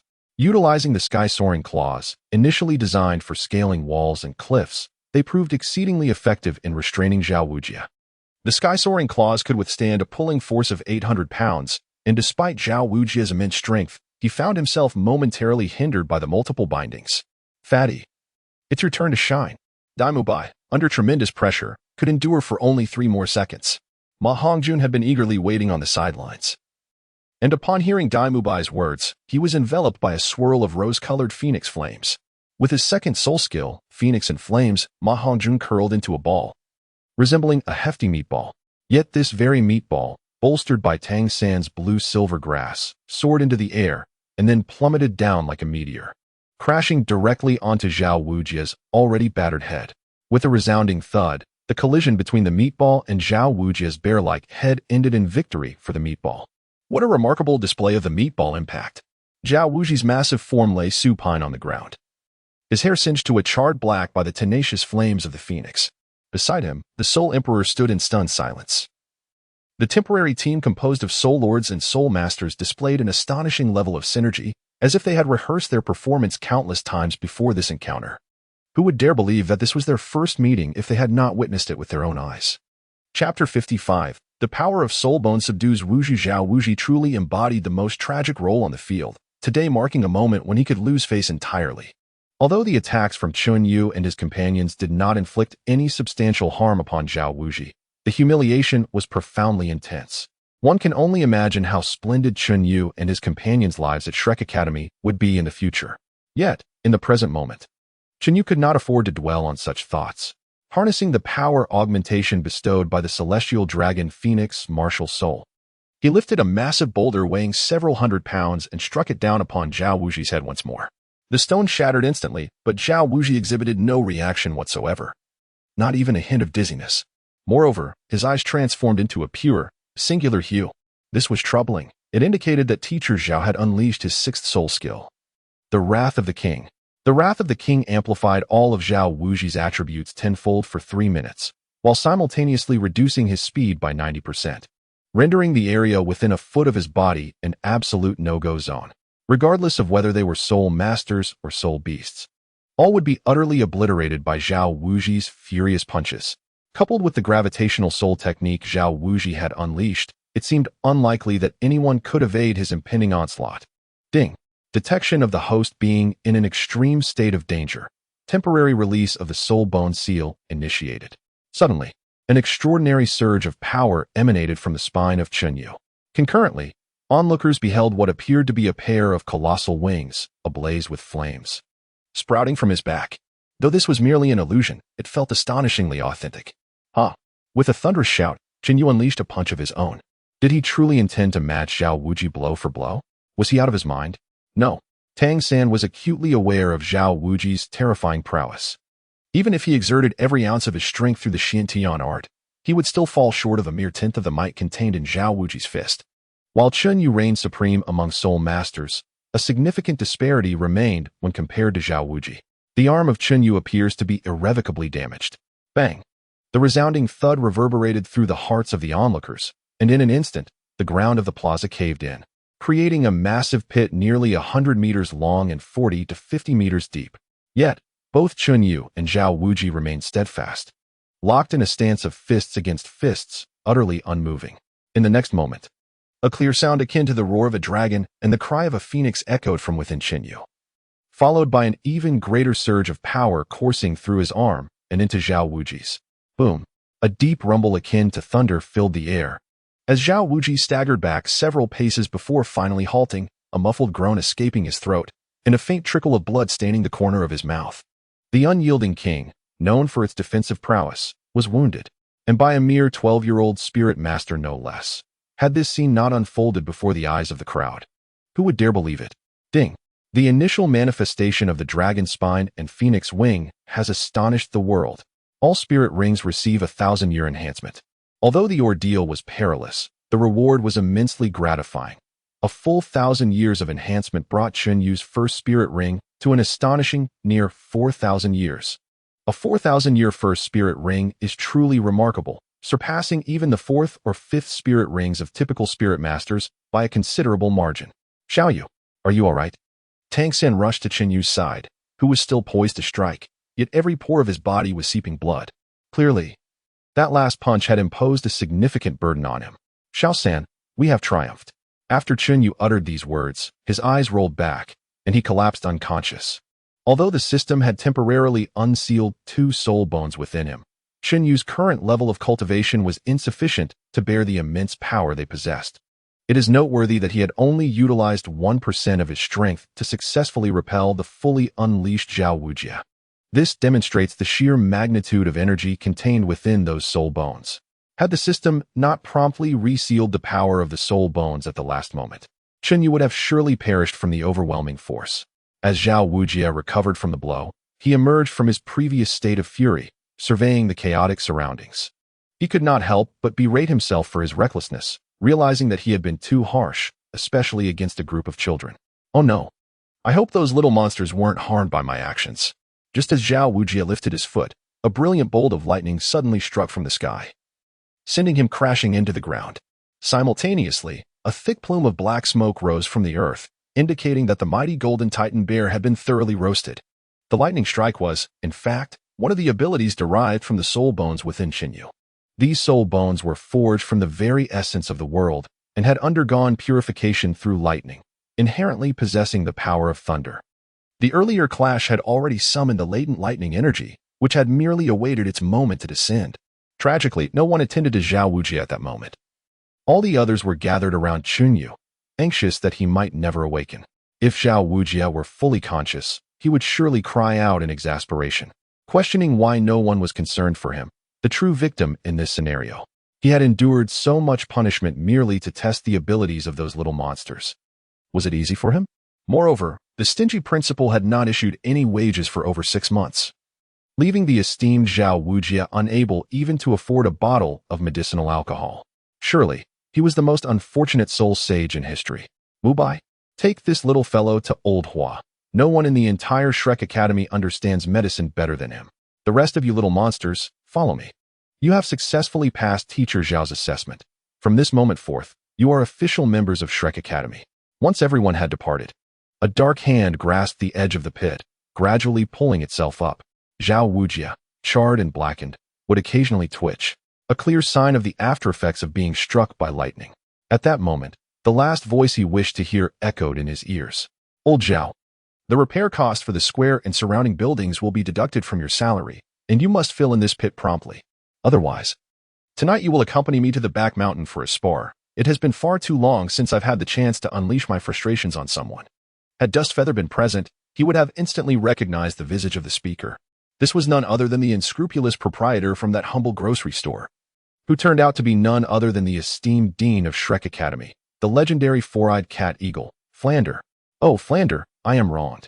This predicament is not solely of my making. Zhao Wujie lamented with a woeful expression on his darkened face, attempting to feign innocence and charm. Yet, the response he received was the sole of Flander's foot. You are thoroughly filthy. Do not tarnish my rented attire. It is your own underestimation of those little monsters that has led you to this sorry state. However, do cleanse yourself promptly, for we are to welcome a person of great significance this evening. On the first day of their arrival at Shrek Academy, Xinyu and his companions found themselves amidst a grand and tumultuous battle, heralding a series of days that promised to be even more captivating than the present. Chapter 56. The Newcomers versus the Veterans, Part 1. An important person? Zhao Wujie was momentarily taken aback. To be deemed significant by Flander, one must possess strength at least equivalent to a Soul Douluo. Could it be that Shrek Academy was to welcome a Soul Douluo mentor? Although a Soul Douluo cannot be compared to the unparalleled titled Douluos, they remain the strongest beneath them. Zhao Wujie prided himself on being one of the few who could rival others at the Soul Sage level. Yet he still fell considerably short when measured against the Soul Douluo, despite Flander's soul power being merely 2 levels higher than Zhao Wujie's. It had yet to reach the threshold of a Soul Douluo. Noticing the glimmer of surprise on Zhao Wujie's face, Flander was acutely aware of his thoughts. Old Zhao, do not indulge in dreams. How could a distinguished Soul Douluo possibly lower themselves to our humble Shrek Academy? Yet, this individual holds immense significance for me. It can be said that part of my motivation for establishing Shrek Academy was influenced by him. Anyone whom the proud Flander would refer to as a brother must possess a unique charm, and Zhao Wujie felt a burgeoning sense of anticipation within him. Meanwhile, on the other side, Xinyu awoke after a day and a night of slumber, finally rousing from his deep sleep. As he opened his eyes, the first sight that greeted him was a beam of golden sunlight streaming through the cracks in the ceiling. Have I truly slept the entire day? It seems that. Given my current soul power level, mastering the strength of the soul bone is still somewhat beyond my capabilities.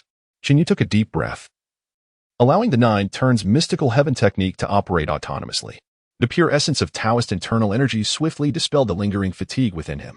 A long-lost strength returned to Qinyu's body, seemingly enhanced compared to before. It appeared that occasional intense battles had a profound effect on the improvement of one's soul power. Xiaoyu, you have finally awakened, came the voices of Tang San, Xiaowu, and Dai Mubai at the entrance. They had already commenced a new day of cultivation. Yet surprisingly, there was not a single instructor in sight. All the mentors from the academy had accompanied the principal to welcome a new teacher, allowing for a day of self-arranged training and rest. Despite the absence of supervision, Tang San and his companions exhibited no signs of complacency. Even the bearded Uncle Oscar had diligently practiced for over half an hour.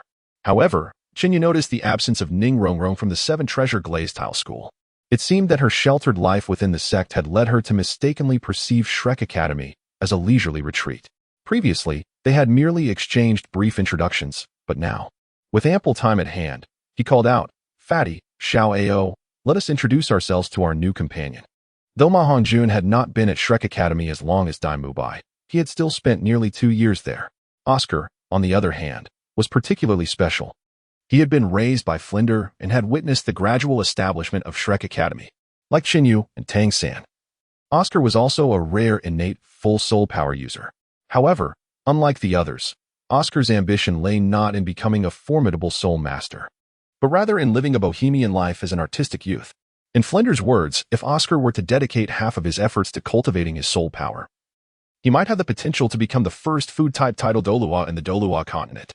I believe the best way to communicate is through a battle. Chinyu, I have heard that you have set a new record at Shrek Academy. I, Ma Hongjun, relish the opportunity to spar with soul masters stronger than myself. Would you be interested in a match? Though Ma Hongjun appeared affable on the surface, his inherent combative nature mirrored that of Dai Mubai. How about this? Let us hold a soul battle between the newcomers and the veterans. Xiao San, Xiao Wu, and Zhu Zhuqing will face Dai Mubai, Oscar, and Ma Hongjun. As for me, after your match concludes, I shall challenge all 3 of you simultaneously.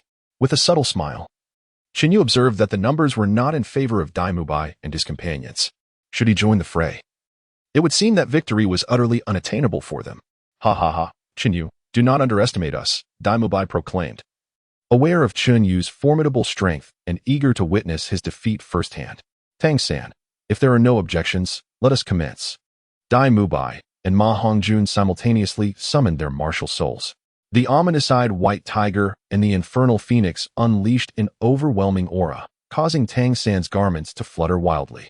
Dai Mubai, Spirit Master of rank 37, I seek your guidance. Ma Hongjun, Spirit Master of rank 26, I seek your guidance. Tang San's side reciprocated. Though lacking the imposing presence of a spirit master like Dai Mubai, they were not to be underestimated. Tang San, Control Spirit Master of rank 29, I seek your guidance. Xiao Wu, Spirit Master of rank 29, I seek your guidance. Zhu Zhuqing, Spirit Master of rank 27, I seek your guidance. Although it was a 3-on-3 battle, Oscar, being a food system spirit master, possessed no real combat capability. However, when accounting for Dai Mubai's prowess, the overall strength of both sides appeared to be relatively balanced. First soul skill, Bind. As a control system spirit master, Tang San initiated the battle by using his blue-silver grass to disrupt the formation of Dai Mubai and Ma Hongjun. Faced with the serpentine blue-silver grass, Oscar found himself retreating in alarm. Tang San was acutely aware that the blue-silver grass could not hinder Dai Mubai. Thus, this maneuver was not aimed at him or Ma Hongjun, but rather at Oscar. Despite lacking combat strength, Oscar's recovery sausage could sustain Dai Mubai and Ma Hongjun in a state of full spirit power. One could only imagine the terrifying potential of Dai Mubai and Ma Hongjun with infinite soul abilities. Therefore, from the outset, Tang San's strategy was to force Oscar out of the arena first. Yet, would events unfold as Tang San envisioned? Certainly not. First soul skill, Phoenix Fireline. Although the blue-silver grass had absorbed the spirit ring of the mandala snake, making it exceptionally resilient, it could not overcome the inherent weakness of plants to fire. Moreover, the flames exhaled by Ma Hongjun were no ordinary fire, but the true flames of the phoenix. At the moment the blue-silver grass made contact with the phoenix's divine fire, it was instantly transformed into a mass of blazing fireballs, reduced to ashes in the blink of an eye. Well done, Fatty. Dai Mubai was enveloped in a blinding white light, causing the blue-silver grass around him to splinter. This was Dai Mubai's first soul skill, the White Tiger's Guardian Barrier, capable of negating a significant portion of soul skill attacks. Immediately following, Dai Mubai's second soul skill surged forth. Second soul skill, White Tiger's Light Wave. However, as Dai Mubai began to coalesce the second skill, a chilling figure suddenly appeared before him. It was the cold-faced beauty, Zhu Zhuqing. First soul skill, Netherworld Stab. The spectral thrust elevated Zhu Zhuqing's speed and lethal capabilities to their zenith. Chinyu couldn't help but nod discreetly, without employing the 7-star ghost steps. Even he would find it arduous to evade the onslaught of the spectral thrust. The second soul skill, Spectral 100 Claws. Immediately, Zhu Zhuqing's hands, adorned with razor-sharp claws, transformed into a myriad of afterimages, the fierce claw strikes raining down upon Dai Mubai like a torrential downpour. Judging by her fervor, she seemed resolute in her intent not to relent until Dai Mubai was utterly torn asunder. What enmity could exist between these two, inciting such profound hatred from Zhu Zhuqing towards Dai Mubai? This was not a mere sparring match. It resembled a life-and-death struggle. Surely, Dai Mubai had not committed some grievous wrong against this young lady? Not only Qinyu, but the others too shared this sentiment, encapsulated in 4 words: abandonment after seduction. Chapter 57, The Newcomer Versus. The Veteran, Part 2, the first soul skill, Bowing Waist. Ma Hongjun was still lost in thought, contemplating the complex past between Dai Mubai and Zhu Zhuqing, when suddenly he felt his feet lighten, and his hefty 300 pounds were lifted into the air. Xiao Wu's agile techniques possessed formidable explosive power, allowing her to effortlessly hurl Ma Hongjun away. In the next moment, a dark scorpion tail whip coiled around Ma Hongjun's neck, while Xiao Wu positioned herself behind him and delivered a powerful knee strike to his lower back. Although Ma Hongjun appeared rotund, his waist was virtually invisible, yet the blow rendered him numb and incapable of exerting any strength. Xiao Wu's knee had struck precisely at the acupoint on Ma Hongjun's waist. Even a titled Douluo would be temporarily incapacitated by such an impact. It was all over. Ma Hongjun's mind was consumed by this singular thought. Though he was unaware of Xiao Wu's subsequent intentions, a profound sense of unease began to settle within him. Next came Xiao Wu's self-created explosive 8th throw. This little chubby boy was in for a rough time. Tang San, witnessing Xiao Wu's initial movement, silently prayed for Ma Hongjun, knowing she would undoubtedly temper her strength. Yet Ma Hongjun would still endure significant hardship. Fatty, Dai Mubai, for the moment, was unable to extricate himself from Zhu Zhuqing's spectral 100 claws. On one hand, he feared injuring Zhu Zhuqing. On the other, he was acutely aware of Tang San's watchful gaze. Any move Dai Mubai made would be swiftly countered by Tang San. I have a large recovery sausage. At that moment, Oscar, cornered and desperate, suddenly emerged, revealing dozens of recovery sausages concealed in his arms. Haha, you've fallen for my trick. A mischievous grin spread across Oscar's face as he scattered the sausages into the air like petals from a heavenly maiden. With a snap of his fingers, the recovery sausages burst open midair. Who would have thought food-based soul skills could be utilized in such a fashion? In the eyes of Qinyu and Tang San, a glimmer of surprise flashed. This ability was unprecedented to them. It was likely that even the master was unaware of the potential applications of the food spirit. In reality, this was a skill that Oscar had discovered through his own exploration, inspired by his experiences while roasting chestnuts. The sausages produced by Oscar's soul technique were essentially manifestations of his own soul power, capable not only of being consumed, but also serving as stable explosives. By intentionally disrupting the soul power within the sausages, Oscar could trigger an explosion. Although the explosive force was quite modest, even inferior to that of a 10-year soul ring technique, it could still prove pivotal in crucial moments. At this moment, the shockwaves from the continuous explosions pushed Xiao Wu back several meters, providing an opportunity for Ma Hongjun to activate his second soul technique, enveloping himself in a fierce phoenix flame that even Xiao Wu dared not approach recklessly. Taking advantage of the smoke from the explosions, Dai Mubai managed to extricate himself from Zhu Zhuqing's soul technique's range. Ha ha ha, Xiaoyo, splendid work. Now it's our turn to attack, Tang San. Dai Mubai inhaled deeply, as the 1,000-year purple soul ring on his body unleashed an astonishing wave of soul power. Third soul technique, White Tiger Diamond Transformation. Dai Mubai's body expanded significantly, and his sharp tiger claws glinted ominously. At that moment, Dai Mubai's strength was scarcely inferior to that of a level 40 soul master. With Ma Hongjun's assistance, the trio of Tang San was forced to retreat continuously. The tide of battle shifted dramatically, and it soon became apparent that their defeat was merely a matter of time. Just as Tang San's heels approached the white line at the edge of the arena, he silently acknowledged that the moment had arrived.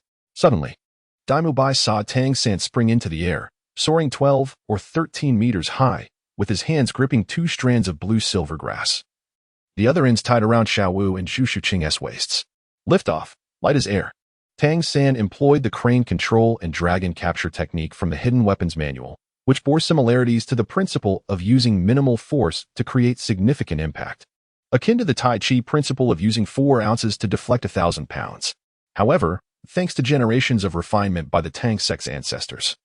It had become increasingly ingenious and practical, allowing Tang San to lift two full-grown individuals with just 2 strands of blue-silver grass.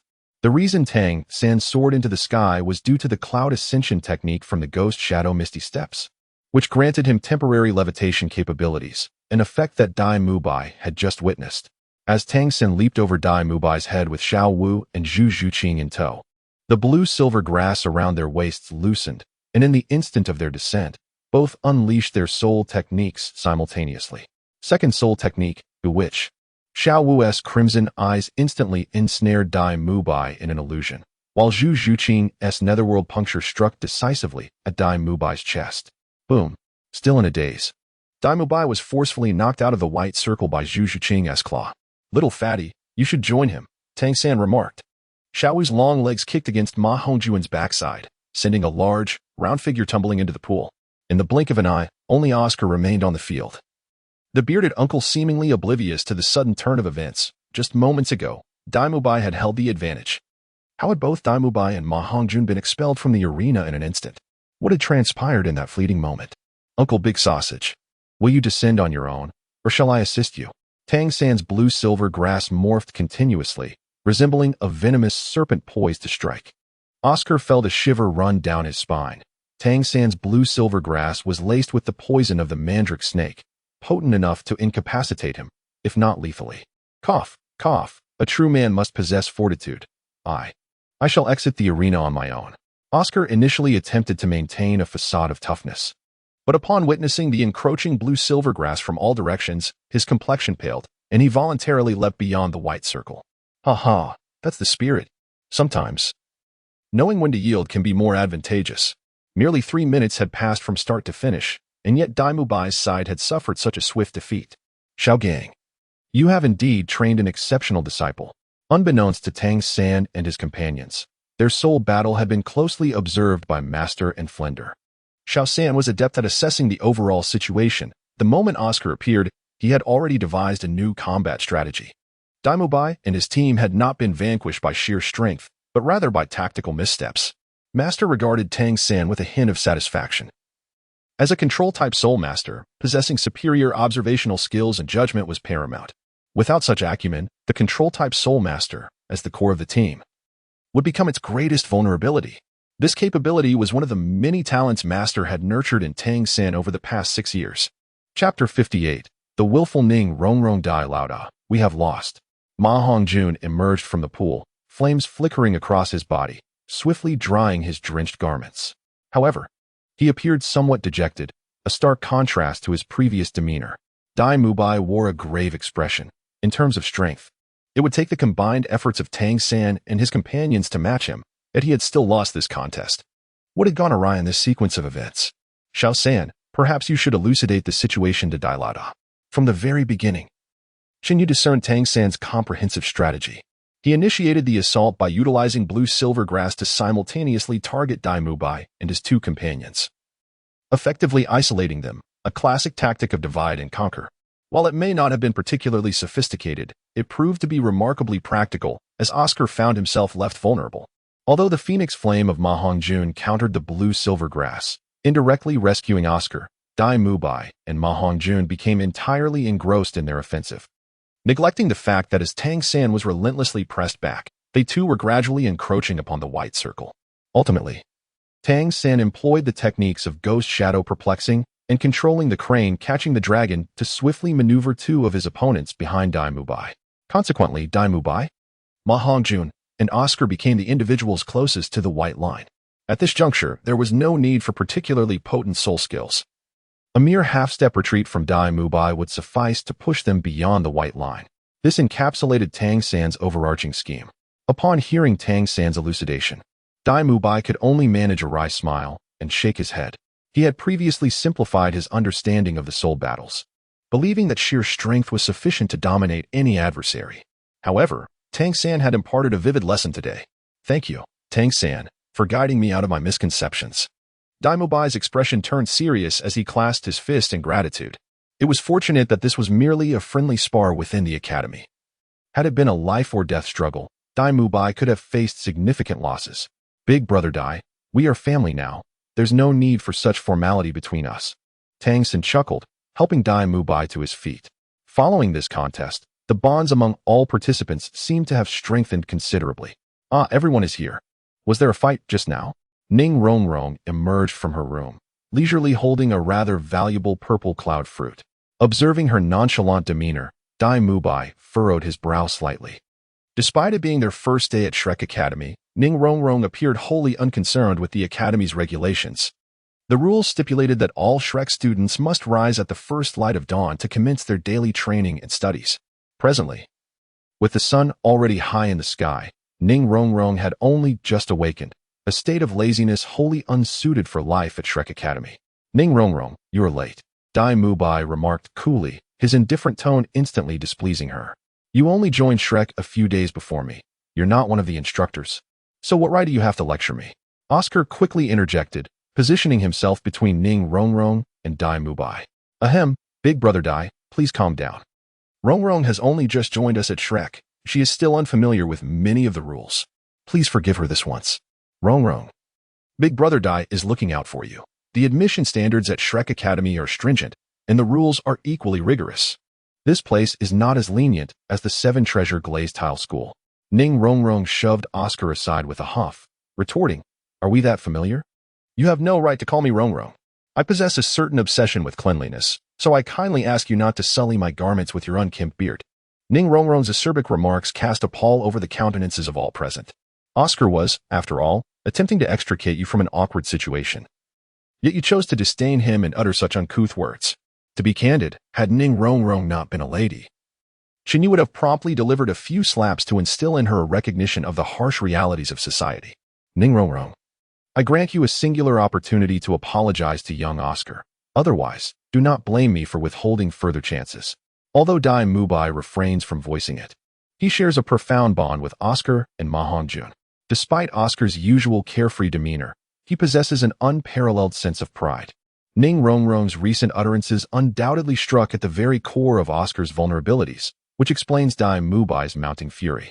Humph, I have never apologized to anyone in my life. I shall not, and will never, extend my apologies to this Uncle Sausage. Ning Rongrong's capricious and willful nature is vividly displayed, suggesting that her standing within the Seven Treasure Glazed Tile School is quite formidable. Otherwise, she would not dare to maintain such an air of aristocracy at Shrek Academy.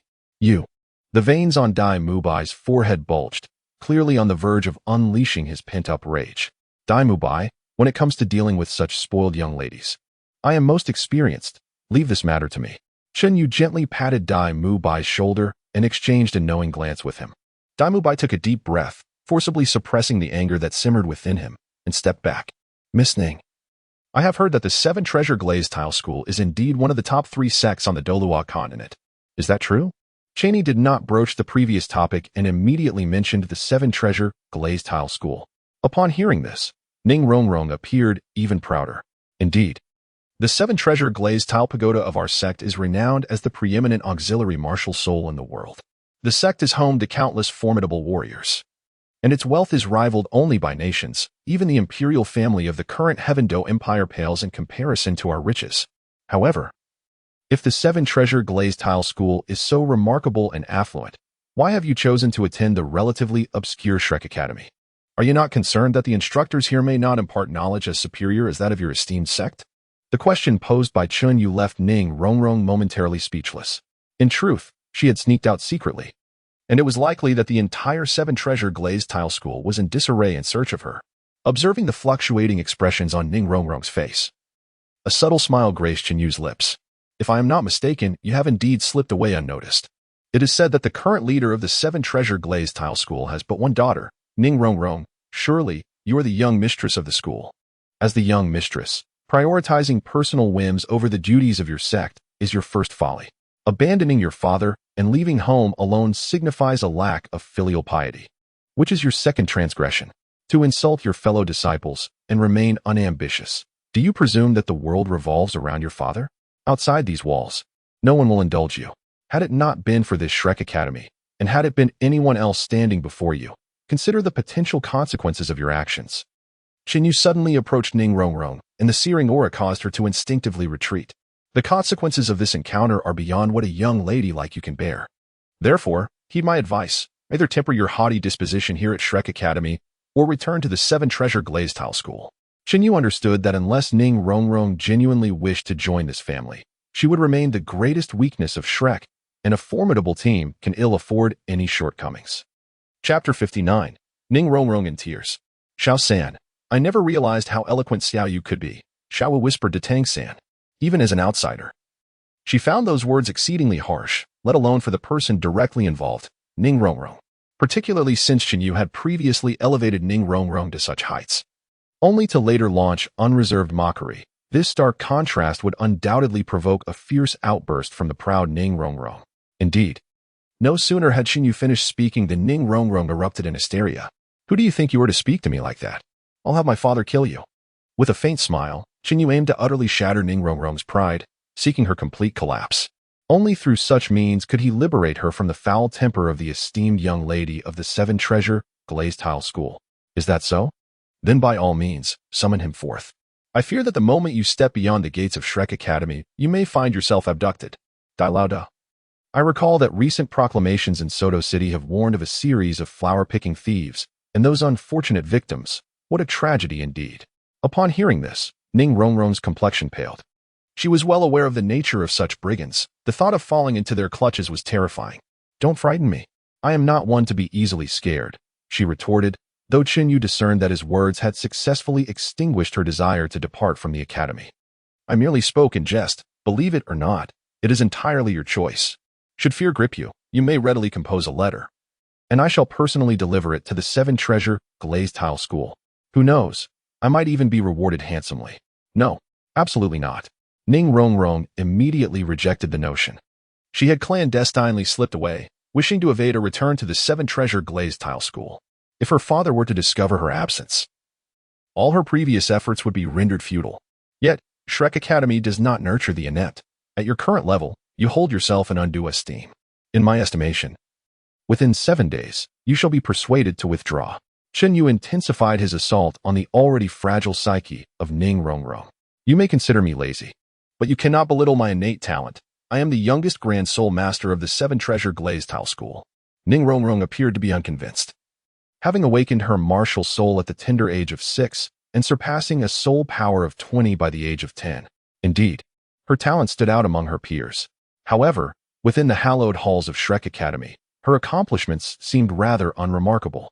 Oh, but you Seven Treasure Glazed Tile School members possess rather mediocre cultivation potential.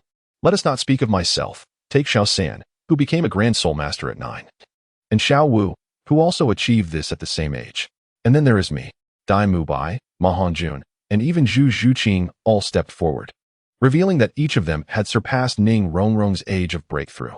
Ning Rongrong found herself at a loss for words. The difference of merely 1 year between 9 and 10 belied the vast chasm of innate talent it represented. And what of him? Surely this Uncle Sausage did not also break through to a soul power of 20 at the age of 9. Suddenly, Ning Rongrong pointed accusingly at the silent Oscar, as if seeking to reclaim a shred of her confidence from him. By the time Oscar was merely 8, he had already become a Grand Soul Master of level 20. Had he not been so consumed with his artistic aspirations, his soul power would have far exceeded Mubai's by now. Flander, accompanied by the Master and Zhao Wujie, gradually approached the academy gates, and Flander's words swiftly shattered the last remnants of pride within Ning Rongrong. 8 years old. This cannot be true. You must be deceiving me. Flander cast a casual glance at Ning Rongrong and remarked, though Xiao Ao is a food-type soul master, he is the first in the Douluo continent to possess innate full soul power, given sufficient time for growth. Xiao Ao's future achievements will undoubtedly surpass those of your Seven Treasure Glazed Tile Pagoda. Innate full soul power. When Ning Rongrong awakened her martial soul, her soul power was a mere 9, making her the highest in initial soul power within the Seven Treasure Glazed Tile School in centuries. Yet, when compared to Oscar, she fell short in every regard. I cannot believe it. I refuse to accept that I am the weakest. In one day, Ning Rongrong faced a profound blow that reduced her pride, accumulated over 12 years, to mere dust. Even Oscar, whom she deemed the least formidable, surpassed her. Shame, astonishment, and a torrent of emotions surged within her, leaving her unable to remain any longer. Shoving aside Oscar, who sought to console her, Ning Rongrong fled the Shrek Academy in tears. Rongrong. Oscar had remained silent earlier, fearing to provoke Ning Rongrong, but unexpectedly, Flander delivered the final blow. Let her be. Xiaoyao. With old Zhao watching over her from the shadows, that little girl will come to no harm. Flander, unfazed, knew that few in Soto could rival Zhao Wuji's prowess. With him watching over, Ning Rongrong was undoubtedly safe. As you're all present, allow me to introduce a new mentor, this esteemed figure beside me, whom you may refer to as the Master. Flander stepped aside to reveal the Master, then continued. In the forthcoming years at Shrek Academy, you will be instructed by the Master in the intricacies of martial spirits. Master. Although Dai Mubai and the others were curious about the Master's soul power, which stood at a mere 29 levels, they still bowed respectfully. You need not doubt the Master's capabilities. The one you just sparred with, Tang San, is the Master's sole disciple.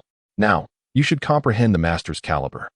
A collective gaze of astonishment turned towards Tang San, for to produce such an exceptional talent, the Master's abilities were undeniably formidable.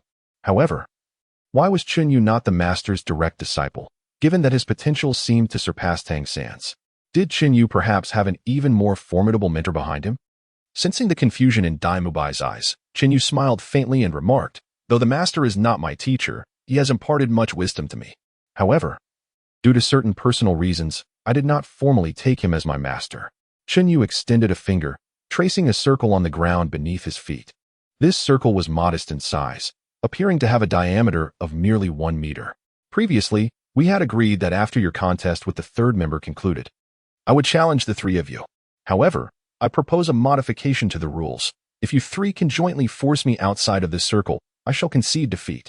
Chun Yu, you are exceedingly arrogant. Do not presume that having repelled teacher Zhao makes you invincible, protested Ma Hongjun first. Although Chun Yu's strength was undeniably formidable, it did not seem insurmountable in Ma Hongjun's eyes. Silence, fatty. Chun Yu must have his reasons for this approach, remarked Dai Mubai, who appeared to grasp Chun Yu's intentions. A glimmer of gratitude evident in his gaze. What is Xiao Yu truly trying to achieve? Questioned Xiao Wu, echoing Ma Hongjun's confusion regarding Chun Yu's underlying motives. Chun Yu had observed that Dai Mubai, Ma Hongjun, and Oscar had previously encountered difficulties in their coordination, and thus, he sought to expose and address this issue through their contest. Tang San smiled subtly to himself, recognizing Chun Yu's cleverness. His strategy not only preserved the dignity of Dai Mubai and the others, but also adeptly resolved their lack of synergy, achieving two objectives at once. Coordination issues? I fail to see any, Xiao Wu murmured, tilting her head in confusion. Little ladybug, it is no wonder you missed the point during the teacher's lesson. If you had paid closer attention, your intelligence would have surely illuminated these flaws. Tang San gently tapped Xiao Wu's smooth forehead, prompting her to pout in response. First and foremost was their positioning. As the strongest soul master in the trio, Dai Mubai should naturally stand at the forefront. Serving as the spearhead of their offensive, this was indisputable.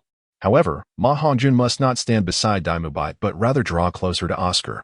As Oscar lacked the ability to defend himself, and only Ma Hongjun could provide the necessary protection, Xiao Wu immediately understood. No wonder Tang San had targeted Oscar in the previous contest. He had foresaw this vulnerability. Secondly, the offensive rhythm between Dai Mubai and Ma Hongjun was quite chaotic, lacking a clear distinction between primary and secondary roles, making them susceptible to being exploited by their opponents, who could easily dismantle their formation with a single strike. Lastly, they had failed to designate a true commander among them, each fighting independently, which granted us the opportunity to turn the tide in our favor. Tang San had articulated three crucial points, each striking at the heart of the matter. This was a critical weakness that Dai Mubai and the others remained oblivious to. Dai Mubai, you may take a moment to reflect on the lessons learned from your previous encounters. There is no rush to commence this contest. In the serene center of the circle stood Chun Yu, exuding an air of tranquil composure, devoid of any visible concern. Fatty, your soul skill boasts the greatest explosive power. Yet your endurance remains your Achilles heel. Therefore, when the battle commences, refrain from hastily striking. Instead, heed my gestures. Xiaoyao. Your task is to deftly evade Chun Yu's assaults while seizing the opportunity to obscure his line of sight. The responsibility of diverting Chun Yu's attention rests upon my shoulders. Dai Mubai succinctly delineated their respective roles, with the trio forming a triangular formation to ensnare Chun Yu within their confines. Chun Yu, do exercise caution. Dai Mubai commenced with the White Tiger Protection Barrier and the White Tiger Diamond Transformation, clearly indicating that Chun Yu's prowess had instilled considerable pressure upon him. To go all out from the very beginning, truly a reflection of your character. With a faint smile, Chun Yu summoned the Dragon Phoenix Martial Soul, unleashing an astonishing soul power that soared into the sky, rivaling that of Dai Mubai. In that case, I shall not hold back. Second soul skill, Dragon Slash. The fierce sword light flashed like lightning, etching deep scars into the recently restored square. Be careful, fatty, Dai Mubai warned, unleashing large orbs of white energy that were the size of basins. However, Dai Mubai's White Tiger Light Wave, merely a skill derived from a century-old spirit ring, paled in comparison to the might of Chun Yu's 10,000-year spirit ring technique. Nevertheless, to maintain fairness, Chun Yu limited his power to merely a tenth of its potential. Yet it still left Dai Mubai feeling overwhelmed. 10 White Tiger Light Waves barely managed to deflect a weakened version of the Dragon Slash. Explode for me. Dai Mubai's muscular arms flexed as his massive tiger claws combined with the White Tiger Light Wave, finally tearing through Chun Yu's initial Dragon Slash. At that moment, Oscar behind Chun Yu hurled dozens of recovery sausages, but seemingly lost his aim, causing them to land at Chun Yu's feet. A clever choice, Tang San remarked. Suddenly, the sausages exploded, sending a cloud of dust that obscured Chun Yu's vision and creating a deep pit beneath him, causing him to stagger backward. Now, fatty, Ma Hongjun, seeing Dai Mubai's signal, maximized the power of his second soul skill. A gigantic, flaming meatball, propelled by a howling wind, charged toward Chun Yu. Got it. Oscar and Dai Mubai's eyes sparkled with anticipation. Even Zhao Wujie would not remain unscathed from such an impact, let alone Chun Yu's smaller frame, who they believed would be knocked out of the circle. However, Ma Hongjuan's body passed directly through Chun Yu as if colliding with mere air, while Chun Yu's true form emerged on the other side. This was the manifestation of the 7-star ghost steps, a doppelganger that no one in the arena could discern. Bang!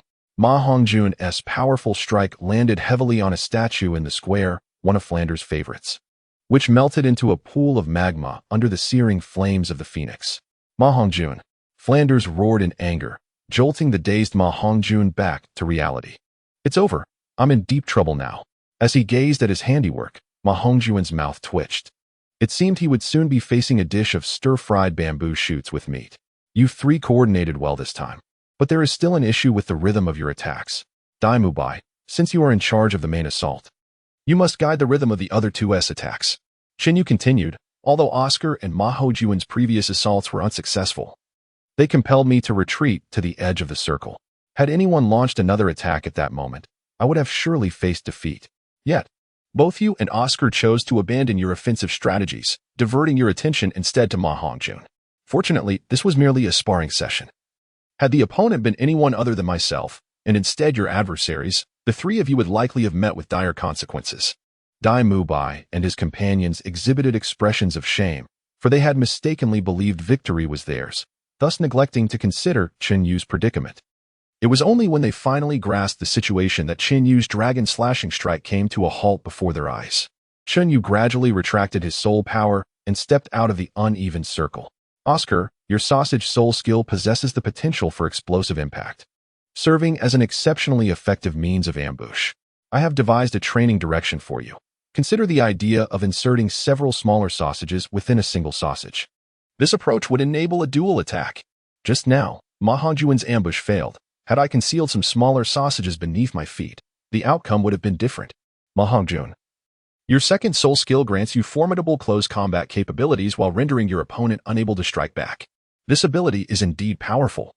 Yet both your methods of attack and speed are lacking, preventing you from fully harnessing the advantages of your soul skill.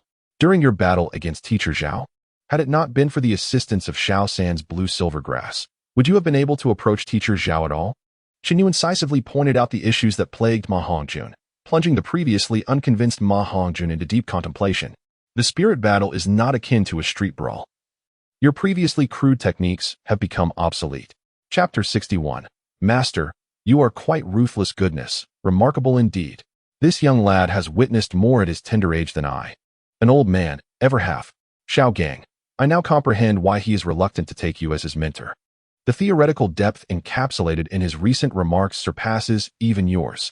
Flanders, with an astonished expression, admitted that a portion of what Shen Yu articulated had evaded even his seasoned mind as a spirit saint. Particularly his insights directed at Oscar were truly eye-opening. Who would have thought that spirit techniques could be distinctly categorized into light and shadow attacks? The master smiled gently and remarked, Xiao Yu's intellect even surpasses that of Xiao San. Many of his views are not only innovative, but have also provided me with significant inspiration. In a certain sense, Xiao Yu could very well serve as my mentor. Shen Yu possesses a reimagined theoretical framework of the 10 formidable spirit souls, which, upon a solid theoretical foundation, indeed surpasses that of the master. Thus, the master's commendation holds merit. As the saying goes, the accomplished are worthy of being teachers. Upon hearing such praise from the master, Flender beamed with joy, like a blooming flower. It appears that our Shrek Academy has a significant chance of claiming victory in this year's elite competition of the Continental Advanced Soul Master Academies. However, the master remained less optimistic. Flender, do not be overly optimistic. It is rumored that this generation of the Spirit Hall's golden generation is the strongest yet. If these youngsters wish to triumph over such formidable foes, they require further growth and tempering. The current group of prodigies are merely fledglings. To soar to great heights, they must amass greater strength. The master will be a nightmare for this group, as he is about to provide them with an unforgettable experience. Now that the competition has concluded, let us commence our first lesson. The master slowly raised his finger, pointing towards a nearby basket, beside which lay stones of various sizes. I have calculated each of your weight-bearing limits precisely based on your soul power and age. According to the names on these baskets, prepare to bear your designated weight and run 20 laps around the academy. What? Except for Chinyu, Tang San, and Xiao Wu, the others were taken aback. Although Shrek Academy is not particularly large, completing 20 laps would amount to at least several dozen kilometers. With the added weight, it seemed impossible to survive such a grueling task. Master, do I also have to run 20 laps? Oscar timidly inquired. The master smiled gently, and Oscar felt a glimmer of hope. Yet, the master's subsequent words drained the color from Oscar's face. I must establish a classroom rule once I announce a task. No one may question or make requests for leniency. Just now, Oscar suggested that, as a support-type soul master, he should run fewer laps. Very well, I can grant that. However, the laps he avoids will be doubled for each of you. Oscar will run 10 laps, while the rest of you will each add 20 laps to your original count. 20 laps becoming 40 was indeed a staggering increase. Even an Iron Man would struggle to endure such a feat. No, Master, that was not my intention. I will accept my own punishment. I will run 40 laps. Please do not penalize them. Oscar quickly shut his mouth, silently shouldering his burden and setting off around the academy. Everyone, let us hasten. Completing these 20 laps may take us until midnight.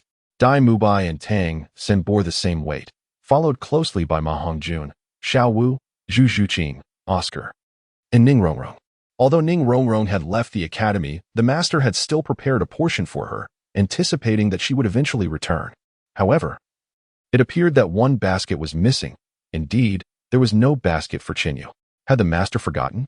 Master, the item you commissioned 6 months ago should be ready now. The master turned to Flander and remarked. With a swift motion, Flander conjured a special suit of chainmail from thin air, and upon seeing it, a pained expression crossed his face. Despite its seemingly delicate appearance, this armor was forged from argentum iron, with a single piece the size of a fingernail weighing an astounding 12 to 13 pounds. The entire suit weighed over 3,000 pounds. Moreover, the cost of argentum iron is exorbitant. This set alone cost Flander nearly 1 million gold soul coins. It is no wonder he felt such financial distress. Thank you, Master and Dean Flander. This chainmail was specially commissioned by Chunyu for the upcoming training. Ordinary burdens can no longer meet Chunyu's training demands, especially after his soul power surpassed level 30. His strength has multiplied significantly, seemingly linked to his heavenly dragon phoenix martial spirit. The dragon phoenix itself symbolizes power, and possessing such a spirit undoubtedly sets Chinyu apart from typical soul masters. Little monster, be prepared. The total weight of this suit exceeds the initially anticipated 3,000 pounds. Even I could not endure it for long, Flander remarked after trying it on, nearly losing his breath. Such an astonishing weight is beyond what an ordinary person can bear. The heavier, the better. With a few swift movements, Chinyu donned the silver armor. Although it had been tailored for an adult's stature, the 12-year-old had already grown to approximately 1 meter 80. making the armor fit him perfectly. Bang! Bang! Dust Feather leapt twice on the spot, sending palpable tremors throughout the entire Shrek Academy. Flinder was left utterly astounded. My goodness, this truly is a monster among monsters. Weighing an impressive 3,000 pounds, not merely 3, this little creature is able to leap while encumbered. Ding! The astonishing weight-bearing capacity left Flinder in awe, as the growth of the Ingtion Dragon Phoenix Martial Soul increased by 10. Ingtion Dragon Phoenix Martial Soul, growth phase growth length 89, 100. Just 11 more points of growth length. And the Ingtion Dragon Phoenix Martial Soul will ascend to the next stage. I firmly believe that by then, Dust Feather's strength will experience yet another remarkable leap forward. With each step that Xinyu took, he left behind a footprint, a finger's depth etched into the ground. Yet the distance between each mark seemed meticulously calculated, precise to the slightest degree. Observing Xinyu's retreating silhouette, Flander felt an overwhelming sense of disbelief. Xiaogang, is it truly safe for this little monster to train like this? It won't harm his foundational strength, will it? The master smiled faintly. He had been taken aback when Xinyu first undertook weighted training in his presence. At merely 6 years of age, Xinyu had already demonstrated the ability to sprint through the mountains while bearing a weight of 80 pounds. In the master's perspective, this phenomenon might be intricately linked to Qinyu's martial soul. This action of Qinyu's also opened up an entirely new realm of research for the master. The notion that a martial soul can continuously strengthen in tandem with the physical prowess of the soul master. A concept validated in both Chunyu and Tang San. Chapter 62. The Forged Collective Soul Xiaogang. While your words hold merit, is it not too reckless to push these young prodigies to their physical limits all at once? Flander voiced his concerns, realizing that not everyone possessed the formidable physique of Chinyu or Tang San. Excess in all things can be detrimental. Should this endeavor exceed the physical thresholds of these young men and women, it could result in irreversible consequences. Rest assured, all the data has been meticulously calculated and poses no issue, the master replied, turning towards the Shrek cafeteria, intent on preparing replenishing saline solutions for these young prodigies. With each approaching step of Chinyu, the ground trembled ever more noticeably. As Dai Mubai turned, he beheld Chinyu clad in gleaming silver armor. With every footfall, the earth seemed to quiver as though trampled by a beast, the resounding thuds causing Dai Mubai's eyelids to twitch. Chinyu, are you preparing to head in a battle? With his keen eye, Dai Mubai could discern the extraordinary nature of the chainmail adorning Chinyu. Under the sun's rays, the silver armor refracted not a shred of light. No material other than silver English iron could possess such a peculiar quality. Chinyu, you haven't forged this armor from silver English iron, have you? Dai Mubai's pupils constricted. The weight of silver English iron was formidable, and if this entire suit of armor was indeed crafted from it, then the burden Chinyu bore likely exceeded 1,000 pounds. To carry such weight and still run, was Chinyu even human? Dalada, sharp eyes. This is a body-forging artifact crafted for me by the master. Chinyu appeared remarkably at ease, even without a trace of perspiration upon his brow. Yet the deep footprints he left behind sent a shiver down Dai Mubai's spine. Who could fathom the daunting weight of this chainmail? Boss Dai. You all take your time. I shall proceed ahead. Chinyu appeared to be running leisurely, yet his speed was astonishing, swiftly outpacing everyone in an instant. Gudu. Ma Hongjun swallowed hard. The deep impressions left by Chinyu's footsteps made his corpulent body tremble. Good heavens! Is this something a normal person could accomplish? In my opinion, Chinyu is no ordinary human. Although Oscar bore the lightest load, he was already gasping for breath after merely completing half a lap. A testament to his lack of regular exercise, which had rendered him in this feeble state. Let us refrain from speaking, conserve some energy.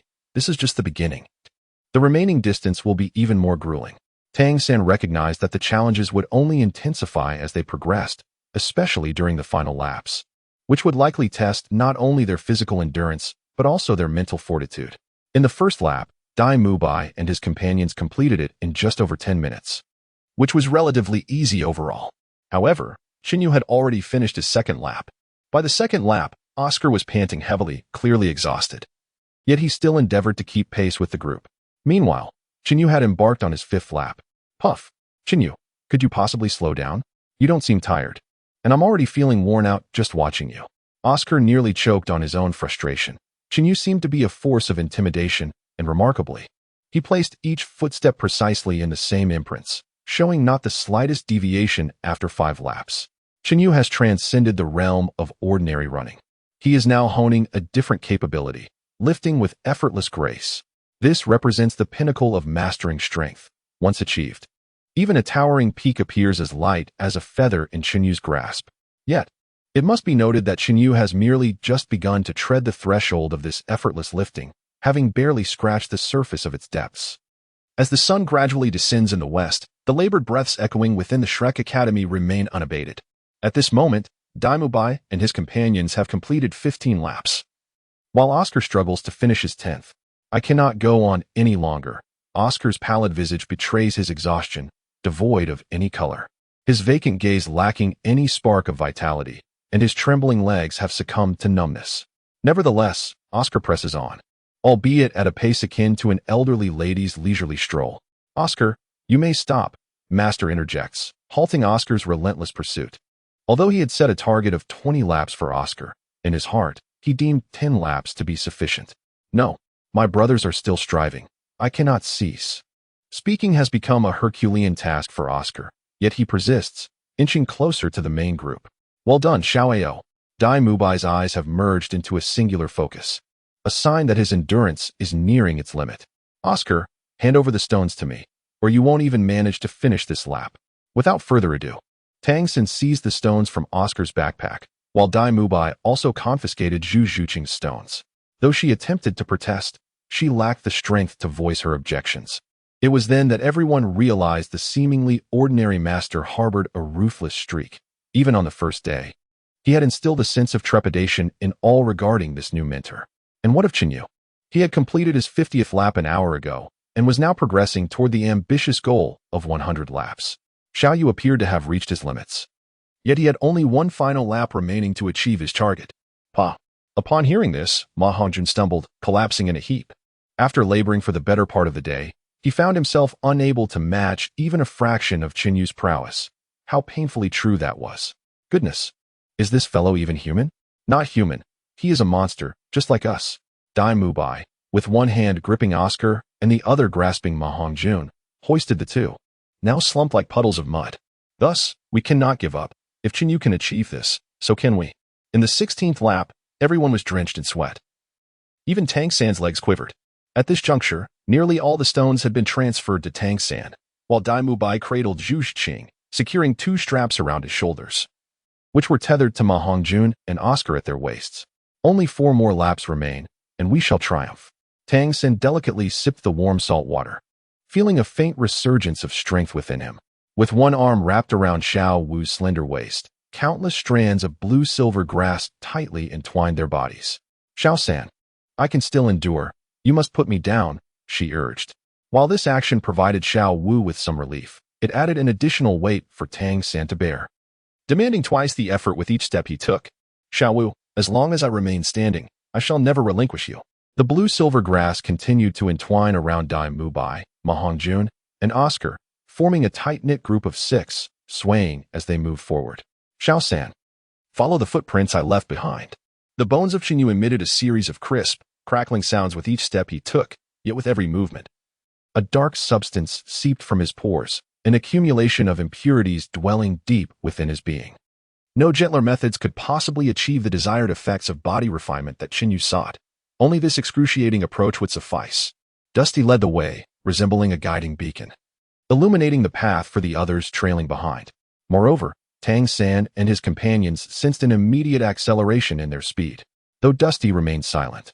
He was undeniably the one who contributed the most to the team.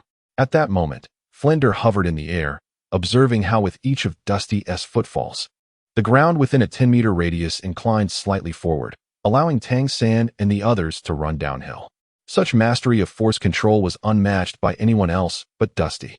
Hence, Oscar's ability to complete his 11th lap was largely due to Dusty's assistance. On the other hand, Dusty bore not only his own weight but also the responsibility of supporting the other members of Shrek, resulting in an exertion that was several times greater than that of any individual.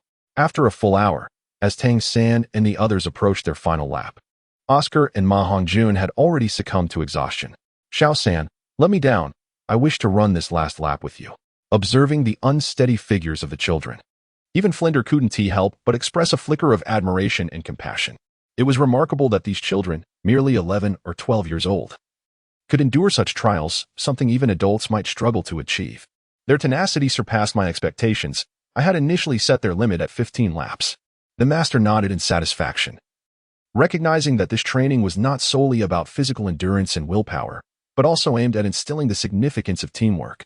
If they aspired to excel in the upcoming Continental Advanced Soul Master Academy Elite Tournament, they first needed to cultivate their own team spirit. Today, he aimed to plant a seed in their hearts, confident that these children would soon grasp his intentions. 7 days later, a group of exuberant children burst forth from Shrek, their excitement palpable. Finally, we don't have to endure the Master S training today. It's as if the sun has risen in the west, Ma Hongjun exclaimed, leaping 3 feet into the air. Over the past week, the Master S rigorous training had left him considerably leaner, but today, they were granted a day of respite.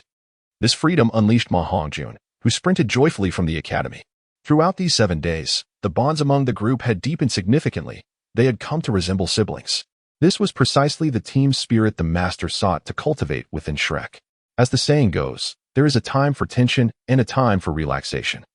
The stringent training regimen had left the Shrek students utterly fatigued. Continuing would likely be counterproductive, which is why the master allowed them a day of rest. Watch your words about the master behind his back. Fatty, be wary of doubled training tomorrow. Oscar wrapped his arm around Ma Hongjun's neck. After 7 days of training, Oscar's skin had darkened, yet he appeared more vibrant than ever. Remarkably, after shaving, he looked even more handsome than Dai Mubai. Pa, you with those peach blossom eyes. Don't try to intimidate me with your words. Suddenly, Ma Hongjun pulled Dai Mubai aside, seemingly whispering something into his ear. The plump fellow was acting so mysteriously. What could he possibly be saying to the esteemed Dai? A knowing smile crept across Oscar's face, a grin that only men could understand. You all probably don't realize, do you? The chubby one and Dai Mubai are renowned womanizers in Shrek. Their gathering is undoubtedly for matters pertaining to men. Zhu Zhuqing, overhearing Oscar's remarks, felt her face grow cold enough to freeze. Humph. A leopard cannot change its spots. Dai Mubai seemed to sense something amiss and abruptly pushed Ma Hongjun away, speaking with a tone of righteous indignation. Fatty, don't lead me astray. Ever since I met Xiao San, I've turned over a new leaf. I advise you not to get entangled in those brothels. Ma Hongjun was momentarily speechless. In the past, Dai Mubai was the one who encouraged him to visit such places. What had caused this sudden change of heart? Of course, their visits to such establishments were not for indulgence. Dai Mubai merely sought to pass the time with drink, while Ma Hongjun relied on the feminine energy present there to alleviate the torment of his internal fiery affliction. It could be said that both of them, much like Tang San, remained untouched by such experiences. Yet, who would have thought that these two notorious flirtatious characters would maintain such purity? Few would believe it if it were spoken aloud. Fatty, is your internal fire becoming uncontrollable again? Oscar's expression grew serious, for he understood that Ma Hongjun's fiery affliction stemmed from his mutated martial soul, the evil fire phoenix. Perhaps it was a residual effect of the mutation. Even with Flanders seeking out all the renowned physicians, there had been no remedy, and ultimately, Ma Hongjun had to rely on the yin energy of women to counteract the side effects of the evil fire. Show me your evil fire, Fatty. In Qinyu's mind resides an array of knowledge concerning various martial spirits. This malevolent fire can be classified into 2 distinct types, the innate and the acquired. The innate malevolent fire is beyond even Qinyu's capacity to eradicate, yet the acquired malevolent fire presents a feasible solution for resolution.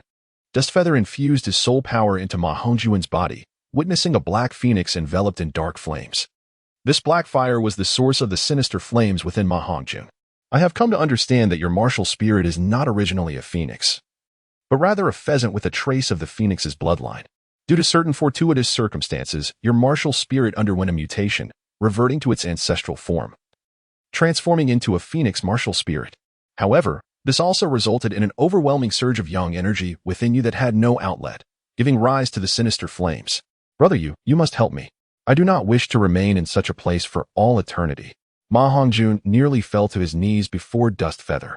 This innocent young man had become a mere flower in the brothel due to the sinister flames within him, and it was for this reason that he, Ma Hongjun, had no girlfriend. Fatty, since you call me brother, I cannot simply stand by and do nothing.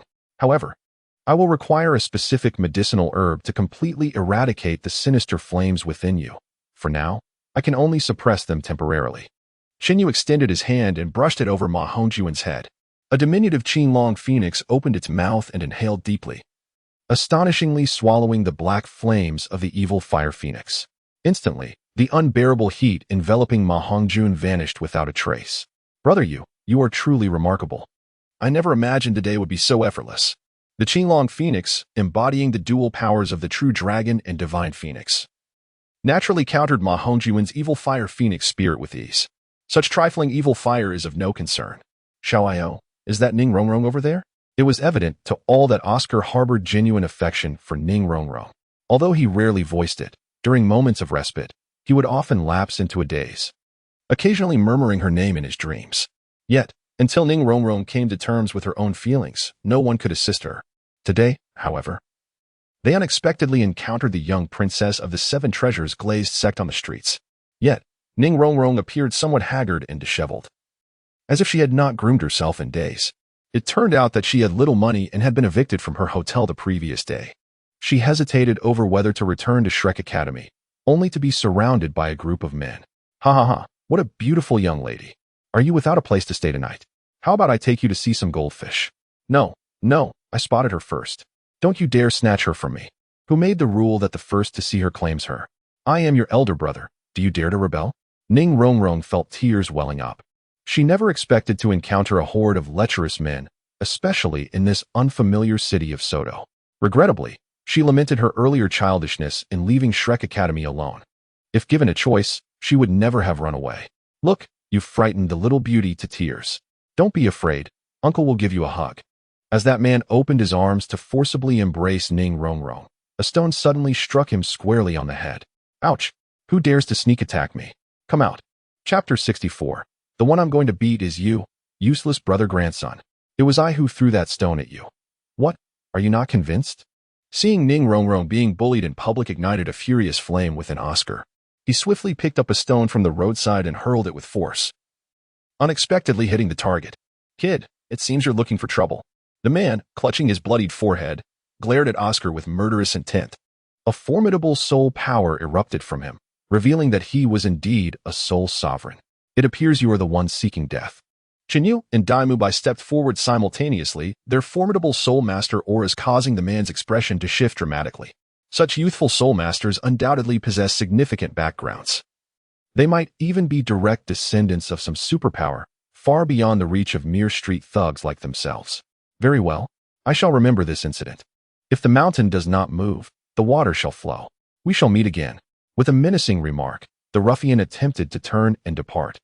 But Qin Yu instantly materialized behind the group. His ghostly speed left everyone speechless. This young man is no ordinary soul master. This is dire. Qin Yu glanced indifferently at the group before him. Although Ning Rongrong's previous arrogant demeanor displeased him greatly, as long as she did not withdraw from school, Ning Rongrong would remain a member of Shrek. Qin Yu is indeed a protective individual, and it is only natural that he would not stand idly by while his companions are bullied. Xiaoio, what do you suggest we do? Qin Yu deliberately sought Oscar's opinion, aiming to establish a grand image in Ning Rongrong's heart. While death penalties could be evaded, the sins of the living were inescapable. I intend to have you kneel before Rongrong and bow in apology. Oscar flashed a faint smile of gratitude towards Qin Yu, silently reflecting, My dear brother, your great kindness shall forever be etched in my memory. He chuckled inwardly. It's merely a matter of being your wingman. Worry not, my friend, for I possess ample experience. Qin Yu cast a glance filled with defiance toward Daimubai, Ma Hongjun, and Tang San, who were gradually tightening their encirclement from the east, south, west, and north. What do you intend to do? My brother is a mentor at Songhui Academy. If you dare to lay a finger on me, I assure you, you will not leave Soto City today. Upon hearing this, Daimubai feigned terror, even engaging in playful banter with Ma Hongjun. Oh, so it is Songhui Academy. ISNT, that the premier Soul Master Academy in Soto City? I am truly terrified. I nearly wet myself upon hearing its name. Indeed. Songhui Academy is notorious for being a veritable dumping ground. I recall that as long as one has the funds, anyone, whether they be a cat or a dog, can gain entry. Didn't he just claim his brother is a mentor there? Wouldn't he that make him the head of the rubbish collection station? My apologies. Esteemed station master, we shouldn't have lowered ourselves to your level. After all, not everyone is worthy of being part of the refuse. Songhui Academy and Shrek Academy have long harbored animosities, and Dai Mubai and his companions had frequently clashed with the individuals from Songhui Academy in the past. Little did they expect to encounter someone associated with Songhui Academy once more today. You all. The ruffian leader could hardly fathom that the illustrious name of Songhui Academy not only failed to intimidate Dai Mubai and his companions, but rather intensified the animosity in Dai Mubai's eyes. Xiao-san, Xiao-yu, you never managed to defeat us back at the academy. Shall we have another contest today? Dai Mubai flexed his fingers, producing a cacophony of cracking knuckles, a sound that rendered the faces of those present pallid. Very well, Dai. What shall we compete in this time? Dustfeather is quite indifferent, for he knows that no matter the challenge, he shall never be defeated. The contest is simply who can strike the most opponents within half a minute, and with precisely 16 individuals present, it is ample opportunity for us to stretch our limbs. As Dai Mubai's words fell, he unexpectedly launched an attack without warning, seemingly having mastered the art of cunning. Dai, you're cheating. No one anticipated that the fierce thug from a moment ago would now serve as a mere pawn in the hands of the four youths. In less than 20 seconds, over 10 individuals, including the Soul Master, lay sprawled in disarray, particularly the leader of the thugs, whose face had received an enthusiastic welcome, swollen beyond recognition. Resembling a grotesque pig's head, this visage would likely be unrecognizable even to his own mother. The outcome revealed that Dustfeather had taken down 6, Tang Sen 5, Dai Mubai 4, and Ma Hongjun 1. Xiao-yu, your strikes are remarkably swift. Even with my head start, I cannot compare to your speed. Dai Mubai remarked with a wry smile, truly acknowledging Dustfeather's prowess. Xiao-ao, the remaining task is now entrusted to you. With a gentle kick from the tips of her toes, Shinyu sent those individuals sprawling to the ground like broken burlap sacks at Oscar's feet. Rong. Tell me how you wish to vent your frustrations, and I shall assist you, Oscar declared, rolling up his sleeves. While he might struggle against a typical Soul Master, dealing with these already crushed soft persimmons was a mere trifle. I. Ning Rong appeared utterly terrified, clutching Oscar's clothing tightly, which greatly satisfied his vanity. Let it be. They have learned their lesson. Yet, the words that finally escaped Ning Rong's lips took Oscar by surprise. Given her temperament, one would expect her to seek vengeance, perhaps gouging out their eyes or severing their paws, but at this moment, she simply suggested sparing them. Oscar gazed intently at the still trembling Ning Rong and suddenly realized she seemed transformed. Gone was the previous arrogance and haughtiness, replaced by a newfound warmth and authenticity. Over the past 7 days, aside from meandering about, Ning Rong had grappled with the question of whether she had erred over the years. In the Seven Treasures Glazed Tile School, she had been the cherished jewel, with whatever she desired appearing the very next day, while anything she disliked vanished without a trace. Yet, at Shrek Academy, she found herself stripped of the luster of her former institution, leading her to understand that the outside world differed significantly from her expectations. Without the backing of the Seven Treasures Glazed Tile School, she was nothing. I apologize for causing trouble. Ning Rong wiped away her tears and bowed to everyone in apology. To recognize one's mistakes and amend them is a virtue of the highest order. Not far away, at the street corner, Flinder and Zhao Wujin stood quietly, observing the recent scene unfold. At last, we can provide an explanation to the sect leader Ning. This young lady thought she could stealthily escape the Seven Treasures Glazed Tile School. Had it not been for sect leader Ning's prior agreement with me, I would never have had the audacity to accept the next heir of the Seven Treasures Glazed Tile School so openly. It turned out that all of this was a carefully orchestrated plan by Flinder, designed to ensure Ning Rong truly integrated into the Shrek Academy family. Furthermore, this plan had received the approval of the current sect leader of the Seven Treasures Glazed Tile School, Ning Fengji. Chapter 65. You are His Majesty Haoyan. Unbeknownst to them, the entire Seven Treasures Glazed Tile School was in turmoil over Ning Rong. Situated in the capital of the Heaven Do Empire, the Seven Treasures Glazed Tile School held a significant presence in both the political and economic center of the empire. The establishment of such a grand sect near royal lands attests to the extraordinary relationship between the Seven Treasures Glazed Tile School and the Heaven Do royalty. This connection was not merely due to sect leader Ning Fengji being the mentor of the current crown prince, Xue Qinghe, but also because the Seven Treasures Glazed Tile School controlled 1/3 of the entire financial revenue of the Heaven Do Empire, in addition to possessing formidable economic strength. The Seven Treasure Glazed Tile sect also wields considerable martial prowess, with 2 titled Douluo perpetually accompanying Ning Fengji. Even the Tiando imperial family has only 1 titled Douluo serving as an elder. At this moment, within the confines of the seven-treasure, glazed tile sect. Fingji pondered whether he truly wished to send Rongrong on a long journey to that mysterious Shrek Academy for her education. He mused that he and the old swordmaster were not necessarily inferior in expertise to the mentors of those soul master academies. The speaker was a tall, lean elder whose frail appearance belied his strength. He was known as the world's foremost defensive soul master, the 95th ranked title Douluo, Bon Douluo Guyo. Uncle Gu, you know well the nature of that girl Rongrong. The more I try to restrain her, the more she yearns to escape. It would be better to seize this opportunity and allow her to venture out and gain experience, Ning Fingji replied, shaking his head in resignation. Clearly finding Rongrong a source of exasperation for the sect leader. Fengji, you ought to at least consult with us. This Shrek Academy. I have never even heard of it before. Can it truly provide the education our little princess deserves? Countered an elder seated across from Gu Yong, his piercing eyes hidden beneath sharply arched brows. Upon closer inspection, one could almost discern the images of two swirling swords within his gaze. Merely standing there, he exuded an overwhelming aura of dominance. This was none other than the sword Douluo, Chen Xin, a 97th ranked title Douluo. Uncle Jian, Uncle Gu. Please allow me to explain. The Shrek Academy is actually meanwhile, the recent trivial matter had not dampened the spirits of Chun Yu and his companions during their leisurely stroll. Particularly as it was remarkably easy for women to forge connections. A simple trinket had transformed Ning Rongrong, Xiao Wu, and Zhu Shiqing into inseparable confidants. Observing this rapid formation of friendship, Chun Yu marveled at the wondrous nature of women. Just as Flinder and Zhao Wujia intended to join them, a deep voice resonated in their ears. Flinder, Zhao Wujia, meet me at the dilapidated temple 10 miles outside the city. Flinder and Zhao Wujia exchanged glances, astonished expressions reflecting in their eyes.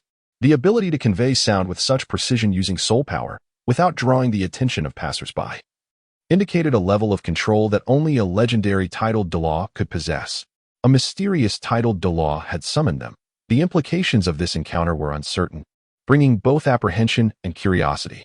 With hearts heavy with trepidation, Flinder and Zhao Wujia hastened towards the dilapidated temple in the wilderness, aware of the potential consequences should they offend this powerful figure by failing to appear. Upon their arrival, they were taken aback to find Master there as well. Xiao Gang, what brings you here? What has transpired? Have you also received a message from that esteemed individual? Flander curiously surveyed his surroundings. Yet aside from the dilapidated temple that allowed the wind to seep through, there was no trace of the enigmatic title Douluo. Four-eyed cat Eagle Flander. A pleasure to make your acquaintance. Suddenly, the space and light 10 meters before Flander twisted in an eerie manner, and from within emerged a figure. The ability to distort space indicated a title Douluo of at least level 97. The astonishment in Flander's eyes deepened across the entirety of Douluo continent. Those who could reach such heights could be counted on one hand. When had Flander ever had any connection with such a formidable being? And why was he unaware of it? As the figure fully stepped out from the warped void, the master beside him gasped in astonishment. You, could it be that you are the glorious Haotian? Haotian Douluo Tanghao. This name once represented a significant legend in the spirit master community. Yet it was also regarded as a taboo. Haotian Douluo was the first title Douluo to be condemned by the Spirit Hall.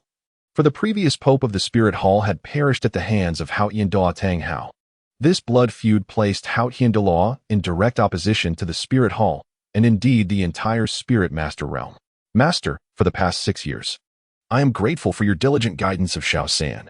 Consider it a personal favor owed by me. Tang Hao.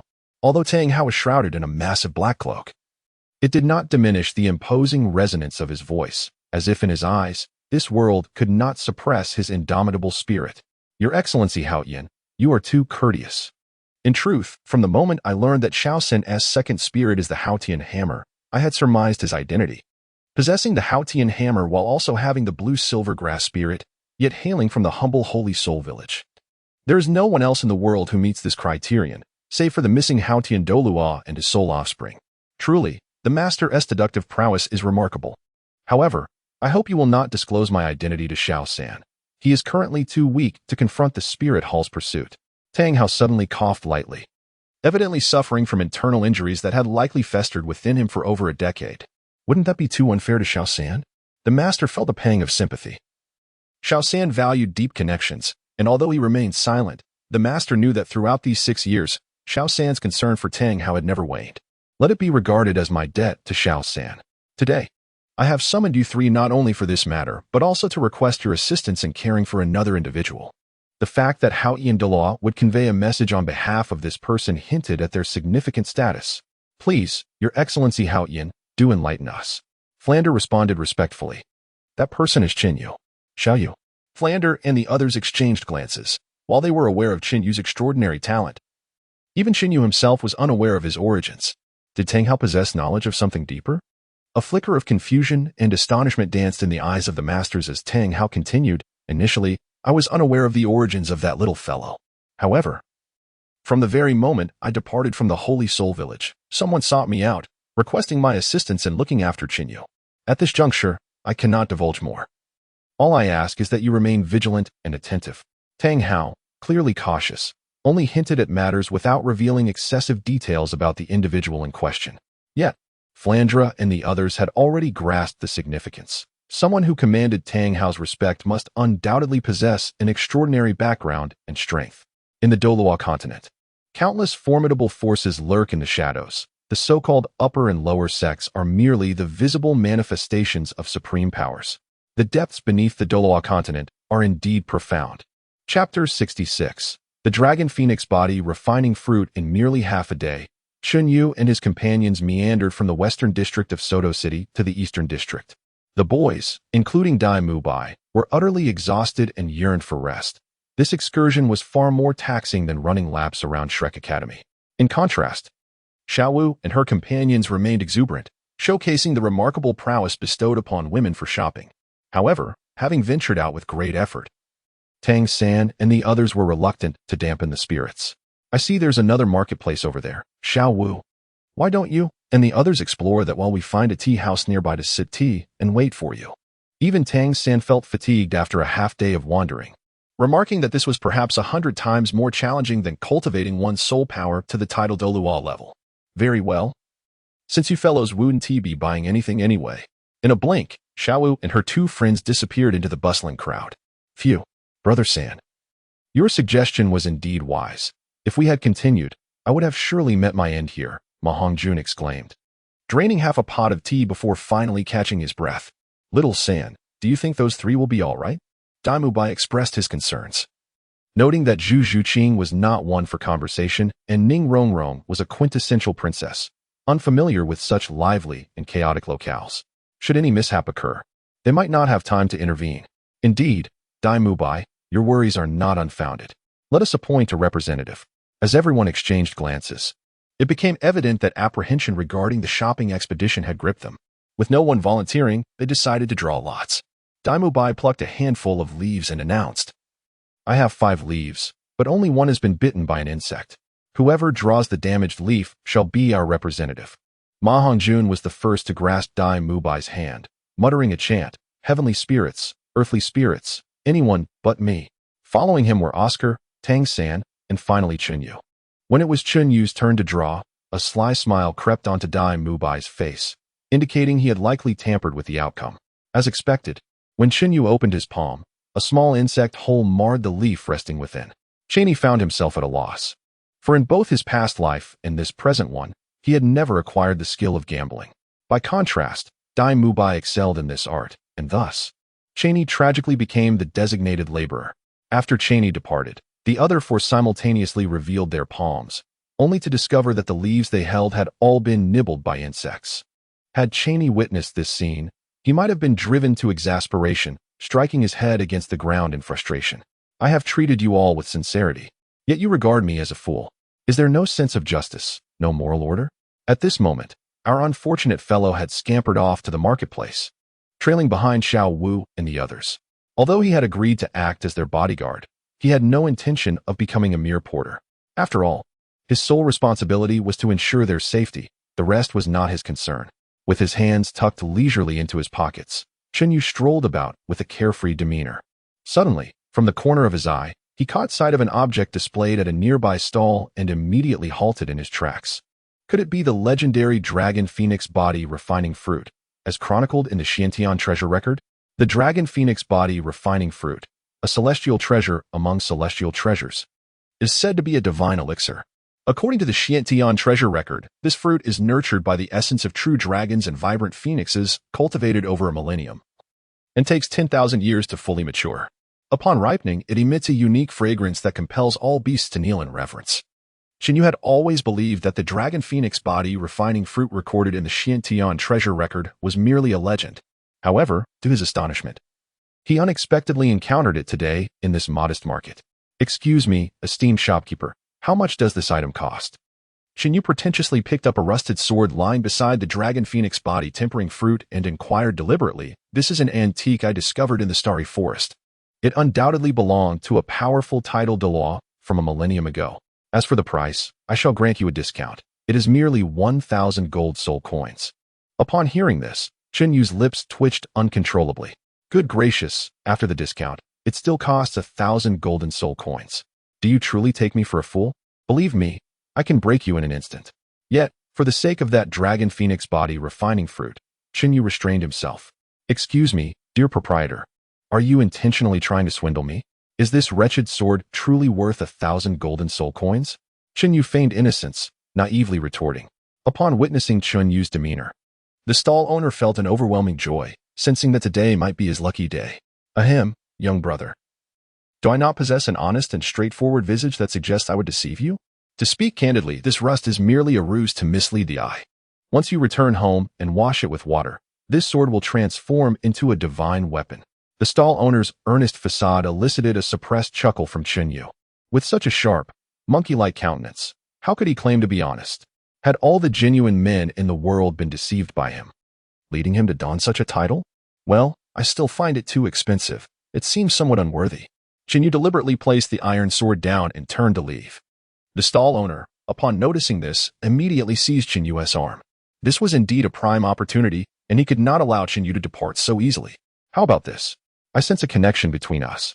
If you purchase this sword, you may select another treasure from my stall completely free of charge." The stall owner feigned a pained expression, yet inwardly he was exuberant. There were no treasures at his stall, merely discarded relics salvaged from ancient battlefields. His intention was to arouse Chunyu's desire for a bargain, enticing him to take the bait. However, it was difficult to determine who was truly the angler and who was the fish, for Chunyu was also awaiting the stall owner's proposition. In that case, I might consider it. After an elaborate pretense of selection, Xinyu ultimately chose the dragon phoenix body refining fruit. "Boss, I shall take this one," he declared. The stall owner, having been nearly exhausted by Qinyu's prolonged deliberation, instantly brightened upon seeing his final choice. Without a moment's hesitation, he eagerly thrust the dragon phoenix body refining fruit into Qinyu's hands, as though fearing he might change his mind. At last, it was in his grasp. After paying, Chunyu swiftly vanished from the vendor's sight, retreating to an unnoticed corner. A slender thread of soul energy took on a conical shape, gradually piercing through the thick, inky black shell. This outer layer appeared to be a scab formed from the coagulated blood of a soul beast. The solidified blood could completely envelop the flavor of the dragon phoenix body refining fruit. Were it not for my Ingtian dragon phoenix martial soul's acute sensitivity to the essence of the dragon phoenix, I would hardly dare to ascertain that this was indeed the dragon phoenix body refining fruit. A tiny hole emerged on the blackened scab, and an unusual fragrance instantly wafted through the air. This is not good. With a swift motion, Xinyu concealed the dragon phoenix body refining fruit within the Xiantian ring. Yet its alluring fragrance wafted through the air, captivating the attention of numerous onlookers. Cursed be my folly. I had completely overlooked the fact that the aroma of the dragon phoenix body refining fruit could permeate for miles. How foolish of me to test its authenticity in such a public setting. Instantly, many gazes fell upon Xinyu. Young one, what treasure were you just holding? Why not reveal it for all to behold? Chapter 67. The Hunter. Thunderclap. Chunyu's countenance darkened. Despite his swift movements, he had nonetheless attracted considerable attention, including from several soul reverends and formidable experts of the soul sect. Among them stood a slender middle-aged man clad in a short shirt, exuding the most formidable power. Indeed, none dared to approach him recklessly, clearly indicating that he was no ordinary figure in this marketplace. It was this very individual who had just spoken. I apologize, but I do not comprehend what you were saying. Xinyu lifted his foot to stride out of the crowd, only to be intercepted by that individual. In the presence of me, Thunderbolt, do you dare to be so arrogant? Truly a fool unaware of his fate. Thunderbolt is a notorious figure in this marketplace. bearing the ominous moniker of the hunter. The souls lost at his hands number not in the hundreds, but rather the thousands, with victims spanning all ages and genders. Once ensnared by Thunderbolt, their fate is invariably grim. However, Thunderbolt possesses a peculiar penchant for pursuing and slaying his adversaries during their attempts to flee, seemingly deriving greater satisfaction from such twisted sport. Thus, he has earned the title of Hunter. This young lad has unwittingly provoked Thunderbolt, a stroke of misfortune indeed. It has been half a month since Thunderbolt last claimed a life. One can only imagine his pin-up urges. The onlookers expressed a cacophony of sentiments, some lamenting, others astonished, and many reveling in the impending spectacle. I shall reiterate, step aside. In Qinyu's eyes, there was an icy demeanor. Had it not been for his reluctance to escalate matters, Lei Li would not have had the audacity to act so brazenly. Qinyu had indeed heard whispers of the name Lei Li. You seek death. A brilliant flash of lightning danced around Lei Li, whose martial soul was that of a thunderbird, imbuing him with a soul power that bore the essence of thunder. This attribute was the very reason for Lei Li's formidable strength, as the thunderous energy possessed a destructive potency far surpassing that of ordinary soul power. With a crackle, a lightning bolt, as wide as 2 fingers, struck Qinyu, causing the onlookers to retreat in trepidation. Humph! To let you perish so easily would be a favor to you. Boy, were it not for the prohibition of dueling in Sotowa City, I would ensure you experienced the full extent of my prowess. A cold smirk crept across Lei Li's lips. Dealing with a mere child of 11 or 12 was hardly a challenge. However, the ensuing scene left Lei Li momentarily stunned. The rampant lightning seemed to glide off Qinyu's form as if it were oil meeting water, cascading harmlessly to the ground. Such a degree of thunderous might was hardly worth displaying if it only resulted in embarrassment. With a casual sweep of his hand, Qinyu wiped away the rain that clung to him, dispelling the thunderclouds that enveloped his form. You can actually resist the power of thunder, Lei Li exclaimed, astonished. Among the multitude of soul masters in the world, there exist a few individuals endowed with extraordinary talents, particularly those who possess a natural immunity to specific attributes of soul power. Such abilities are exceedingly rare. Even Lei Li had never encountered a soul master with such a unique capability throughout the years. Spirit, manifest. A surge of lightning ignited in Lei Li's eyes as his Thunderbird spirit fused with his body in an instant, manifesting a pair of wings crafted entirely from condensed thunderous energy at his back. In that moment, Lei Li's aura surged dramatically, sending waves of terror through the marketplace, causing people to flee in panic. What is happening? Has something gone awry in the marketplace? In a nearby tea house, Daimubai observed the chaotic exodus with a hint of concern etched upon his face. Let us go see, Tangsan commanded, waving his hand. Dozens of blue-silver grasses intertwined instantaneously, forming several long bridges between the buildings, allowing them to bypass the throngs below while gaining a vantage point. Is that little you? The once vibrant marketplace was now reduced to just Qinyu and Lei Li, who had already exchanged over 30 fierce encounters prior to Tang San's arrival. First soul skill, Thunder Wings. Lei Li snapped his thunderous wings together, releasing hundreds of sharp thunder feathers that shot towards Qinyu like a torrent of radiant light. Yet, Qinyu moved with an air of leisurely grace, his speed reaching astonishing heights. The phrase passing through flowers without disturbing a single petal aptly encapsulated Qinyu's current state. I wonder how long you can keep this up.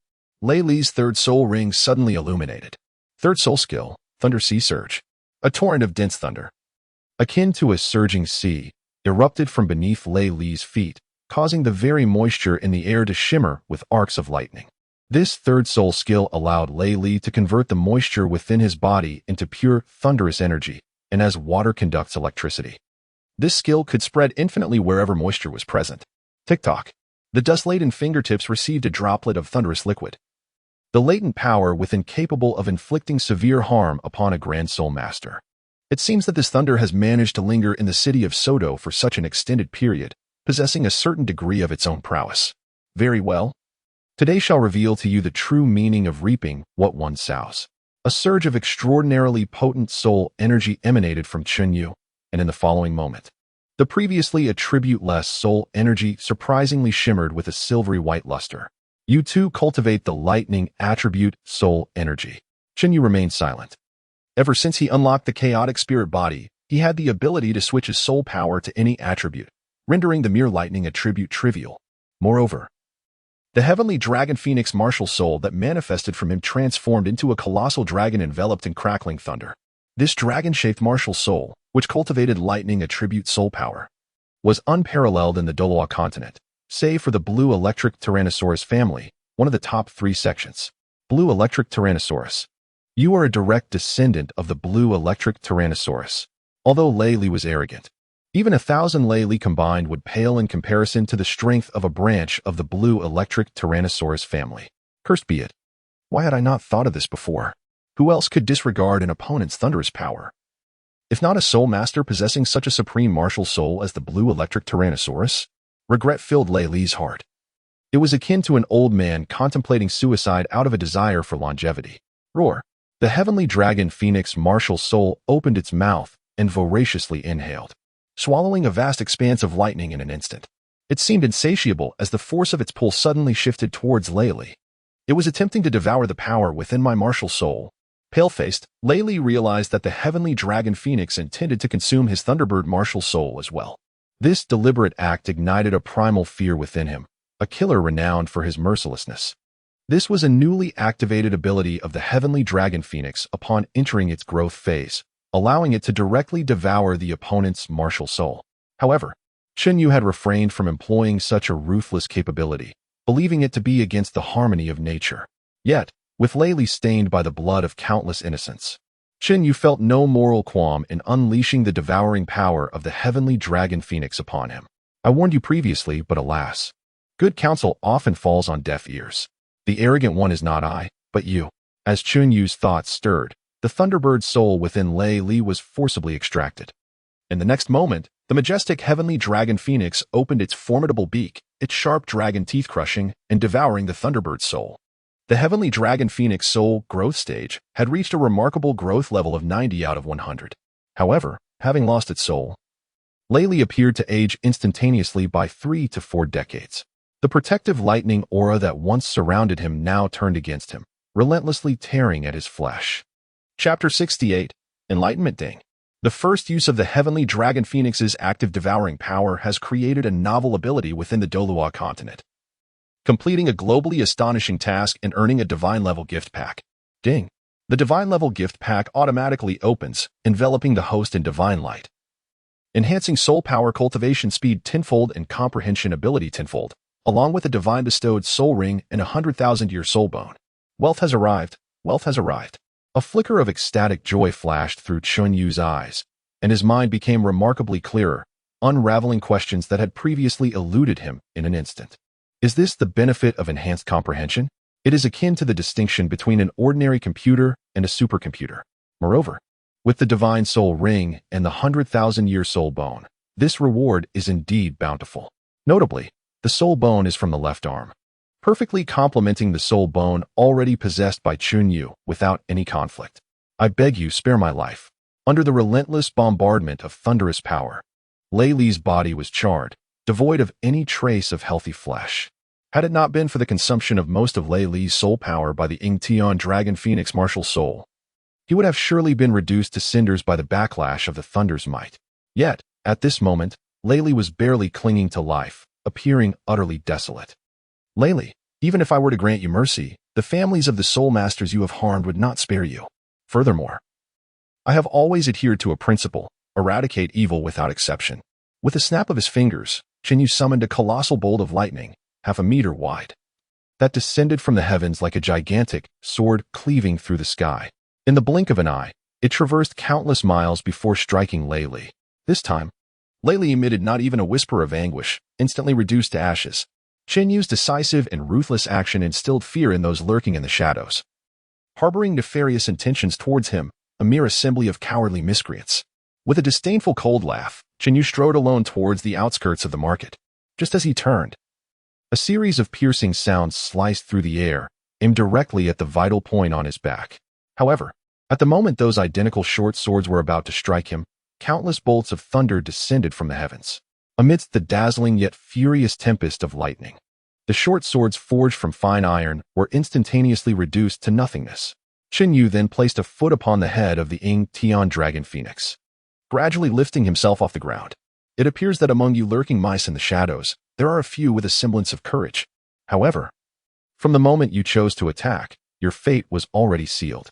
With a single finger raised to the heavens, Dust Feather summoned a torrent of thunder that descended relentlessly, incinerating nearly 100 meters of stalls and shops, along with those concealed in the shadows, reducing them all to ashes. The thunder god, many ordinary onlookers, witnessing Dust Feather enveloped in a tempest of lightning, knelt in reverence, as if before a celestial youth. However, this formidable power was not solely Dust Feather's. It was also the thunderous might drawn from Thunderbolt that he had unleashed with a mere gesture. Such was the source of his terrifying prowess. The hidden Soul Master, an underling of Thunderbolt, would from this moment cease to exist in the annals of the world. Following this battle, Dust Feather's visage would likely spread throughout the entirety of Soto City in no time. Unbeknownst to Dust Feather, across the street in an opulent tavern, a young man clad in luxurious attire gently fanned himself while observing the unfolding events in the marketplace, particularly intrigued by Dust Feather's display of power. Curious, he pondered whether there existed a branch of his blue lightning tyrant dragon family within Soto City, for such pure thunderous energy was not attainable by just any martial soul. Upon closer inspection, one could discern a flicker of silvery lightning dancing at the tips of the young man's hair. Once the crowd returned to Shrek Academy, the master promptly took Dust Feather and Tang Sen aside.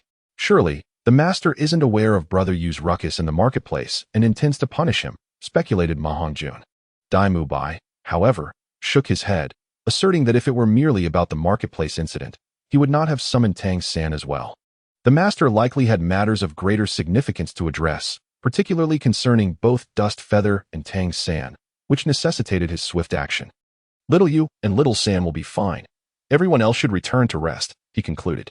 Meanwhile, the master led Dust Feather and Tang San directly to the dean's office, where to their astonishment, Flander and Zhao Wujia both donned identical conical hats. It was a peculiar sight, given that it was late at night, devoid of sunshine or rain, rendering the presence of such hats indoors quite baffling. Upon witnessing the peculiar attire of Flander and Zhao Wujuan, Chen Yu could not help but be momentarily taken aback. Ahem. Xiao San, I have summoned you here today for a matter of utmost importance. Under no circumstances should you affiliate yourselves with the Spirit Hall, nor should you maintain close contact with them, Flander declared with grave seriousness, as if concealing a monumental secret. Principal Flander, Master, may I inquire why? Tangsen asked with a hint of confusion. The precise reasons will reveal themselves to you in due course. For now, all you need to understand is to keep your distance from the Spirit Hall. The Master nodded slightly in agreement. Should Tang San's connection to Tang Hao be exposed, given the vengeful nature of the Spirit Hall, Tang San's fate would likely be exceedingly grim. Xiao San, Xiao Yu, remember this conversation well. And you must not disclose the secret of your twin spirits in front of outsiders.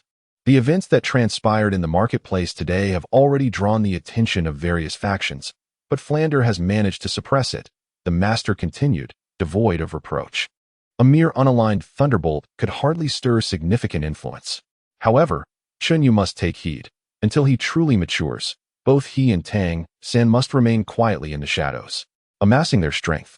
Master, I understand. Chen Yu took a deep breath. During his time in Soto City, he had unconsciously become somewhat intoxicated by his own progress.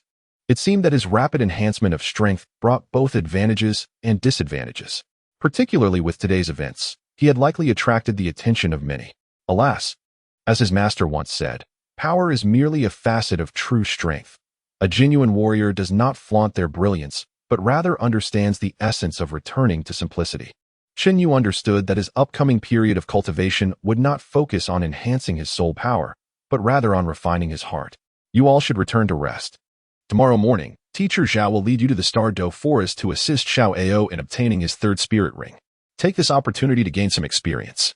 Master, and I will devise a training plan for your return, he instructed. After Chen Yu and Tang Sen departed, Flinder and Zhao Wujia finally removed their hats, revealing bruised faces resembling that of someone who had endured a severe beating, all thanks to Tang Hao's handiwork. Flinder, I must say, although we only exchanged 100 moves with Lord Haotian, I can faintly perceive the gateway to becoming a soul Douluo, Zhao Wujia chuckled, though the strain of his bruises caused him to grimace in pain. While he spoke, the method of instruction employed by Lord Haotian was indeed intense. In Chapter 69, The Leaving of the Sword Sect, Tang Hao claimed he would guide Flinder and Zhao Wujia, yet in reality, he had subjected both to a harsh lesson. The brutal scene compelled Master to gaze skyward, exclaiming that the evening sunlight was truly splendid. However, the injuries sustained by Flinder and Zhao Wujia, if pieced together, formed a new circuit for soul power operation, which could significantly enhance their ability to refine soul power and expedite their journey from Soul Sage to Soul Douluo. Old Zhao, tomorrow, as you take those youngsters, be vigilant of the dangers along the way. Qin Yu's actions today will surely attract considerable attention, Flinder cautioned. Having received news that Songhui Academy seemed to be making moves, targeting Shrek Academy. Rest assured, Flinder, with me, the unyielding king, here, I shall vanquish any fiends that dare to approach, Zhao Wujia declared, clenching his fist, causing the air to tremble. As night fell, the world was cloaked in silence. Qin Yu listened intently to the sounds within the room. Aside from himself, everyone else was fast asleep. Stealthily, he rose and made his way to the training ground.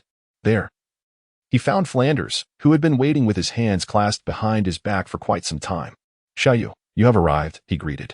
In fact, earlier that evening, Flanders had sought out Qin Yu, requesting his presence at this hour, as if there were urgent matters to discuss.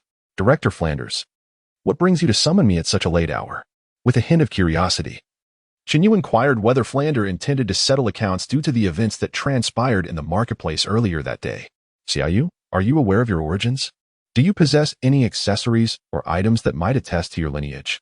Flander, rather than addressing the conflicts in the marketplace, shifted the focus to Qin Yu's heritage. Director Flander, what piques your interest in my background? Do you know something I do not? Although Qin Yu harbored a profound curiosity regarding his lineage, particularly concerning his second martial soul, the Divine Punishment Sword, which required the activation of his bloodline powers for its release, Flander merely shook his head and remarked, not at all, I am merely intrigued. The reason I summoned you tonight is to discuss something of greater significance. Have you ever heard of the Lition Sword Sect? Lition Sword Sect? As Qin Yu silently recited these four characters, he was inexplicably struck by a sensation. It seemed that his Divine Punishment Sword's spirit quivered slightly. This peculiar response left Qin Yu astonished, suggesting an inexplicable connection between these four characters and his martial soul. Could it be that this sect held a special significance for Qin Yu? Or perhaps he was indeed a descendant of this sect. Yet, prior to this moment, he had never encountered these four characters in any person or text, as if the sect had never existed at all. I apologize, Dean Flander, but I have never heard of this sect. However, upon your mention, I felt an unusual resonance. At this moment, Flander seemed hesitant, as if revealing the name of the Celestial Sword Sect was merely to provoke Qin Yu's curiosity. Never mind. I merely had a fleeting thought when I recalled the name of this long-forgotten sect. Now, it is getting late. You should retire early.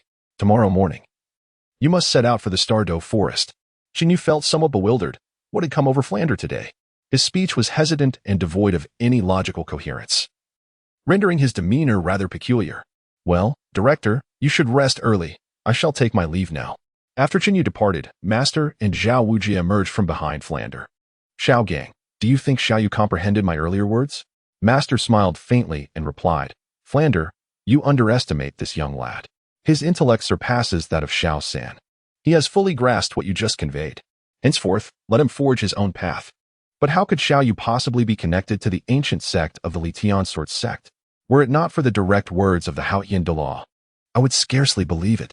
Upon mentioning the Lition Sword Sect, Flander cautiously surveyed his surroundings, as if fearing that a fourth person might overhear. The Lition Sword Sect, despite Master S' extensive knowledge, he only possessed a superficial understanding of this sect. It thrived on the Douluo continent 500,000 years ago, existing even before the Spirit Hall, which now dominates the continent, by a staggering 400,000 years. 500,000 years.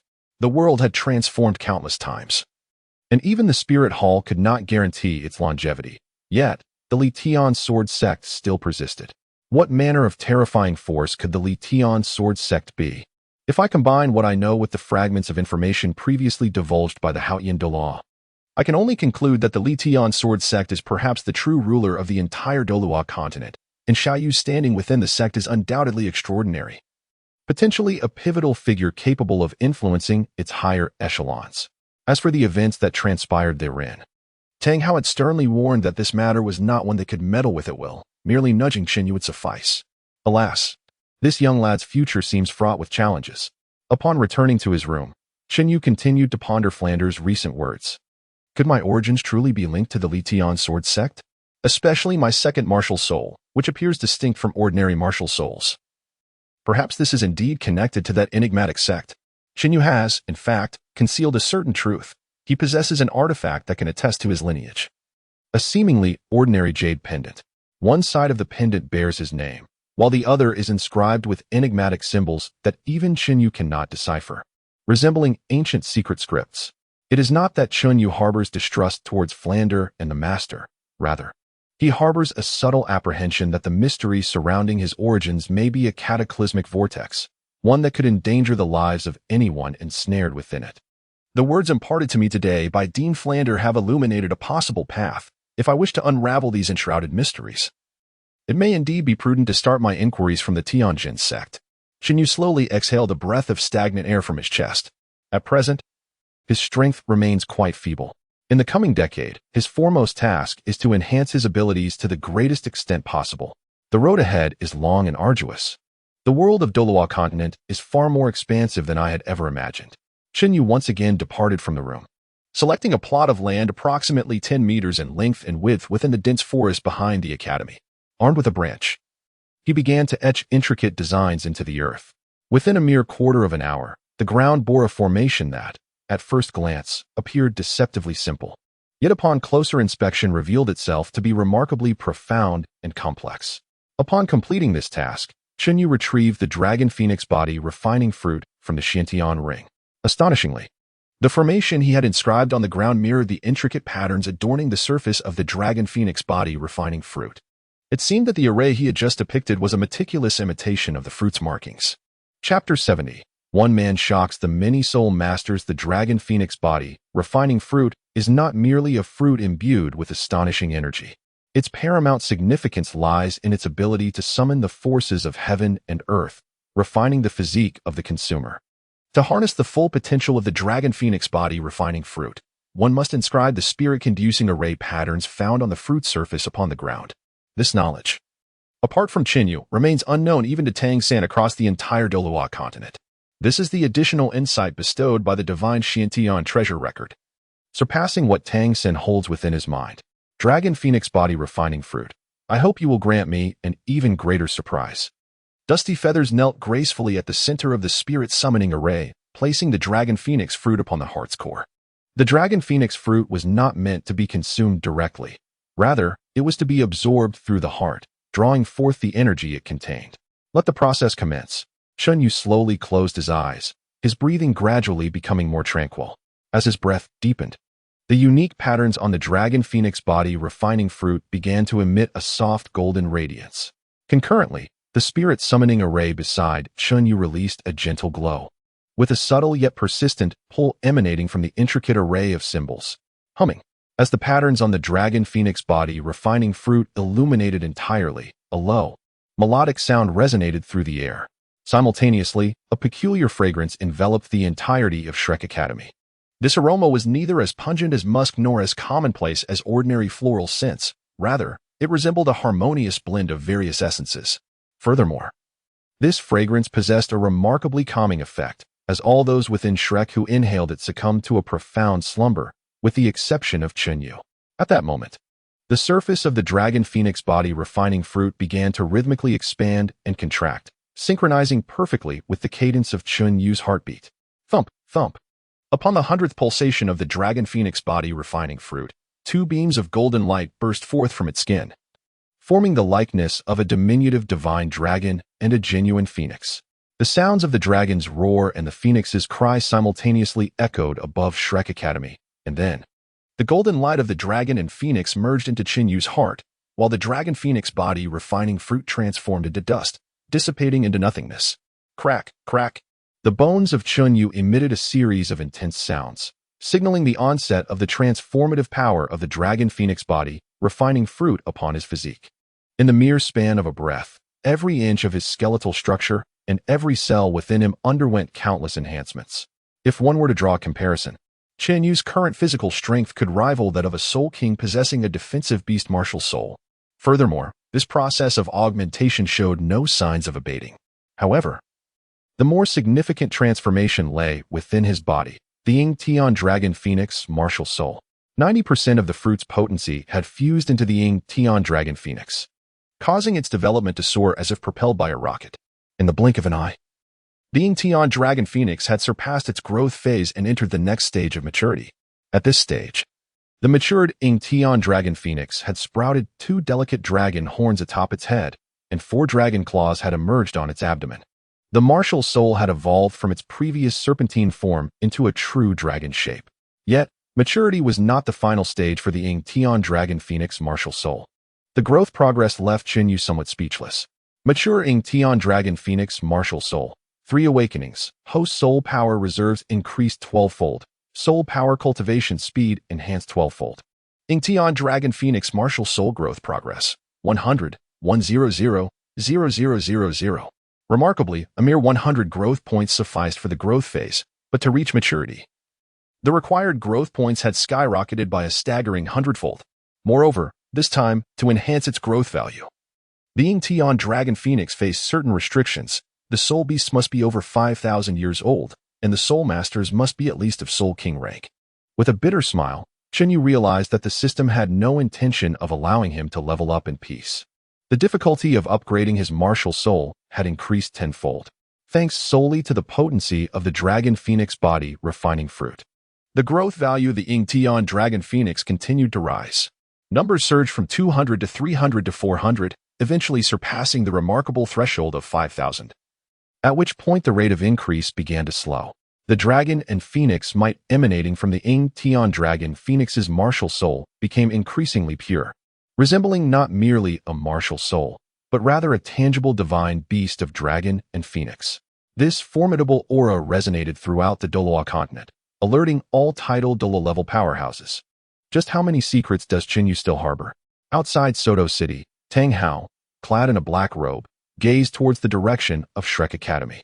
The fleeting yet overwhelming pressure he had just sensed sent a shiver down his spine. Tang Hao, it is time to fulfill the promise you made to me. Behind him, a voice, unusually aged yet commanding, echoed through the air. Despite the authoritative tone, Tang Hao felt no anger. Instead, he nodded in agreement. It was time to commence. Wuhuan City, the sacred ground in the hearts of all soul masters across the Douluo continent, served as a gathering place for advanced soul masters.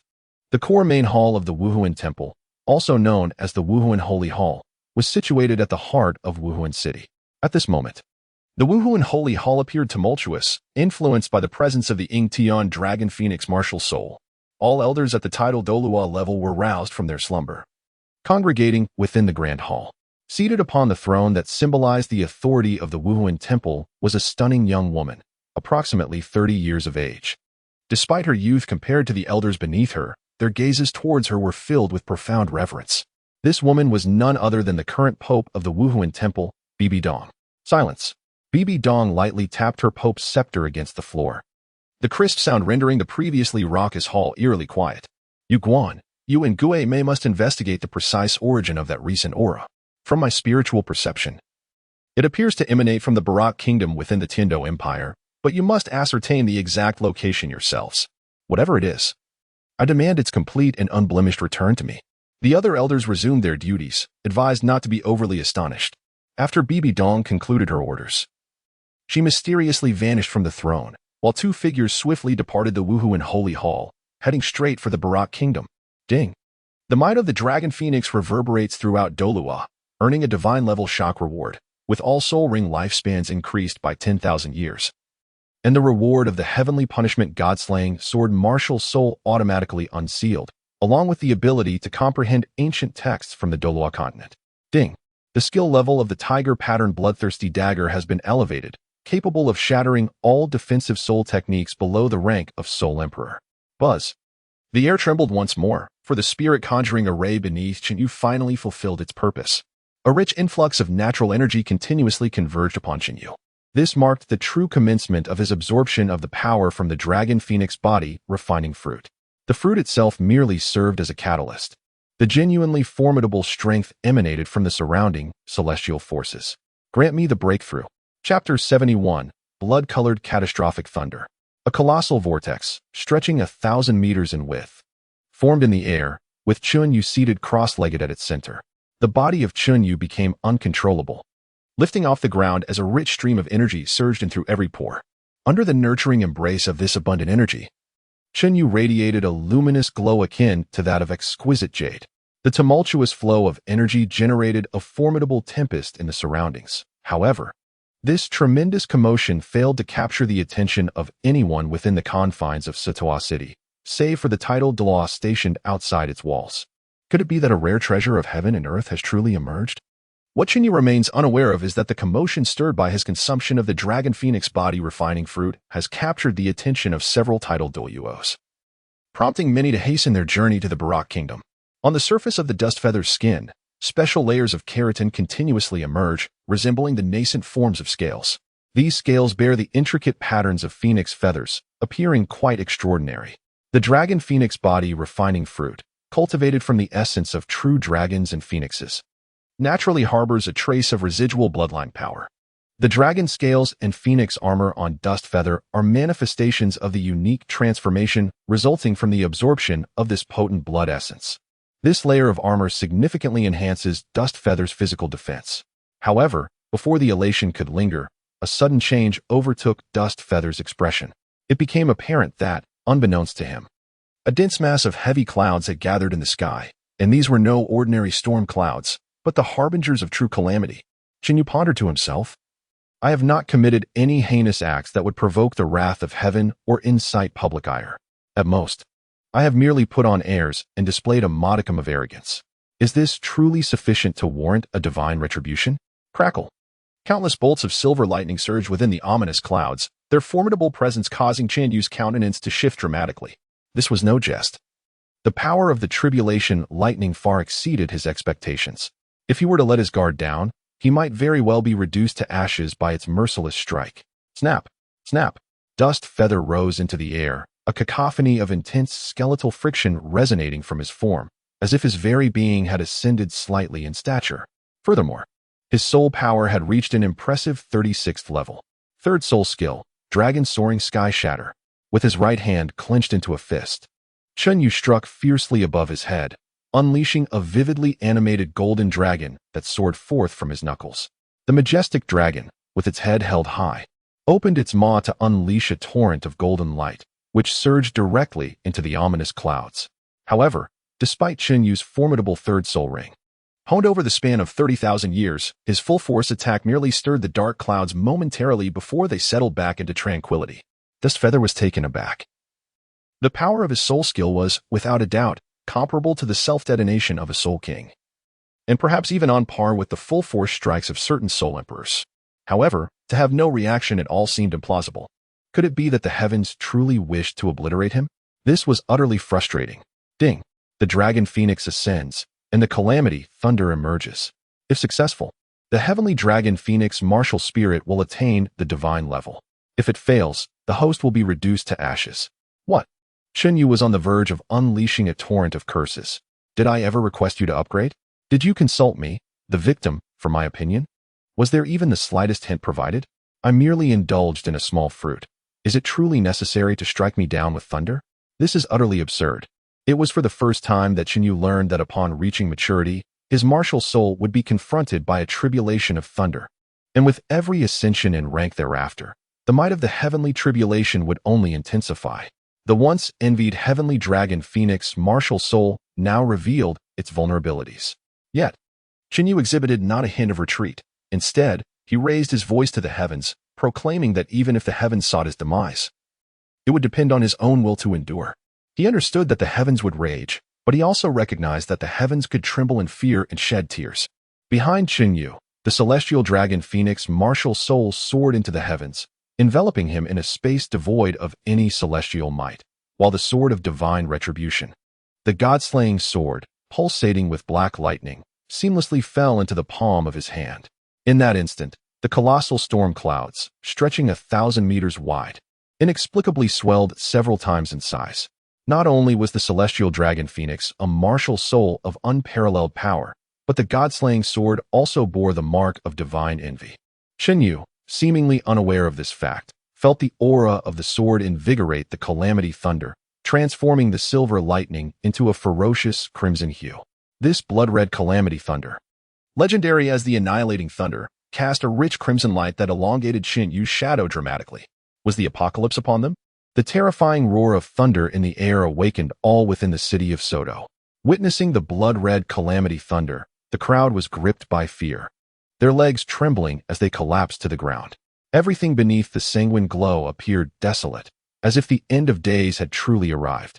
With the descent of the blood-red calamity thunder, the god-slaying soul manifested. Behind Tang Hao, a figure with hair and beard as white as snow materialized. The moment the elder appeared, Tang Hao found himself involuntarily bowing slightly.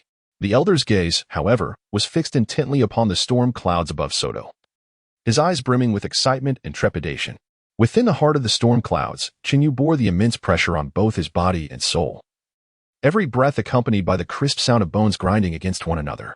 For he understood that this impending strike would determine his fate, either to be reduced to ashes or to emerge anew from the chrysalis. Life and death rested within this single sword. Come forth. What Qinyu failed to notice was that the ancient characters on the jade pendant around his neck, resembling tadpoles, emitted a faint glimmer. The heavenly punishment god-slaying sword seemed to have shattered all its seals, unleashing a fierce sword light that pierced the heavens. The sky dragon phoenix martial soul inhaled deeply, voraciously consuming the celestial energy drawn from the spirit summoning array, which surged through every inch of Qinyu's flesh and blood with formidable power. With a crackling sound, a pair of fiery phoenix wings suddenly unfurled behind Qinyu. The flames dancing upon the 10-meter-long wings even overshadowed the brilliance of blood-red calamity thunder. Simultaneously, a long dragon tail sprouted from behind him, a manifestation of the power from the two soul bones within Qinyu. The heavenly punishment god-slaying sword, a single strike that shattered the firmament. Cheney wielded his sword in a swift motion, cleaving the ominous cloud of calamity above him in two with a terrifying beam of light nearly 1,000 meters long. Yet, the thunderclouds, charged with the fury of lightning, unleashed a colossal blood-red thunder dragon that descended from the heavens, aiming to engulf Cheney, who remained poised with his sword. With a second strike, the atmosphere trembled. This time, there was no dazzling sword light. Instead, a mere 3-foot-long shadow of a sword emerged, upon which a vivid phantom of a dragon and phoenix danced, entwined with a dense aura of black thunder. In comparison to the blood-red thunder dragon, this shadow seemed insignificant. Yet the two forces collided fiercely in midair. In an instant, as the unique black sword shadow met the thunder dragon, silence enveloped the scene, as if time itself had come to a standstill at their point of contact. The blood-red thunder dragon opened its maw wide, its crackling lightning suddenly stilled. In the following moment, the space within a 100-meter radius rippled like water, abruptly expanding, obliterating all rocks and vegetation in its path into mere powder, leaving behind a vast crater. That seemingly unremarkable sword shadow loomed like an insurmountable peak, as the thunder dragon struggled helplessly, pinned in midair. Unable to descend even a fraction further, an explosion reverberated through the air. Qinyu uttered a single word, and the shadow of the black sword rapidly expanded, transforming into a colossal sword of 10,000 meters in length, piercing through the body of the crimson thunder dragon in an instant. The sword of divine punishment. Indeed, it was the sword of divine punishment. The elderly man with white hair was filled with tears, and he knelt down on the spot. Tang Hao, witnessing this scene, could not help but twitch at the corner of his eye. He was all too aware of the old man's strength, and it seemed unlikely that anyone could compel him to bow. Yet here he was, akin to a devotee, kneeling before the astonishing sword light suspended in the air. Roar! The black thunder coiled around the crimson thunder dragon like serpents, ravenously consuming the power of the tribulation lightning. In the blink of an eye, the black serpents morphed into massive black dragons, even targeting the tribulation clouds above, each opening its mouth wide to devour the crimson storm entirely. After absorbing the power of the tribulation lightning and clouds, the sword of divine punishment in Qinyu's hand underwent a subtle transformation. The black thunder that once entwined the sword now became a series of swimming black divine dragons, noble and mysterious. This was the first impression the sword of divine punishment imparted to Qinyu. As the tribulation clouds dissipated, everyone within Soto City felt a profound sense of survival. Many moved to tears, for this night would forever be etched in their memories. This night would be recorded in Soto City as the night of annihilation. Though no one understood why tribulation lightning had suddenly descended or who the hidden master was that wielded those two swords, all knew that this moment would be eternally passed down through the ages, enduring for millennia. Of course, those are tales for another time. One sword cleaved through the clouds of tribulation, another annihilated the lightning. The visage of the youthful celestial being was evident. However, after unleashing those two swords, Qinyu's chest heaved violently, and in the next moment, a mouthful of fresh blood erupted forth. He plummeted from the sky like a bird with broken wings. Although Qinyu had successfully weathered the tribulation through the power of his two soul weapons and soul bones, the exertion from those two strikes had placed an immense burden on his body. Had it not been for the dragon phoenix body refining fruit he had consumed earlier, Qinyu might have perished on the spot. Little Yu. The body of Qinyu fell gracefully, caught steadily by Tang's sand. Yet a flicker of crimson lightning continued to dance upon Qinyu, remnants of the tribulation lightning that lingered within him. The moment Tang San's palm made contact with Qinyu, his arms instantly went numb, nearly robbing him of consciousness. Everyone, please keep your distance from Xiaoyu. He still harbors considerable thunderous energy. Tang San silently activated his Xiantian skill, forcing a glimmering thread of lightning from his fingertips, which gradually alleviated the tingling sensation in his arms.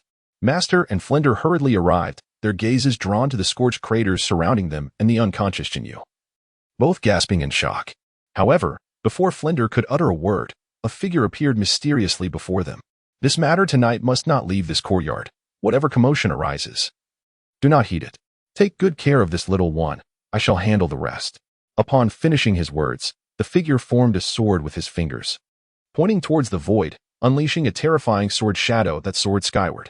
This sword aura bore a striking resemblance to the divine retribution sword Qinyu had wielded earlier. Yet the power of both was incomparable. Senior, what is your connection with Xiaoyu? Flender boldly inquired. Yet the figure offered no response, merely gesturing nonchalantly towards the courtyard's exit, his meaning abundantly clear. Thank you, Senior. I shall take my leave. Flender, seeing this, clasped his fists, enveloped in rich soul power, and lifted Qinyu, departing promptly. The mysterious strongman's actions were clearly aimed at protecting Qinyu, indicating that he had been watching over him for quite some time, arriving just in time to intervene. Nevertheless, the nature of his relationship with Qinyu loomed as a perplexing mystery in everyone's minds. Barely had Flender and the others departed when three exceptionally formidable presences approached the outskirts of Shrek Academy. Such an imposing aura could only belong to the legendary title Douluo. Even a soul Douluo would pale in comparison. The three titled Douluos appeared simultaneously, aside from being seen in Wuhuan City. Even the seven-treasure glazed tile school boasted only two titled Douluos. The Black Wind Triad. These three were triplet brothers who had ascended to title Douluo on the same day and year, sharing an eccentric disposition that rendered them merciless toward anyone, regardless of age or gender, who fell into their grasp. They belonged to no faction, having even declined invitations from the Wuhuan Temple. Their lives as outlaws epitomized their nature. Often roaming between the Tiando Empire and the Xingluo Empire, their formidable strength instilled fear in both realms, leaving them unable to retaliate. Unexpectedly, the trio had ventured near Soto City, fortuitously encountering Qinyu as he faced his tribulation. Recognizing the potential for gain, they boldly infiltrated Soto City.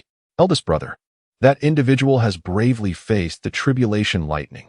Even if he miraculously survives, he must be gravely injured. This is a rare opportunity. The three brothers of the Black Wind Triad shared a profound connection, simultaneously extending a single palm as an ominous soul force coalesced within their grasp. It appeared they intended to obliterate Shrek Academy along with the enigmatic powerhouse. However, just as they commenced their assault, a glimmer of cold light flashed through the void, followed by a torrential downpour of densely packed, sword energy raining down from above, resembling a deluge, transforming swords into threads. This sword energy, delicate yet sharp, resembled exquisite silken strands, yet possessed an extraordinary lethality. Upon closer inspection, one could observe the very fabric of space being cleaved open, revealing numerous rifts. A formidable entity, an unequivocal powerhouse. The hearts of the Black Wind Triad tightened in unison. To cultivate a sword technique to such an extent indicated that the individual's strength far surpassed that of a typical title Douluo, and even the sword Douluo would likely not reach such heights. Nevertheless, the trio could not resign themselves to inaction. They summoned their martial souls, transforming into three fully gray lions. The martial soul, Gray Fiend Lion, though slightly inferior to Dai Mubai's Evil Eye White Tiger in rank, was nonetheless a notably advanced beast martial soul. Moreover, each of the three possessed a soul power of level 92, and together they had previously vanquished an opponent of level 95. Yet, their ninth soul skill, Mad Lion's Claw, was effortlessly shredded by the countless sword threads. This scene rendered the faces of the Black Wind triad pallid with shock. "Senior, no, my lord. We beseech you." The pleas of the Black Wind triad were abruptly silenced as the seemingly ordinary sword threads fell upon them. Their protective soul power was as fragile as paper, utterly incapable of resisting the terrifying sword energy. With a resounding crack, the bodies of the Black Wind triad shattered into pieces, mingled with a stench of blood strewn across the ground. In the sacred domain of the true body, any intruder shall face death. The final word echoed throughout Soto City, causing all those harboring ulterior motives to halt in their tracks. The following morning, all beheld the dismembered corpses of the Black Wind triad, their heads, bearing expressions of terror, suspended beneath the sign of Shrek Academy. The Black Wind triad. Recognizing the faces of the three brothers, someone cried out in alarm, realizing that the mysterious powerhouse who had slain them was indeed the same individual from the previous night. Many gasped in shock upon witnessing this scene. The academy, far less renowned than the Songhui Academy, concealed such a terrifying force. First, they had slain the thunder. And now a title Douluo was Shrek Academy intent on establishing its dominance? The three severed heads serve as an intangible deterrent, intended to dissuade any who would dare to pry into the affairs of Shrek Academy from crossing its threshold. Yet, unbeknownst to all, that enigmatic powerhouse had already departed from Shrek Academy, leaving behind only a lingering aura of formidable sword intent. The Black Wind Trio? The two titled Douluo from the Spirit Hall had traveled tirelessly for an entire day and night and had just arrived at Soto City. Upon entering the city gates, they were met with this explosive news.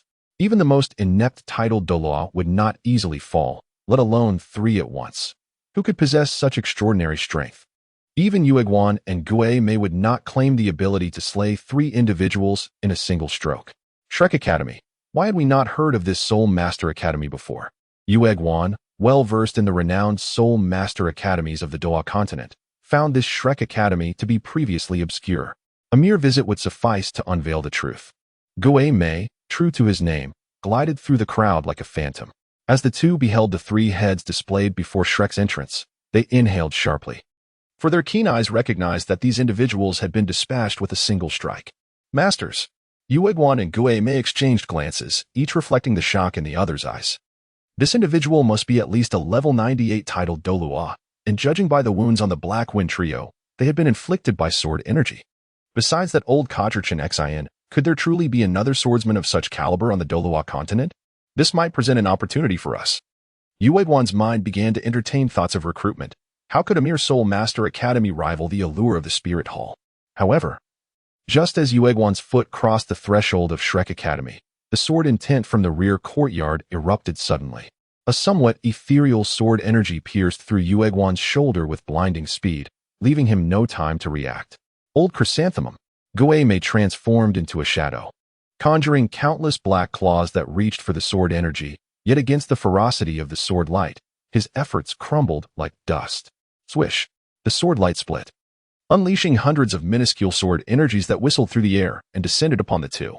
Old Ghost, ignoring the blood flowing from his wound, Yueguan positioned himself back-to-back with Gue Mei. Together, they unleashed a total of 18 soul rings, which intertwined to form a colossal tricolored soul ring, spanning a width of 100 meters. The radiance emanating from this ring enveloped a 1,000-meter radius, halting all movement within its brilliance. Soul Fusion Skill, Polar Stasis Domain. The combined soul fusion technique of the two titled Douluo, even Shin Xi and the sword Douluo would find it difficult to breach, yet the minuscule sword lights remained unaffected, piercing directly through their bodies. As Yueguan and Gue Mei simultaneously spewed forth a mouthful of blood, they cast a lingering glance at Shrek Academy before vanishing into thin air, leaving behind only two glaring stains of crimson. Although the onlookers were unaware that these two titled Douluos were elders of the Spirit Hall, they instinctively recognized Shrek Academy as an unequivocal forbidden ground. In a single night, having severed calamities with a blade, one sword stroke had felled three titled Douluos, and now, merely through a gust of sword energy, two more were grievously injured. Such remarkable feats could scarcely be replicated even by the Spirit Hall itself. Let us depart swiftly, should another wave of sword energy emerge. We would be the ones to suffer, they murmured. In an instant, the crowd that had densely gathered at the Academy's entrance scattered like startled birds, transforming the once bustling area into a desolate silence, devoid of any human presence. Within the academy, however, Flanders and the others remained oblivious to the events that had transpired outside. Their primary concern was the condition of Qinyu. Since the previous midnight until now, Qinyu had yet to awaken, yet the thunderous power enveloping him had gradually begun to dissipate. "Teacher, what has happened to Xiaoyu? Why does he find himself in such a predicament?" The master, witnessing this peculiar scene for the first time, was at a loss for words. Yet, he subtly speculated that it might be connected to Qinyu's twin martial souls. He vividly recalled the profound impact of Qinyu's second martial soul during their time in the soul-hunting forest. After the last instance of Xiaoyu utilizing his second martial soul, he had also suffered severe backlash, but this situation appeared far graver. The master sighed. The issues afflicting Qinyu had surpassed his capacity to resolve, leaving him with no choice but to place his hopes on Qinyu's innate recovery abilities. At that moment, Qinyu's fingers twitched slightly, igniting a gasp from Ningrongrong. "Look, he is awake. Xiaoyu has awakened." Among the Shrekate, sorted by age, it turned out that Qinyu was only slightly older than Zhu Zhuqing, although Qinyu believed himself to be a few months senior to Tang San. The instructor who assessed their bone age declared that Qinyu was actually half a year younger than Tang San. Regardless of his reluctance, he had no choice but to accept the title of the seventh brother. To grapple with this revelation, Qinyu endeavored to recall the memories of the former owner of this body, yet he was met with a void. This left him, who had vowed to become Tang San's elder brother, quite vexed. At first glance, his age relegated him to the status of a younger sibling. Chapter 74. Fortune and Misfortune Intertwined. As Qinyu gradually opened his eyes, he was greeted by a vast expanse of white. After a moment, the surroundings began to come into focus. "Xiaoyu, you have finally awakened," came the familiar voices of Tang San, Xiaowu, and the master, their familiar faces encircling his bedside. "I apologize for causing everyone concern." Qinyu never anticipated that consuming a dragon phoenix refining fruit would trigger such a series of events, culminating in a divine thunderstorm. Even now, a sense of indignation simmered within him. "I am not a Taoist. I merely cultivate a modicum of soul power. Yet I am forced to endure tribulations to attain enlightenment." At that moment, a flurry of system notifications echoed in his ears. "Ding! Congratulations, host, on successfully overcoming the tribulation. The celestial dragon phoenix martial soul has successfully evolved into a true divine-level martial soul. Ding! The divine punishment sword martial soul has absorbed the power of the heavenly tribulation and entered the next stage of its transformation. Ding! The host's body has suffered severe damage from the tribulation's power, reducing the host's soul power to level 30. Remnants of the blood-red tribulation linger within the host, and the soul power will carry the effects of tribulation-inflicted injuries. Effects of tribulation-inflicted injuries. The lethality of the soul power is increased by 300% and accompanied by a paralyzing effect, which can only be dispelled by 50%. Thus, it could be said that Qinyu had turned misfortune into fortune, although he had lost several levels of soul power. The potency of his soul techniques had seen a remarkable enhancement. However, the joy in Qinyu's heart did not last long as his expression fell abruptly. Ding! The power of the heavenly tribulation has inflicted a divine punishment effect upon the host. For 1 year, the host's soul power will be unable to advance. What? For an entire year, there will be no progress in soul power. Qinyu's ambition is to become the youngest titled Douluo in the Douluo continent. This year, while it may not seem particularly long or short, holds immense significance for him.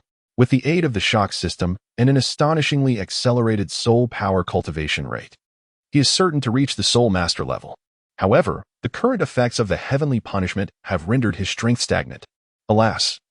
Is this what they mean by the coexistence of fortune and misfortune? Although Qinyu felt a twinge of regret, he appeared to harbor no profound disappointment.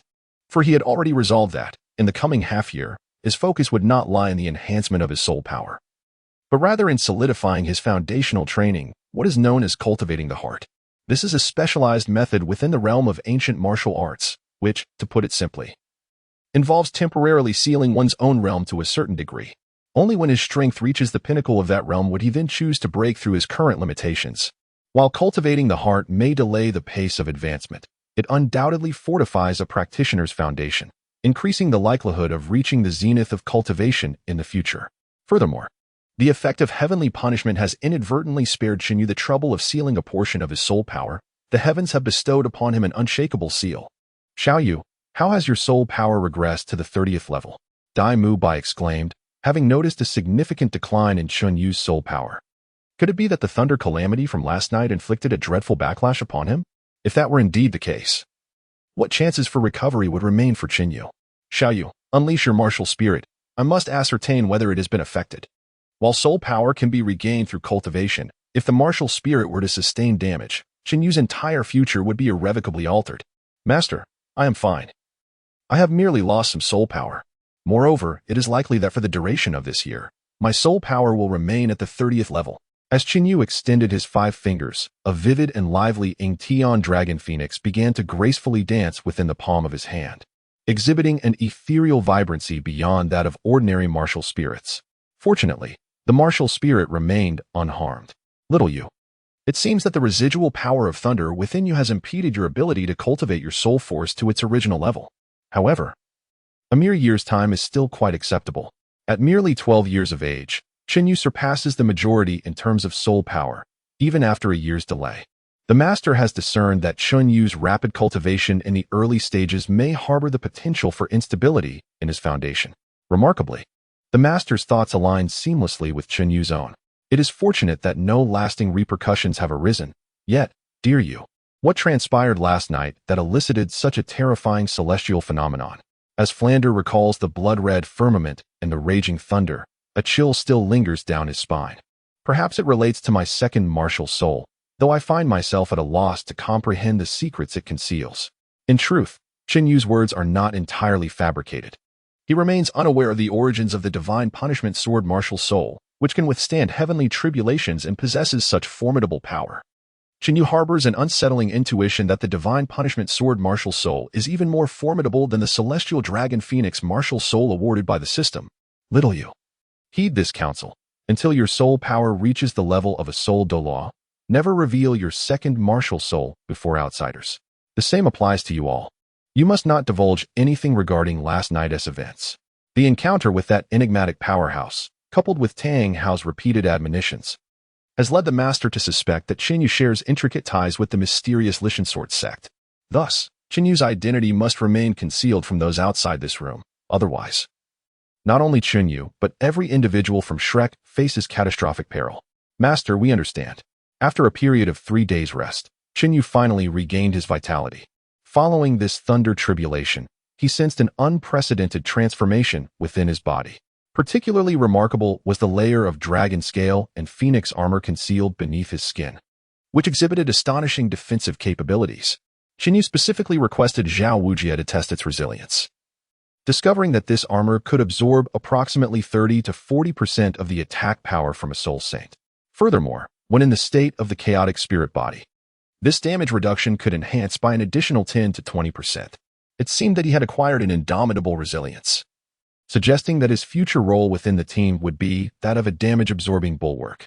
After a brief tidying up, the group, under Zhao Wujie's guidance, departed from Soto City and made their way directly to the Stardow Forest.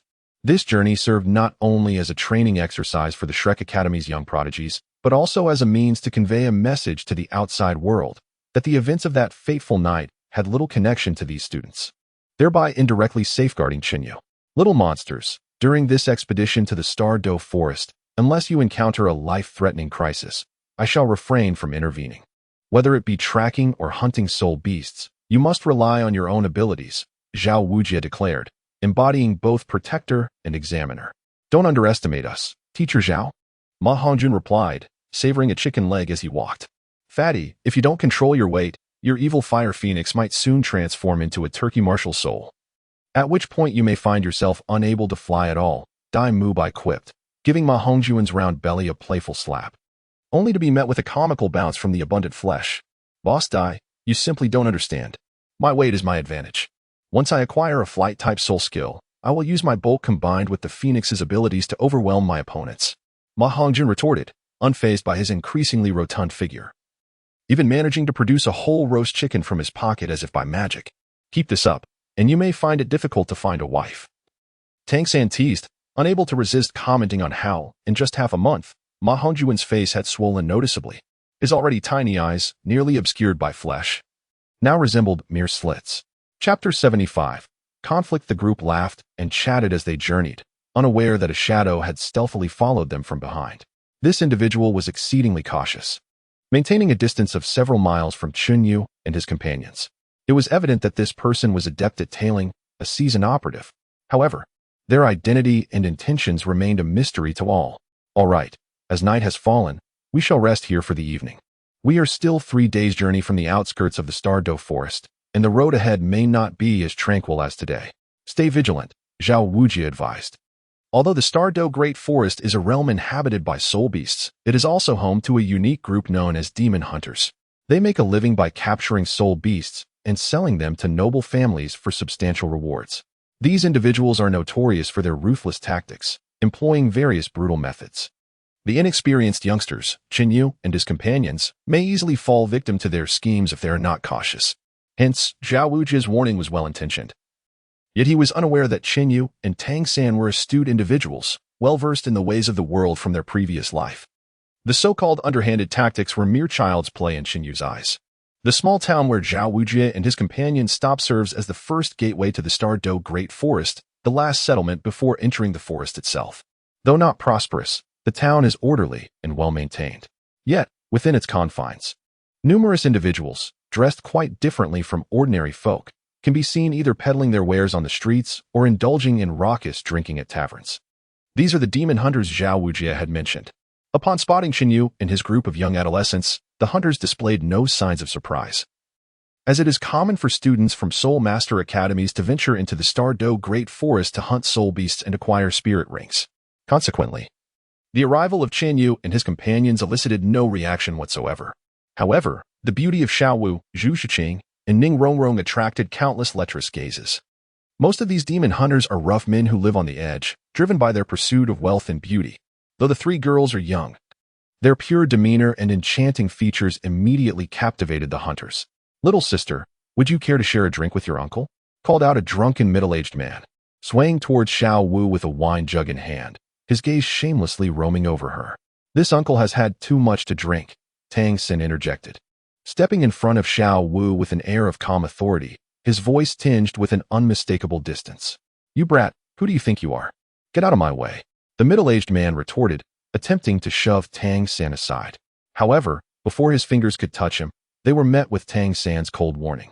"Advance another inch with your fingers, and you shall lose them." The previously boisterous tavern fell silent at Tang San's words, only to be followed by a chorus of laughter from the crowd, some mocking, others eager for entertainment. "Ha ha ha, Lao Yuan, it seems you are truly aging. Even a mere child dares to threaten you now. If you let this slide today, I shall lose all respect for you. You brat, I'm intrigued. Let me see how you plan to sever that old fool's fingers." However, Tang San appeared wholly unaffected by the external environment. His icy gaze fixated solely on the middle-aged man. Under the scrutiny of such a penetrating stare, the man of the Yuan surname felt an unsettling prickle along his spine. How curious it was that this insignificant child could evoke such a profound sense of danger within him. Had he truly indulged in too much drink today?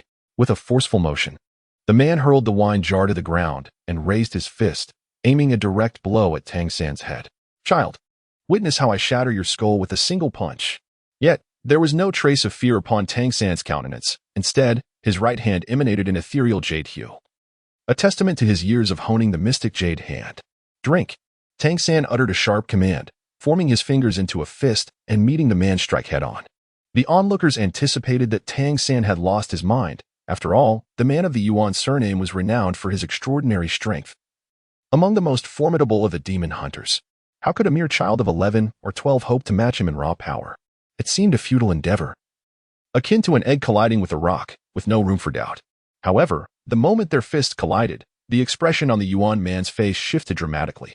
Tang San's fist was astonishingly hard, akin to an iron ingot, causing the man's previously invincible strike to tremble before Tang San's mystic jade hand.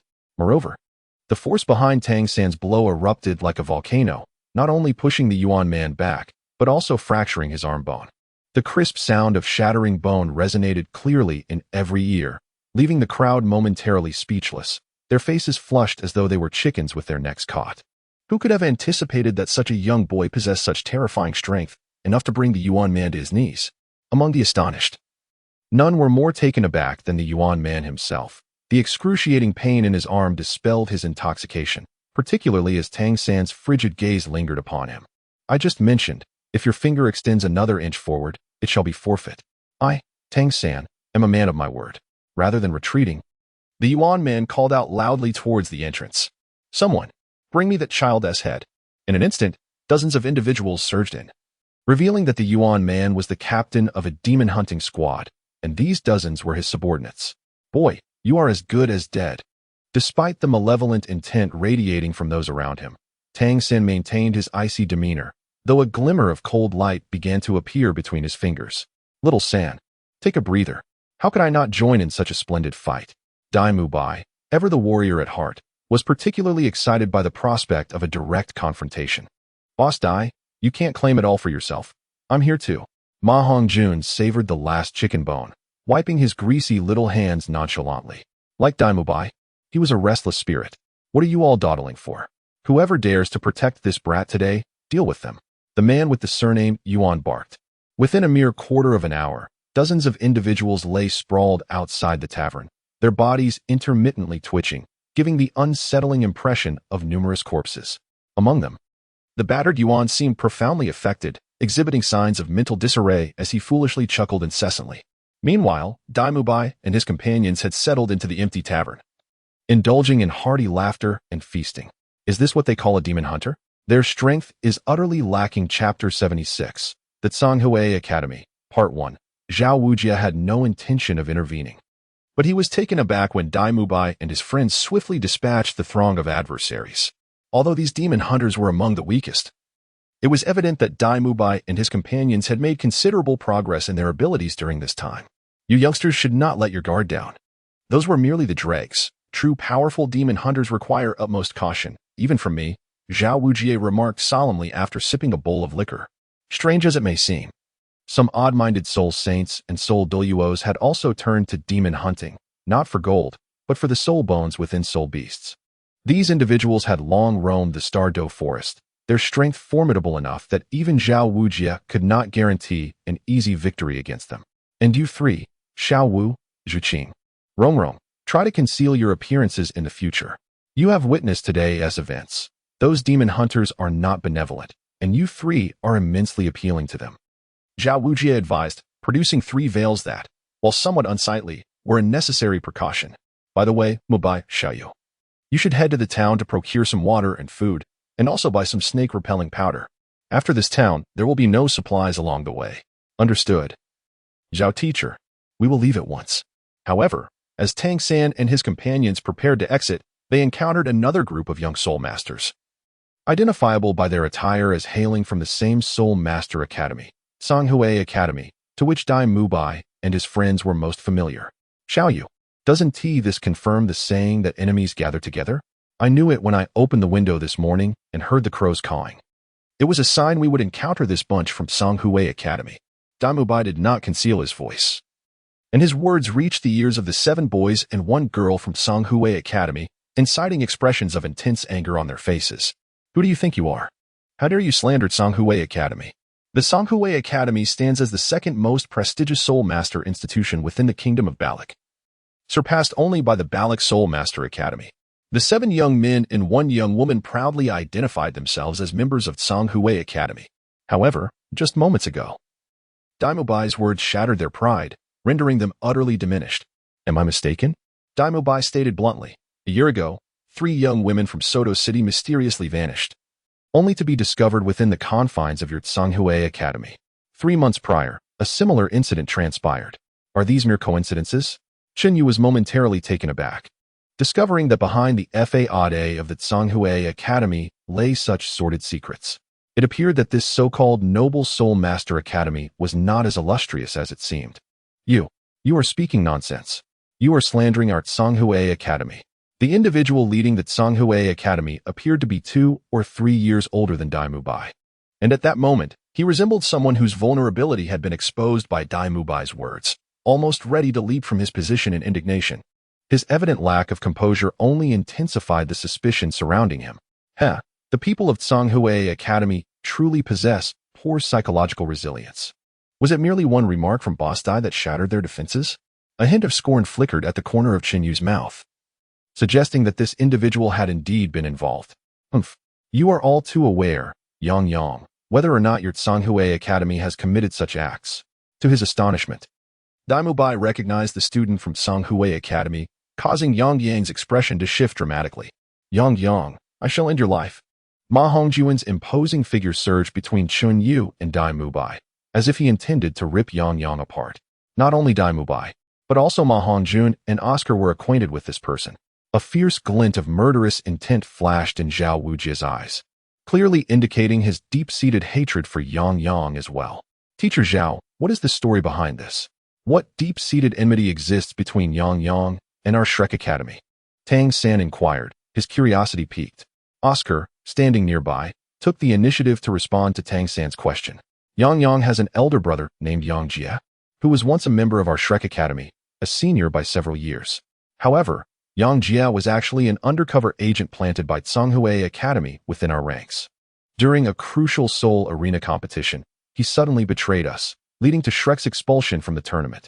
Moreover, Tsanghui Academy took the opportunity to tarnish our reputation, ultimately resulting in Shrek losing its official qualification as a Soul Master Academy. Oscar shot a fierce glare at Yang Yang and continued. Principal Flander's dream was for Shrek Academy to participate in the elite competition of the continent's advanced Soul Master Academies. But it was Tsanghui Academy and Yang Jia who severed the sole hope of Principal Flander. At last, Tang San understood the intricate web of grievances. Realizing why Dai Mubai and the others harbored such animosity toward Tsanghui Academy. Suddenly, a loud thud echoed as Ma Hongjuan's fist missed Yang Yang's face, intercepted effortlessly by a small, slender figure nearby. Shrek Academy? Humph. A group of clueless fools. Earlier in Soto City, fighting was forbidden, but here, such rules do not apply. The diminutive figure, with fingers like iron claws, seemed intent on incapacitating Ma Hongjuan's right hand. Yet, at that moment, Chen Yu intervened, pointing a finger at the assailant's wrist. The small figure let out a pained cry, as his arm fell limp at his side, seemingly rendered useless. With a precise gesture, Chen Yu targeted the soul power circulation point on the arm, requiring little strength to render the opponent incapable of resistance. Fatty, are you all right?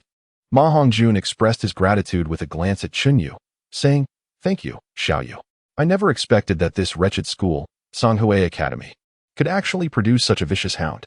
I nearly fell victim to a bite due to my momentary lapse. Although Ma Hongjun suffered a minor setback in technique, his tongue remained sharp and unrelenting. If you possess the ability, step outside for a proper match. I would relish the opportunity to see you all searching for your teeth after I'm done with you. He boldly strode towards the exit, shamelessly giving the middle finger to the students of Tsanghui Academy. I dare you pathetic pups from Tsanghui Academy to come out. I fear you lack the courage. Wait for it, you dead fatty. The small, dark-skinned boy's eyes brimmed with shadows, perceiving Ma Hongjun as merely a minor soul master, while he had just ascended to the realm of soul respect. Even if he lost an arm, Ma Hongjun could never match him, as they were separated by a soul ring, a disparity not to be underestimated. However, as the small, dark-skinned boy stepped outside, a wave of searing flames rushed towards him. Ma Hongjun had cunningly struck first. You deceitful fatty, the young man thought, consumed by the notion that such conduct lacked martial ethics. Yet, in Ma Hongjun's eyes, any method to strike down an opponent was a valid one. After all, did the likes of Tsanghui Academy deserve to espouse martial decorum? Chapter 77, Tsanghui Academy, Part 2. Our dean has stated that there is no need for courtesy when dealing with dogs, so you pack of Tsanghui curs need not bother. Ma Hongjun unleashed his first soul skill, Phoenix Fire Line, which lashed out like a whip, striking the small, dark-skinned boy fiercely. The Phoenix flames were not only formidable in power, but also possessed a terrifying adhesive effect, once touched. Even a soul master with significantly higher soul power than Ma Hongjun would struggle to dispel it. In an instant, the boy's unscathed arm was reduced to ashes, and the Phoenix flames began to spread across his entire body. Fatty, Chen Yu exchanged a knowing glance with Ma Hongjun, who, understanding the cue, opened his mouth and inhaled, drawing the Phoenix flames from the small black figure back into his belly. Despite Ma Hongjun's intense disdain for the individuals from Tsanghui Academy, he recognized that the small black figure was not deserving of death. A profound lesson would suffice. Humph, consider yourself fortunate. I, the esteemed fatty, shall spare your life. Ma Hongjun tilted his head with a sense of pride, his tiny eyes narrowing as they surveyed all from Tsanghui Academy, The unspoken challenge clear, come forth if you dare. You fat fool, I shall end your life. Yang seethed, his anger seemingly capable of igniting flames from his very eyes. The small black figure was a true elite among Tsanghui Academy's students, preparing for the forthcoming elite competition of advanced Soul Master Academies across the continent. A venture to secure his third soul ring, which had brought them to the Stardow Forest. Yet here was Ma Hongjun, without a second thought, incapacitating their key contender. As the captain of Tsanghui Academy's battle team, Yang could hardly contain his fury. A rabid dog, now rendered useless. Do you believe you can walk away from this unscathed today, Yang? Dai Mubai remarked with a cold smile, stepping closer, his fingers cracking ominously. Fatty, you've made a splendid start. Allow me to deal with this trash from here. Dai Mubai harbored a simmering resentment, seizing the opportunity to vent his frustrations. Dai Mubai, I am aware you have attained the rank of a 37th level soul ancestor, but do not underestimate me. Tsanghui Academy, unleash your martial souls. Suddenly, an overwhelming storm of soul power erupted in the arena, transforming the one-on-one duel into a chaotic melee. Ha, a free-for-all? How delightful. The fierce battle intent radiated from Dai Mubai's dual eyes, while all of Shrek's members stood resolutely behind him, ready for combat. Brothers, unleash your martial souls. With a powerful stride, Dai Mubai's 37th level soul power surged throughout the battlefield. Yang was taken aback. It was undeniable that Dai Mubai's prowess was formidable, as even he himself was merely at the 34th level. However, apart from Yang, Tsanghui Academy boasted 3 additional soul ancestor level experts, while Shrek had only Dai Mubai and Shunyu who had reached that tier. The disparity between great soul masters and soul ancestors was significant.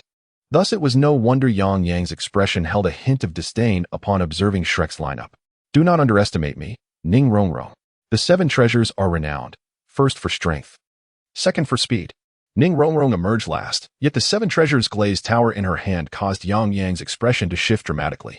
The illustrious reputation of the 7 treasures glazed tower, the foremost auxiliary spirit, was well known to all, and Yang was certainly aware that with Shrek's possession of this auxiliary, their strength would ascend several tiers. Consequently, the gap between Tsanghui Academy and Shrek had nearly been obliterated. Even with the support of the 7 treasures glazed tower, there remained a disparity of a soul ring between the great soul master and the soul sovereign. The distinction in soul skills was not something the 7 treasures glazed tower could compensate for. Yang continued to reassure himself internally.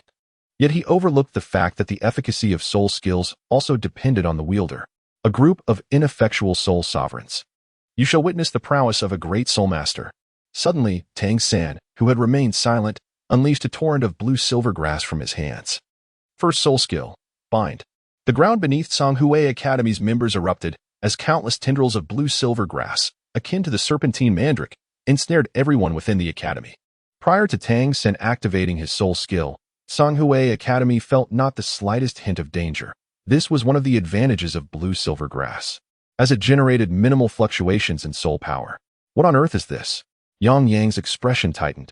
These blue silver grasses were not only extraordinarily resilient, but their serrated edges were sharp enough to slice through skin in an instant.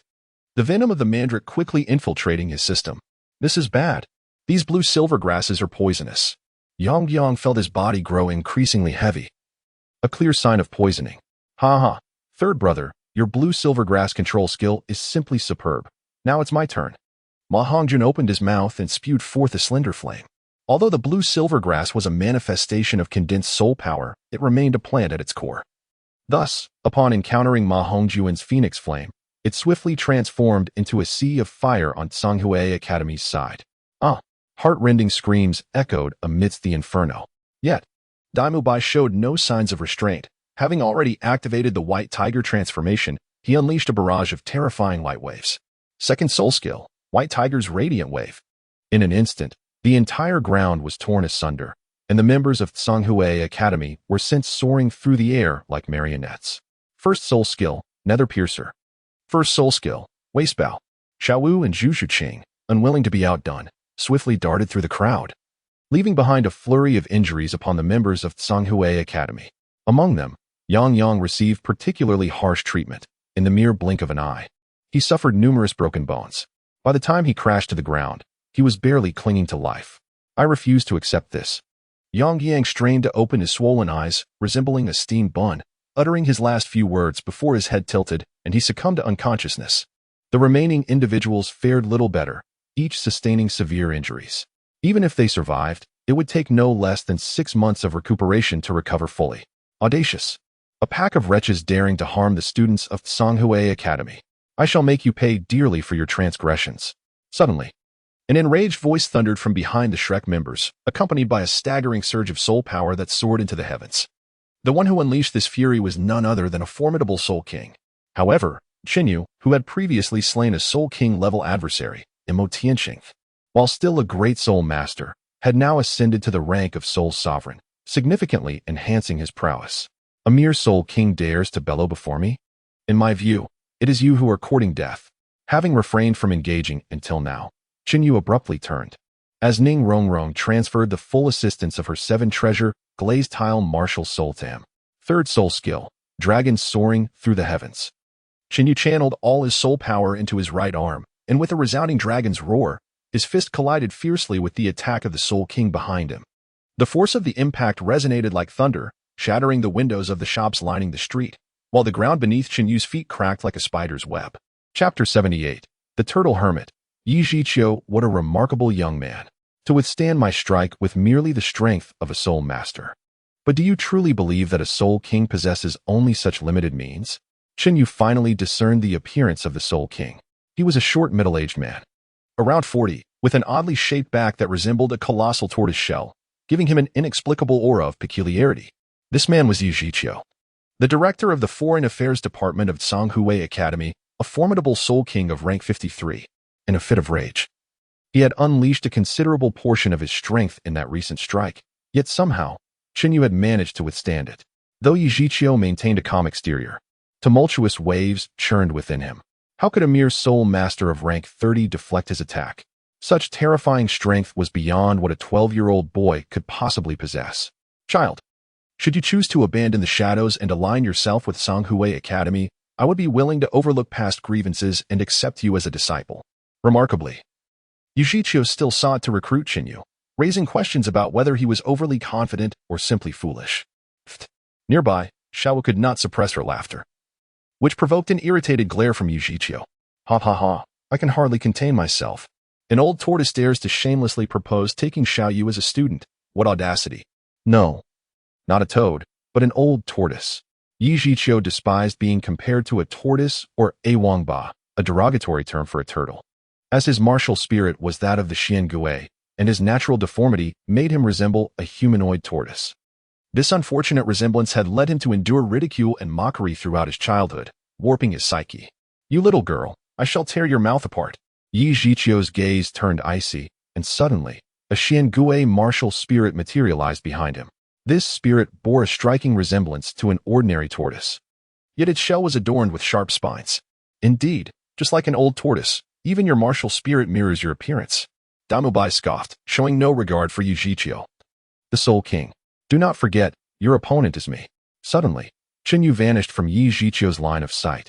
This terrifying speed sent a shiver of surprise through Yi Zhiqiu.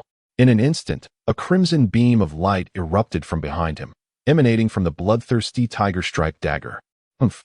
A mere Soul Master, even with some added strength, poses no significant threat. My Xiangui martial spirit possesses top-tier defensive capabilities, making it impossible for even a fellow Soul King to inflict harm upon me.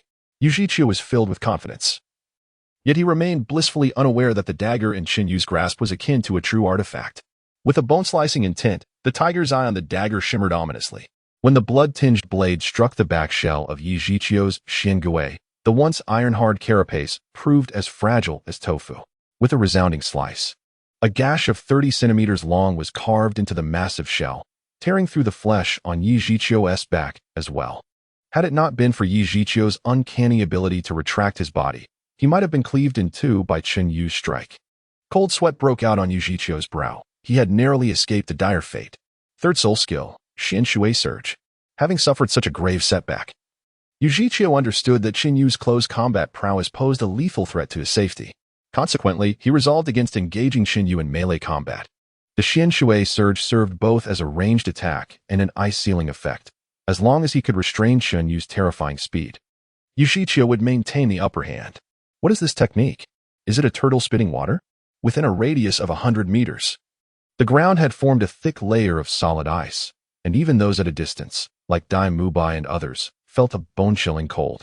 One must admit, this old turtle possesses some wit. His strength is rather commendable, albeit modest. Dai Mubai removed his outer garment and draped it over Zhu Xing, who persistently declined. Yet Dai Mubai stubbornly secured the belt around her waist. Don't catch a chill. Yi Zhiqiu, observing the Shrek youngsters conversing romantically before him, felt his temper flare. The shell on his back began to rotate away from his body. Fourth soul skill, turtle shell spinning blade.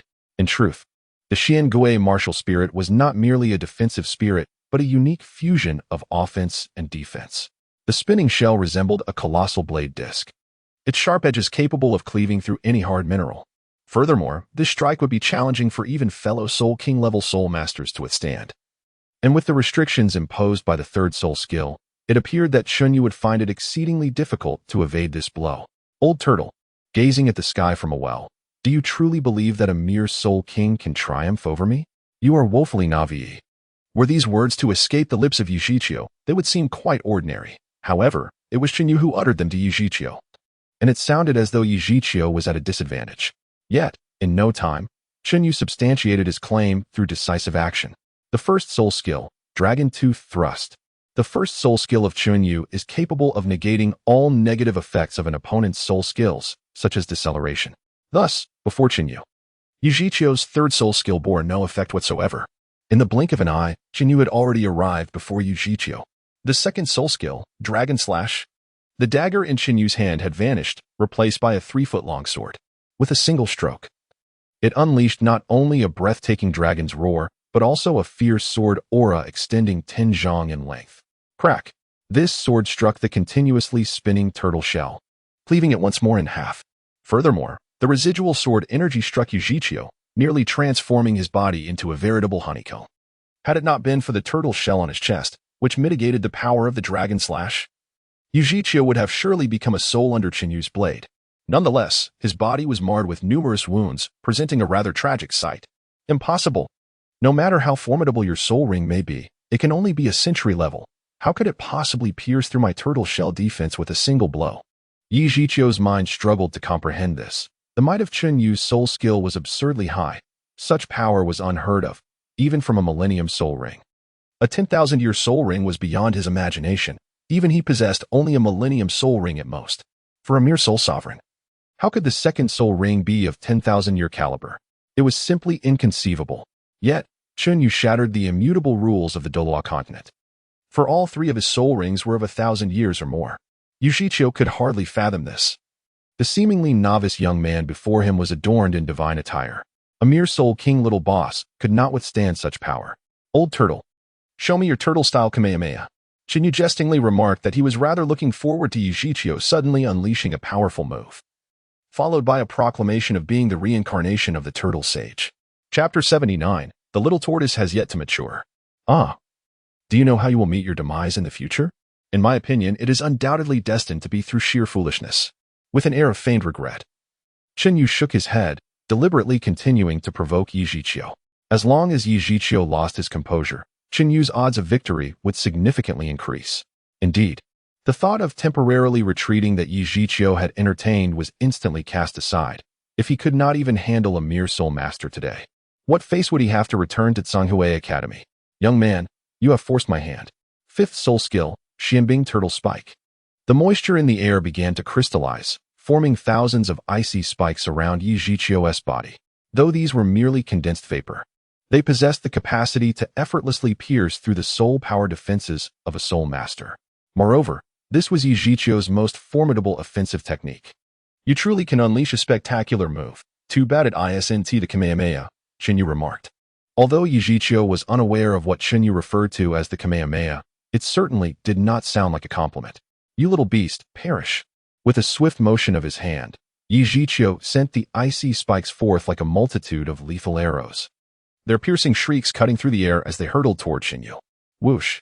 Chaney summoned all his soul power, with flickers of crimson lightning dancing around him, a manifestation of the heavenly tribulation's force he had absorbed.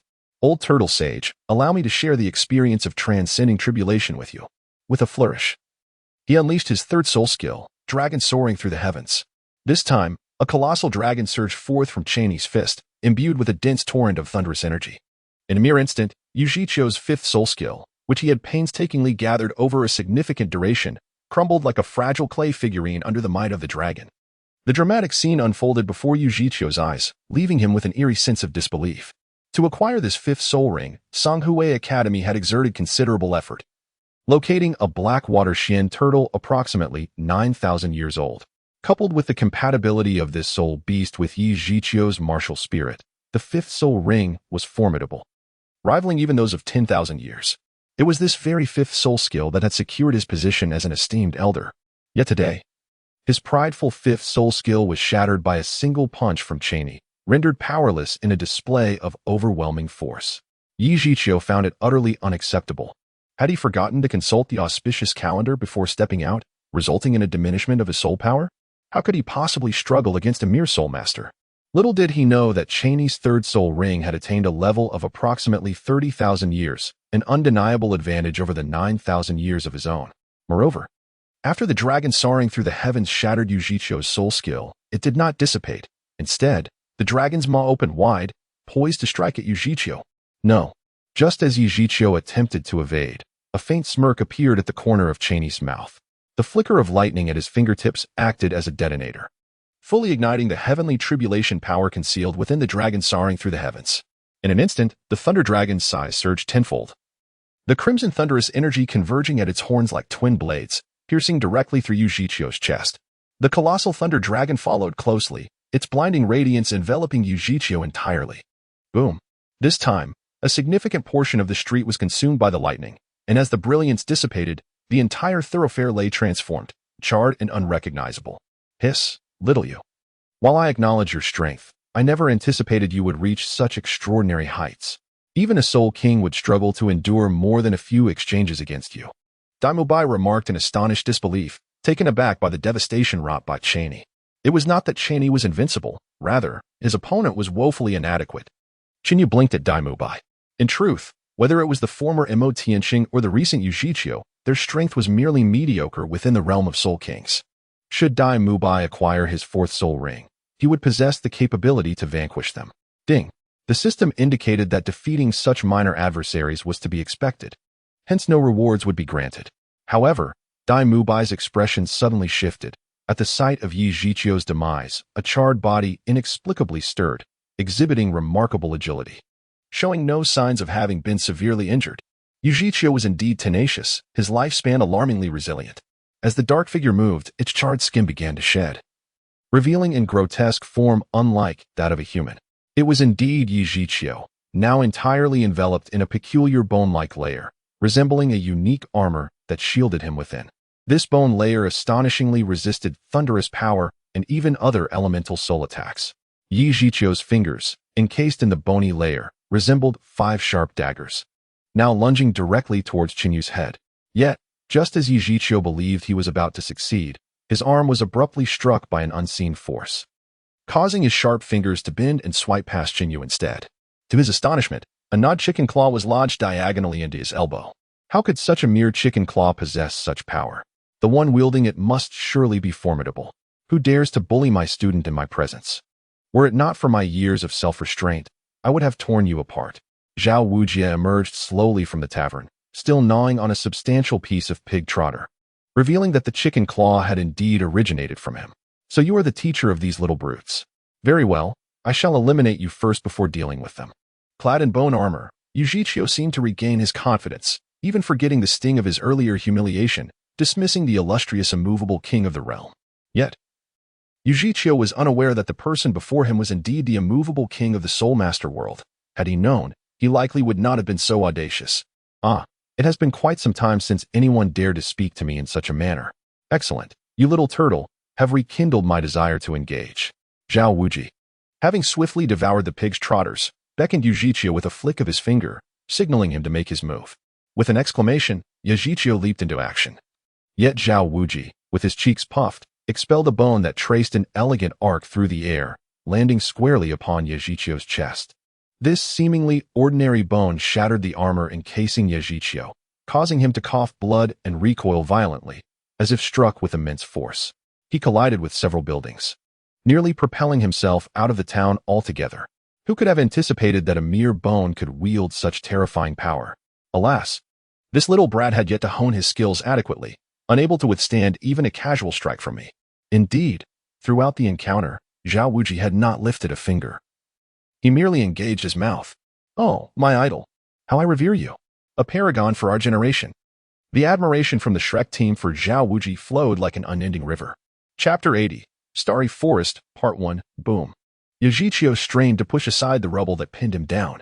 Thanks to the layer of armor he bore, he had narrowly escaped death. Yet it lay in tatters after such a devastating blow. This armor was not a soul skill, but rather a manifestation of Yajichio's innate ability, stemming from the viscous liquid stored within his hunchback. When he sensed a threat to his life, this liquid coursed through his body, solidifying into the armor he had just donned. This armor could withstand even the full might of a soul emperor, yet before Zhao Wuji, it crumbled like mere paper.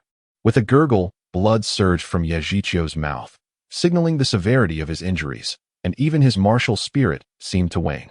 At that moment, any trace of arrogance vanished from his countenance. He comprehended that the individual before him had reached an unparalleled level of prowess, potentially embodying the strength of a formidable soul sage. The soul sage level was a realm achievable only by the esteemed president of the Zhonghui Academy, a distance Yajichio still needed to traverse by leaps and bounds. Respectful soul sage, I humbly beg your forgiveness for any prior offenses. Though grievously injured, Yajichio clung to life, hopeful that if he could survive this ordeal, he would eventually recover. The notion of preferring a miserable existence over a noble death was a sentiment that resonated within everyone, including Yajichio. Humph. A mere Soul King dares to display bravado in my presence. What a foolhardy creature. If Zhao Wuji so wished, with just a fraction more of his power, Yajichio would have been a corpse. Yet, it was evident he considered the Academy's reputation, deliberately allowing Yajichio to live. Begone. You lack even the right to perish by my hand. Should I encounter you again, you are well aware of the consequences that await. Zhao Wuji waved his hand nonchalantly, as if shooing away flies, sending Yajichio and the others from Zhonghui Academy flying out of the town. Though they may have narrowly escaped death, they would undoubtedly bear wounds that would be difficult to fully heal. After all, a strike from a soul sage is not something just anyone can endure. You little ones have certainly upheld the honor of Shrek. This time, you have given Flander a measure of satisfaction, Zhao Wuji remarked with satisfaction, signaling for everyone to return to their quarters to rest, for they would need to embark on a long journey at dawn. The group, led by Chun Yu, meandered their way until, on the third day, they finally reached the outskirts of the Star-Do Great Forest. In Chun Yu's imagination, the Star-Do Great Forest resembled an untouched wilderness, undoubtedly devoid of human presence. However, upon witnessing the scene before him, he realized that reality diverged significantly from his expectations. What met his eyes were countless tents. Strewn across the ground were numerous corpses of soul beasts, and a thick, metallic scent of blood assaulted his senses. Ning Rongrong furrowed her brows tightly, feeling a tumultuous churn in her stomach, having never set foot in a kitchen throughout her life. The sight before her was enough to make her retch. Such savagery. Zhao Wuji, however, appeared unfazed by this grim tableau, as if he had long been accustomed to such sights. The tents housed demon hunters, and the discarded soul beast carcasses served as both their trophies and sources of sustenance. Try to avoid any conflict with these individuals. They are true demon hunters, unlike the half-hearted ones you encountered before, Zhao Wuji cautioned, his earlier nonchalance replaced by a somber gravity. Chun Yu discerned that the gaze of these demon hunters was markedly different from that of the man with the surname Yuan encountered in the town. Cold and ruthless, there was not a trace of emotional fluctuation emanating from them, as if they were akin to humanoid soul beasts, driven solely by their primal instinct for slaughter. When someone cast a covetous glance upon Chun Yu and his companions, Zhao Wuji let out a cold snort, and the aura of a soul sage instantaneously radiated from his being. A soul sage. Despite the ruthless and bloodthirsty nature of these demon hunters, they would not dare to provoke an expert like Zhao Wuji, immediately averting their gazes. Stay close to me, he instructed. This place is teeming with all sorts of individuals. The entrance to the Star-Do Forest lies just ahead. They discovered that the outer edges of the Star-Do Forest were encircled by two towering, insurmountable mountains. forming a natural barrier that completely isolated the forest from the outside world. The sole entrance to the Douluo forest lay at the junction of these two mountains, where the steep terrain gave way to a gentle slope, creating a narrow passage merely 1,000 meters wide, with the demon hunters stationed at its periphery. Teacher Zhao, I have heard that the topography of the Douluo forest does not appear to be a natural formation. It now seems that this is nothing less than an enlarged version of the soul-hunting forest, remarked Tang San, observing the towering mountains flanking the passage. To all appearances, the Douluo forest resembled a ranch for confined soul beasts, with the surrounding mountains acting as a fence, ensnaring the soul beasts within. Xiao San, how could you entertain such a notion? The existence of the Douluo forest spans over 1,000,000 years, predating even the emergence of soul masters, Zhao Wujin replied. Casting a curious glance at Tang San, he continued, even if we accept your assertion that the Douluo forest is indeed the largest soul-hunting forest on the Douluo continent, one must ponder who could have fashioned such an expansive haven for soul beasts. The mountains encircling it could not possibly have been created by human hands. Could it be a divine miracle? Dai Mubai boldly speculated. Zhao Wujin chuckled softly. Divine? That is merely a legend passed down in the realm of soul masters. However, I have never heard of any predecessor who could achieve such a feat. The title Douluo represents the pinnacle of cultivation attainable by our soul masters. Teacher Zhao, is it not true that the highest soul power achievable by human effort is merely level 99? Dust Feather stroked his chin, feeling a striking resemblance between the structure of the Douluo forest and that of the soul-hunting forest, akin to Tang San's sentiments. Yet he could not find any evidence to support his conjecture. As Zhao Wujie had remarked, it was utterly impossible for mere human effort to create a soul-beast realm of the magnitude of the Douluo forest. Xiaoyu, do you know how many individuals have reached the rank of title Douluo at level 99 throughout the annals of Douluo continent? Zhao Wujie suddenly halted his steps and gazed into Dust Feather's eyes.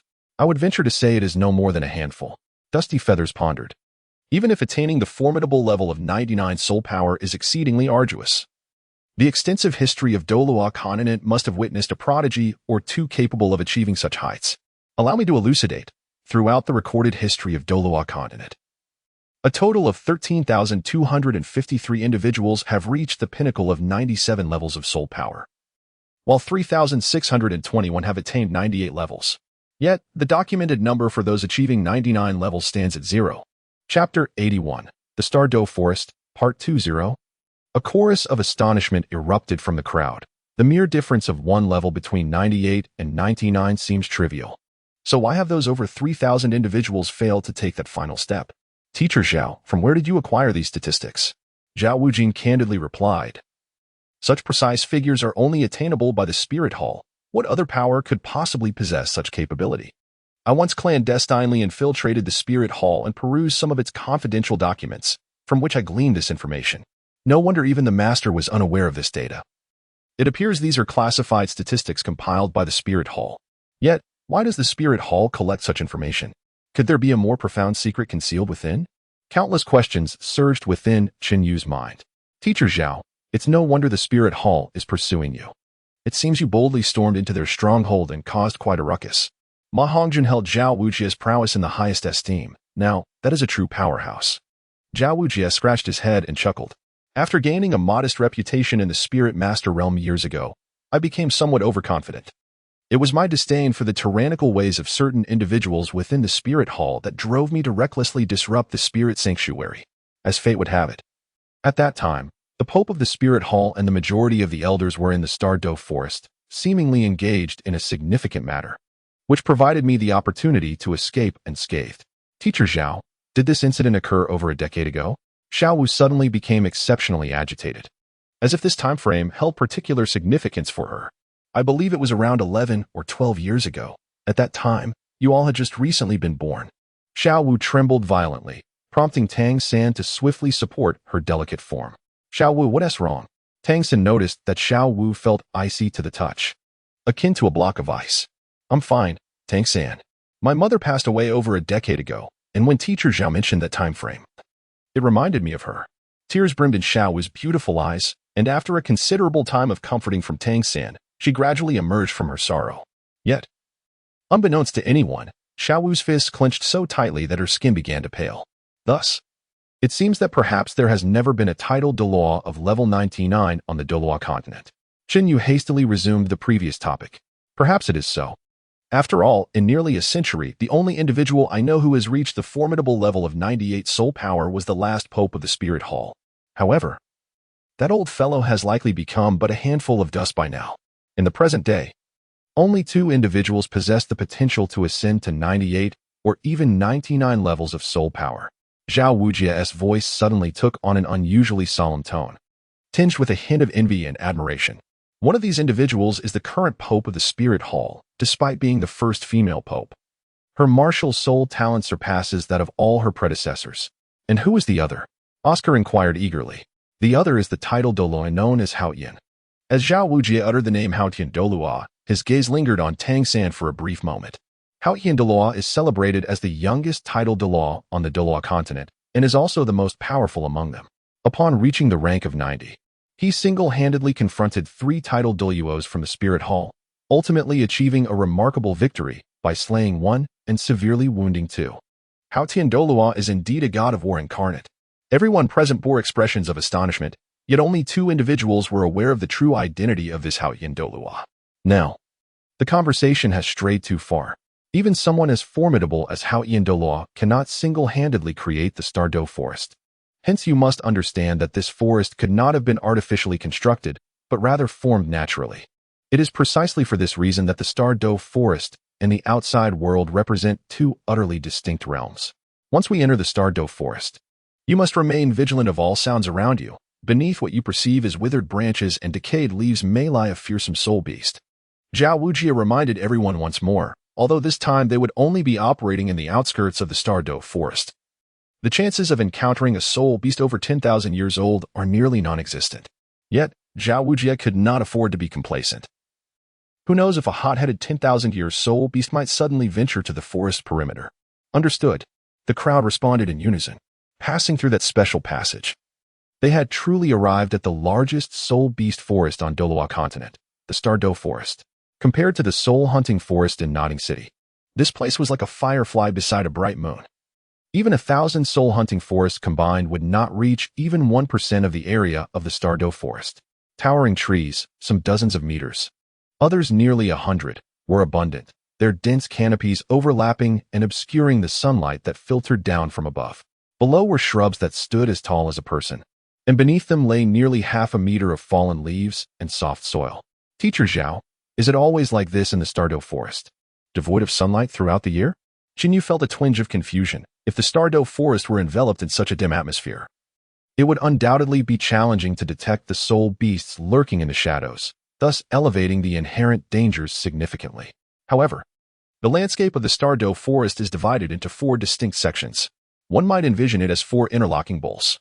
As one approaches the heart of the forest, the elevation increases and the vegetation becomes less lush, while the levels of soul beasts concurrently rise. After all, only the weaker soul beasts require external illusions to shield themselves.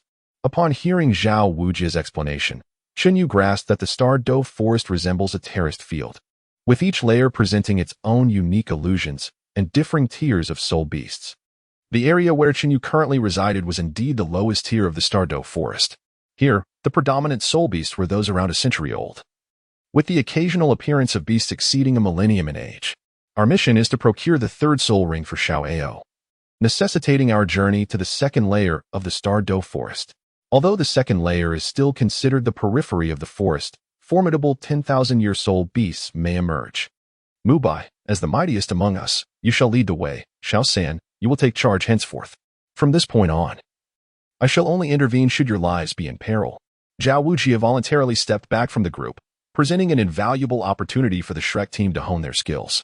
Understood, Teacher Zhao, replied Tang San, the soul control-type soul master within Shrek and the authentic commander of the team. Rong Rong, Xiao Ao, you will position yourselves before me. Xiao Wu, you and Xu Qin should scout for vantage points to observe the surroundings. Xiao Yu, you will bring up the rear. Tang San's arrangement undeniably took into account each member's strengths and weaknesses as auxiliary soul masters. Oscar and Ning Rongrong lacked formidable combat prowess and naturally needed to stay close to the control-type soul master for optimal protection.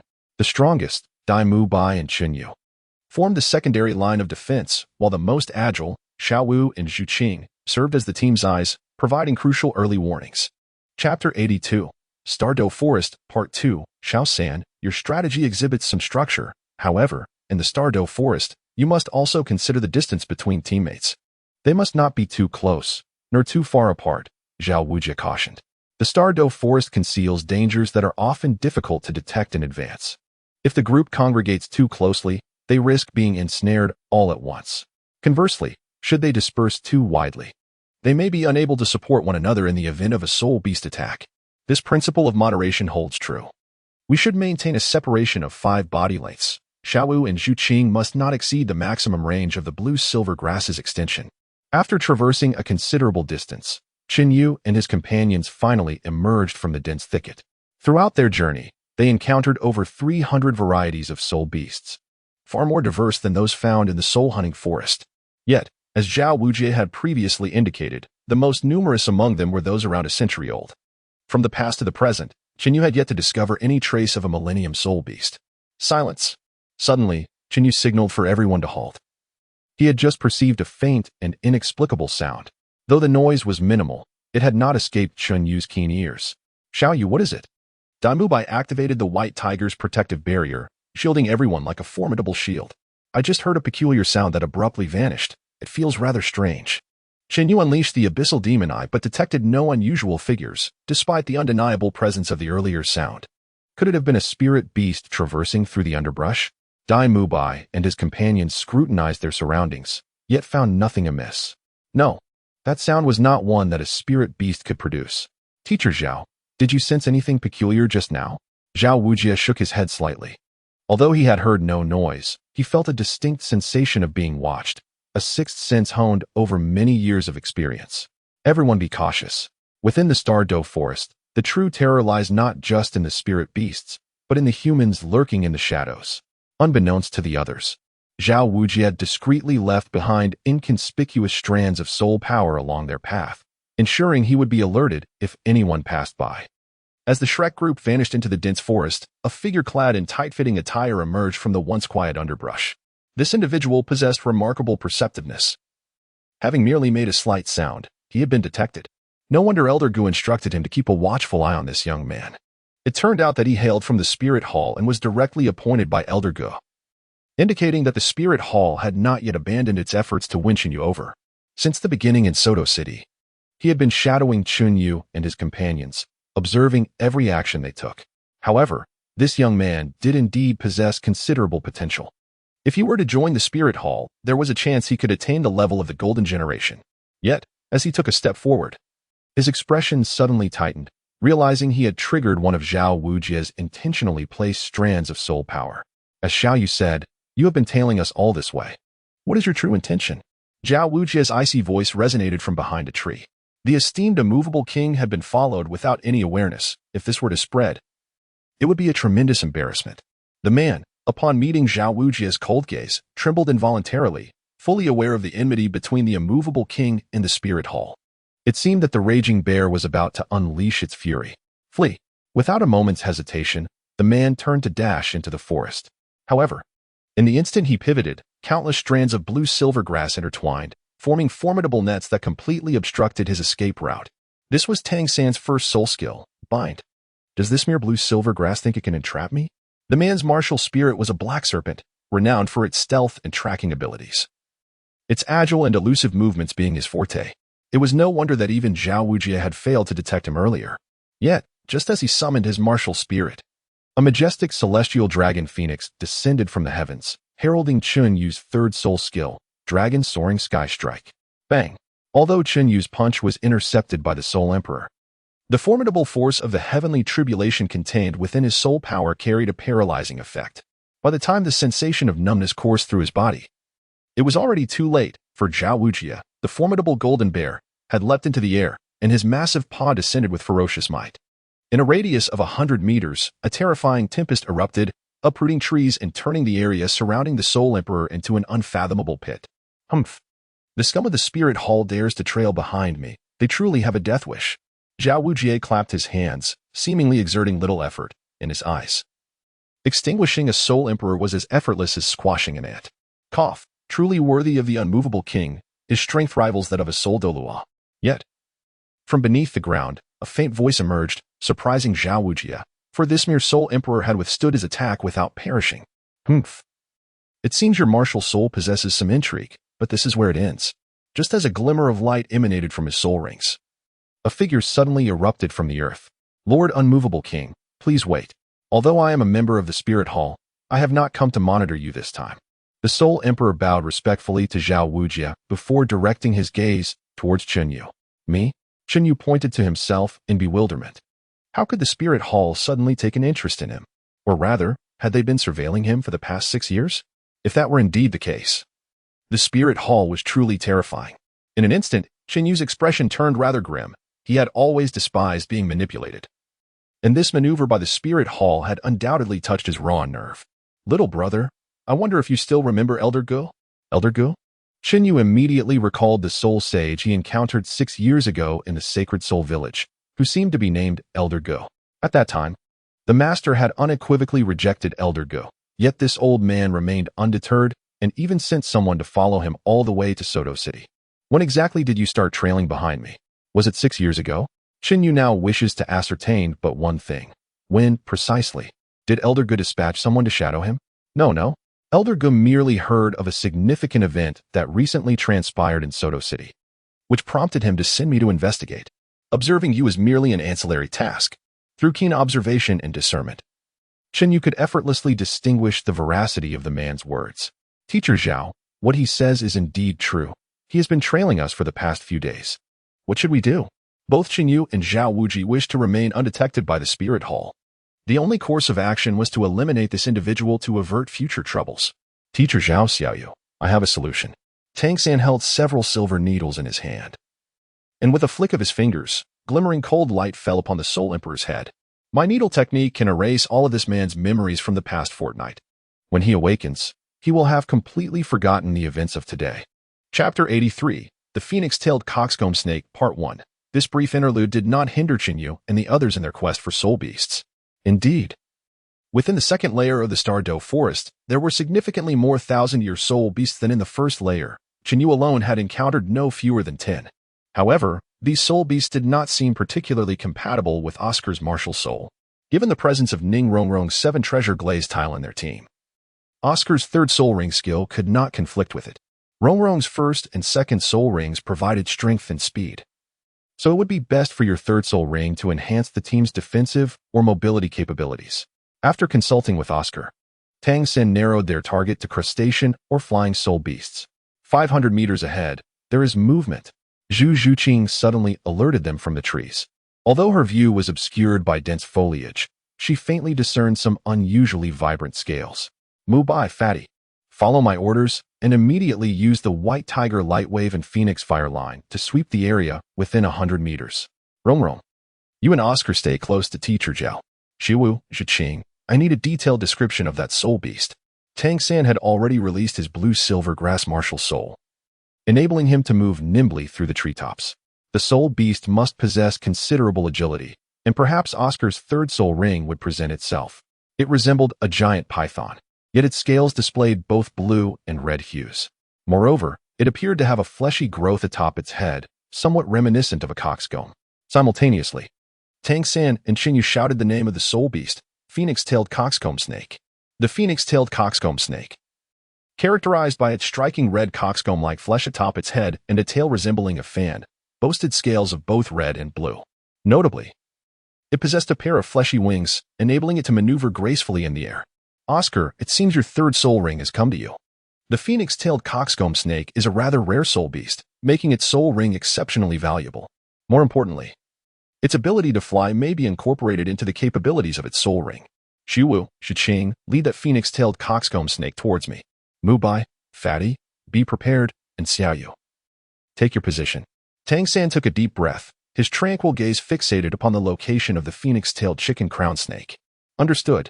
Everyone responded in unison. Xiao Wu and Zhu Zhuqing split into 2 paths, encircling the creature to approach from behind. First Spirit Skill, Netherworld Strike. First Spirit Skill, Waist Bow.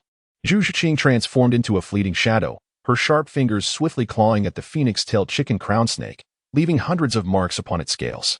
However, the snake's armor-like scales proved exceedingly resilient, and Zhu Zhuqing's assault failed to leave any discernible trace. Yet, her actions successfully captured the full attention of the phoenix-tailed chicken-crowned snake, allowing Xiao Wu to seize the opportunity. With a powerful thrust, she propelled herself against the snake's head, which had just risen. Bang! Despite appearing delicate, Xiao Wu's legs possessed remarkable explosive strength.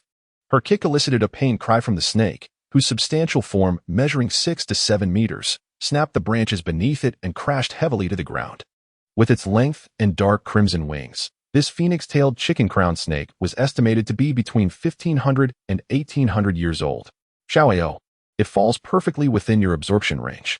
As the phoenix-tailed chicken-crowned snake landed, Xiao Wu and Zhu Zhuqing hurriedly made their way towards Tang San. Meanwhile, the snake shook its somewhat dazed head, its eyes fixed intently on the retreating figures of the two humans. Swish! The phoenix-tailed chicken-crowned snake not only possessed the ability to fly, but also moved swiftly on the ground. In the blink of an eye, the distance between it and Xiao Wu diminished by approximately 100 meters. Xiao Yu, given Xiao Wu and the other's speed, they will surely be caught by the phoenix-tailed chicken-crowned snake. Go and assist in intercepting it. Besides Tang San, the fastest in the arena was none other than Qinyu. Hence, it was only fitting for Qinyu to take over the task of luring the enemy away from Xiao Wu and the others. Xiao San, just watch and see. The voice of Qinyu lingered in place, yet his body had already soared forth. The first soul skill, Dragon 2 Thrust. An astonishing dragon silhouette surged between Zhu Zhuqing and Xiao Wu, crashing directly into the head of the phoenix-tailed chicken-crowned snake. The serpent, measuring a staggering 7 meters in length, executed several somersaults in midair, subsequently shattering numerous ancient trees before finally coming to a halt. Xiao Wu, Zhuqing, your task is accomplished. The remainder is now entrusted to me. Xiao Yu, please exercise caution. A mere millennium-old phoenix-tailed chicken-crowned snake poses no threat to Qinyu whatsoever. Hiss. The serpent was genuinely dazed from the impact, struggling on the ground for a considerable time before managing to rise once more. Upon spotting Qinyu, it bared its menacing fangs and lunged forward to bite him. Though the phoenix-tailed chicken-crowned snake bore no venom, its biting prowess was undeniably formidable.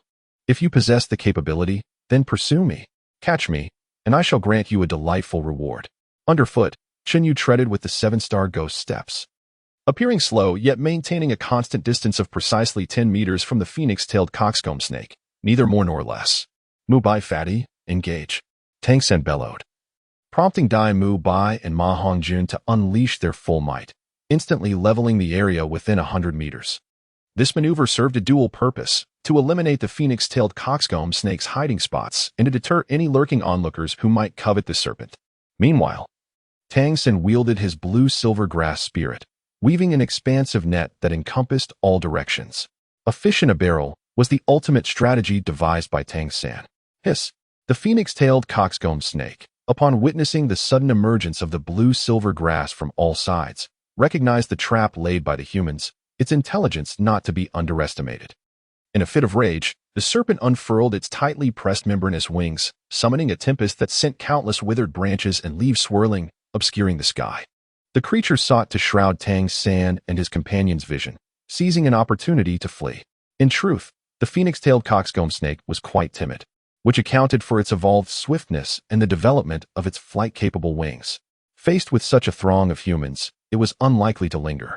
Having exerted such effort, it would not be allowed to escape so easily. In Qinyu's hand, a crimson light flickered as the bloodthirsty tiger-striped dagger unleashed a flurry of radiant streams, tearing open immense gashes in the fleshly wings of the phoenix-tailed coxcomb snake.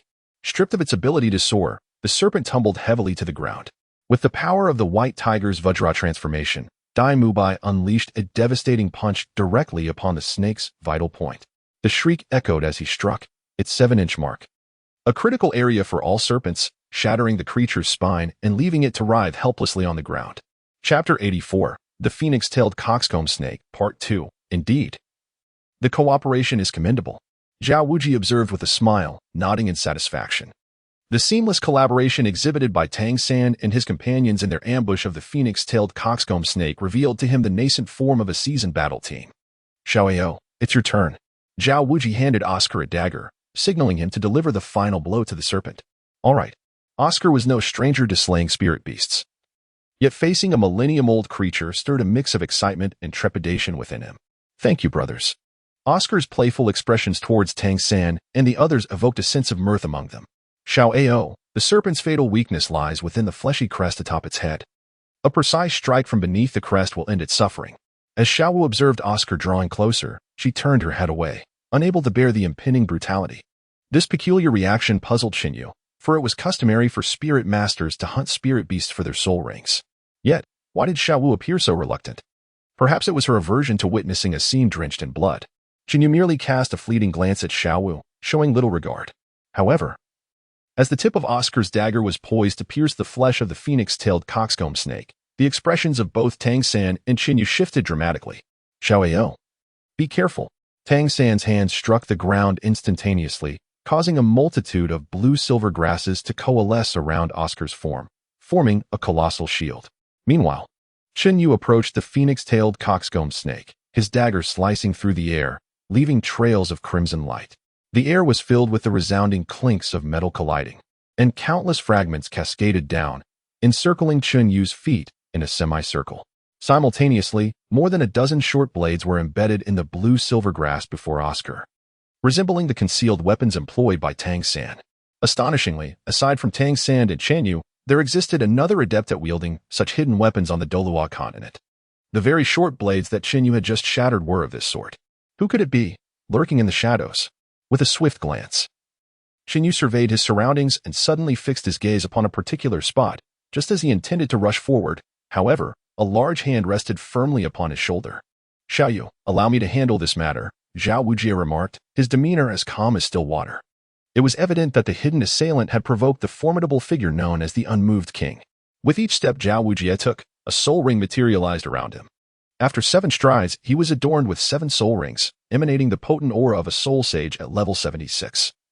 Akin to an invisible sword that swept away the stones and flora within a 300-meter radius in an instant. The wrath of the king astonished the world. A soul sage? Within Xinyu's line of sight, 2 figures emerged, one elderly and one youthful. The girl appeared to be merely 15 or 16 years of age. Yet she possessed the soul power of a 29th level Great Soul Master. Beside her stood an elderly woman, her hair a shade of white but her spirit remarkably vigorous. At this moment, the old woman's expression shifted to one of surprise. Prior to this, she had sensed no trace of soul power emanating from Zhao Wujie, leading her to believe he was merely an obscure soul master. Despite being over 70 years old, she was a soul emperor with a soul power of 68. Her martial soul embodied in the serpent staff she wielded. Although the pressure from Zhao Wujie's soul sage presence seemed to weigh upon her, his expression subtly altered, revealing a hint of gravity. Despite Zhao Wujie's advantageous position, why did he exhibit such a countenance? Suddenly, Xinyu realized that the old woman's identity might be far from ordinary. Otherwise, given Zhao Wujie's prowess, he could effortlessly eliminate the duo. May I inquire if you are the esteemed serpent matron from the Dragon Lord and serpent matron duo? Zhao Wujie, tempering his aura, courteously addressed the elder before him. Oh, this esteemed soul sage, you actually recognize me? The old woman retracted her serpent staff. Though her words were courteous, her tone bore no semblance of respect. Indeed, it was the serpent matron, and this posed a significant dilemma. Zhao Wujie furrowed his brow slightly. The Dragon Lord and serpent matron were a married couple, both of considerable strength as soul masters. The serpent matron, Tian Xiang, wielded the serpent staff and was a soul emperor of level 68, while the Dragon Lord, Meng Shu, possessed the dragon-headed crutch and was a formidable soul Douluo at level 83. This pair of soul masters rarely strayed far from one another. And with the serpent matron's presence in the Stardow Forest, it was certain that the Dragon Lord Ming Shu was nearby as well. Though Zhao Wujie was confident in his ability to defeat the serpent matron, he knew he would stand no chance against the Dragon Lord. Might I ask, esteemed serpent matron, why did you choose to act against my student? Such actions could tarnish your noble reputation, Zhao Wujie stated. His awe of the Dragon Lord and serpent matron's illustrious name evident, yet he was unfazed, resolute in seeking an explanation for Xinyu and the others. Hee. Esteemed soul sage, your student has taken my soul beast. Tell me, who is truly at fault here? The serpent matron let out a cold snort, her eyes, reminiscent of a serpent's gaze, fixed menacingly upon Oscar, causing him to falter momentarily. Little Oscar, do not fear, with teacher Zhao by your side. A mere soul emperor poses no significant threat. Dai Mubai placed a reassuring hand on Oscar's back, helping him regain his composure under the Serpentine Matron's intimidating glare. Esteemed Serpent Matron, the soul beasts within the Stardoe forest are unclaimed entities. This phoenix-tailed coxcomb snake bears no inscription of your illustrious name. Thus it cannot be regarded as your possession, Zhao Wujie retorted without hesitation. Humph, I anticipated you would say that. The esteemed soul sage may wish to examine the serpent's belly, where several wounds inflicted by my serpent staff are evident. For this creature, I, an old woman, have pursued it for several days, and today, by coincidence, I managed to corner it here, only to find it seized by you. The ground beneath the dust feather trembled abruptly as a peculiar force of thunder surged from below, reaching the abdomen of the phoenix-tail coxcomb serpent. The colossal serpent quivered violently, as if illuminated by a fleeting glimpse of vitality. Esteemed Soul Emperor, you have misjudged us. Even though this phoenix-tail coxcomb serpent has been wounded before, it certainly was not by your serpent staff.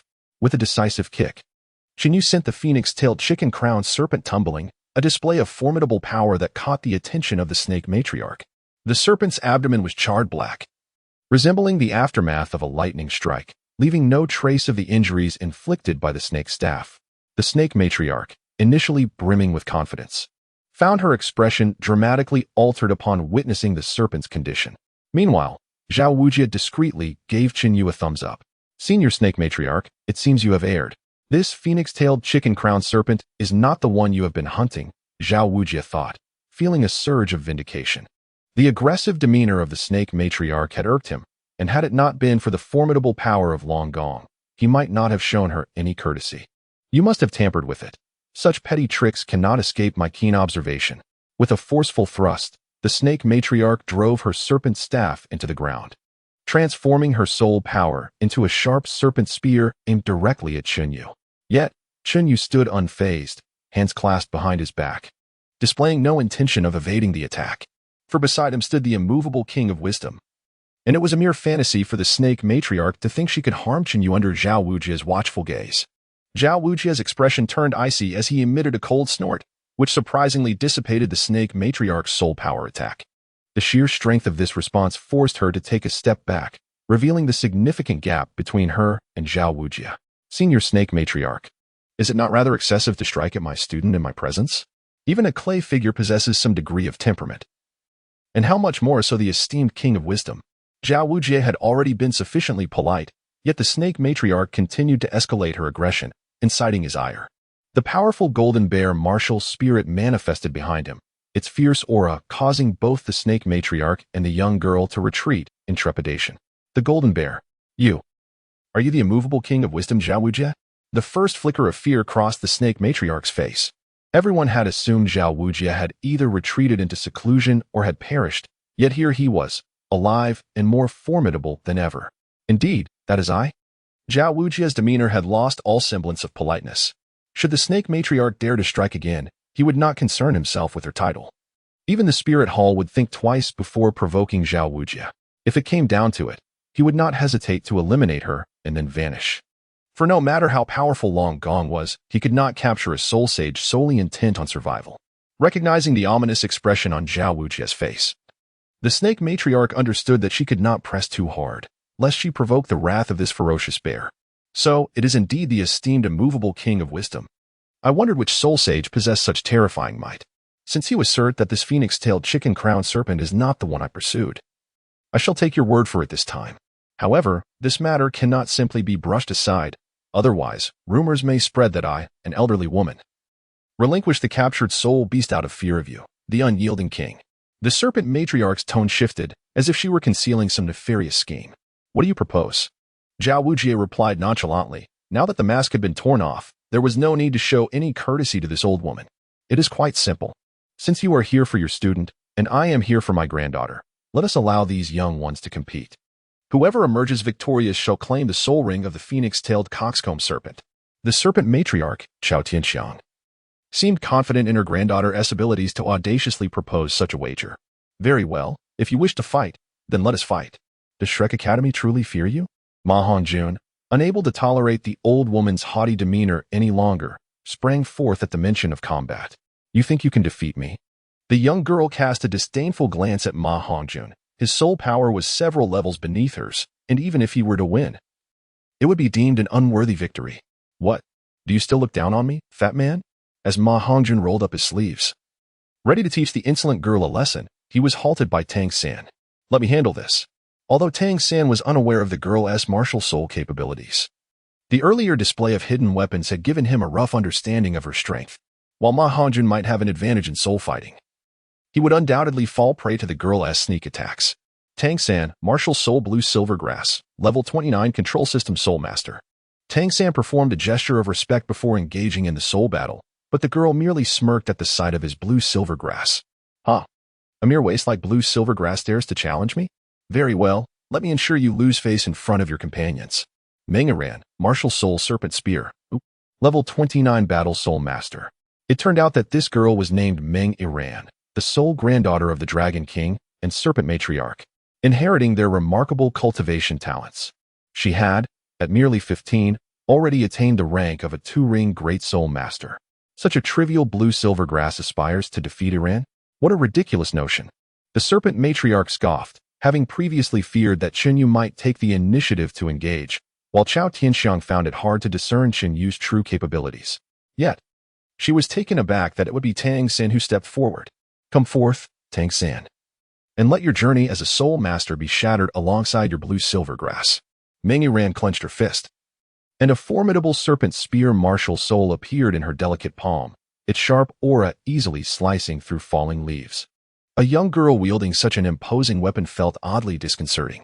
First soul skill, Serpent Blade.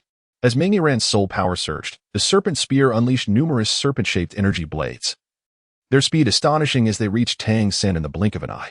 Ghost Shadow Mist. As Meng Iran believed that Tang San's body would be easily pierced by her first soul skill, his figure mysteriously vanished from sight. Consequently, Meng Iran's soul skill fell short of its mark. Tang San's agility was only slightly inferior to that of Xiaoyu, even if Meng Iran's attack speed were to double. She could never grasp the corner of his garment. Daimo Bai scoffed, recognizing that the outcome of this contest had been predetermined from the very beginning.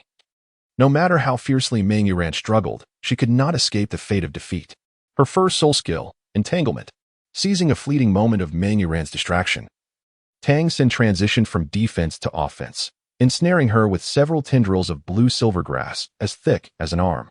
This blue-silver grass proved astonishingly resilient. Meng Iran had underestimated its combat potential, believing it to possess little power, yet its tenacity far exceeded her expectations. With her soul power at level 29, she found herself unable to shatter the blue-silver grass binding her, while its sharp leaves cut through her skin. Meng Iran, you have lost. The blue-silver grass harbored the paralyzing toxin of the mandala snake, and Meng Iran had already succumbed, rendered incapable of further combat. Lose. What a joke. I, Meng Iran, have never been defeated in battle. How could a mere blue-silver grass pose any threat to me? Surprisingly, she exhibited no signs of poisoning, and her body, as supple as a snake, slipped through the gaps of the blue-silver grass. This was Meng Iran's second soul skill, Serpent Body, which allowed her to transform her body into one as flexible as a serpent, rendering her immune to all forms of control effects. Your martial spirit grants you immunity to toxins. At that moment, Tang San realized that his mandala snake venom was utterly ineffective against Meng Iran. Due to her serpent spear martial spirit, which inherently contained potent toxins, thus, the minor paralysis from the mandala snake's venom could not affect her in the slightest. Tang San, you have realized far too late. Suddenly, the length of her serpent spear extended nearly by double, striking Tang San's body in the blink of an eye. Xiao San, their brother. Everyone assumed Tang San had certainly been pierced at a vital point by Meng Iran, yet only Chen Yu yawned in mild disinterest. It turned out that Tang San had activated the Xian Yu hand, firmly grasping the tip of her serpent spear, to onlookers. It appeared as though he had indeed been struck. Meng Iran, you have exhausted your soul skills, yet you have yet to witness my second soul skill. Tang San's words tightened Meng Iran's heart.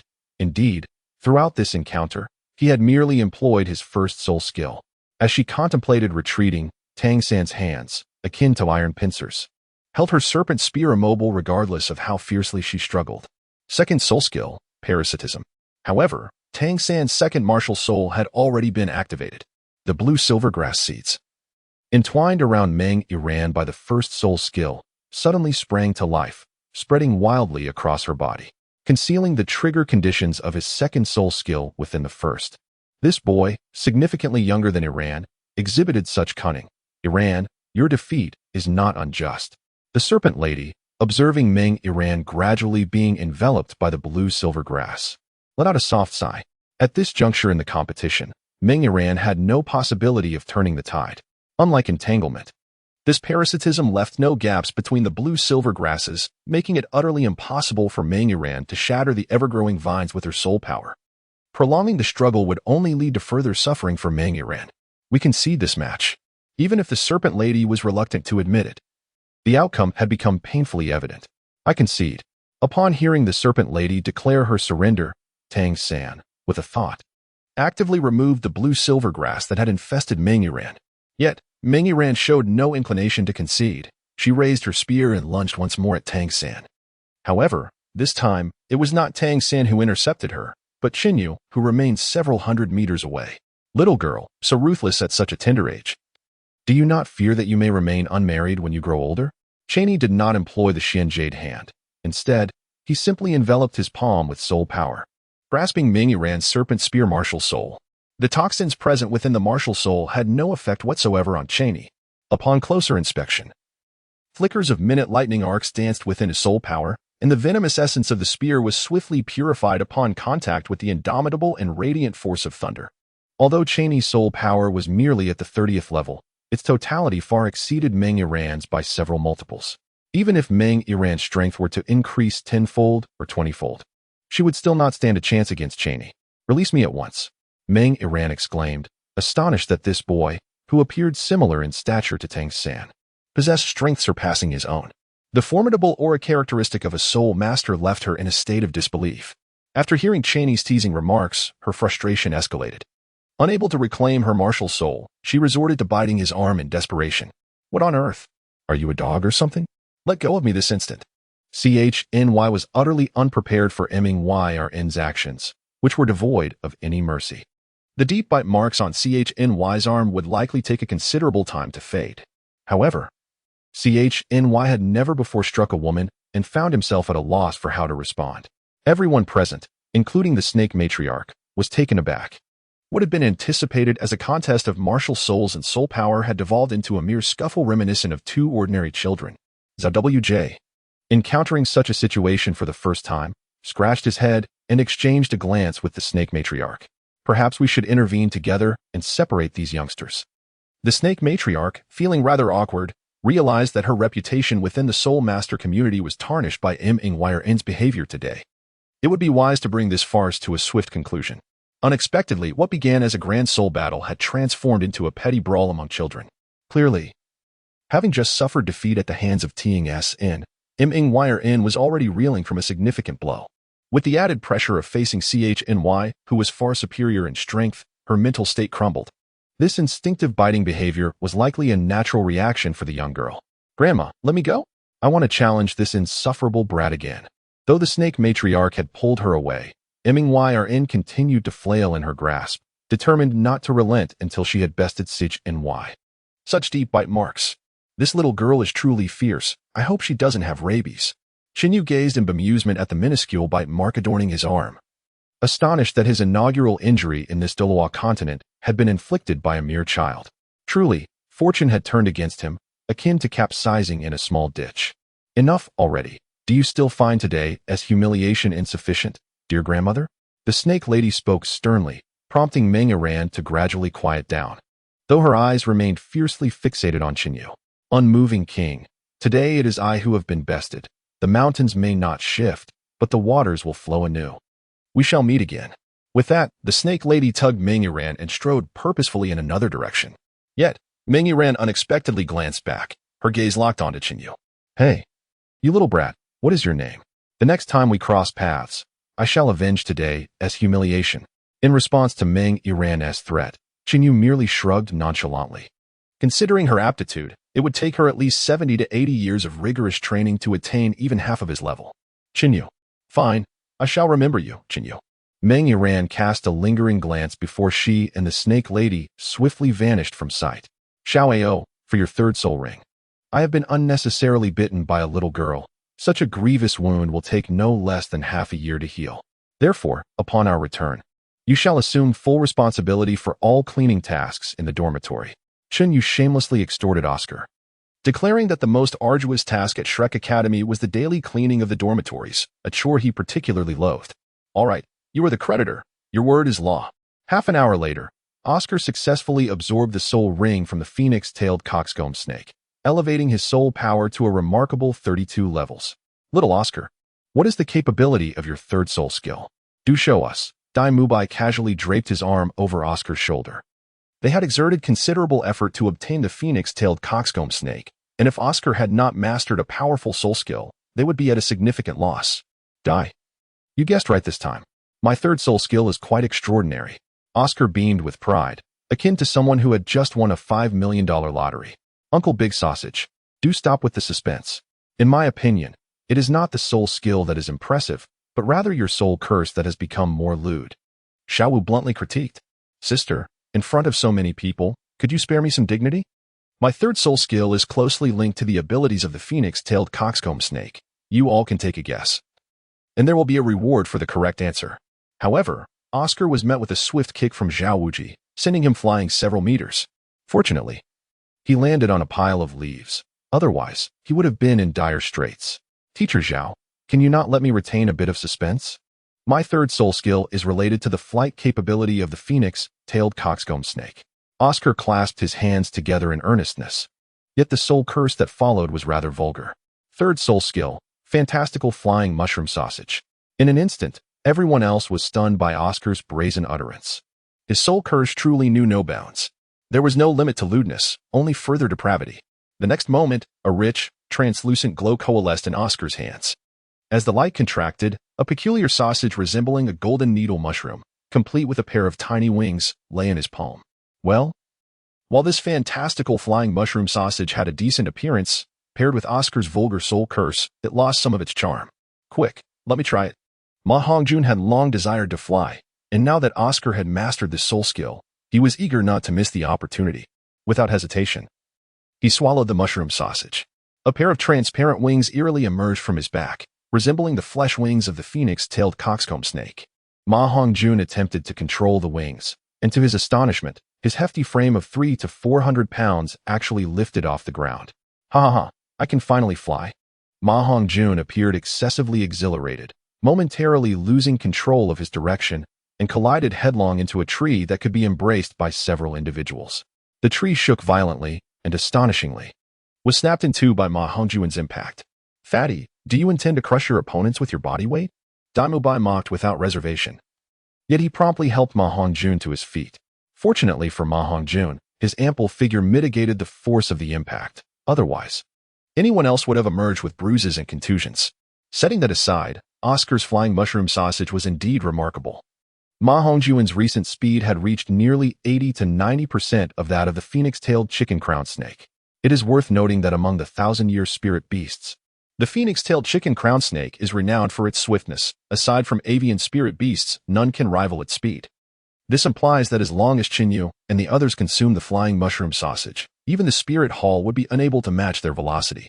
Although the power of the flying mushroom sausage is formidable, its duration is limited to a mere 5 minutes, and if exerted to its fullest, that time would diminish significantly. Furthermore, I can produce at most 3 at a time, and the cooldown period for the spirit skill is approximately an hour. Oscar lamented. Yet this did not detract from the fact that the flying mushroom sausage is a potent auxiliary spirit skill. Well, since we've successfully assisted Xiao Ao in obtaining his third spirit ring, it is time for us to return. After enduring so many tribulations, the outcome was ultimately favorable. Just then, Tang Xin sat down cross-legged on the ground. Little San has touched upon the opportunity to break through to the 30th level of spirit power. It seems we must also find a suitable spirit ring for Tang San. Tang Xin had been stuck at the 29th level of spirit power for quite some time, and today, the bottleneck of his 29th level spirit power finally began to loosen. This marks Tang San's first step from Great Spirit Master to Spirit Elder. His third brother also about to advance to Spirit Elder? Today truly brings double blessings. Ma Hongjun, however, did not wish to return to Shrek Academy so swiftly.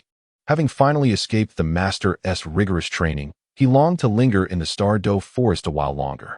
Speaking of which, Xiaoyu, does that charming beauty named Ming Yiran harbor feelings for you? Otherwise, why would she value you so highly, even leaving a mark of affection on your arm? Ma Hongjun teased Chinyu. Drawing from his extensive experience in romantic entanglements, he observed that Ming Yiran's feelings for Chinyu were far more complex than mere animosity. Fatty, you truly worry unnecessarily. That little girl bears a deep-seated hatred for me. How could she possibly harbor any other feelings?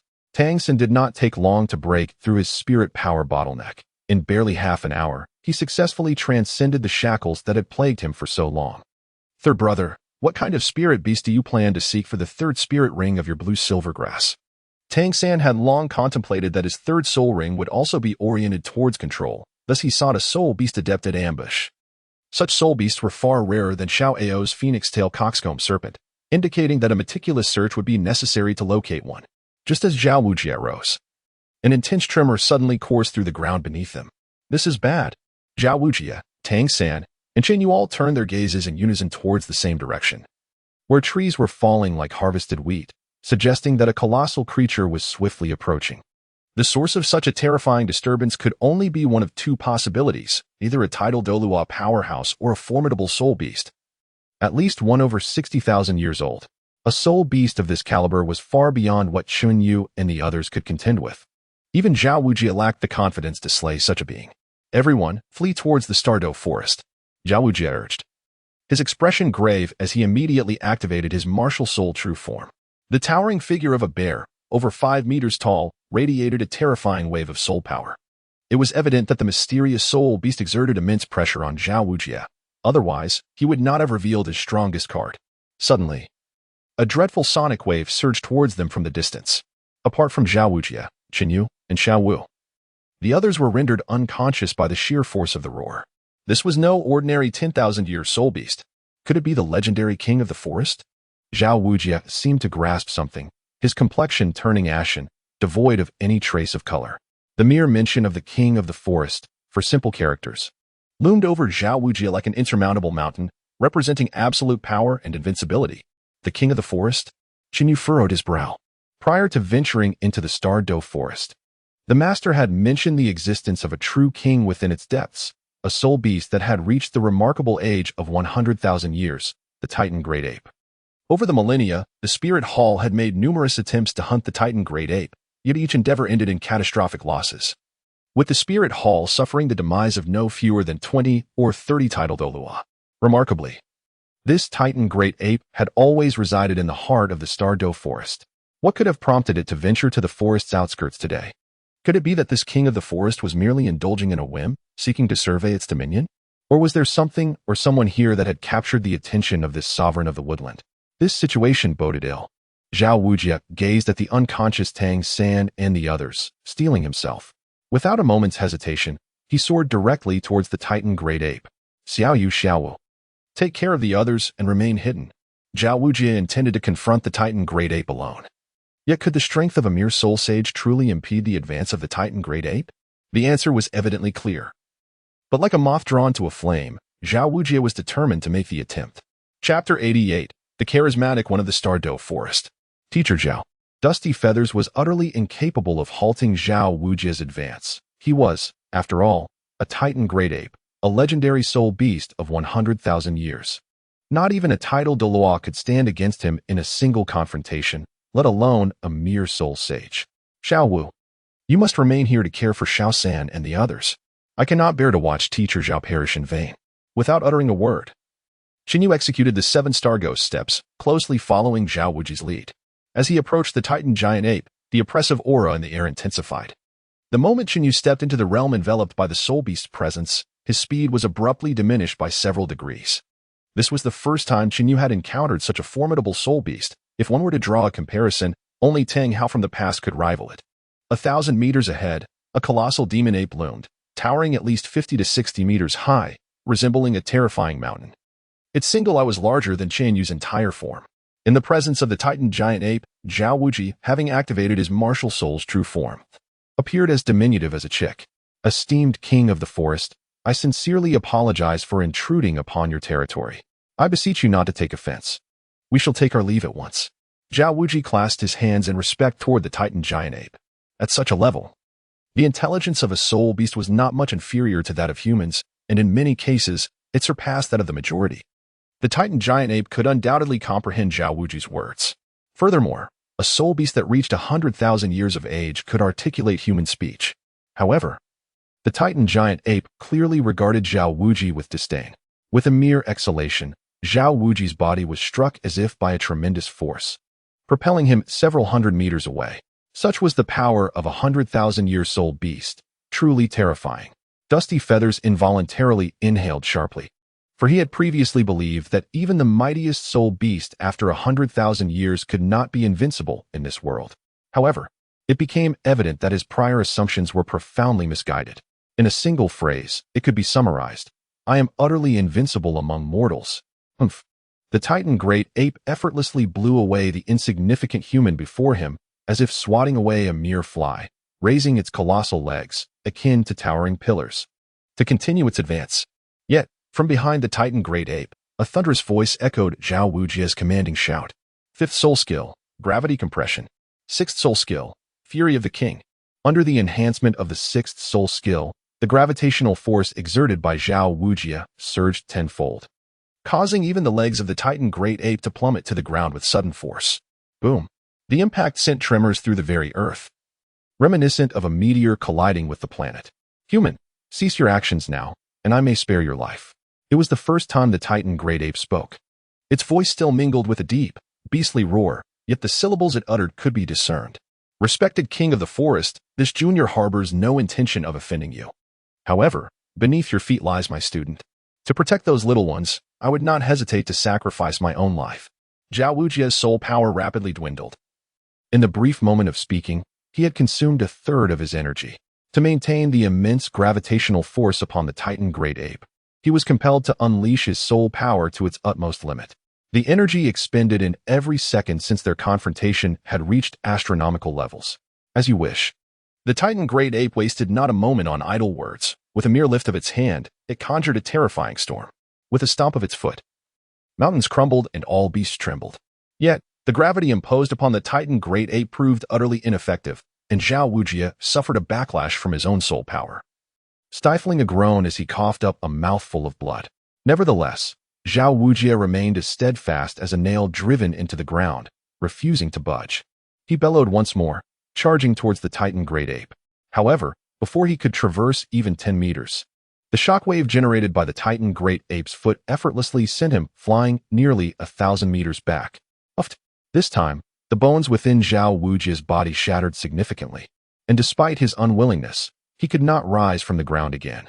Teacher Zhao, Qinyun understood that this was not the time to remain idle. If Zhao Wuji were to endure another blow, it was likely that his life would be forfeit. Upon seeing Qinyun, Zhao Wuji's expression shifted from initial shock to anger, and ultimately settled into a state of panic. Xiaoyu, who permitted you to come here? Hurry and leave. With his legs shattered, Zhao Wuji was powerless to impede the advancing Titan ape. Qinyun's presence at his side now seemed like an invitation to doom. Teacher Zhao, do you believe I would abandon you to flee on my own? Qinyu held in his hand a special talisman, 2 fingers wide, emanating a powerful aura that even caught the attention of Zhao Wuji. This was the astonishing reward Qinyu had previously obtained, the God of Death transformation voucher. Upon its use, Qinyu could unleash a fraction, precisely 1/10,000th, of the Azure God's power. This formidable strength was not static. It would continuously amplify as Qinyu's soul power ascended. Thus, at this moment, by utilizing the God of Death transformation voucher, Qinyu might harness as much as 1/2000th of the Azure God's might. While this power may not suffice to vanquish the Titan giant ape, it would at least provide a momentary respite. Allow me to witness the true extent of the Azure God's 1/10,000th strength. Qinyu unreservedly utilized the God of Slaughter transformation voucher, and a torrent of terrifying crimson energy immediately enveloped his entire being. In the Douluo forest, all soul beasts and soul masters heard a rhythmic pulsing resonating in their ears, reminiscent of a beating heart. The God of Shura embodies the essence of slaughter. Even a mere wisp of its aura can awaken the latent murderous intent within the human soul. Consequently, threads of crimson energy began to extend from all corners of the Douluo forest, drawn forth from each individual and every soul beast. This power, akin to rivers flowing into the sea, converged entirely within Qinyu. Shurabarial Skyfinger. With a single gesture, Yu pointed forth. His fingers and forearm enveloped in a unique layer of dragon scale armor. Had it not been for this protective layer, his arm would likely have been utterly shattered by the ferocious power of the Shura god, drawing upon the strength of all living beings. The Shura god's might was elevated to a staggering degree. As Yu extended his finger, a fearsome giant finger, stretching 1,000 zhang in length, suddenly emerged above the starry forest. This crimson giant finger was adorned with intricate patterns, exuding an aura of vast and untamed wilderness. This was the power of the divine. Even the Titan giant ape, upon witnessing the descending finger of God from above, was seized with terror in its enormous eyes. Despite being a sole beast for 100,000 years, the Titan giant ape was but a speck of dust in the face of the Shura god's power. Roar! The Titan giant ape struck its chest with both fists, its muscles and bones swelling to nearly double their size, as it towered 100 meters high, glaring furiously at the divine finger that threatened to rend the heavens. With a resounding thud, the Titan giant ape stomped its foot onto the ground, causing fragments of stone to scatter, which were then drawn to it, coalescing into a rugged suit of rocky armor upon its thick fur. Simultaneously, two massive bulges emerged from its broad back, followed by the emergence of two robust arms from behind. It turned out that the Titan giant ape harbored a trace of a special bloodline, one that was both ancient and formidable. It is no exaggeration to say that this bloodline is as old as the history of Douluo continent itself, belonging to an ancient divine beast from the same era as the Shura god. This beast was known as the four-armed, earth-shaking ape, the ancestor of the Titan giant ape.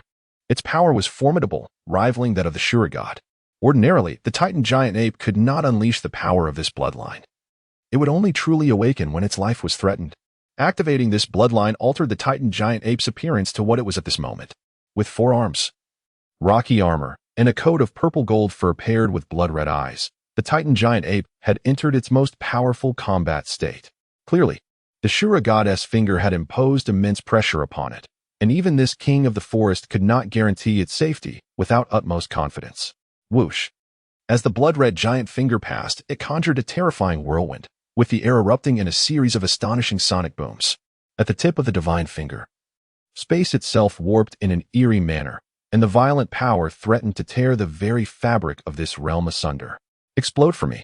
Yu's countenance was grave as he pointed his finger through the air, transforming the Shura burial sky finger into a crimson beam of light. In a flash, it collided fiercely with the 4 arms of the Titan giant ape. In that instant, the entire Douluo Great Forest seemed to fall into a profound silence, devoid of even a whisper from insects or birds. No, it was not that the creatures of the Douluo Great Forest had perished. Rather, the tremendous sound generated by the clash between the Shura burial sky finger and the Titan giant ape rendered both Yu and Zhao Wuji's momentarily deaf. Almost immediately, the ground within a 10-mile radius of the Titan giant ape heaved violently like tumultuous ocean waves, with rocks and soil flying in every direction. In a mere half a second, what remained was a terrifying pit, over 100 meters deep and 10 miles wide. Truly, the power of the divine is formidable. A flicker of joy flashed in Yu's eyes. Although the transformation token into the god of slaughter could only be utilized once, its astonishing power left Yu profoundly awestruck. The mighty Titan great ape, the king of the Douluo forest, was undeniably brought to its knees before this single gesture. However, the surprise on Yu's face was fleeting, as a piercing pain suddenly coursed through his fingertips. It turned out that even with the assistance of the dragon scale phoenix armor, his body was still incapable of withstanding the frenzied power of the god of slaughter. Fortunately, Yu had not directly absorbed the god of slaughter's energy into his body. Otherwise, he would have found himself a mere cold corpse. No more than 3 seconds. That is the limit of my physical endurance. Nevertheless, the finger directing the attack of the slaughtering heavenly finger also suffered the backlash from the god of slaughter's strength. Upon closer inspection, Yu's finger resembled fragile porcelain, with cracks proliferating across its surface. 3 seconds marked the zenith of Yu's perseverance, had it lasted any longer. His finger would surely have been rendered utterly useless. These 3 seconds represent my final opportunity. With a resolute heart, Yu pressed down forcefully, causing the flesh of his finger to burst open, revealing stark white bone beneath. The Shura burial heaven finger forcefully repelled the 4 arms of the Titan giant ape, crashing down onto its chest. A thunderous explosion erupted, accompanied by a faint howl of anguish from the Titan giant ape. The Shura burial heaven finger, having subdued a soul beast of 100,000 years, left the Titan giant ape in disbelief, questioning how it could possibly be defeated by a mere human. Shock value registered at 99.9, resulting in the reward of a 100,000-year soul beast gift package. The package automatically opened, yielding a soul ring of 100,000 years and a soul bone from the Titan giant ape's right arm, along with an enhancement of 5,000 years to all soul ring durations. Yet, Chinyu did not cease, with only the pale remnants of his finger remaining. He once more pressed down from a distance. The already dissipating Shura burial heaven finger, akin to a sharp sword, plunged directly into the ground, intent on severely wounding the Titan giant ape, if not annihilating it entirely. Xiaoyu, show mercy. At that moment, Xiao Wu unexpectedly appeared beneath the Shura burial heaven finger, arms wide open, shielding the Titan giant ape. Xiao Wu. Chinyu could not possibly stand idly by as Xiao Wu was obliterated to ashes by the terrifying Shura burial heaven finger. With a swift motion of his finger, that dreadful technique grazed the top of the Titan giant ape's head, leaving behind a ghastly fissure stretching several thousand meters across the ground. Why would Xiao Wu extend her assistance to the Titan giant ape? Was there some extraordinary connection between them? Yet, Xiao Wu is human. While the Titan giant ape is a soul beast of 100,000 years, how could there be any conceivable relation between the two? Unless, perhaps, Xiao Wu is not entirely human herself. Chinyu suddenly recalled a legend. It is said that upon reaching the age of 100,000 years, soul beasts are granted a singular opportunity to choose between retaining their beast form or shedding it to transform into a human. Xiao Wu, could it be that you? Although Chinyu had his suspicions, it was still incredibly difficult for him to believe that Xiao Wu's true form was that of a 100,000-year soul beast. Xiaoyu, I'm sorry, I deceived you and Xiao-san. In truth, I have lived in this Douluo forest for 100,000 years. Indeed, Xiao Wu is not human. Once a 100,000-year soul beast assumes human form, it loses its prior formidable powers, having to start anew like any human. Xiao Wu let out a bitter laugh. By revealing her identity today, she feared that henceforth, she would have to part ways with the members of Shrek. Soul beasts and humans are inherently different species. Even if Xiao Wu had taken on human shape, only through experiencing the myriad facets of life can we transformed soul beasts achieve genuine metamorphosis. Xiaoyu, I did not intend to deceive anyone. It is simply that my identity. As she spoke, her voice gradually diminished. In truth, what she regretted most was leaving Tang-san, for he was the one who first taught her the meaning of love. Xiao Wu, everyone harbors their own secrets. Whether it is you, me, or Xiao-san, we each possess unspoken truths, but this does not affect our bonds. If you fear that Xiao-san will not accept you because of this, you are worrying unnecessarily. I believe that, regardless of whether you are human or soul beast, in Xiao-san's heart, you will forever be Xiao Wu. Chinyu was initially taken aback, but upon reflection, he realized that even if Xiao Wu's true form were that of a soul beast, it could not alter the profound bond forged among the three of them over the past 6 years. Moreover, if Su Xian and Bai Nyangzi could be together, why couldn't Tang-san and Xiao Wu? If you feel unprepared to share this with San, I can safeguard this secret for you. It is better to dismantle 10 temples than to ruin a single marriage. For the sake of this couple's eternal union, Chinyu was willing to act as their matchmaker. Chapter 90. Tang-san has disappeared. Sister Xiao Wu, step aside. I shall personally smite this detestable human. As the Titan great ape emerged from the depths, its eyes blazed with fury upon first laying sight on Chinyu. This seemingly insignificant human had just unleashed a terrifying power. At present, Dust Feather is merely a trifling 30-level soul master. Should he ascend to the rank of a titled Douluo, it is likely that throughout the Douluo forest, or even the entirety of the Douluo continent, none would stand a chance against him. For the sake of the myriad soul beasts in the Douluo forest, and to avenge the recent affront, the Titan giant ape is determined to seize this opportunity to eliminate Dust Feather. However, just as the Titan giant ape is about to strike, he is halted by Xiao Wu. Ming, cease at once. Xiao Yu is not our enemy. Although the Titan giant ape appears rugged and formidable, he displays an unexpected docility in the presence of Xiao Wu, thus affirming the adage that every creature meets its match. Sister Xiao Wu, do you know this human? Xiao Wu leaps onto the palm of the Titan giant ape, gently caressing its forehead. Ming, remember this, in my heart. Xiao Yu holds a position equal to yours and to Ming's. From this moment on, we are family. The Titan giant ape widens his eyes, scrutinizing Dust Feather from top to bottom, yet the skepticism in his gaze has not entirely dissipated. Sister Xiao Wu, My elder brother warns that humans are often cunning and treacherous. Do not let this human deceive you. Upon hearing the words, Chen Yu's nose nearly crinkled in indignation. Clarify your statement. Whom do you deem to be the cunning scoundrel? How could someone as dashing, suave, and charming as I, a remarkable youth adored by all, possibly be associated with your description of treachery and deceit? Erming, on the other hand, reflected, in truth, the humans outside are not as wretched as we once presumed.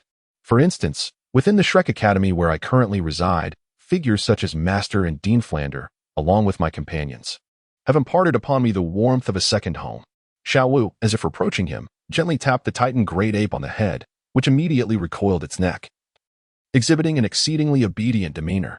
Who could have imagined that the majestic king of the forest, the Titan great ape, would appear as a docile creature before Xiao Wu? Not only Qin Yu, but also Zhao Wujin was thoroughly befuddled. Erming, go fetch a few mist blood flowers. Be careful, as your clumsiness has already injured Teacher Zhao. Upon hearing this, the Titan great ape promptly took large strides, enthusiastically heading towards the heart of the Stardow forest in search of the elusive mist blood flowers. At that very moment, as Xiao Wu landed, her eyes suddenly radiated with two beams of pink light. Zhao Wujin felt a wave of drowsiness wash over him, and in mere moments, the sound of his snoring filled the air. Xiao Yu, my identity is not one that should be widely known. It is not that I distrust Teacher Zhao. Rather, this matter is of great significance, and I hope you can comprehend my position. Xiao Wu continued. Once Erming retrieves the mist blood flowers, I will utilize the flower's essence to heal Teacher Zhao's injuries. However, he will forget everything that transpired within the last half hour. I trust you will assist me in maintaining this ruse. Chen Yu nodded slightly, indicating that it was not a difficult task. An hour later, Chen Yu and Xiao Wu emerged from the dense forest, supporting the seemingly inebriated Zhao Wujia, who staggered with every step. At that moment, Daimubai and the others had also regained consciousness and rushed towards Xinyu and Xiao Wu. It appeared that Daimubai's expression was tinged with an unusual anxiety. Xiao Wu, where on earth have you been? What has happened to Teacher Zhao? Do you have any idea? This is serious. Daimubai fired off a barrage of questions, leaving Xinyu no opportunity to interject. Teacher Zhao merely exhausted his soul power. He will awaken after a brief rest. But where is Xiao-san? I haven't seen him. Cheney surveyed the surroundings, perplexed by the absence of Tang-san. After awakening, Sangu seemed to have gone mad. Frantically searching for you all, said Ma Hongjun. They too were anxious, but Tang-san's urgency surpassed theirs. In a half-threat, half-plea, he had extracted several flying mushroom sausages from Oscar before venturing alone into the depths of the Stardow forest. What? You mean Xiao-san entered the third layer of the Stardow forest alone? Xiao Wu exclaimed, her voice tinged with worry. The third layer of the Stardow forest was a gathering place for 10,000-year soul beasts. Even with Tang-san's numerous skills, the peril was exceedingly high. Moreover, ordinary Tang sect hidden weapons could hardly harm a 10,000-year soul beast. More critically, if Tang-san became lost deep within the forest, finding him would prove immensely challenging for Xiao Wu. Indeed, when we had just awakened, Xiao-san dashed into the depths of the forest in a frenzy. No matter how hard we tried, we could not stop him, Daimubai lamented. Dailada, this is not your fault. Here is the plan, Xiao Wu. You accompany me to search for Xiao-san. Dailada, you and the others have just regained consciousness. It would be best for you to stay here, recuperate, and look after Teacher Zhao, suggested Xiao Wu. Having lived in the Stardow forest for an entire 100,000 years, her familiarity with the terrain far surpassed that of Cheney. Additionally, with the aid of the Titan giant ape, Erming, finding Tang-san might not be insurmountable. The only uncertainty lay in whether Tang-san had encountered a lethal danger prior to this. If he were to face a 10,000-year soul beast, the consequences could be dire. Xiao Yu, strength lies in numbers. Why don't we all go in search of Xiao-san together? Oscar proposed. Relying solely on the strength of Cheney and Xiao Wu to find Tang-san in the vastness of the Stardow forest would undoubtedly be akin to searching for a needle in a haystack. Xiao Ao, if Xiao Wu and I have not returned in 3 days, do not wait for us. The fate of Shrek cannot rest entirely within this forest, he concluded. Upon concluding his words, Chen Yu offered no opportunity for Oscar and the others to respond, and with a swift motion, he and Xiao Wu vanished into the dense forest.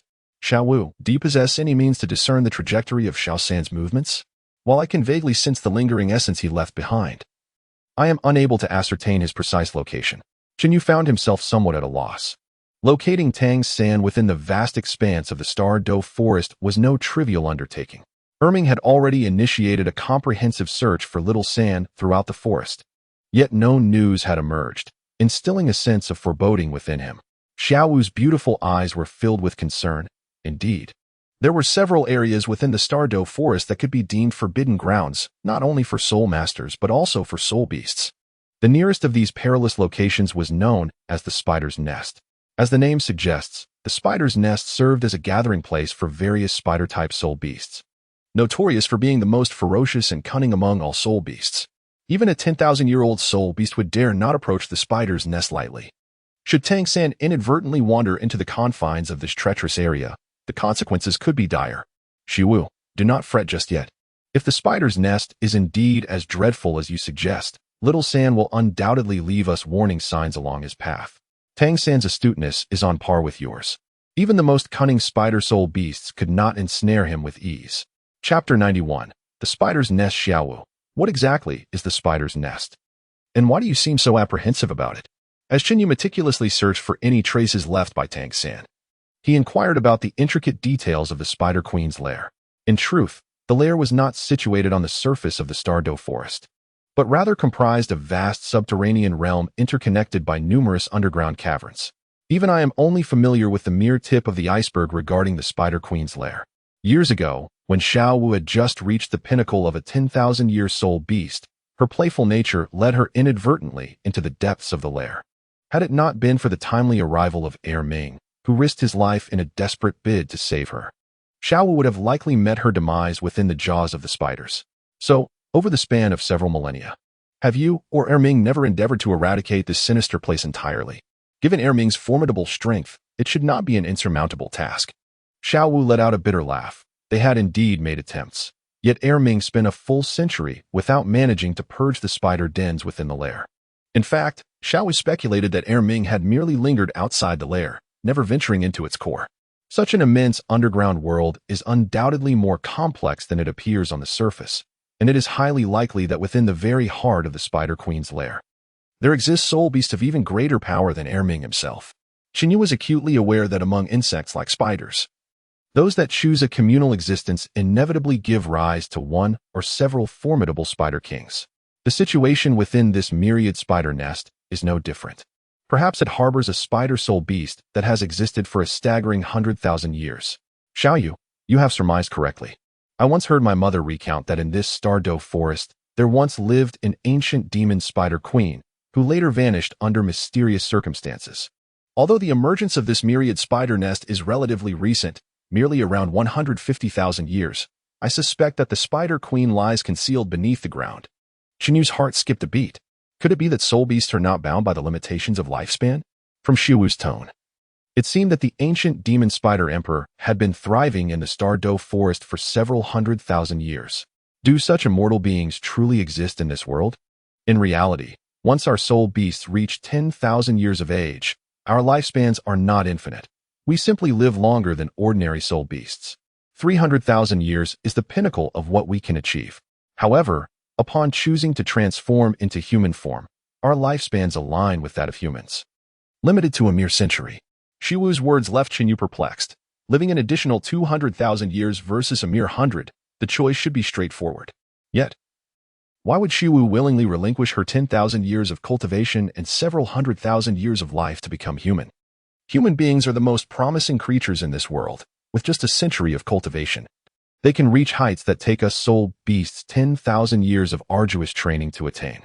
Furthermore, only in human form can one comprehend the heavenly principles, even breaking through the legendary level of 100 in soul power. A soul beast that has reached 10,000 years, like Erming, has already hit the ceiling of individual strength. For it to achieve further breakthroughs in its beast form is nearly impossible. Only by taking a different path, like Shiwu, does one have the potential for advancement. The ancient demon spider emperor must have long surpassed the 300,000-year limit. If it were truly deceased, the spider nest would not continue to exist. There is only one explanation. The emperor has not yet genuinely fallen. This is one of the many mysteries I grapple with. The ancient demon spider emperor has existed since the dawn of the Douluo forest, and calculating the time, it is likely nearing the million-year mark. Logically, no soul beast should be able to survive for such an extended period. Perhaps the ancient demon spider emperor possesses a unique method to perpetually extend its life. As Xiaowu and Qinyu conversed, they unwittingly approached an area where the vegetation gradually grew sparse.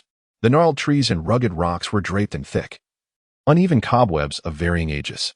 It was evident that they were nearing the spider nest, and a chilling, eerie atmosphere permeated the air. Rustle. As Qinyu and the others approached, a rustling sound emanated from all around, reminiscent of claws scraping against stone. All directions were obliterated. Amidst the delicate fingers of Dust Feather, hundreds of slender golden needles, as fine as cow hair, suddenly emerged, embodying the entirety of his dragon whisker needles. In an instant, nearly 100 of these needles shot forth, vanishing into the surrounding gloom in the blink of an eye. Following this, a cacophony of anguished howls erupted from the encroaching darkness as grotesque spiders, each the size of a basin, plummeted from the air. Each of these creatures bore a golden dragon whisker needle embedded in their minuscule eyes, the needles pulsating with a trace of soul power infused with flickering lightning. As the dragon whisker needles pierced the spiders' bodies, the force of thunder dispersed their inner vitality, marking the reason for their impending doom. The black-haired spider, a gregarious soul beast, grows a palm-length tuft of black fur on each leg every 500 years. The nearly 100 black-haired spiders that Dust Feather had just obliterated possessed at least 3 legs adorned with long black bristles, indicating that these were soul beasts of at least 1,500 years of age. With but a single maneuver, Dust Feather effortlessly vanquished close to 100 millennium-old soul beasts, a display of terrifying prowess that would make him stand unrivaled among all similarly ranked soul masters. No, Dust Feather had transcended the majority of soul sect powerhouses.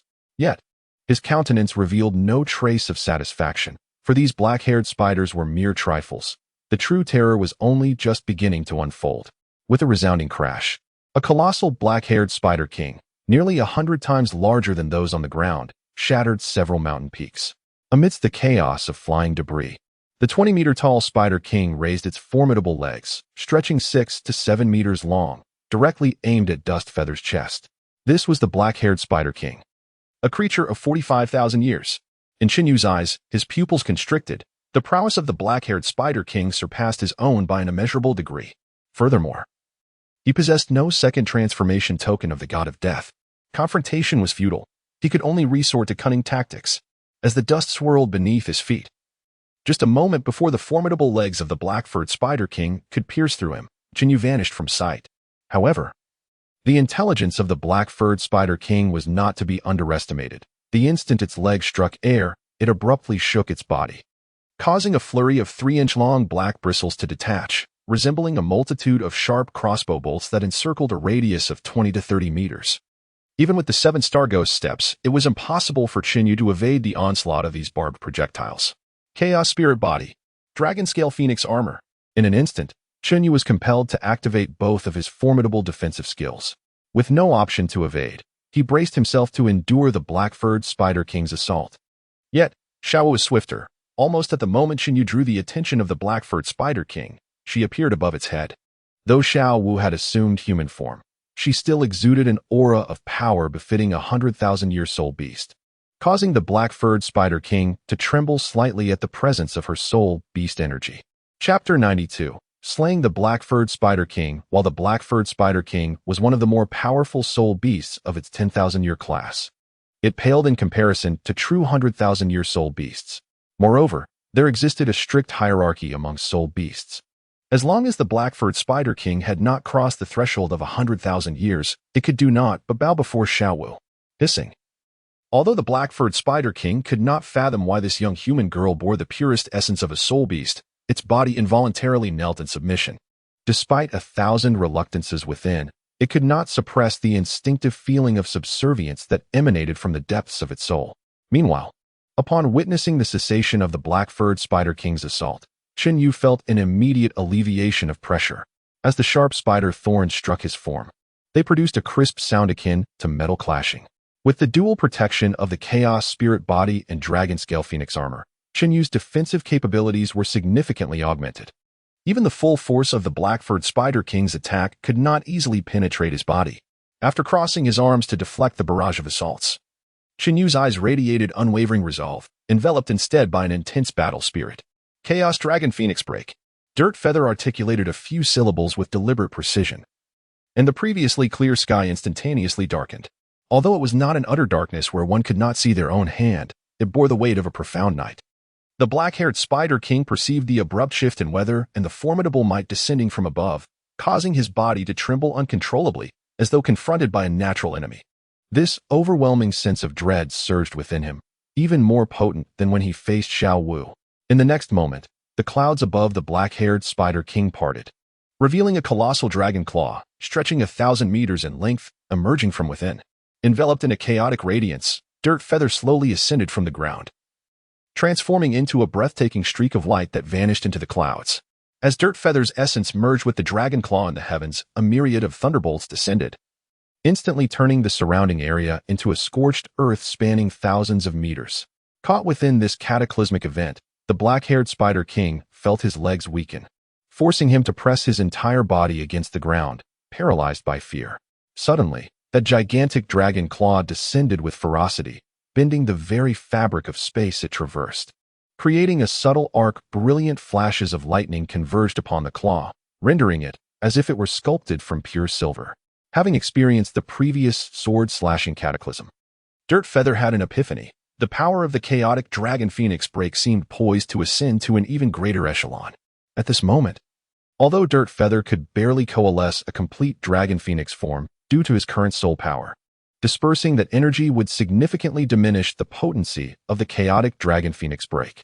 However, should Dirt Feather concentrate the essence of the Dragon Phoenix into a singular point, such as forming a single scale or claw, the power of the chaotic Dragon Phoenix break would amplify exponentially, increasing to several dozens, if not nearly 100 times its original might. This strike would be enough to instill fear even in Zhao Wujie. Yet it came with the cost of exhausting all his soul power, allowing for but a single blow. Yet, in the face of the black-haired Spider King, one strike would suffice. Let it shatter. With his head down and feet up, Qinyu descended like an arrow released from its bow, plummeting from midair. Accompanied by the gradual extension of his hand, the colossal dragon claw, spanning nearly a kilometer, began to contract. Although the claw diminished in size, the immense power it harbored remained undiminished, and the ferocious aura continued to escalate.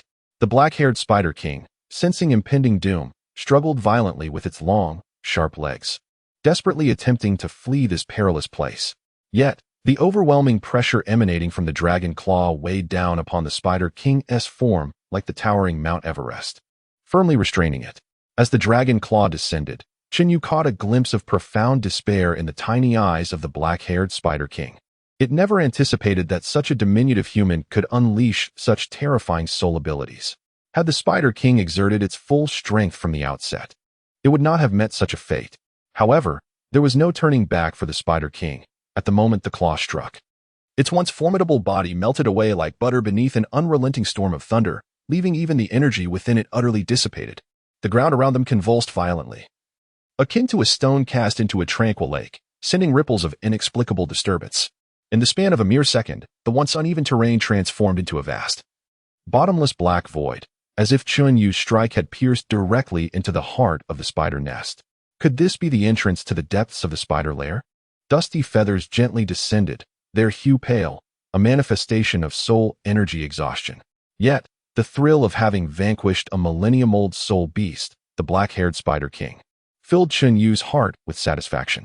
With a roar, the celestial dragon Phoenix martial soul gradually diminished in size, and with a sudden intake directed at the pit's depths. A fragment of the black-haired Spider King's essence, no larger than a palm, along with a dark, millennium-old soul ring, hovered before Qinyu. The essence of the black-haired Spider King seemed eager to merge with the soul ring, but the celestial dragon Phoenix martial soul denied it any opportunity for fusion.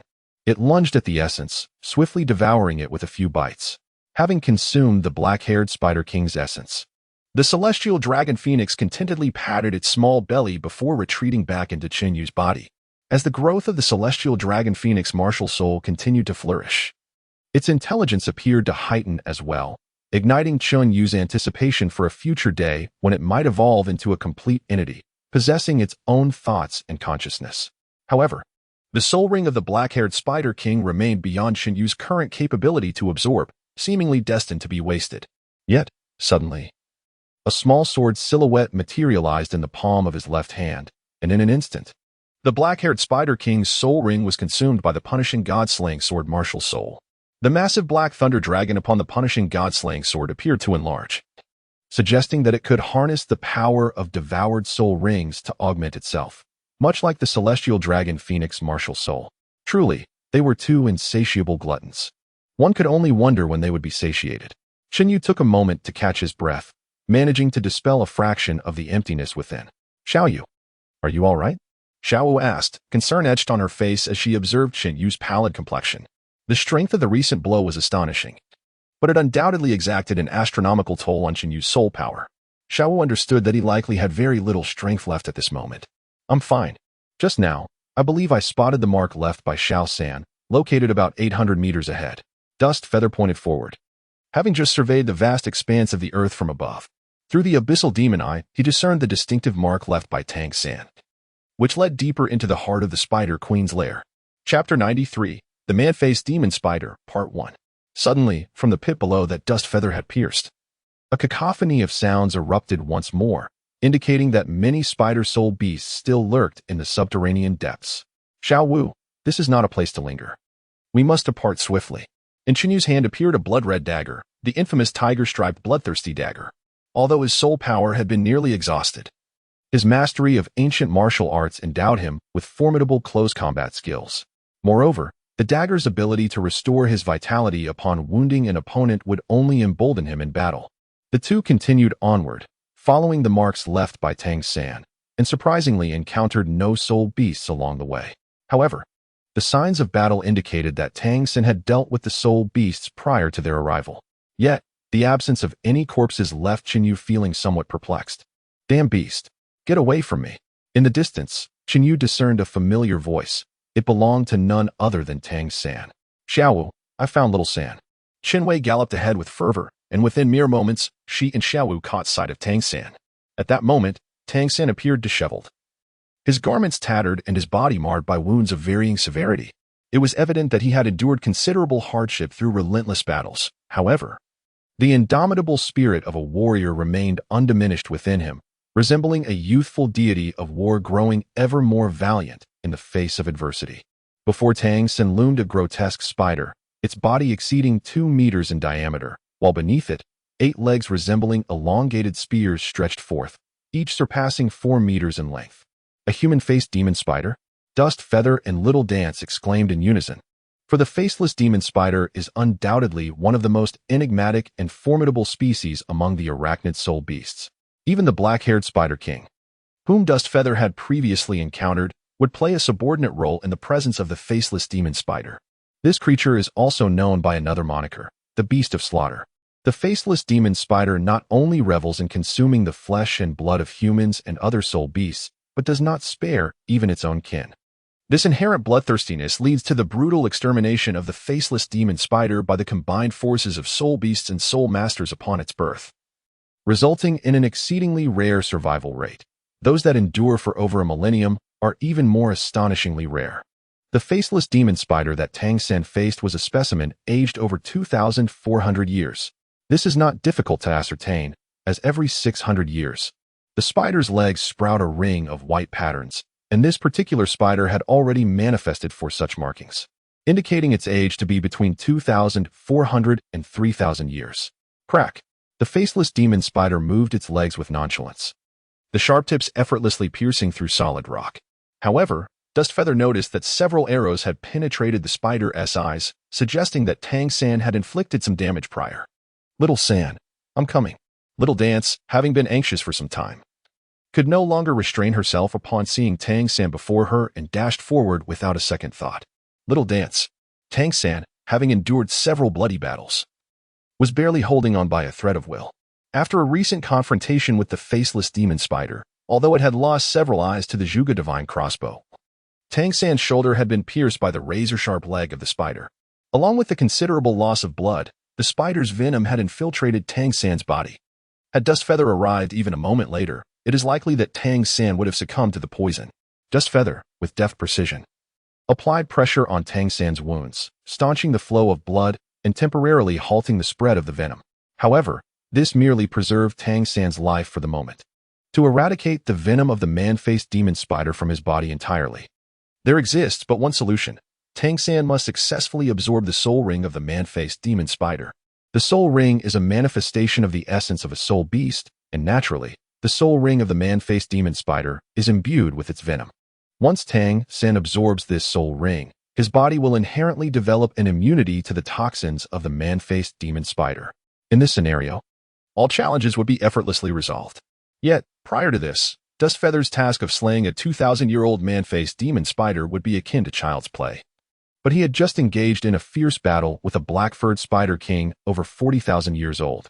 Currently, his soul power has only recovered to a mere 1%, insufficient to unleash even a single soul skill. Thus, he must rely solely on his hidden weapons and ancient martial arts. Qinyu tightly gripped the bloodthirsty dagger adorned with tiger stripes. His gaze fixed intently on the human-faced demon spider. His mind raced to devise tactical strategies. Xiaoyu, do not overexert yourself. This human-faced demon spider is unlike the ordinary variant. It may be a unique case of mutation.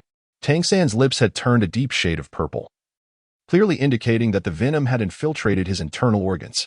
Should the situation worsen, the spider's toxin might seep into his very marrow, rendering any absorption of the human-faced demon spider's soul ring futile. Time was running out for both Qinyu and Tang San. Xiaowu, can you still summon the essence of your soul beast within you? Qinyu understood that relying solely on ancient martial arts techniques to slay the faceless demon spider would be fraught with challenges.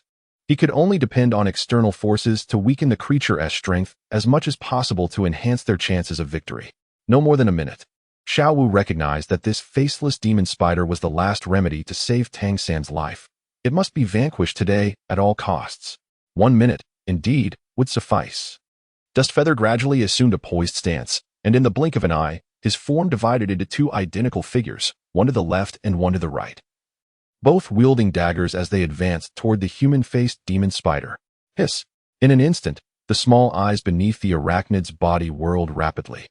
Yet even this millennium-old soul beast could not discern which figure was the true Dustfeather. The 7-star ghost steps Yu Guang is an exceptionally intricate martial technique. Let alone the mere human-faced demon spider, even Tang San's purple extreme demon eyes struggled to differentiate. Now Xiaowu, as the human-faced demon spider raised its upper body, poised to pierce through both dust feathers, Xiaowu, who had been waiting in the wings, unleashed the terrifying aura of a 100,000-year soul beast. Indeed, as Dustfeather had anticipated, even the vicious human-faced demon spider was affected by the soul beast's aura emanating from Xiaowu. Its raised spider leg astonishingly halted, as if its movements had been suspended by an invisible force. Meteor strike. A brilliant crimson light flashed, and the 2 rows of vertically aligned eyes on the demon spider's abdomen were instantly reduced to a bloody mess. Dustfeather's strike had obliterated the spider's remaining vision. Deprived of sight, the threat posed by the human-faced demon spider to Dustfeather diminished significantly. However, simultaneously, the beast's ferocity surged to its fullest extent. The originally black body of the human-faced demon spider began to take on a faint red hue, resembling a crab that had been boiled. Furthermore, the white facial patterns adorning its abdomen transformed into a pale azure. Could it be that this human-faced demon spider possessed the ability to enter a state of frenzy? Upon witnessing the drastic transformation of the faceless demon spider, Chun Yu's expression shifted dramatically. Instinctively, he retreated, distancing himself from the creature. Chapter 94. The Faceless Demon Spider, Part 2. The phenomenon of soul beasts entering a state of frenzy is an exceedingly rare ability, one that even ordinary 10,000-year soul beasts cannot master. However, the faceless demon spider astonishingly possesses the capability to unleash this frenzy, leaving Qinyu utterly astounded. Frenzy is a unique technique wherein a soul beast ignites its own essence and vitality, unleashing formidable offensive power. In this state, the capabilities of the soul beast, both in terms of attack and defense, can multiply by several dozen or even nearly 100 times. It is, without a doubt, the soul beast's ultimate resort. In its frenzied form, the faceless demon spider has ascended to an entirely new echelon of strength, emanating an overwhelming aura of energy that renders Qinyu nearly unable to maintain his footing. This creature has undoubtedly reached the caliber of a 10,000-year soul beast. The ground beneath Qinyu's feet bore 2 profound imprints as he struggled against the energy shockwaves. Although these forces posed no threat to him, they effectively barred his approach to the human-faced demon spider. Moreover, the frenzy of the creature stripped away the respect it held for the soul beast aura emanating from Xiaowu. Its razor-sharp legs, stretching nearly 4 meters in length, lunged directly toward her. The speed at which the spider's legs retracted and extended was astonishing. In the blink of an eye, the leg, dripping with purple venom, was less than half a meter from Xiaowu's body. First soul skill, bind. Despite being gravely poisoned, Tang San managed to pull Xiaowu out of the path of the human-faced demon spider's onslaught at a critical moment. However, this act came at a dire cost, for the venom penetrated deeper into his system. Cough. With that single motion, the toxicity on Tang San's face intensified, and he clutched his chest, coughing violently. Even the blood he coughed up bore a dark purple hue. Xiao San, don't scare me. Xiaowu was on the brink of tears. It seemed there was no hope for Tang San. I'm fine, Xiaowu.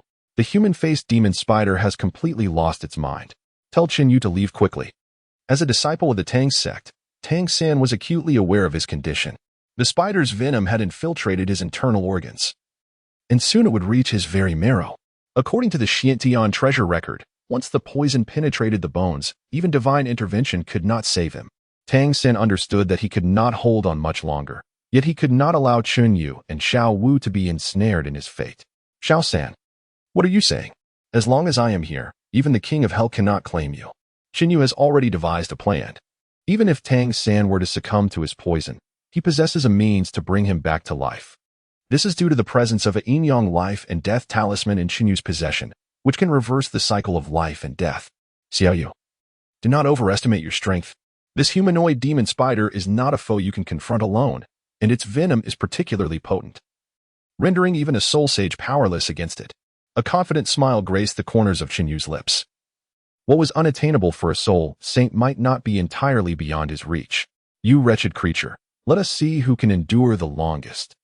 The frenzy of the face spider could not be sustained for an extended duration, and the longer it remained in that state, the weaker it would become.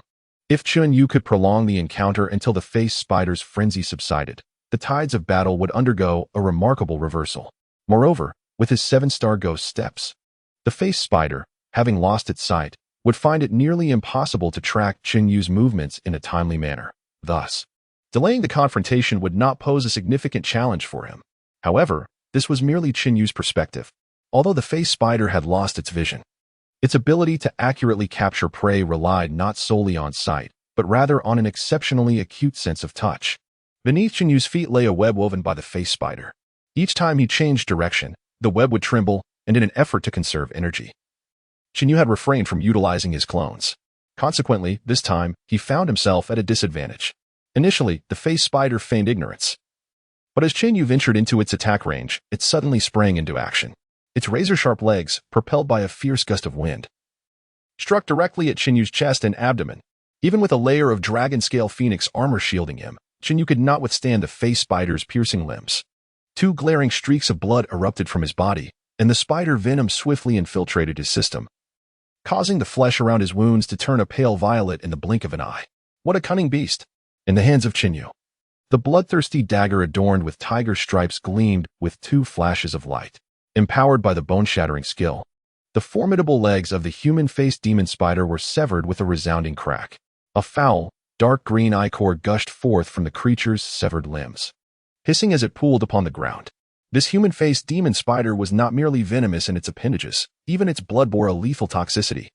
Chengyu gritted his teeth against the excruciating pain coursing through his body as he forcefully extracted the spider leg embedded within him.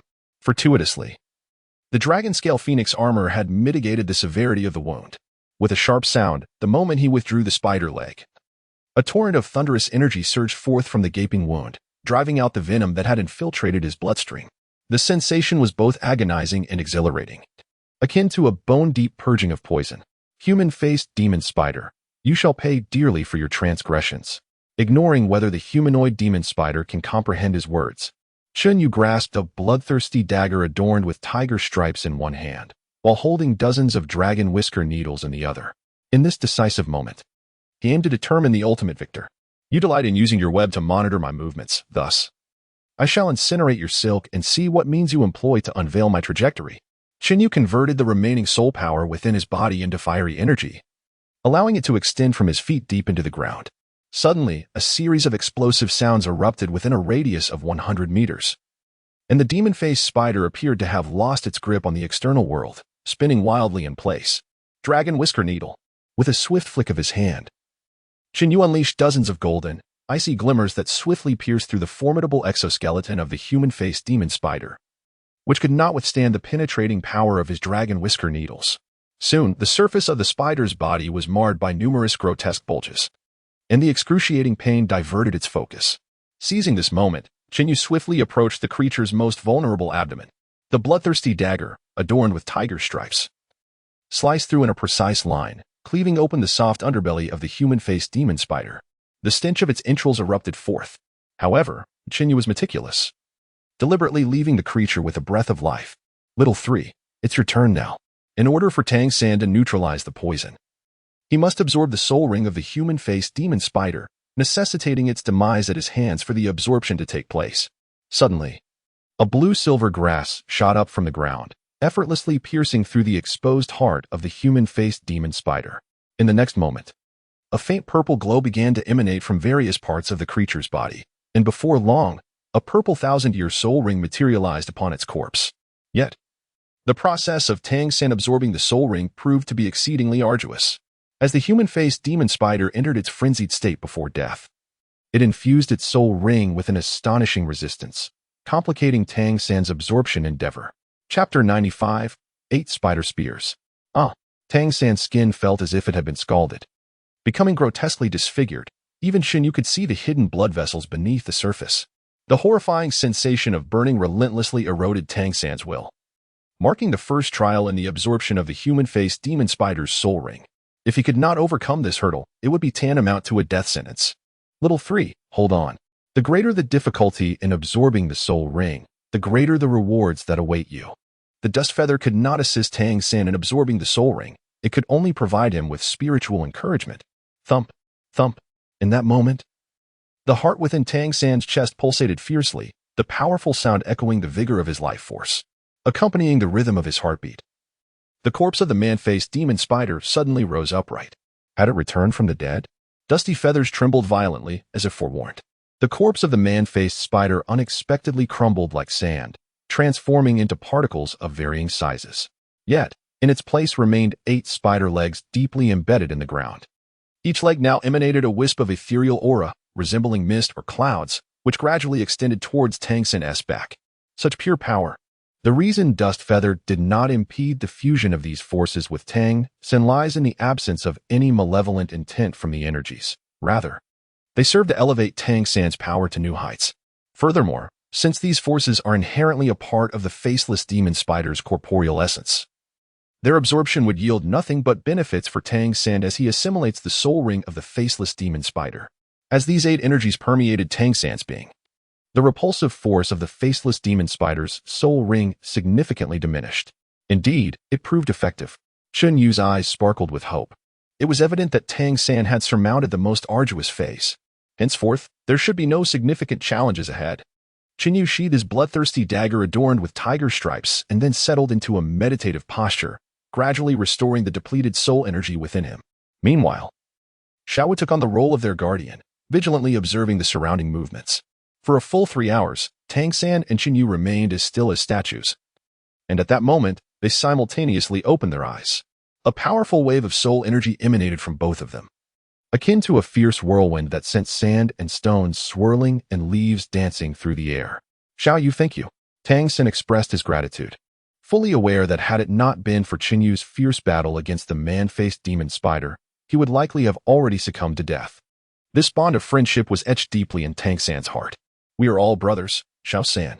You need not be so formal, Chun Yu replied with warmth. Chun Yu deliberately winked at Tang San, signaling him to look back. Xu Wu had anticipated that when Tang San opened his eyes, he would see her. Instead, it was Chun Yu. Had she not been aware of the platonic nature between these two men, her imagination might have conjured a myriad of scenarios. Xu Wu, where have you been? I searched everywhere for you, Tang San said without hesitation, pulling her tightly into his embrace, fearing that this was merely a dream and that she would vanish upon awakening. I'm sorry, Xiao San. I didn't mean to worry you. I promise, this is the first and the last time. Observing the two in their heartfelt embrace, a faint smile graced Chun Yu's face. What could be more precious than this moment for Tang San and Xiaowu? As he gazed at the couple under the setting sun, a graceful figure flickered in Chun Yu's mind. Yao Yao, how wonderful it would be if you were here too. Tang San and Xiao Wu remained entwined for 7 or 8 minutes, which left Qinyu, the bystander, feeling somewhat overwhelmed by the display of affection. Hey, I suggest you two wrap it up. Consider the feelings of a single folks, will you? With a hint of playful mockery, Qinyu roused the couple from their reverie. Tang San remained composed, but Xiao Wu's delicate visage instantly flushed a deep crimson. Ahem. De Ge and the others must be waiting anxiously. Xiao Wu, Xiao Yu, let us rendezvous with De Ge. Tang San coughed lightly, poised to step outside. However, as he took his first stride, a sudden pallor washed over his face. Almost immediately, he doubled over in excruciating pain, resembling a colossal shrimp. Shortly thereafter, several large bulges erupted from the fabric of his back, as if something were striving to break free from within. Xiao San. Xiao Wu's heart leapt to her throat. Just moments ago, Tang San had seemed perfectly fine. How could he now be in such agony? Far surpassing the torment experienced during the absorption of the human-faced demon spider's soul ring? Xiao Wu, do not approach Xiao San. The eyes of Qinyu were as profound as an abyss. Through Tang San's garments, she discerned the emergence of several exceptionally sharp bone spines from his back, resembling the legs of a human-faced demon spider to a striking degree. With a tearing sound of fabric, 8 unique appendages, akin to spider legs, began to sprout from Tang San's back. Each of these appendages was adorned with jagged barbs along the edges, presenting an extraordinarily menacing appearance. Could this be the fabled external soul bone? Qinyu possessed a wealth of knowledge regarding martial souls that surpassed even that of the master, and he immediately discerned the formidable arachnid legs behind Tang San. These legs were none other than the legendary external spirit bones, which were rarer than ordinary soul bones. Much like the dual wings of the phoenix spirit bone within Qinyu, although they did not belong to the 6 primary spirit bones of the body, their abilities transcended those of the 6 principal soul bones. At that moment, a shadow suddenly leaped from behind Xiao Wu. It was a 6-eyed jumping spider. While this arachnid spirit beast lacked the strength of the face-devouring demon spider and the black-haired spider, it excelled in ambush and assassination. Given their proximity, escape would prove exceedingly difficult for Xiao Wu. In an instant, the 8 spider legs behind Tang San plunged forcefully into the ground. In the next heartbeat, with a surge of power, Tang San propelled himself forward like a cannonball, covering a distance of 30 to 40 meters in a flash. Subsequently, the 8 spider legs thrust forth like long spears, effortlessly piercing through the body of the 6-eyed jumping spider. Simultaneously, an astonishing devouring force emanated from those 8 spider legs. In the blink of an eye, the once formidable 6-eyed jumping spider, which had lived for over 1,500 years, was utterly reduced to a mere shell by Tang San's voracious appetite. To everyone's astonishment, Tang San's external spirit bone possessed the incredible ability to consume the flesh and essence of spirit beasts. A slight shock coursed through Qinyu as he beheld the external spirit bone on Tang San's back, resembling the legs of a spider. Its abilities indeed matching its peculiar appearance. Whoever dares to harm you, I shall slay without hesitation. The resolute voice of Tang San resonated in Xiao Wu's ears, and paired with the fearsome visage of the